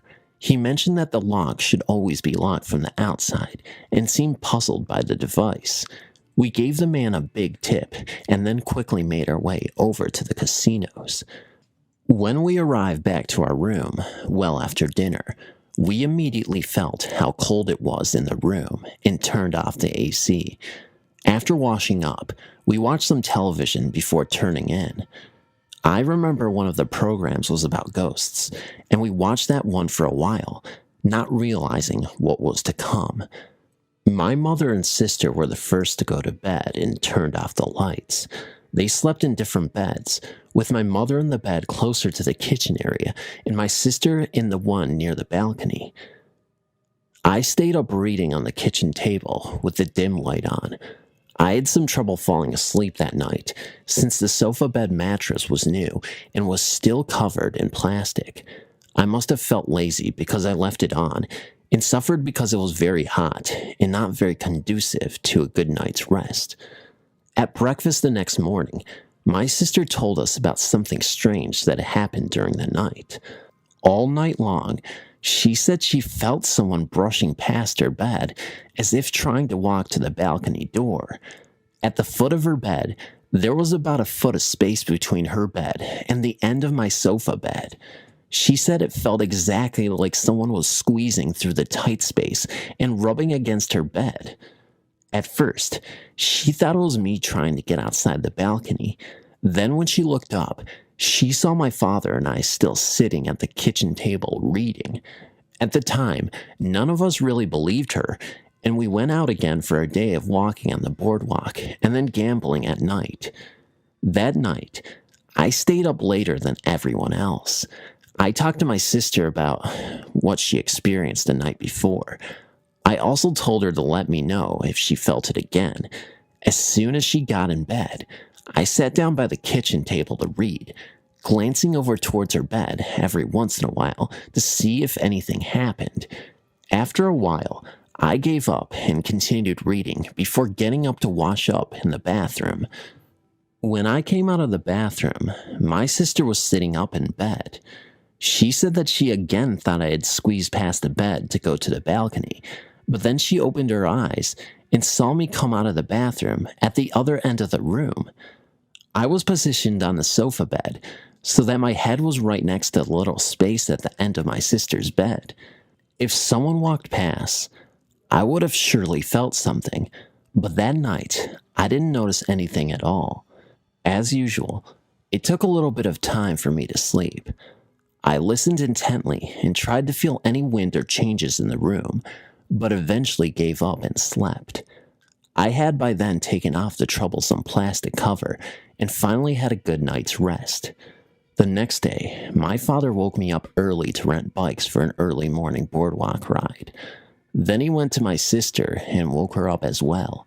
As soon as he did this, my mother, who planned to sleep in, suddenly sat up in bed and turned on the lights in the TV. We asked her why she didn't want to sleep, since it was still only about 5:30 a.m. She told us that she wasn't very tired and that she felt like waking up, which is unusual since she usually likes to sleep past 11. We all thought this was pretty odd. My mother loves to sleep late. She kept giving us vague reasons about why she wouldn't go back to sleep, and even turned on the television. Later on, she told us the reason why. At breakfast, my mother told us about the strange incident that happened that night. She had woken up in the middle of the night. It was late, and she could hear all of us either snoring or breathing the natural rhythms of a very good night's rest. She was sleeping on the right-hand side of the first bed and was lying on her side facing inwards, but gradually she realized that she felt the sensation of someone's back lying against her own. At first, she was convinced that it was my sister, but she was pretty alarmed to realize that my sister was in the other bed, 4 feet away. Slowly, without opening her eyes, she moved closer to my father. The feeling was very real, but very slowly, the other person's back gradually went away. My mother said that in the morning, she hadn't expected my sister to go riding bikes with us, leaving her all alone in the room. After we left, she tried her best to stay awake. She turned on all the lights and turned on the television, but eventually she fell asleep anyway. As my mother told us this story, my sister chimed in saying that the person walked past her bed all of last night as well. This time, though, she also felt her sheets being gently pulled away to the corner of the bed towards the balcony. For some reason, whenever she turned to face the balcony, it would stop. When she turned back around, she would feel the bed bulge a little, as if a person were rubbing past it. Also, she felt energy waves from the foot of her bed. After we came back to the room from breakfast, all of us were not so sure about our room anymore. Despite this, we still had a day of vacation and fun to look forward to. After we got what we needed, my father went downstairs early to get some brochures. Then my sister and I walked to the elevator while my mother got some last-minute things. We were both standing there by the elevator doors when we heard my mother anxiously calling us back to the room. When we got there, she looked a little shaken and said that the front door wouldn't lock from the outside again. She said that all the while, as she was rifling through her suitcase looking for something, she had a bad feeling and couldn't wait to get out of the room. Once safely outside, as an afterthought, she turned the handle to see if the door was locked from the outside. Once again, it wasn't locked. This time, we went downstairs instead of calling for a repairman. The front desk seemed puzzled about the lock. They said that the lock should always be locked from the outside. They were at a loss as how to fix it, and finally recommended that we get another room. Everyone felt very relieved, and we quickly gathered our things to get out of the room immediately. We got another room upstairs, and this time, our new room was perfect in every way. Not surprisingly, the rest of our trip was pretty relaxed, but we sometimes joked about what would happen to us if we stayed another night in that room. All of us agreed that there was something in that room that wanted to be left alone. It didn't want to scare us, but instead just gently showed us that we had to go. For some reason, my mother and sister feel that it was a child or a little boy. If this is true, perhaps something happened to the boy in the room. Everything seems to point to the balcony where things seem to emanate from. Perhaps the boy fell off the balcony, or maybe someone died in the room. Maybe the spirit felt an affinity to the woman, as opposed to my father and I, who didn't experience anything. The flagship is now a luxury timeshare condo. I'm not sure if it's still partly a hotel. While we were there, the hotel operators aggressively tried to sell us a timeshare, but of course, we turned them down every time. I wonder who bought the timeshare for that room on the 10th floor, and if anything similar happened to them. I have a brother who works in Hong Kong. Many of his clients are from this area in China. One of his clients was a Hong Kong businessman in his 40s. This client often went on frequent business trips to Shanghai and Beijing for his company. My brother was very familiar with this man, as were many other of the people working in my brother's office. My brother worked closely on him on several large projects, and they often made small talks during breaks. On one occasion, he told my brother that on one of his visits to Shanghai, he was staying in a hotel and had just returned to his room at night after a long day's work. He washed up, turned down the lights, and then got into bed. He had drifted off into an exhausted sleep when he was violently awakened in the dead of night. In the pitch darkness, he felt the ice-cold hands of a woman clasped around his neck, strangling him as he tried desperately to break free. After a few seconds, the hands finally let go, and the man jumped up and turned the lights on. As he scanned the room, he found himself absolutely alone. The room looked just as it had before he got into bed. Upon his return to Hong Kong, He was profoundly shaken by the incident and consulted with a very good fortune teller that his family knew well. The fortune teller told him that there was a woman following him around. He didn't know the reason, but that was the case. My brother's client was a businessman, and in spite of what had happened to him, scoffed at the idea of some mysterious ghost lady following him around. My brother and his client had a good laugh about this during their break. Still, my brother warned him to be careful and to make sure he was a gentleman to a lady ghost.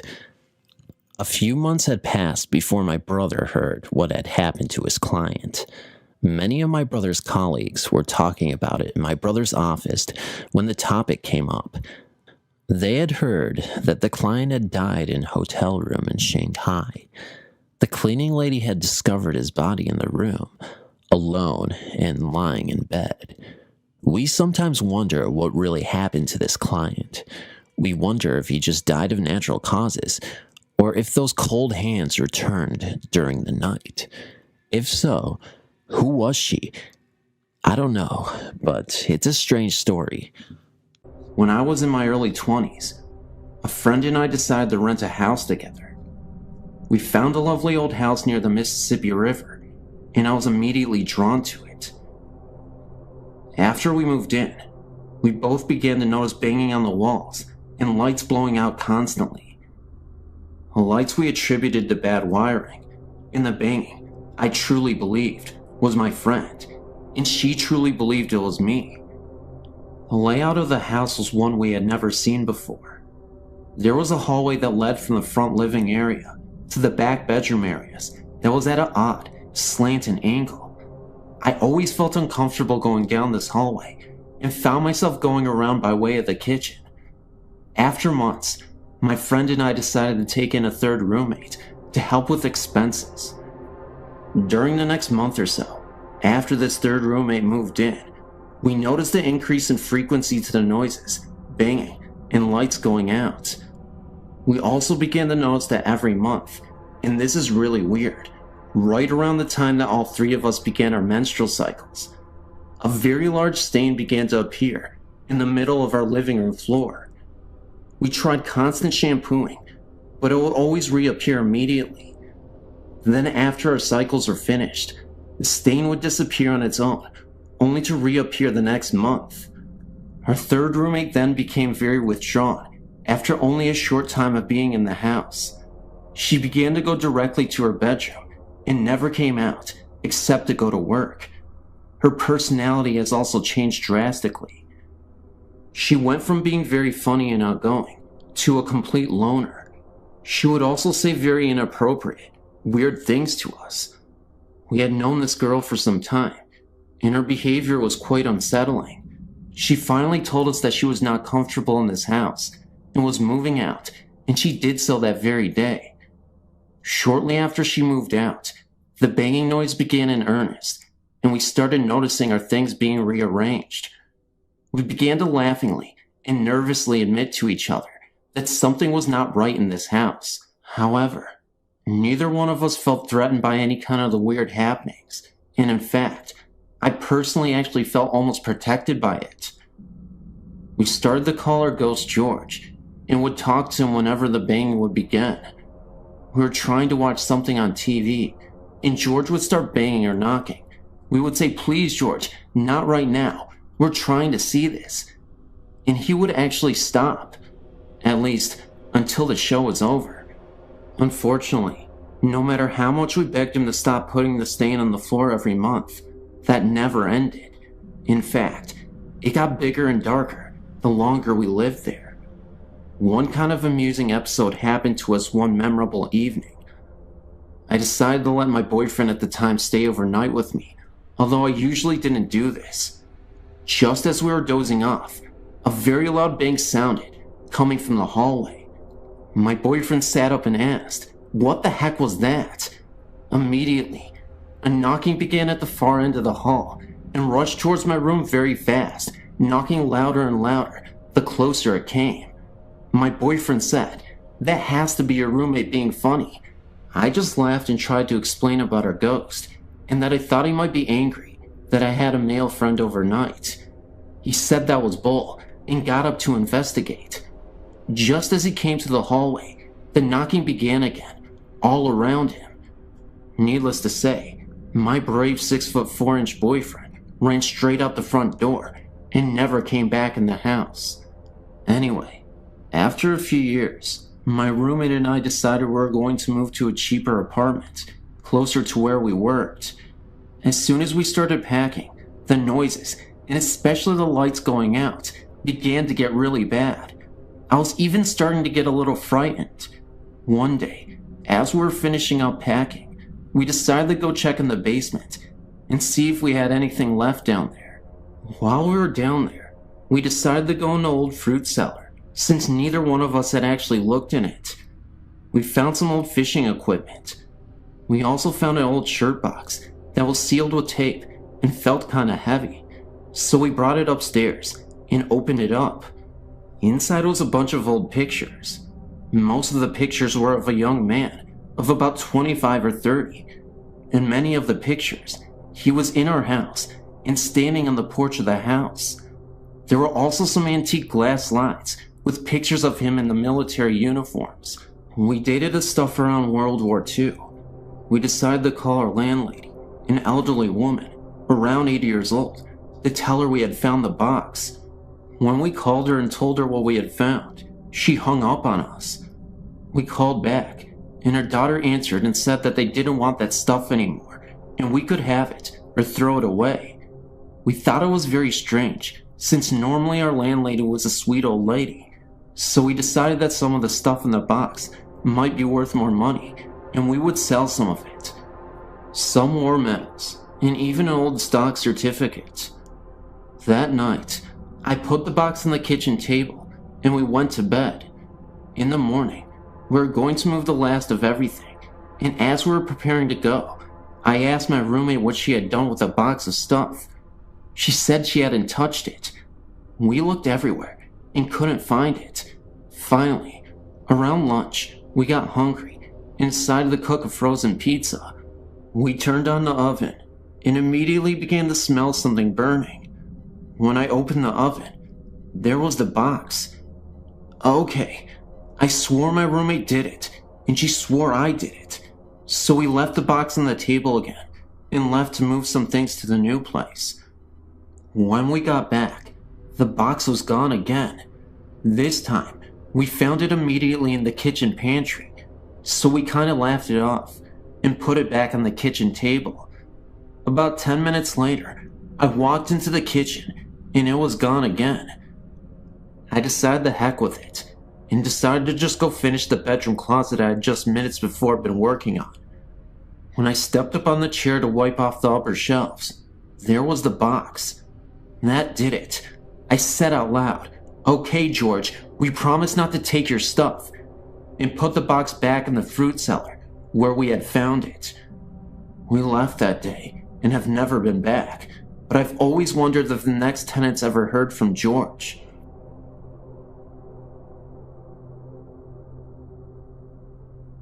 I've worked for a domestic violence shelter for approximately 7 years. While I personally have never seen anything, there are always odd sounds and unusual occurrences. Let me start at the beginning. The house is 2-story with an attic and a basement and over 100 years old. I really don't know much else about its history. The local domestic violence center purchased the building, which had been uninhabited for a number of years, did some renovations, and began operating an anonymous shelter for battered women and their children. Over the years, there have been numerous sightings of a young couple. A woman in a long flowing dress can be seen periodically walking up the long staircase. A man in dark, old-fashioned clothing has been seen in the living room and at the top of the stairs outside the attic door. It is usual for all who went into the attic or the basement to feel uneasy and not alone. Recently, the sightings seem to have increased. A church group came over to the holidays to sing Christmas carols to the residents, and a young boy pointed to the ceiling and said, "Look, there's an angel." The only thing seen by the others in the room was a hazy, grayish fog that wasn't in any particular shape. A few months later, one of the employees' daughter was in the living room, alone, working on a school project, and looked up to see a gray, transparent figure looming in the doorway. She screamed, and her mother raced in to see the figure moving slowly upstairs. It was as if the ghost was checking in and didn't mean to frighten the young girl. Perhaps the most interesting aspect of this haunting is that the couple together, fitting the same descriptions of the man and the woman seen in places of the house, have been seen in one bedroom upstairs. To my knowledge, at least 3 residents in the last year have been awakened at night to see the woman sitting on the edge of the bed with a man standing behind her. The couple has been described as comforting and reassuring to those who have seen them in this manner. And these apparitions have seemed to know when these residents were about to face a particular trying experience. One woman was going to court the next day for an order of protection. One lady was facing a decision about the custody of her new little baby. And one woman was about to embark on the dangerous underground trying to change her identity in order to hide from the husband who tried to kill her. All 3 of these women felt as though the ghosts were trying to tell them that everything was going to be alright. And, as it turns out, the dire situations facing each of these women worked out in their favor. I personally find their presence reassuring as well. Women and children who came through the shelter are very often depressed, sometimes hopeless, scared, insecure, and anxious. I think that the fact that they are comforted by these spirits is a sign that these are good spirits who seem to approve of the work being done in their house. They've never tried to scare anyone. Sure, lights turn on and off by themselves, and the dishwasher is forever turning on by itself. Maybe they are just trying to figure out what these gadgets are. I do not know anything about the history of that house, but I assume these spirits were once residents of this house. Based on their actions, they seem to be good and well-wishing. I hope they continue to watch over the shelter and help the current residents. I just sent you info on the old Kelly house in Houston, Texas. I used to rent there with 4 other people. It's a 3-story, turn-of-the-century house built by Mr. Kelly. He owned Kelly Lumber Company and used this lumber to build the house. The rent house goes for about $2,300 to $2,000 a month as of current. It has a long history of hauntings that started right after Miss Kelly committed suicide. We found out about this info by accident, which I will describe later. I was the first to experience the haunting. I just moved in and had a friend over. The front window blinds at the entrance slammed shut and closed by themselves. It scared my friend so bad, he ran out of the house. I shared the house with 4 other adults. 2 of them, ladies, were amateur mediums. Just local psychic fairs and healing centers was their occupation. We overlooked the house together before we rented. Upstairs in the master bathroom is a set of old French windows above the sinks. It has a crank to open the windows. 2 of us tried to open it, but it was weathered and painted shut. We forced it, and it would not budge. That year, the hard freeze came early, and our first evidence to share together of the haunting became known. All 5 adults and 2 children were accounted for. Matt, one of the roommates, came down from taking a shower and asked was there any reason for us having the other bathroom windows open. Sandy and I looked at each other with raised eyebrows, with disbelief. We asked Matt again to be sure we had heard him right. We investigated. Sure enough, when we got to the top of the stairs, you could feel the cold winds blowing. As we entered the bathroom, Sandy and I stood shocked to see the French windows fully opened. We debated the issue in our heads, but there is no way Matt himself could open the French windows by himself, even if he was on steroids. I tried to reel in the windows using the crank. It was rusty and hard to close. I had to use tools to shut it. That moment on, we all knew we had a problem on our hands. A few weeks later, Sandy wanted to use the house as a gathering of friends to share vegetarian meals. Her ambition expanded to the public. For public relations, she wanted to write something about the house, but steered away from haunting stories. She struggled with different concepts, but succumbed to telling the story of a couple and their tragic love for each other. The story is about a recently engaged, mischievous young lady that plays a practical joke on her fiancé at their engagement party. From the upstairs balcony, she pours water on her boo down below. This enrages him, and he scolds her with fever. Shocked and dismayed, she bursted out into tears and ran to the other side of the house to the porch, which was located on the second floor. Heartbroken and drunken with wine, she hangs herself. It wasn't until violent weather did the secrets come out. On October 13th, 1993, a tornado paid us a visit. It was all over the nation, in CNN. It was simply unheard of. A tornado touching down near a large downtown area, especially in Houston. The tornado struck our neighbors next door in the apartment building across the street.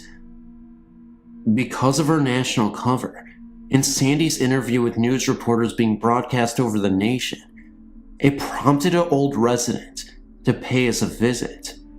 The granddaughter of Mr. and Mrs. Kelly came by to see if we were all right, and wanted to share pictures and stories about the house. We wanted to ask her questions too, without sounding nuts. We already had a couple of occurrences of the haunting since then. We decided to manipulate her in going upstairs to the upstairs master bathroom. Then, we unfolded to her the news about the house and its little gifts. She hesitated on entering the bathroom, which raised questions in our minds. We told her about the windows, and suddenly, she started to get very nervous. She finally told us that the house was in fact haunted. It was in that very room where she found her grandmother hanging from the ceiling. One night way after the death of her grandmother, she went into that room and saw the apparition of her grandmother laying in a fetal position in the corner of the room. She could hear faint sobs in the room many times before, and in another encounter from that same room, she saw 3 ghosts hanging from the ceiling. She said they were too dark to make out, that they were just silhouettes. It was like they were hung like chandeliers and were swinging gently. The room used to be a screened-in porch overlooking her grandmother's garden. She was so overwrought with pain in her knees so much, so she couldn't garden anymore. It crippled her to the point where she was using a wheelchair and had an elevator installed. She couldn't take it anymore and took her own life. Margaret, one of the other roommates, always complained about her knees. I started to have problems myself. She told us about their dog, which is buried out back near the pool. The granddaughter heard scratching noises when she was a little girl at the back door. The dog had been dead for years. She would hear a cabinet open and shut when the scratching sound occurred. Then the sounds would stop. She says of seeing an apparition of her grandmother in the garden, and it was too much to bear, and never stepped foot in the house again till this day. I would be more than glad one day to show you the house. Many people that lived in the house had shared similar stories and are still around the neighborhood. Drop a word or two.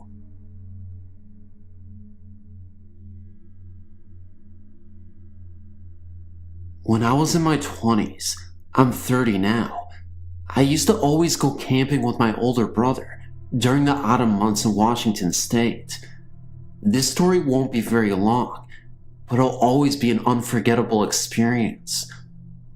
On one of the days we were venturing out to go camping, we ended up taking the back roads on the way to the campground. The total drive was about 3 hours long, and got up early in the morning to make the drive. If you're unfamiliar with Washington State scenery, it is breathtaking. Lots of trees towering over you as you drive through, mountainous landscapes, green pastures, etc. It is, in my humble opinion, the best place to be in America. Well, anyway, we ended up staying for a couple of nights and set up a tent in the middle of these woods in the campground. It was just us and nature. I remember we sat on a log and built up a fire every night, roasted s'mores, admired the beauty of the nature here, and just took in the impressive scenery, as we usually do. One of the nights we were doing this, my brother thought he heard another person scream "help me" from afar. "Josh, you think that person is in trouble?" he remarked. I didn't hear the sound, so I dismissed it and told him how absurd it was, because I was certain we were the only ones here. "Come on, Tim, we always camp here. Nobody is here." At that point, my brother insisted that he heard a voice, pleading for help. He even said that while we were asleep in the tent one of the nights, he could see a shadow moving around just outside the tent. He grabbed his flashlight and shined it in the direction of where he saw the shadow moving, but it was gone. Another night, he could have sworn that someone was unzipping the tent while we were sleeping. He took out his flashlight and got out of the tent to investigate. He said that he saw a mist slowly disappear and dissolve into the trees. I remember the last night we were there, my brother and I had a debate on whether or not the campgrounds here used to be an Indian settlement. We later found out that the Native Americans were known to frequent these lands, and that there was a story long ago that a little boy drowned in a nearby river. He has been known to haunt the campgrounds. Anywho, as we were talking, the campfire that we just started went out the moment we mentioned anything about Native Americans. It was not windy at all, and the fire was very strong. It startled us so much that after a couple hours, we said we had enough and ended up driving home later that night. It was about 3 a.m. as we were heading back home, and we started the car up. I ended up driving us back home because my brother was too rattled from all the events. Now, this is the freakiest part. My brother told me that as we were leaving the campground, he saw an old Native American man with a beard in the rearview mirror, with a tomahawk in his hands. He was pointing towards the car, and he looked completely human. I looked into the rearview mirror myself and saw absolutely nothing. Either my brother was playing games with me, or we just invaded the territory of natives, and they were very upset with us.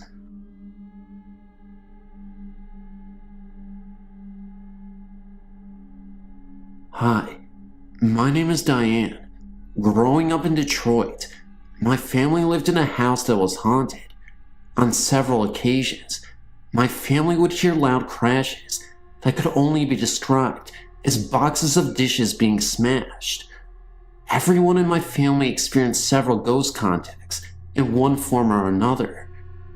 On 3 different occasions with 3 different family members, a man about 60 was seen wearing a plaid flannel shirt. This man merely stood there, looking at the person, never attempting communication or harm. I was about 8 when he appeared, and I was the first one to see him. Although my sister, who was 7 years older than me, was not present. I'm telling you this right now so later you will understand.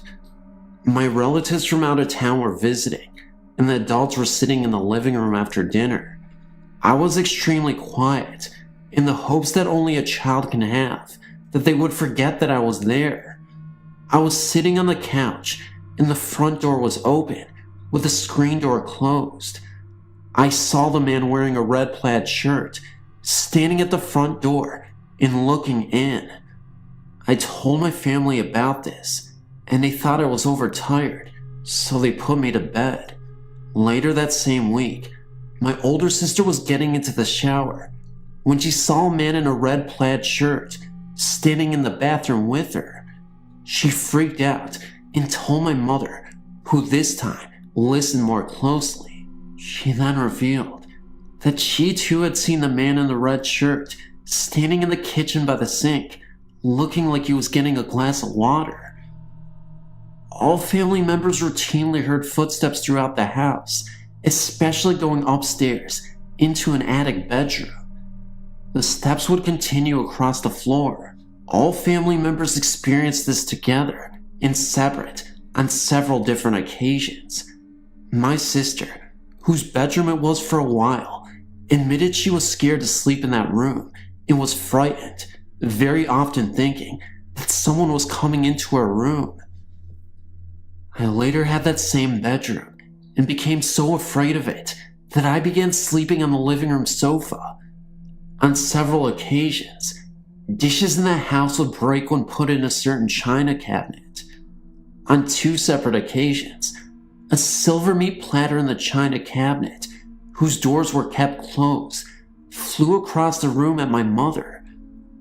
Lights turned off in the basement would be on when we woke up every single morning. The dryer would routinely come on by itself, and even after the electric was checked, this still continued. The basement had an old coal room that had been converted into a storage room with paint cans and stuff. This room had a negative feeling, and no one in the family liked to even go in there. Likewise, no one in the family wanted to go under the stairs, although no one ever had a mysterious occurrence in those places.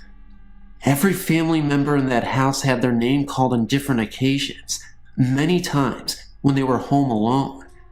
One occasion comes to mind. My father, who was home alone, was working in the basement. My mother's sister and I were out shopping at the mall.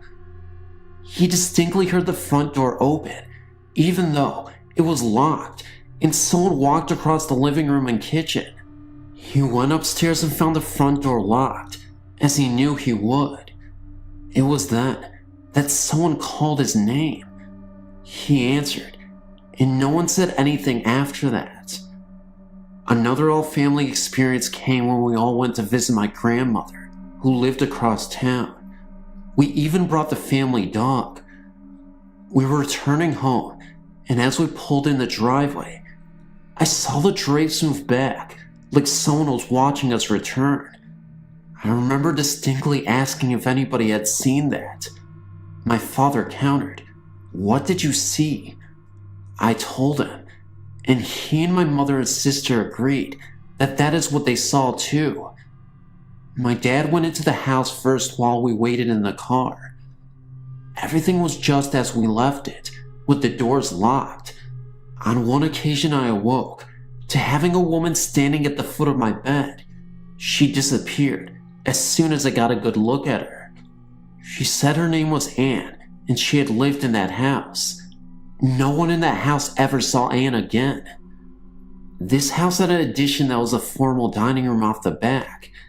It had built-in china cabinets that would fly open on no occasion, even after my mother put hooks on them, thinking the wood was swelling. Music was often playing softly.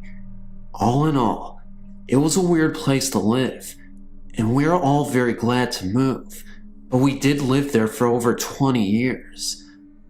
My parents moved into an apartment, as I did in a different location, while staying with them because I had become extremely ill. I had a unique experience of a ghost nurse who took care of me. My parents were asleep, and I was lying on the sofa, so hot, but lucid. I could hear them snoring from the bedroom. I heard soft slippers shuffle across the floor and felt a cold hand lovingly touch my forehead, checking my fever, a comfort. I was not afraid, and somehow thought Grandma is here, but I had no evidence of this. I remember keeping my eyes closed, just knowing my nurse did not want me to see her. I was very conscious of my parents snoring, and knew it was not them.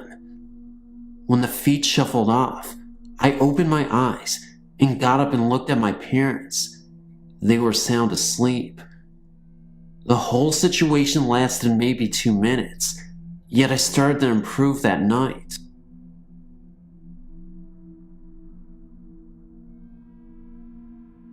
I now live in Indiana, and a few years ago, my husband and I rented a little farmhouse. Our landlord lived right behind us, and the farmhouse used to belong to his grandparents, now both deceased. Not long after we moved in, we began to hear things, and my 2-year-old daughter would wake up in fear, crying about a man in her room. I would say, "Where?" and she would point to a corner of the room, but I would see nothing. We would often hear footsteps coming up the basement stairs with no one there. This is happening in front of other witnesses also. We would sometimes hear a man in the basement talking, but couldn't make out what he was saying. Now, the basement was a creepy place where I always sensed being watched and followed. There was a little room that used to hold well water with a heavy door that had the window painted white. I felt this room was evil, and I hated it. Unfortunately, my washer and dryer were down in the basement, so I had to go there often. For a long time, the ghost just made noises, not meant to scare, just moving about the house. Later, he would come into our bedroom at night. I never realized it until I saw your site and David and Sherry's site, but he came in the room a lot more than the 2 times I saw him in human form. I would either be asleep or almost asleep, and I would see a ball light drift slowly into the room. It would sometimes move to the side in front of my closet, or to my horror, it would come right at me and hover right above me. I didn't realize then that the orb was the ghost. I thought I was dreaming a weird dream that seemed like I was awake, because I saw the room exactly like I was awake, apparently because I was awake. I would be half asleep and angry at myself for having such terrifying visions, so I would angrily think in my mind, "Get out of here, stop," and it would disappear. Twice after that, I woke up to see a 30 to 40-year-old man with dark hair and a red and black lumberjack shirt. I would catch him staring at me beside my bed. Oddly, I was so tired that I just rolled over and went back to sleep. I found out later from my friend who used to live next door to the house that my landlord's grandfather had died in the house. His name was Pete. Also, he had been a grumpy old man. Funny thing was that both times I saw him, he was a younger man. Anyways, he never really bothered us, so we had no problem. We only moved out because we bought a new house this past year. To this day, I still can't believe I calmly co-abided with a ghost. I've been reading stories on this page for over a year now. Why? I don't know. I'll always find myself scared at night. But look forward to the new entries every month. I thought it might be time to submit my scariest. I'm very sensitive to the spiritual world, so I have many. Okay, a few years ago, I met my current husband, Joe, during the beginning stages of his nasty divorce to his wife, Jennifer. Jennifer was raised in a Jewish family that had a lot of problems. Before they married, they lived in the downstairs apartment of Joe's father's house. His sister and her family lived upstairs.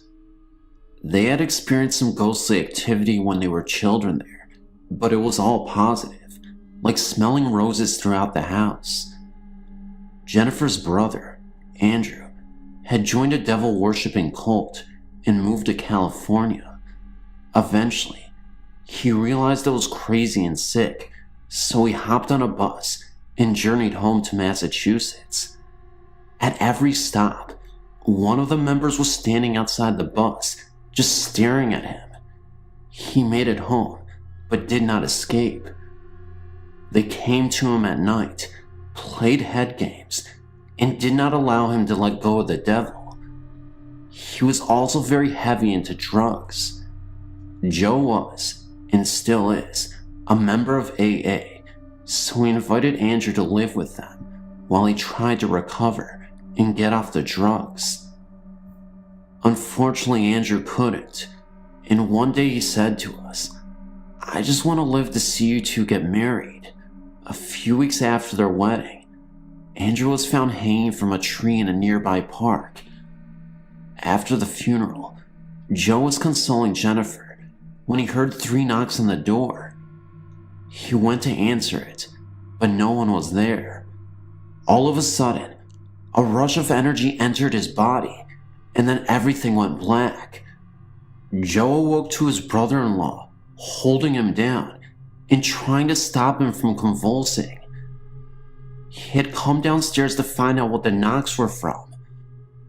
Joe and Jennifer got Andrew's wonderful leather living room set. They moved to Connecticut and split up shortly thereafter. I came along pretty quickly and also got pregnant pretty quickly as well, so we were not allowed to see the family, for they were ashamed of Joe's actions. One night, I had a nightmare of being chased by an evil and angry spirit through a house I had never seen before. I was flying from room to room, up many stairs.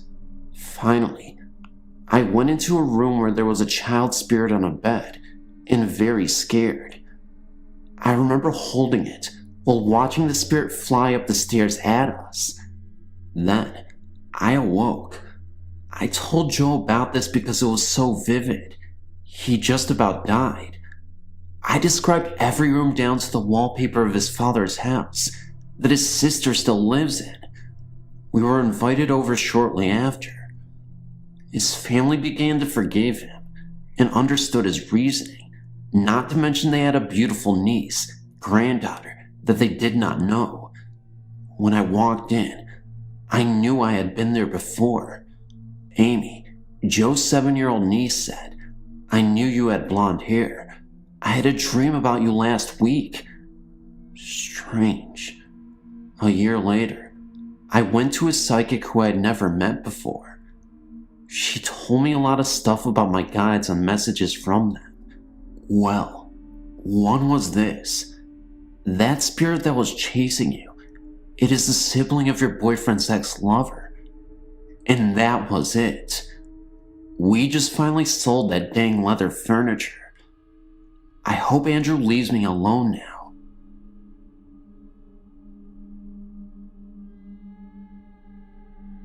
This is a true story that happened to me.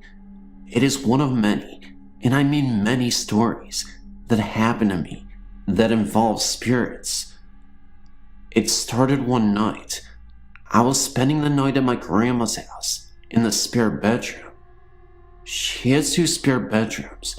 One is mine, and one is my older sister Tammy's. I used to sleep in my room, but after that incident happened about a year ago, and no one died or anything. The room just went wacko from the presence of a spirit when me and my friend Damien were in it. I haven't gone in there since. So now I stay in my sister's room, since she doesn't visit as much as I do. I was laying down, looking at the white ceiling, like I always do when I can't sleep. All of a sudden, I saw a black shadow coming from the bottom of my eyes. It slowly covered my whole vision, and it turned black. It was holding my head down, so I couldn't even move. I got so scared that I swung my hand at it, and it was just like swinging at smoke. It just separated, and then moved back together. The most terrifying and weirdest part of this all is that it really seemed like there were eyes, glowing red eyes, that were coming from this black shadow. The next time I met the black figure was when I was at home. I was having a sleepover with my friend Sarah in the basement. We were both on the pull-out couch across the room from the bar. She turned and looked over, and then saw the black figure just staring at her with glowing red eyes and leaning up against the bar right in front of her back. She slept facing the other way for the rest of the night. Again, I had a sleepover with Sarah in the basement. This time, I saw it. It came through the roof right above me, with its arms and legs straight out to its side, as if it was in the shape of a star. When it popped through the roof, I could see smoke come from around its body. What is this thing? Why is it following me? What does it want? Will it hurt me? And then slowly, it lowered itself towards me. I was so frightened. I didn't want to tell Sarah because she might get scared, so I pressed my head into the bed, trying to stay away. I was right in my sleeping bag, so I couldn't swat at it again. And then Sarah leaned over and asked, "What are you doing?" Then I told her, "That thing is right above me." She looked around me and saw nothing. "There's nothing there, Trisha." And I thought, how could she not see this? It's right there. How could she not see this? And then I said, "Hey, it's right there. It's right above me." She then tried to prove that there was nothing there and waved her hand over the top of me. Just as she did that, the figure jumped up and spread its arms and legs again and just popped through the roof. That was the last time that I saw that figure. I have many other stories. Most of them I'm going to submit to this page. If you have any questions, or if you want to talk to me about spirits, ghosts, or angels, email me.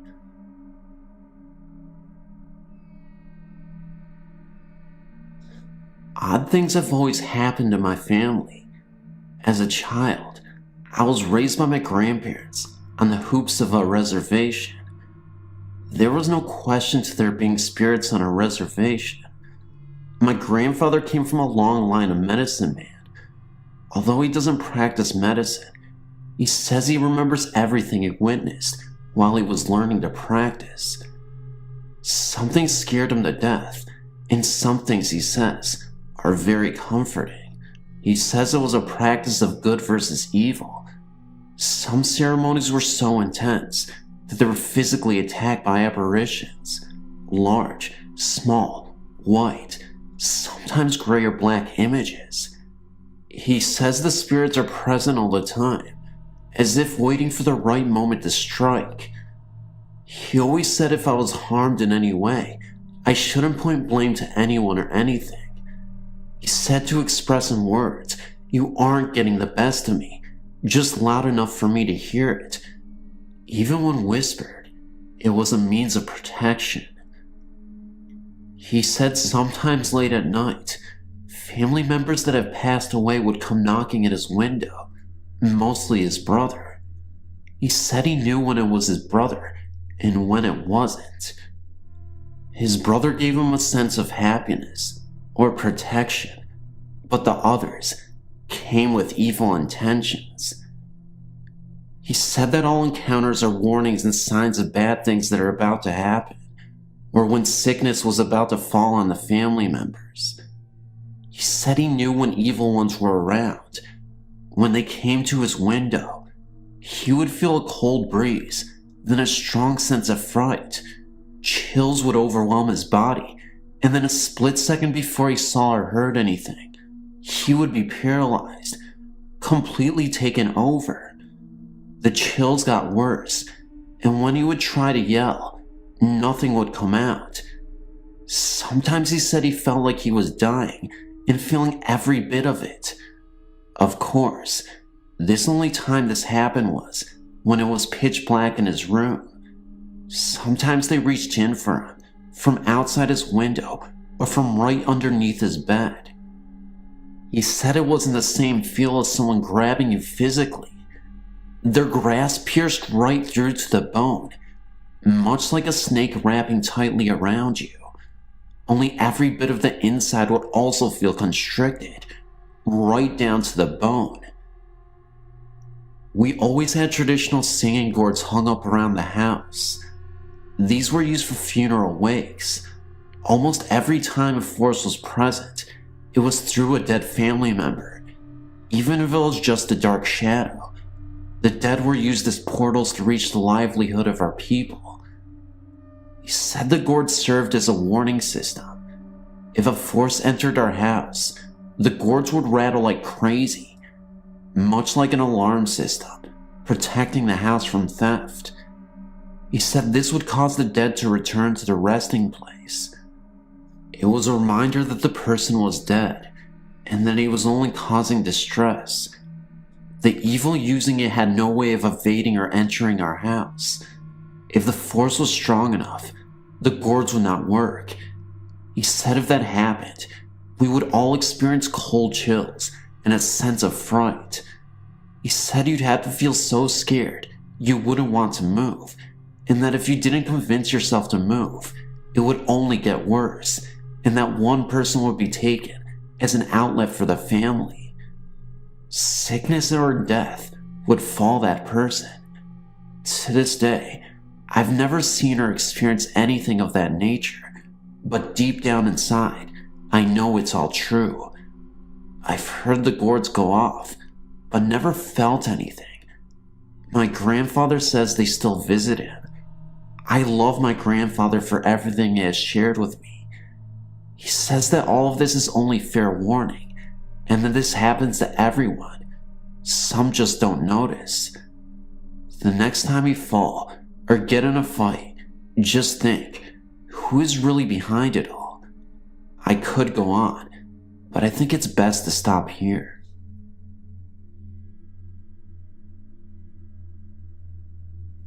Okay, here's a story I heard from my dad. My dad used to work at a warehouse at the Goodyear facilities in Akron, Ohio.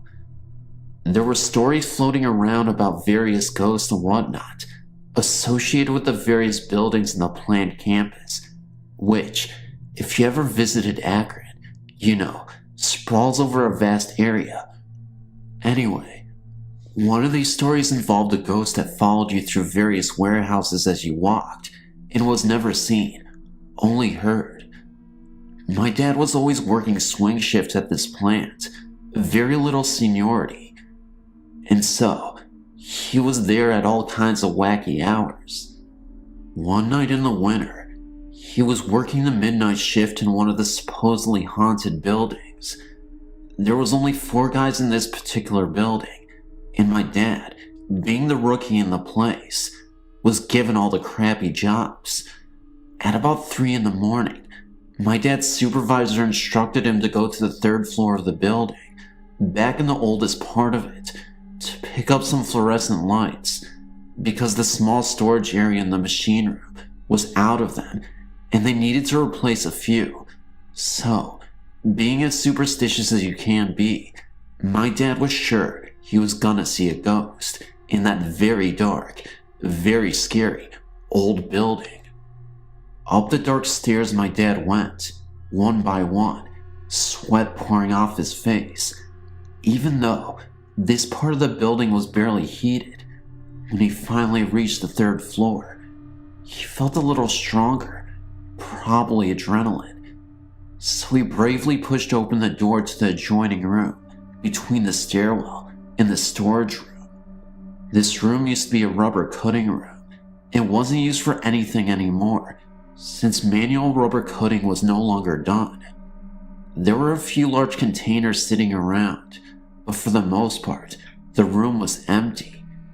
There was a thick layer of dust covering most of the room, except for a small path where people walked to get various items from the storage room. Spiderwebs everywhere, and the occasional squeak from a disgruntled rat were just enough to give my dad the total spine chills. But he pushed on, being a man, and not supposed to be afraid of anything. He started walking across the abandoned rubber cutting room towards the storage area, when very faintly he heard footsteps behind him. Whirling around ready to fight, he peered into the dimness. Nothing was there. He assumed it was his nerves, which he had worked into a frenzy by this point, and he turned quickly, embarrassed, and continued towards the storage area, when sure enough, more footsteps. He slowed. They slowed. He sped up. They sped up. With his heart racing, he slowly turned around. Still, nothing was there. Drenched with sweat and scared nearly to tears, he bolted towards the storage room, his feet pounding heavily on the thin metal floor. The footsteps were even louder now. Every step he took, another step followed, not an echo, but right behind him. He made it to the storage room, fumbled with the lock, ran inside, and slammed the door behind him. The room was very small. All he could hear was the pounding of his heart, threatening to blow right through his chest. The only way out was the way he came. After calming down a bit and smoking about 5 cigarettes, he was feeling brave again.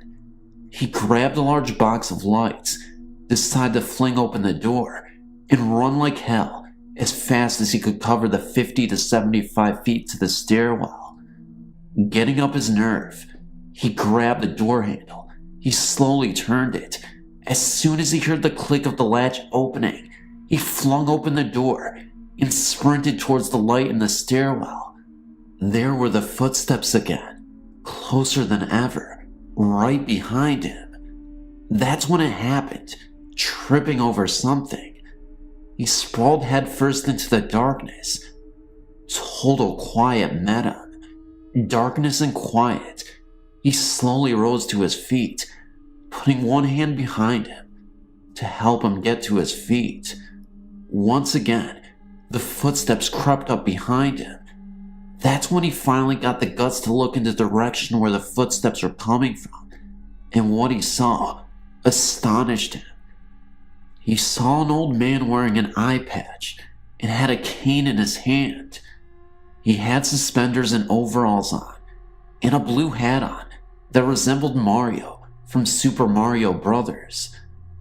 The guy only appeared for about 30 seconds, but it was long enough to notice the presence. The figure disappears. He rose to his feet and walked back to his coworkers, never telling any of them of what he found. Years later, he still tells stories about sending the new rookies up there in the middle of a dark night when all is quiet to walk across the metal floored room to get light bulbs that aren't really needed.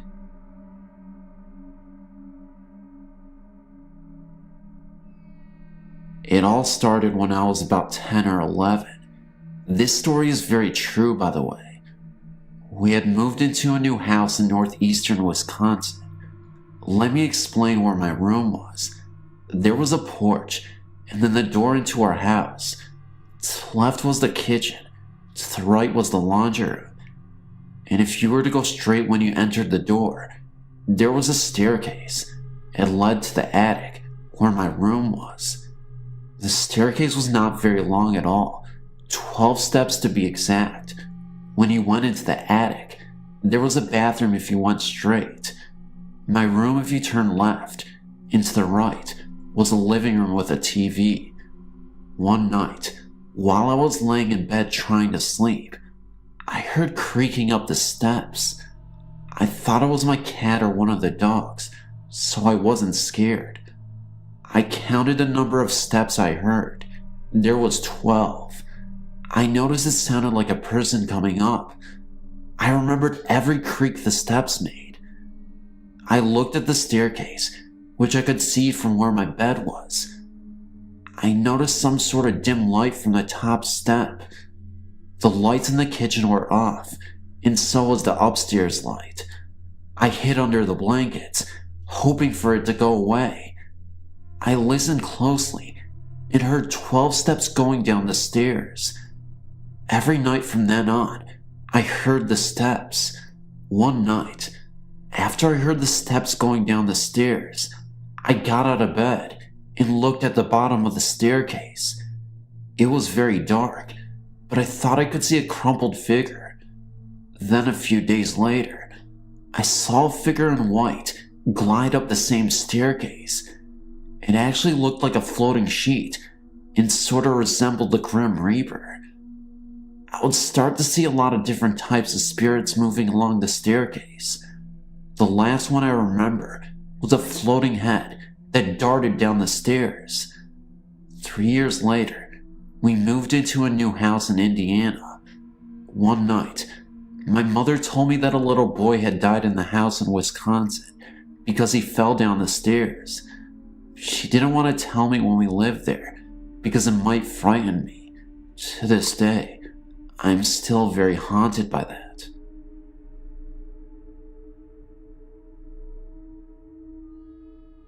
Back in September of 1982, my boyfriend of 4 years named Keith and I were visiting his sister Julie, her husband, and family in Orneco, Minnesota.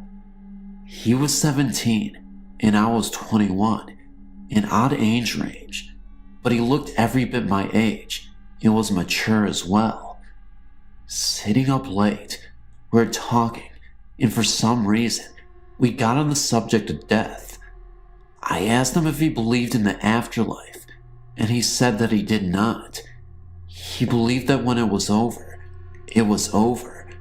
but he knew I believed, and I asked that in case there was an afterlife of any sort, and that if we were able, that if one of us should die before the other, that the one who died would come back and watch over the one left behind. He agreed. As time passed, Keith needed a space, and I gave it to him, reluctantly at times, to the point where we would get into heated arguments, and I would move out of his house, where we lived together with his father. In June 1983, on a windy, extremely hot Wednesday night, Keith died in a fire that consumed their trailer house. I hadn't been with Keith for about 3 months, as our breakups and makeups were getting more sporadic. I recall trying to hitchhike to his place that night, 12 miles away, but as I stood on the highway for what seemed like 45 minutes, I just wasn't getting a ride. It was strange, because I hitchhiked the highway regularly and never had a problem getting a ride within 5 or 10 minutes. But that night, it was mostly humid and so hot that within minutes of leaving my apartment to go to the highway, I was soaked with sweat, like I had just taken a shower and didn't dry off. So, I went back home. The next day, my sister contacted me, saying that Keith had died the night before. I was devastated. My whole world fell to pieces. I spent the next few days with Keith's dad at Julie's house, preparing and attending the wake. At the wake, I was alone in the viewing room with Julie, and everyone else was downstairs visiting. It was a closed coffin service, but I had written a letter to Keith and wanted to place it in the coffin. But due to the extensive damage to Keith's body in the fire, the funeral home director would not let me see him. So I decided to put the letter in the small groove between the top and bottom halves of the coffin. As I was putting it there, a gust of wind came out of nowhere. It seemed to come right from the groove where I was about to place the letter. It was so strong and sudden that I screamed. People came from downstairs to see what the matter was, and I told them I had seen a mouse. No one in their right mind would believe me, and besides, maybe it could be explained some way I could not figure out. The night before the funeral, I was having a tough time trying to sleep due to the emotional turmoil I had faced from hearing the tragic news. I couldn't stop crying, and I was absolutely devastated. Just then, I felt a cold breeze brush past my face while I was still laying down in bed and hysterically crying. I then felt the weight of the bed getting heavier, like someone else was sitting on the bed. I screamed Keith instinctively and laid up in bed. The bed instantly felt lighter, and I could have sworn I saw a small ball of light move around the room before disappearing. During the wake, I had a 110 camera and took several pictures of the coffin. These pictures I will have to retrieve from Julie, as I've gotten married 6 years ago and gave my photo album the key to her as a means of trying to let go of the past and move forward into my new life with my husband and daughter. But when I do, if I can't figure out how to scan them and get them on here, I will send them in. I believe I have something here. Also, in closing, I realize the depth of the promise we made to each other that night, just months before Keith died, and have spoken aloud, hoping I will release him if we're bound in any way, that I release him of his promise and set him free several times in the past few years. Thank you for reading.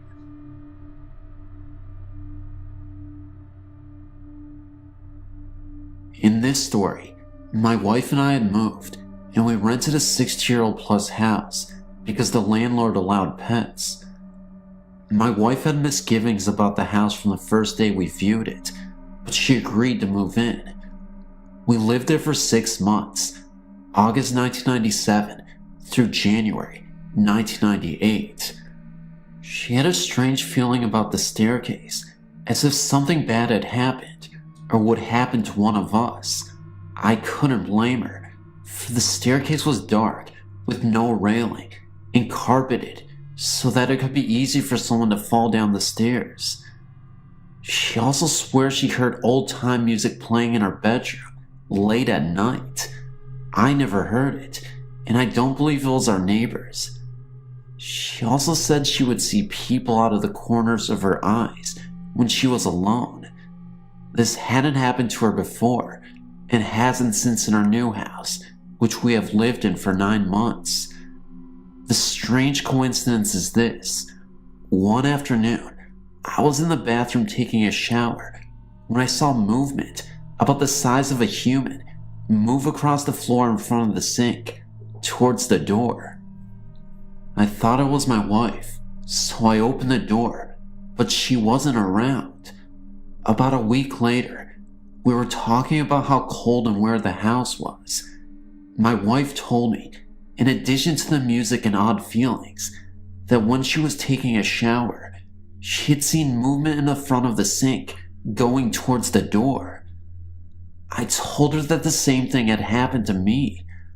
I thought that perhaps reflections off moving cars in the street in front of the house could explain the movement, but it wasn't sunny when I showered. At this point, I was freaked out, so in addition to poor insulation, bats in the attic and mice in the walls, we had ghosts. We moved out within a few months.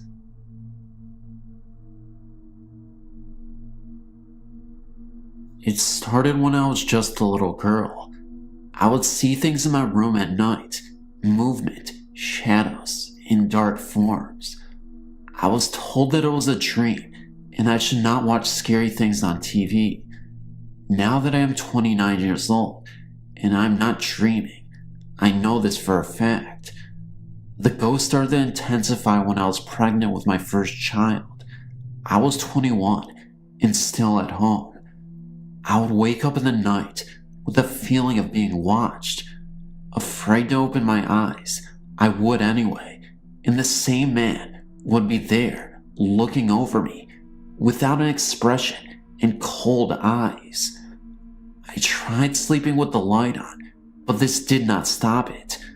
I knew it could not be a dream, because it was the same image every night. My son was born, and we moved into our own place, about 8 blocks away from my home. The man did not appear for a few months, but he did eventually show himself. Frightened every night as to what I would wake up and see, my husband worked out of town during the week, so I had my best friend come stay with me. I warned her that in the night, I sometimes scream because of what I see.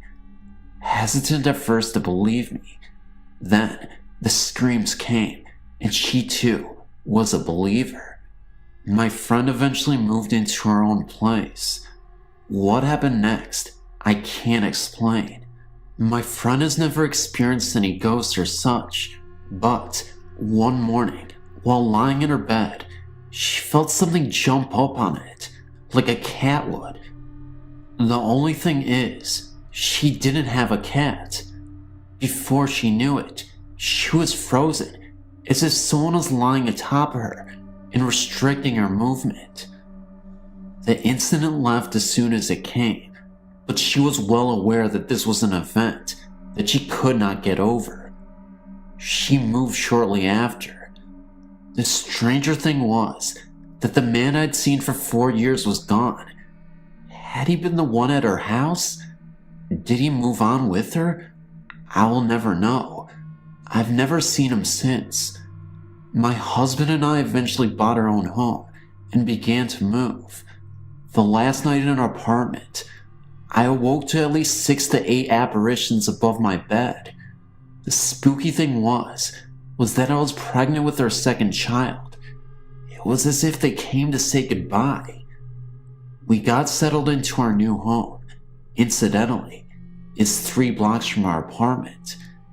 It was about a year before the first incident. We knew when we moved in that the lady of the house had died here. That is who I expected to see, but quite the contrary.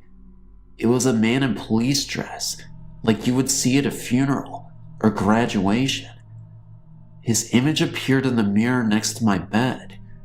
He's the only one of the many ones that I've seen here. Now I only see an image once, and never again do they appear. Some months, it is every night. In some months, none at all. Just when I think they are gone, I wake up and scream. They never touch me or try to talk to me. They just stand there and stare at me. The lights can be on or off. It does not matter. I think that my younger son is experiencing the same thing, but I do not know how to ask him without scarring him. Some nights, he sits straight up in bed and cries and points with terror on his face. I look, but there is nothing there. All I want to know is if I'll ever be able to go to sleep and be confident that I won't wake up screaming. Thank you for your time, and hopefully someone out there can relate to me.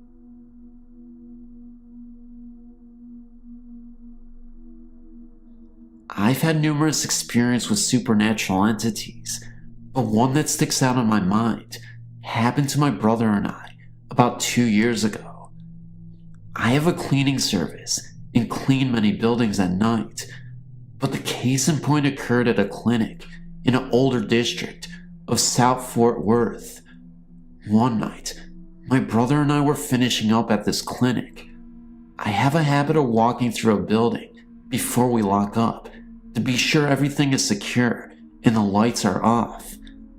My brother was in the lobby area of the clinic, preparing to leave, when I informed him I was going to check the building. There are 4 hallways in this clinic, with many examining rooms, so I proceeded to walk the building. About halfway through my walk, I heard another pair of steps, about 10 foot or so behind me. I assumed it was my brother coming to help me, so I started talking to him. At the last stop of my walkthrough, there was a break room. I reached in to turn off the light of the break room and turned around, facing back towards the direction from which I had come, expecting my brother. What I turned to was not my brother, but the upper torso of a male figure, somewhat see-through and misty white. I blurted out a few choice words, and the figure was gone. After this experience, my brother as well heard many strange things as well as the figure of a female. I was talking to one of the doctors one day in the receptionist area when I noticed a picture on the wall. Instantly, I recognized one of the people in the picture with the figure I'd seen. A cold chill came over my body at this point. I pointed out the picture to the doctor and asked who this person was.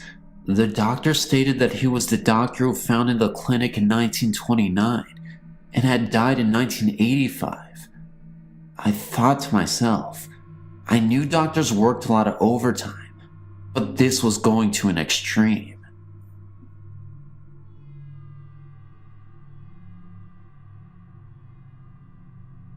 In the mid-1980s, My wife and I bought a home in Hanover Park, Illinois. It was a neglected house, which had a hard time selling and was being rented. The owners lived in a different state, and the tenants let the place go pretty bad. We saw a lot of possibilities, and the price was right. So we moved in, and things were, to put it bluntly, bad. The place was filthy. There were spiders everywhere. The gas wasn't on in late October, and it was raining continually. So I'm sitting in the living room area questioning my sanity when I see this blob of haze, a little larger than a basketball, round in shape, start moving across the living room about 7 feet away and just sort of floats into the dining room and out the patio door. It just went through the door and out of the house. I'm like, am I seeing things now? Or was that an apparition? It was weird because I wasn't scared. It was more like, wow, what the heck was that? We finally got the place in shape, and it turned out to be a nice home. We had our first child just before moving in, and it was nice to have a place of our own. I never mentioned the apparition to my wife, lest she think I was really losing it. A few months later in the spring, other things started happening. My son, who was now a full year, would wake up in the night, laughing deliriously. My wife thought it was hilarious.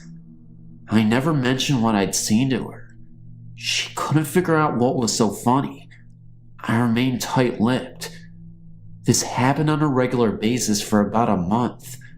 Then one day, she calls me at work in a panic, saying that Chris, our son, got out of his crib and was sitting on the floor playing with his toys.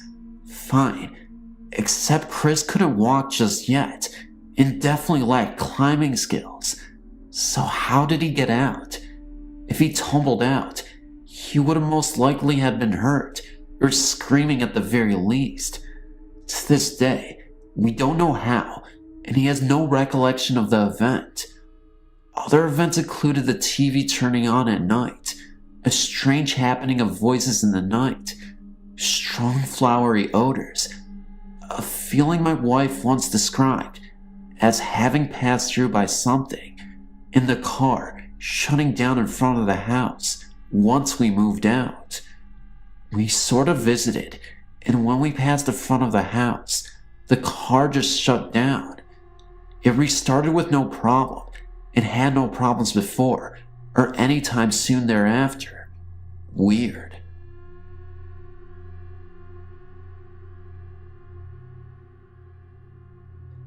I was dating a guy when I was 14, about 5 years ago. His house had been built over an old well. The story goes that in the early 1900s, 2 children were playing near this well, and the little girl fell in, and her brother tried to help, but fell in too. Their parents didn't know they were missing for a while, but by the time they got there, it was too late. Well, they moved, and another house was built over it. My boyfriend's closet was built over this well. One night, it was raining really hard, and he was playing his guitar. A bolt of lightning struck right outside his window and lit up the whole room. About 10 seconds after that happened, we heard children laughing. I looked in the corner of his room and saw 2 children standing there, staring at us. I just sat there and stared back.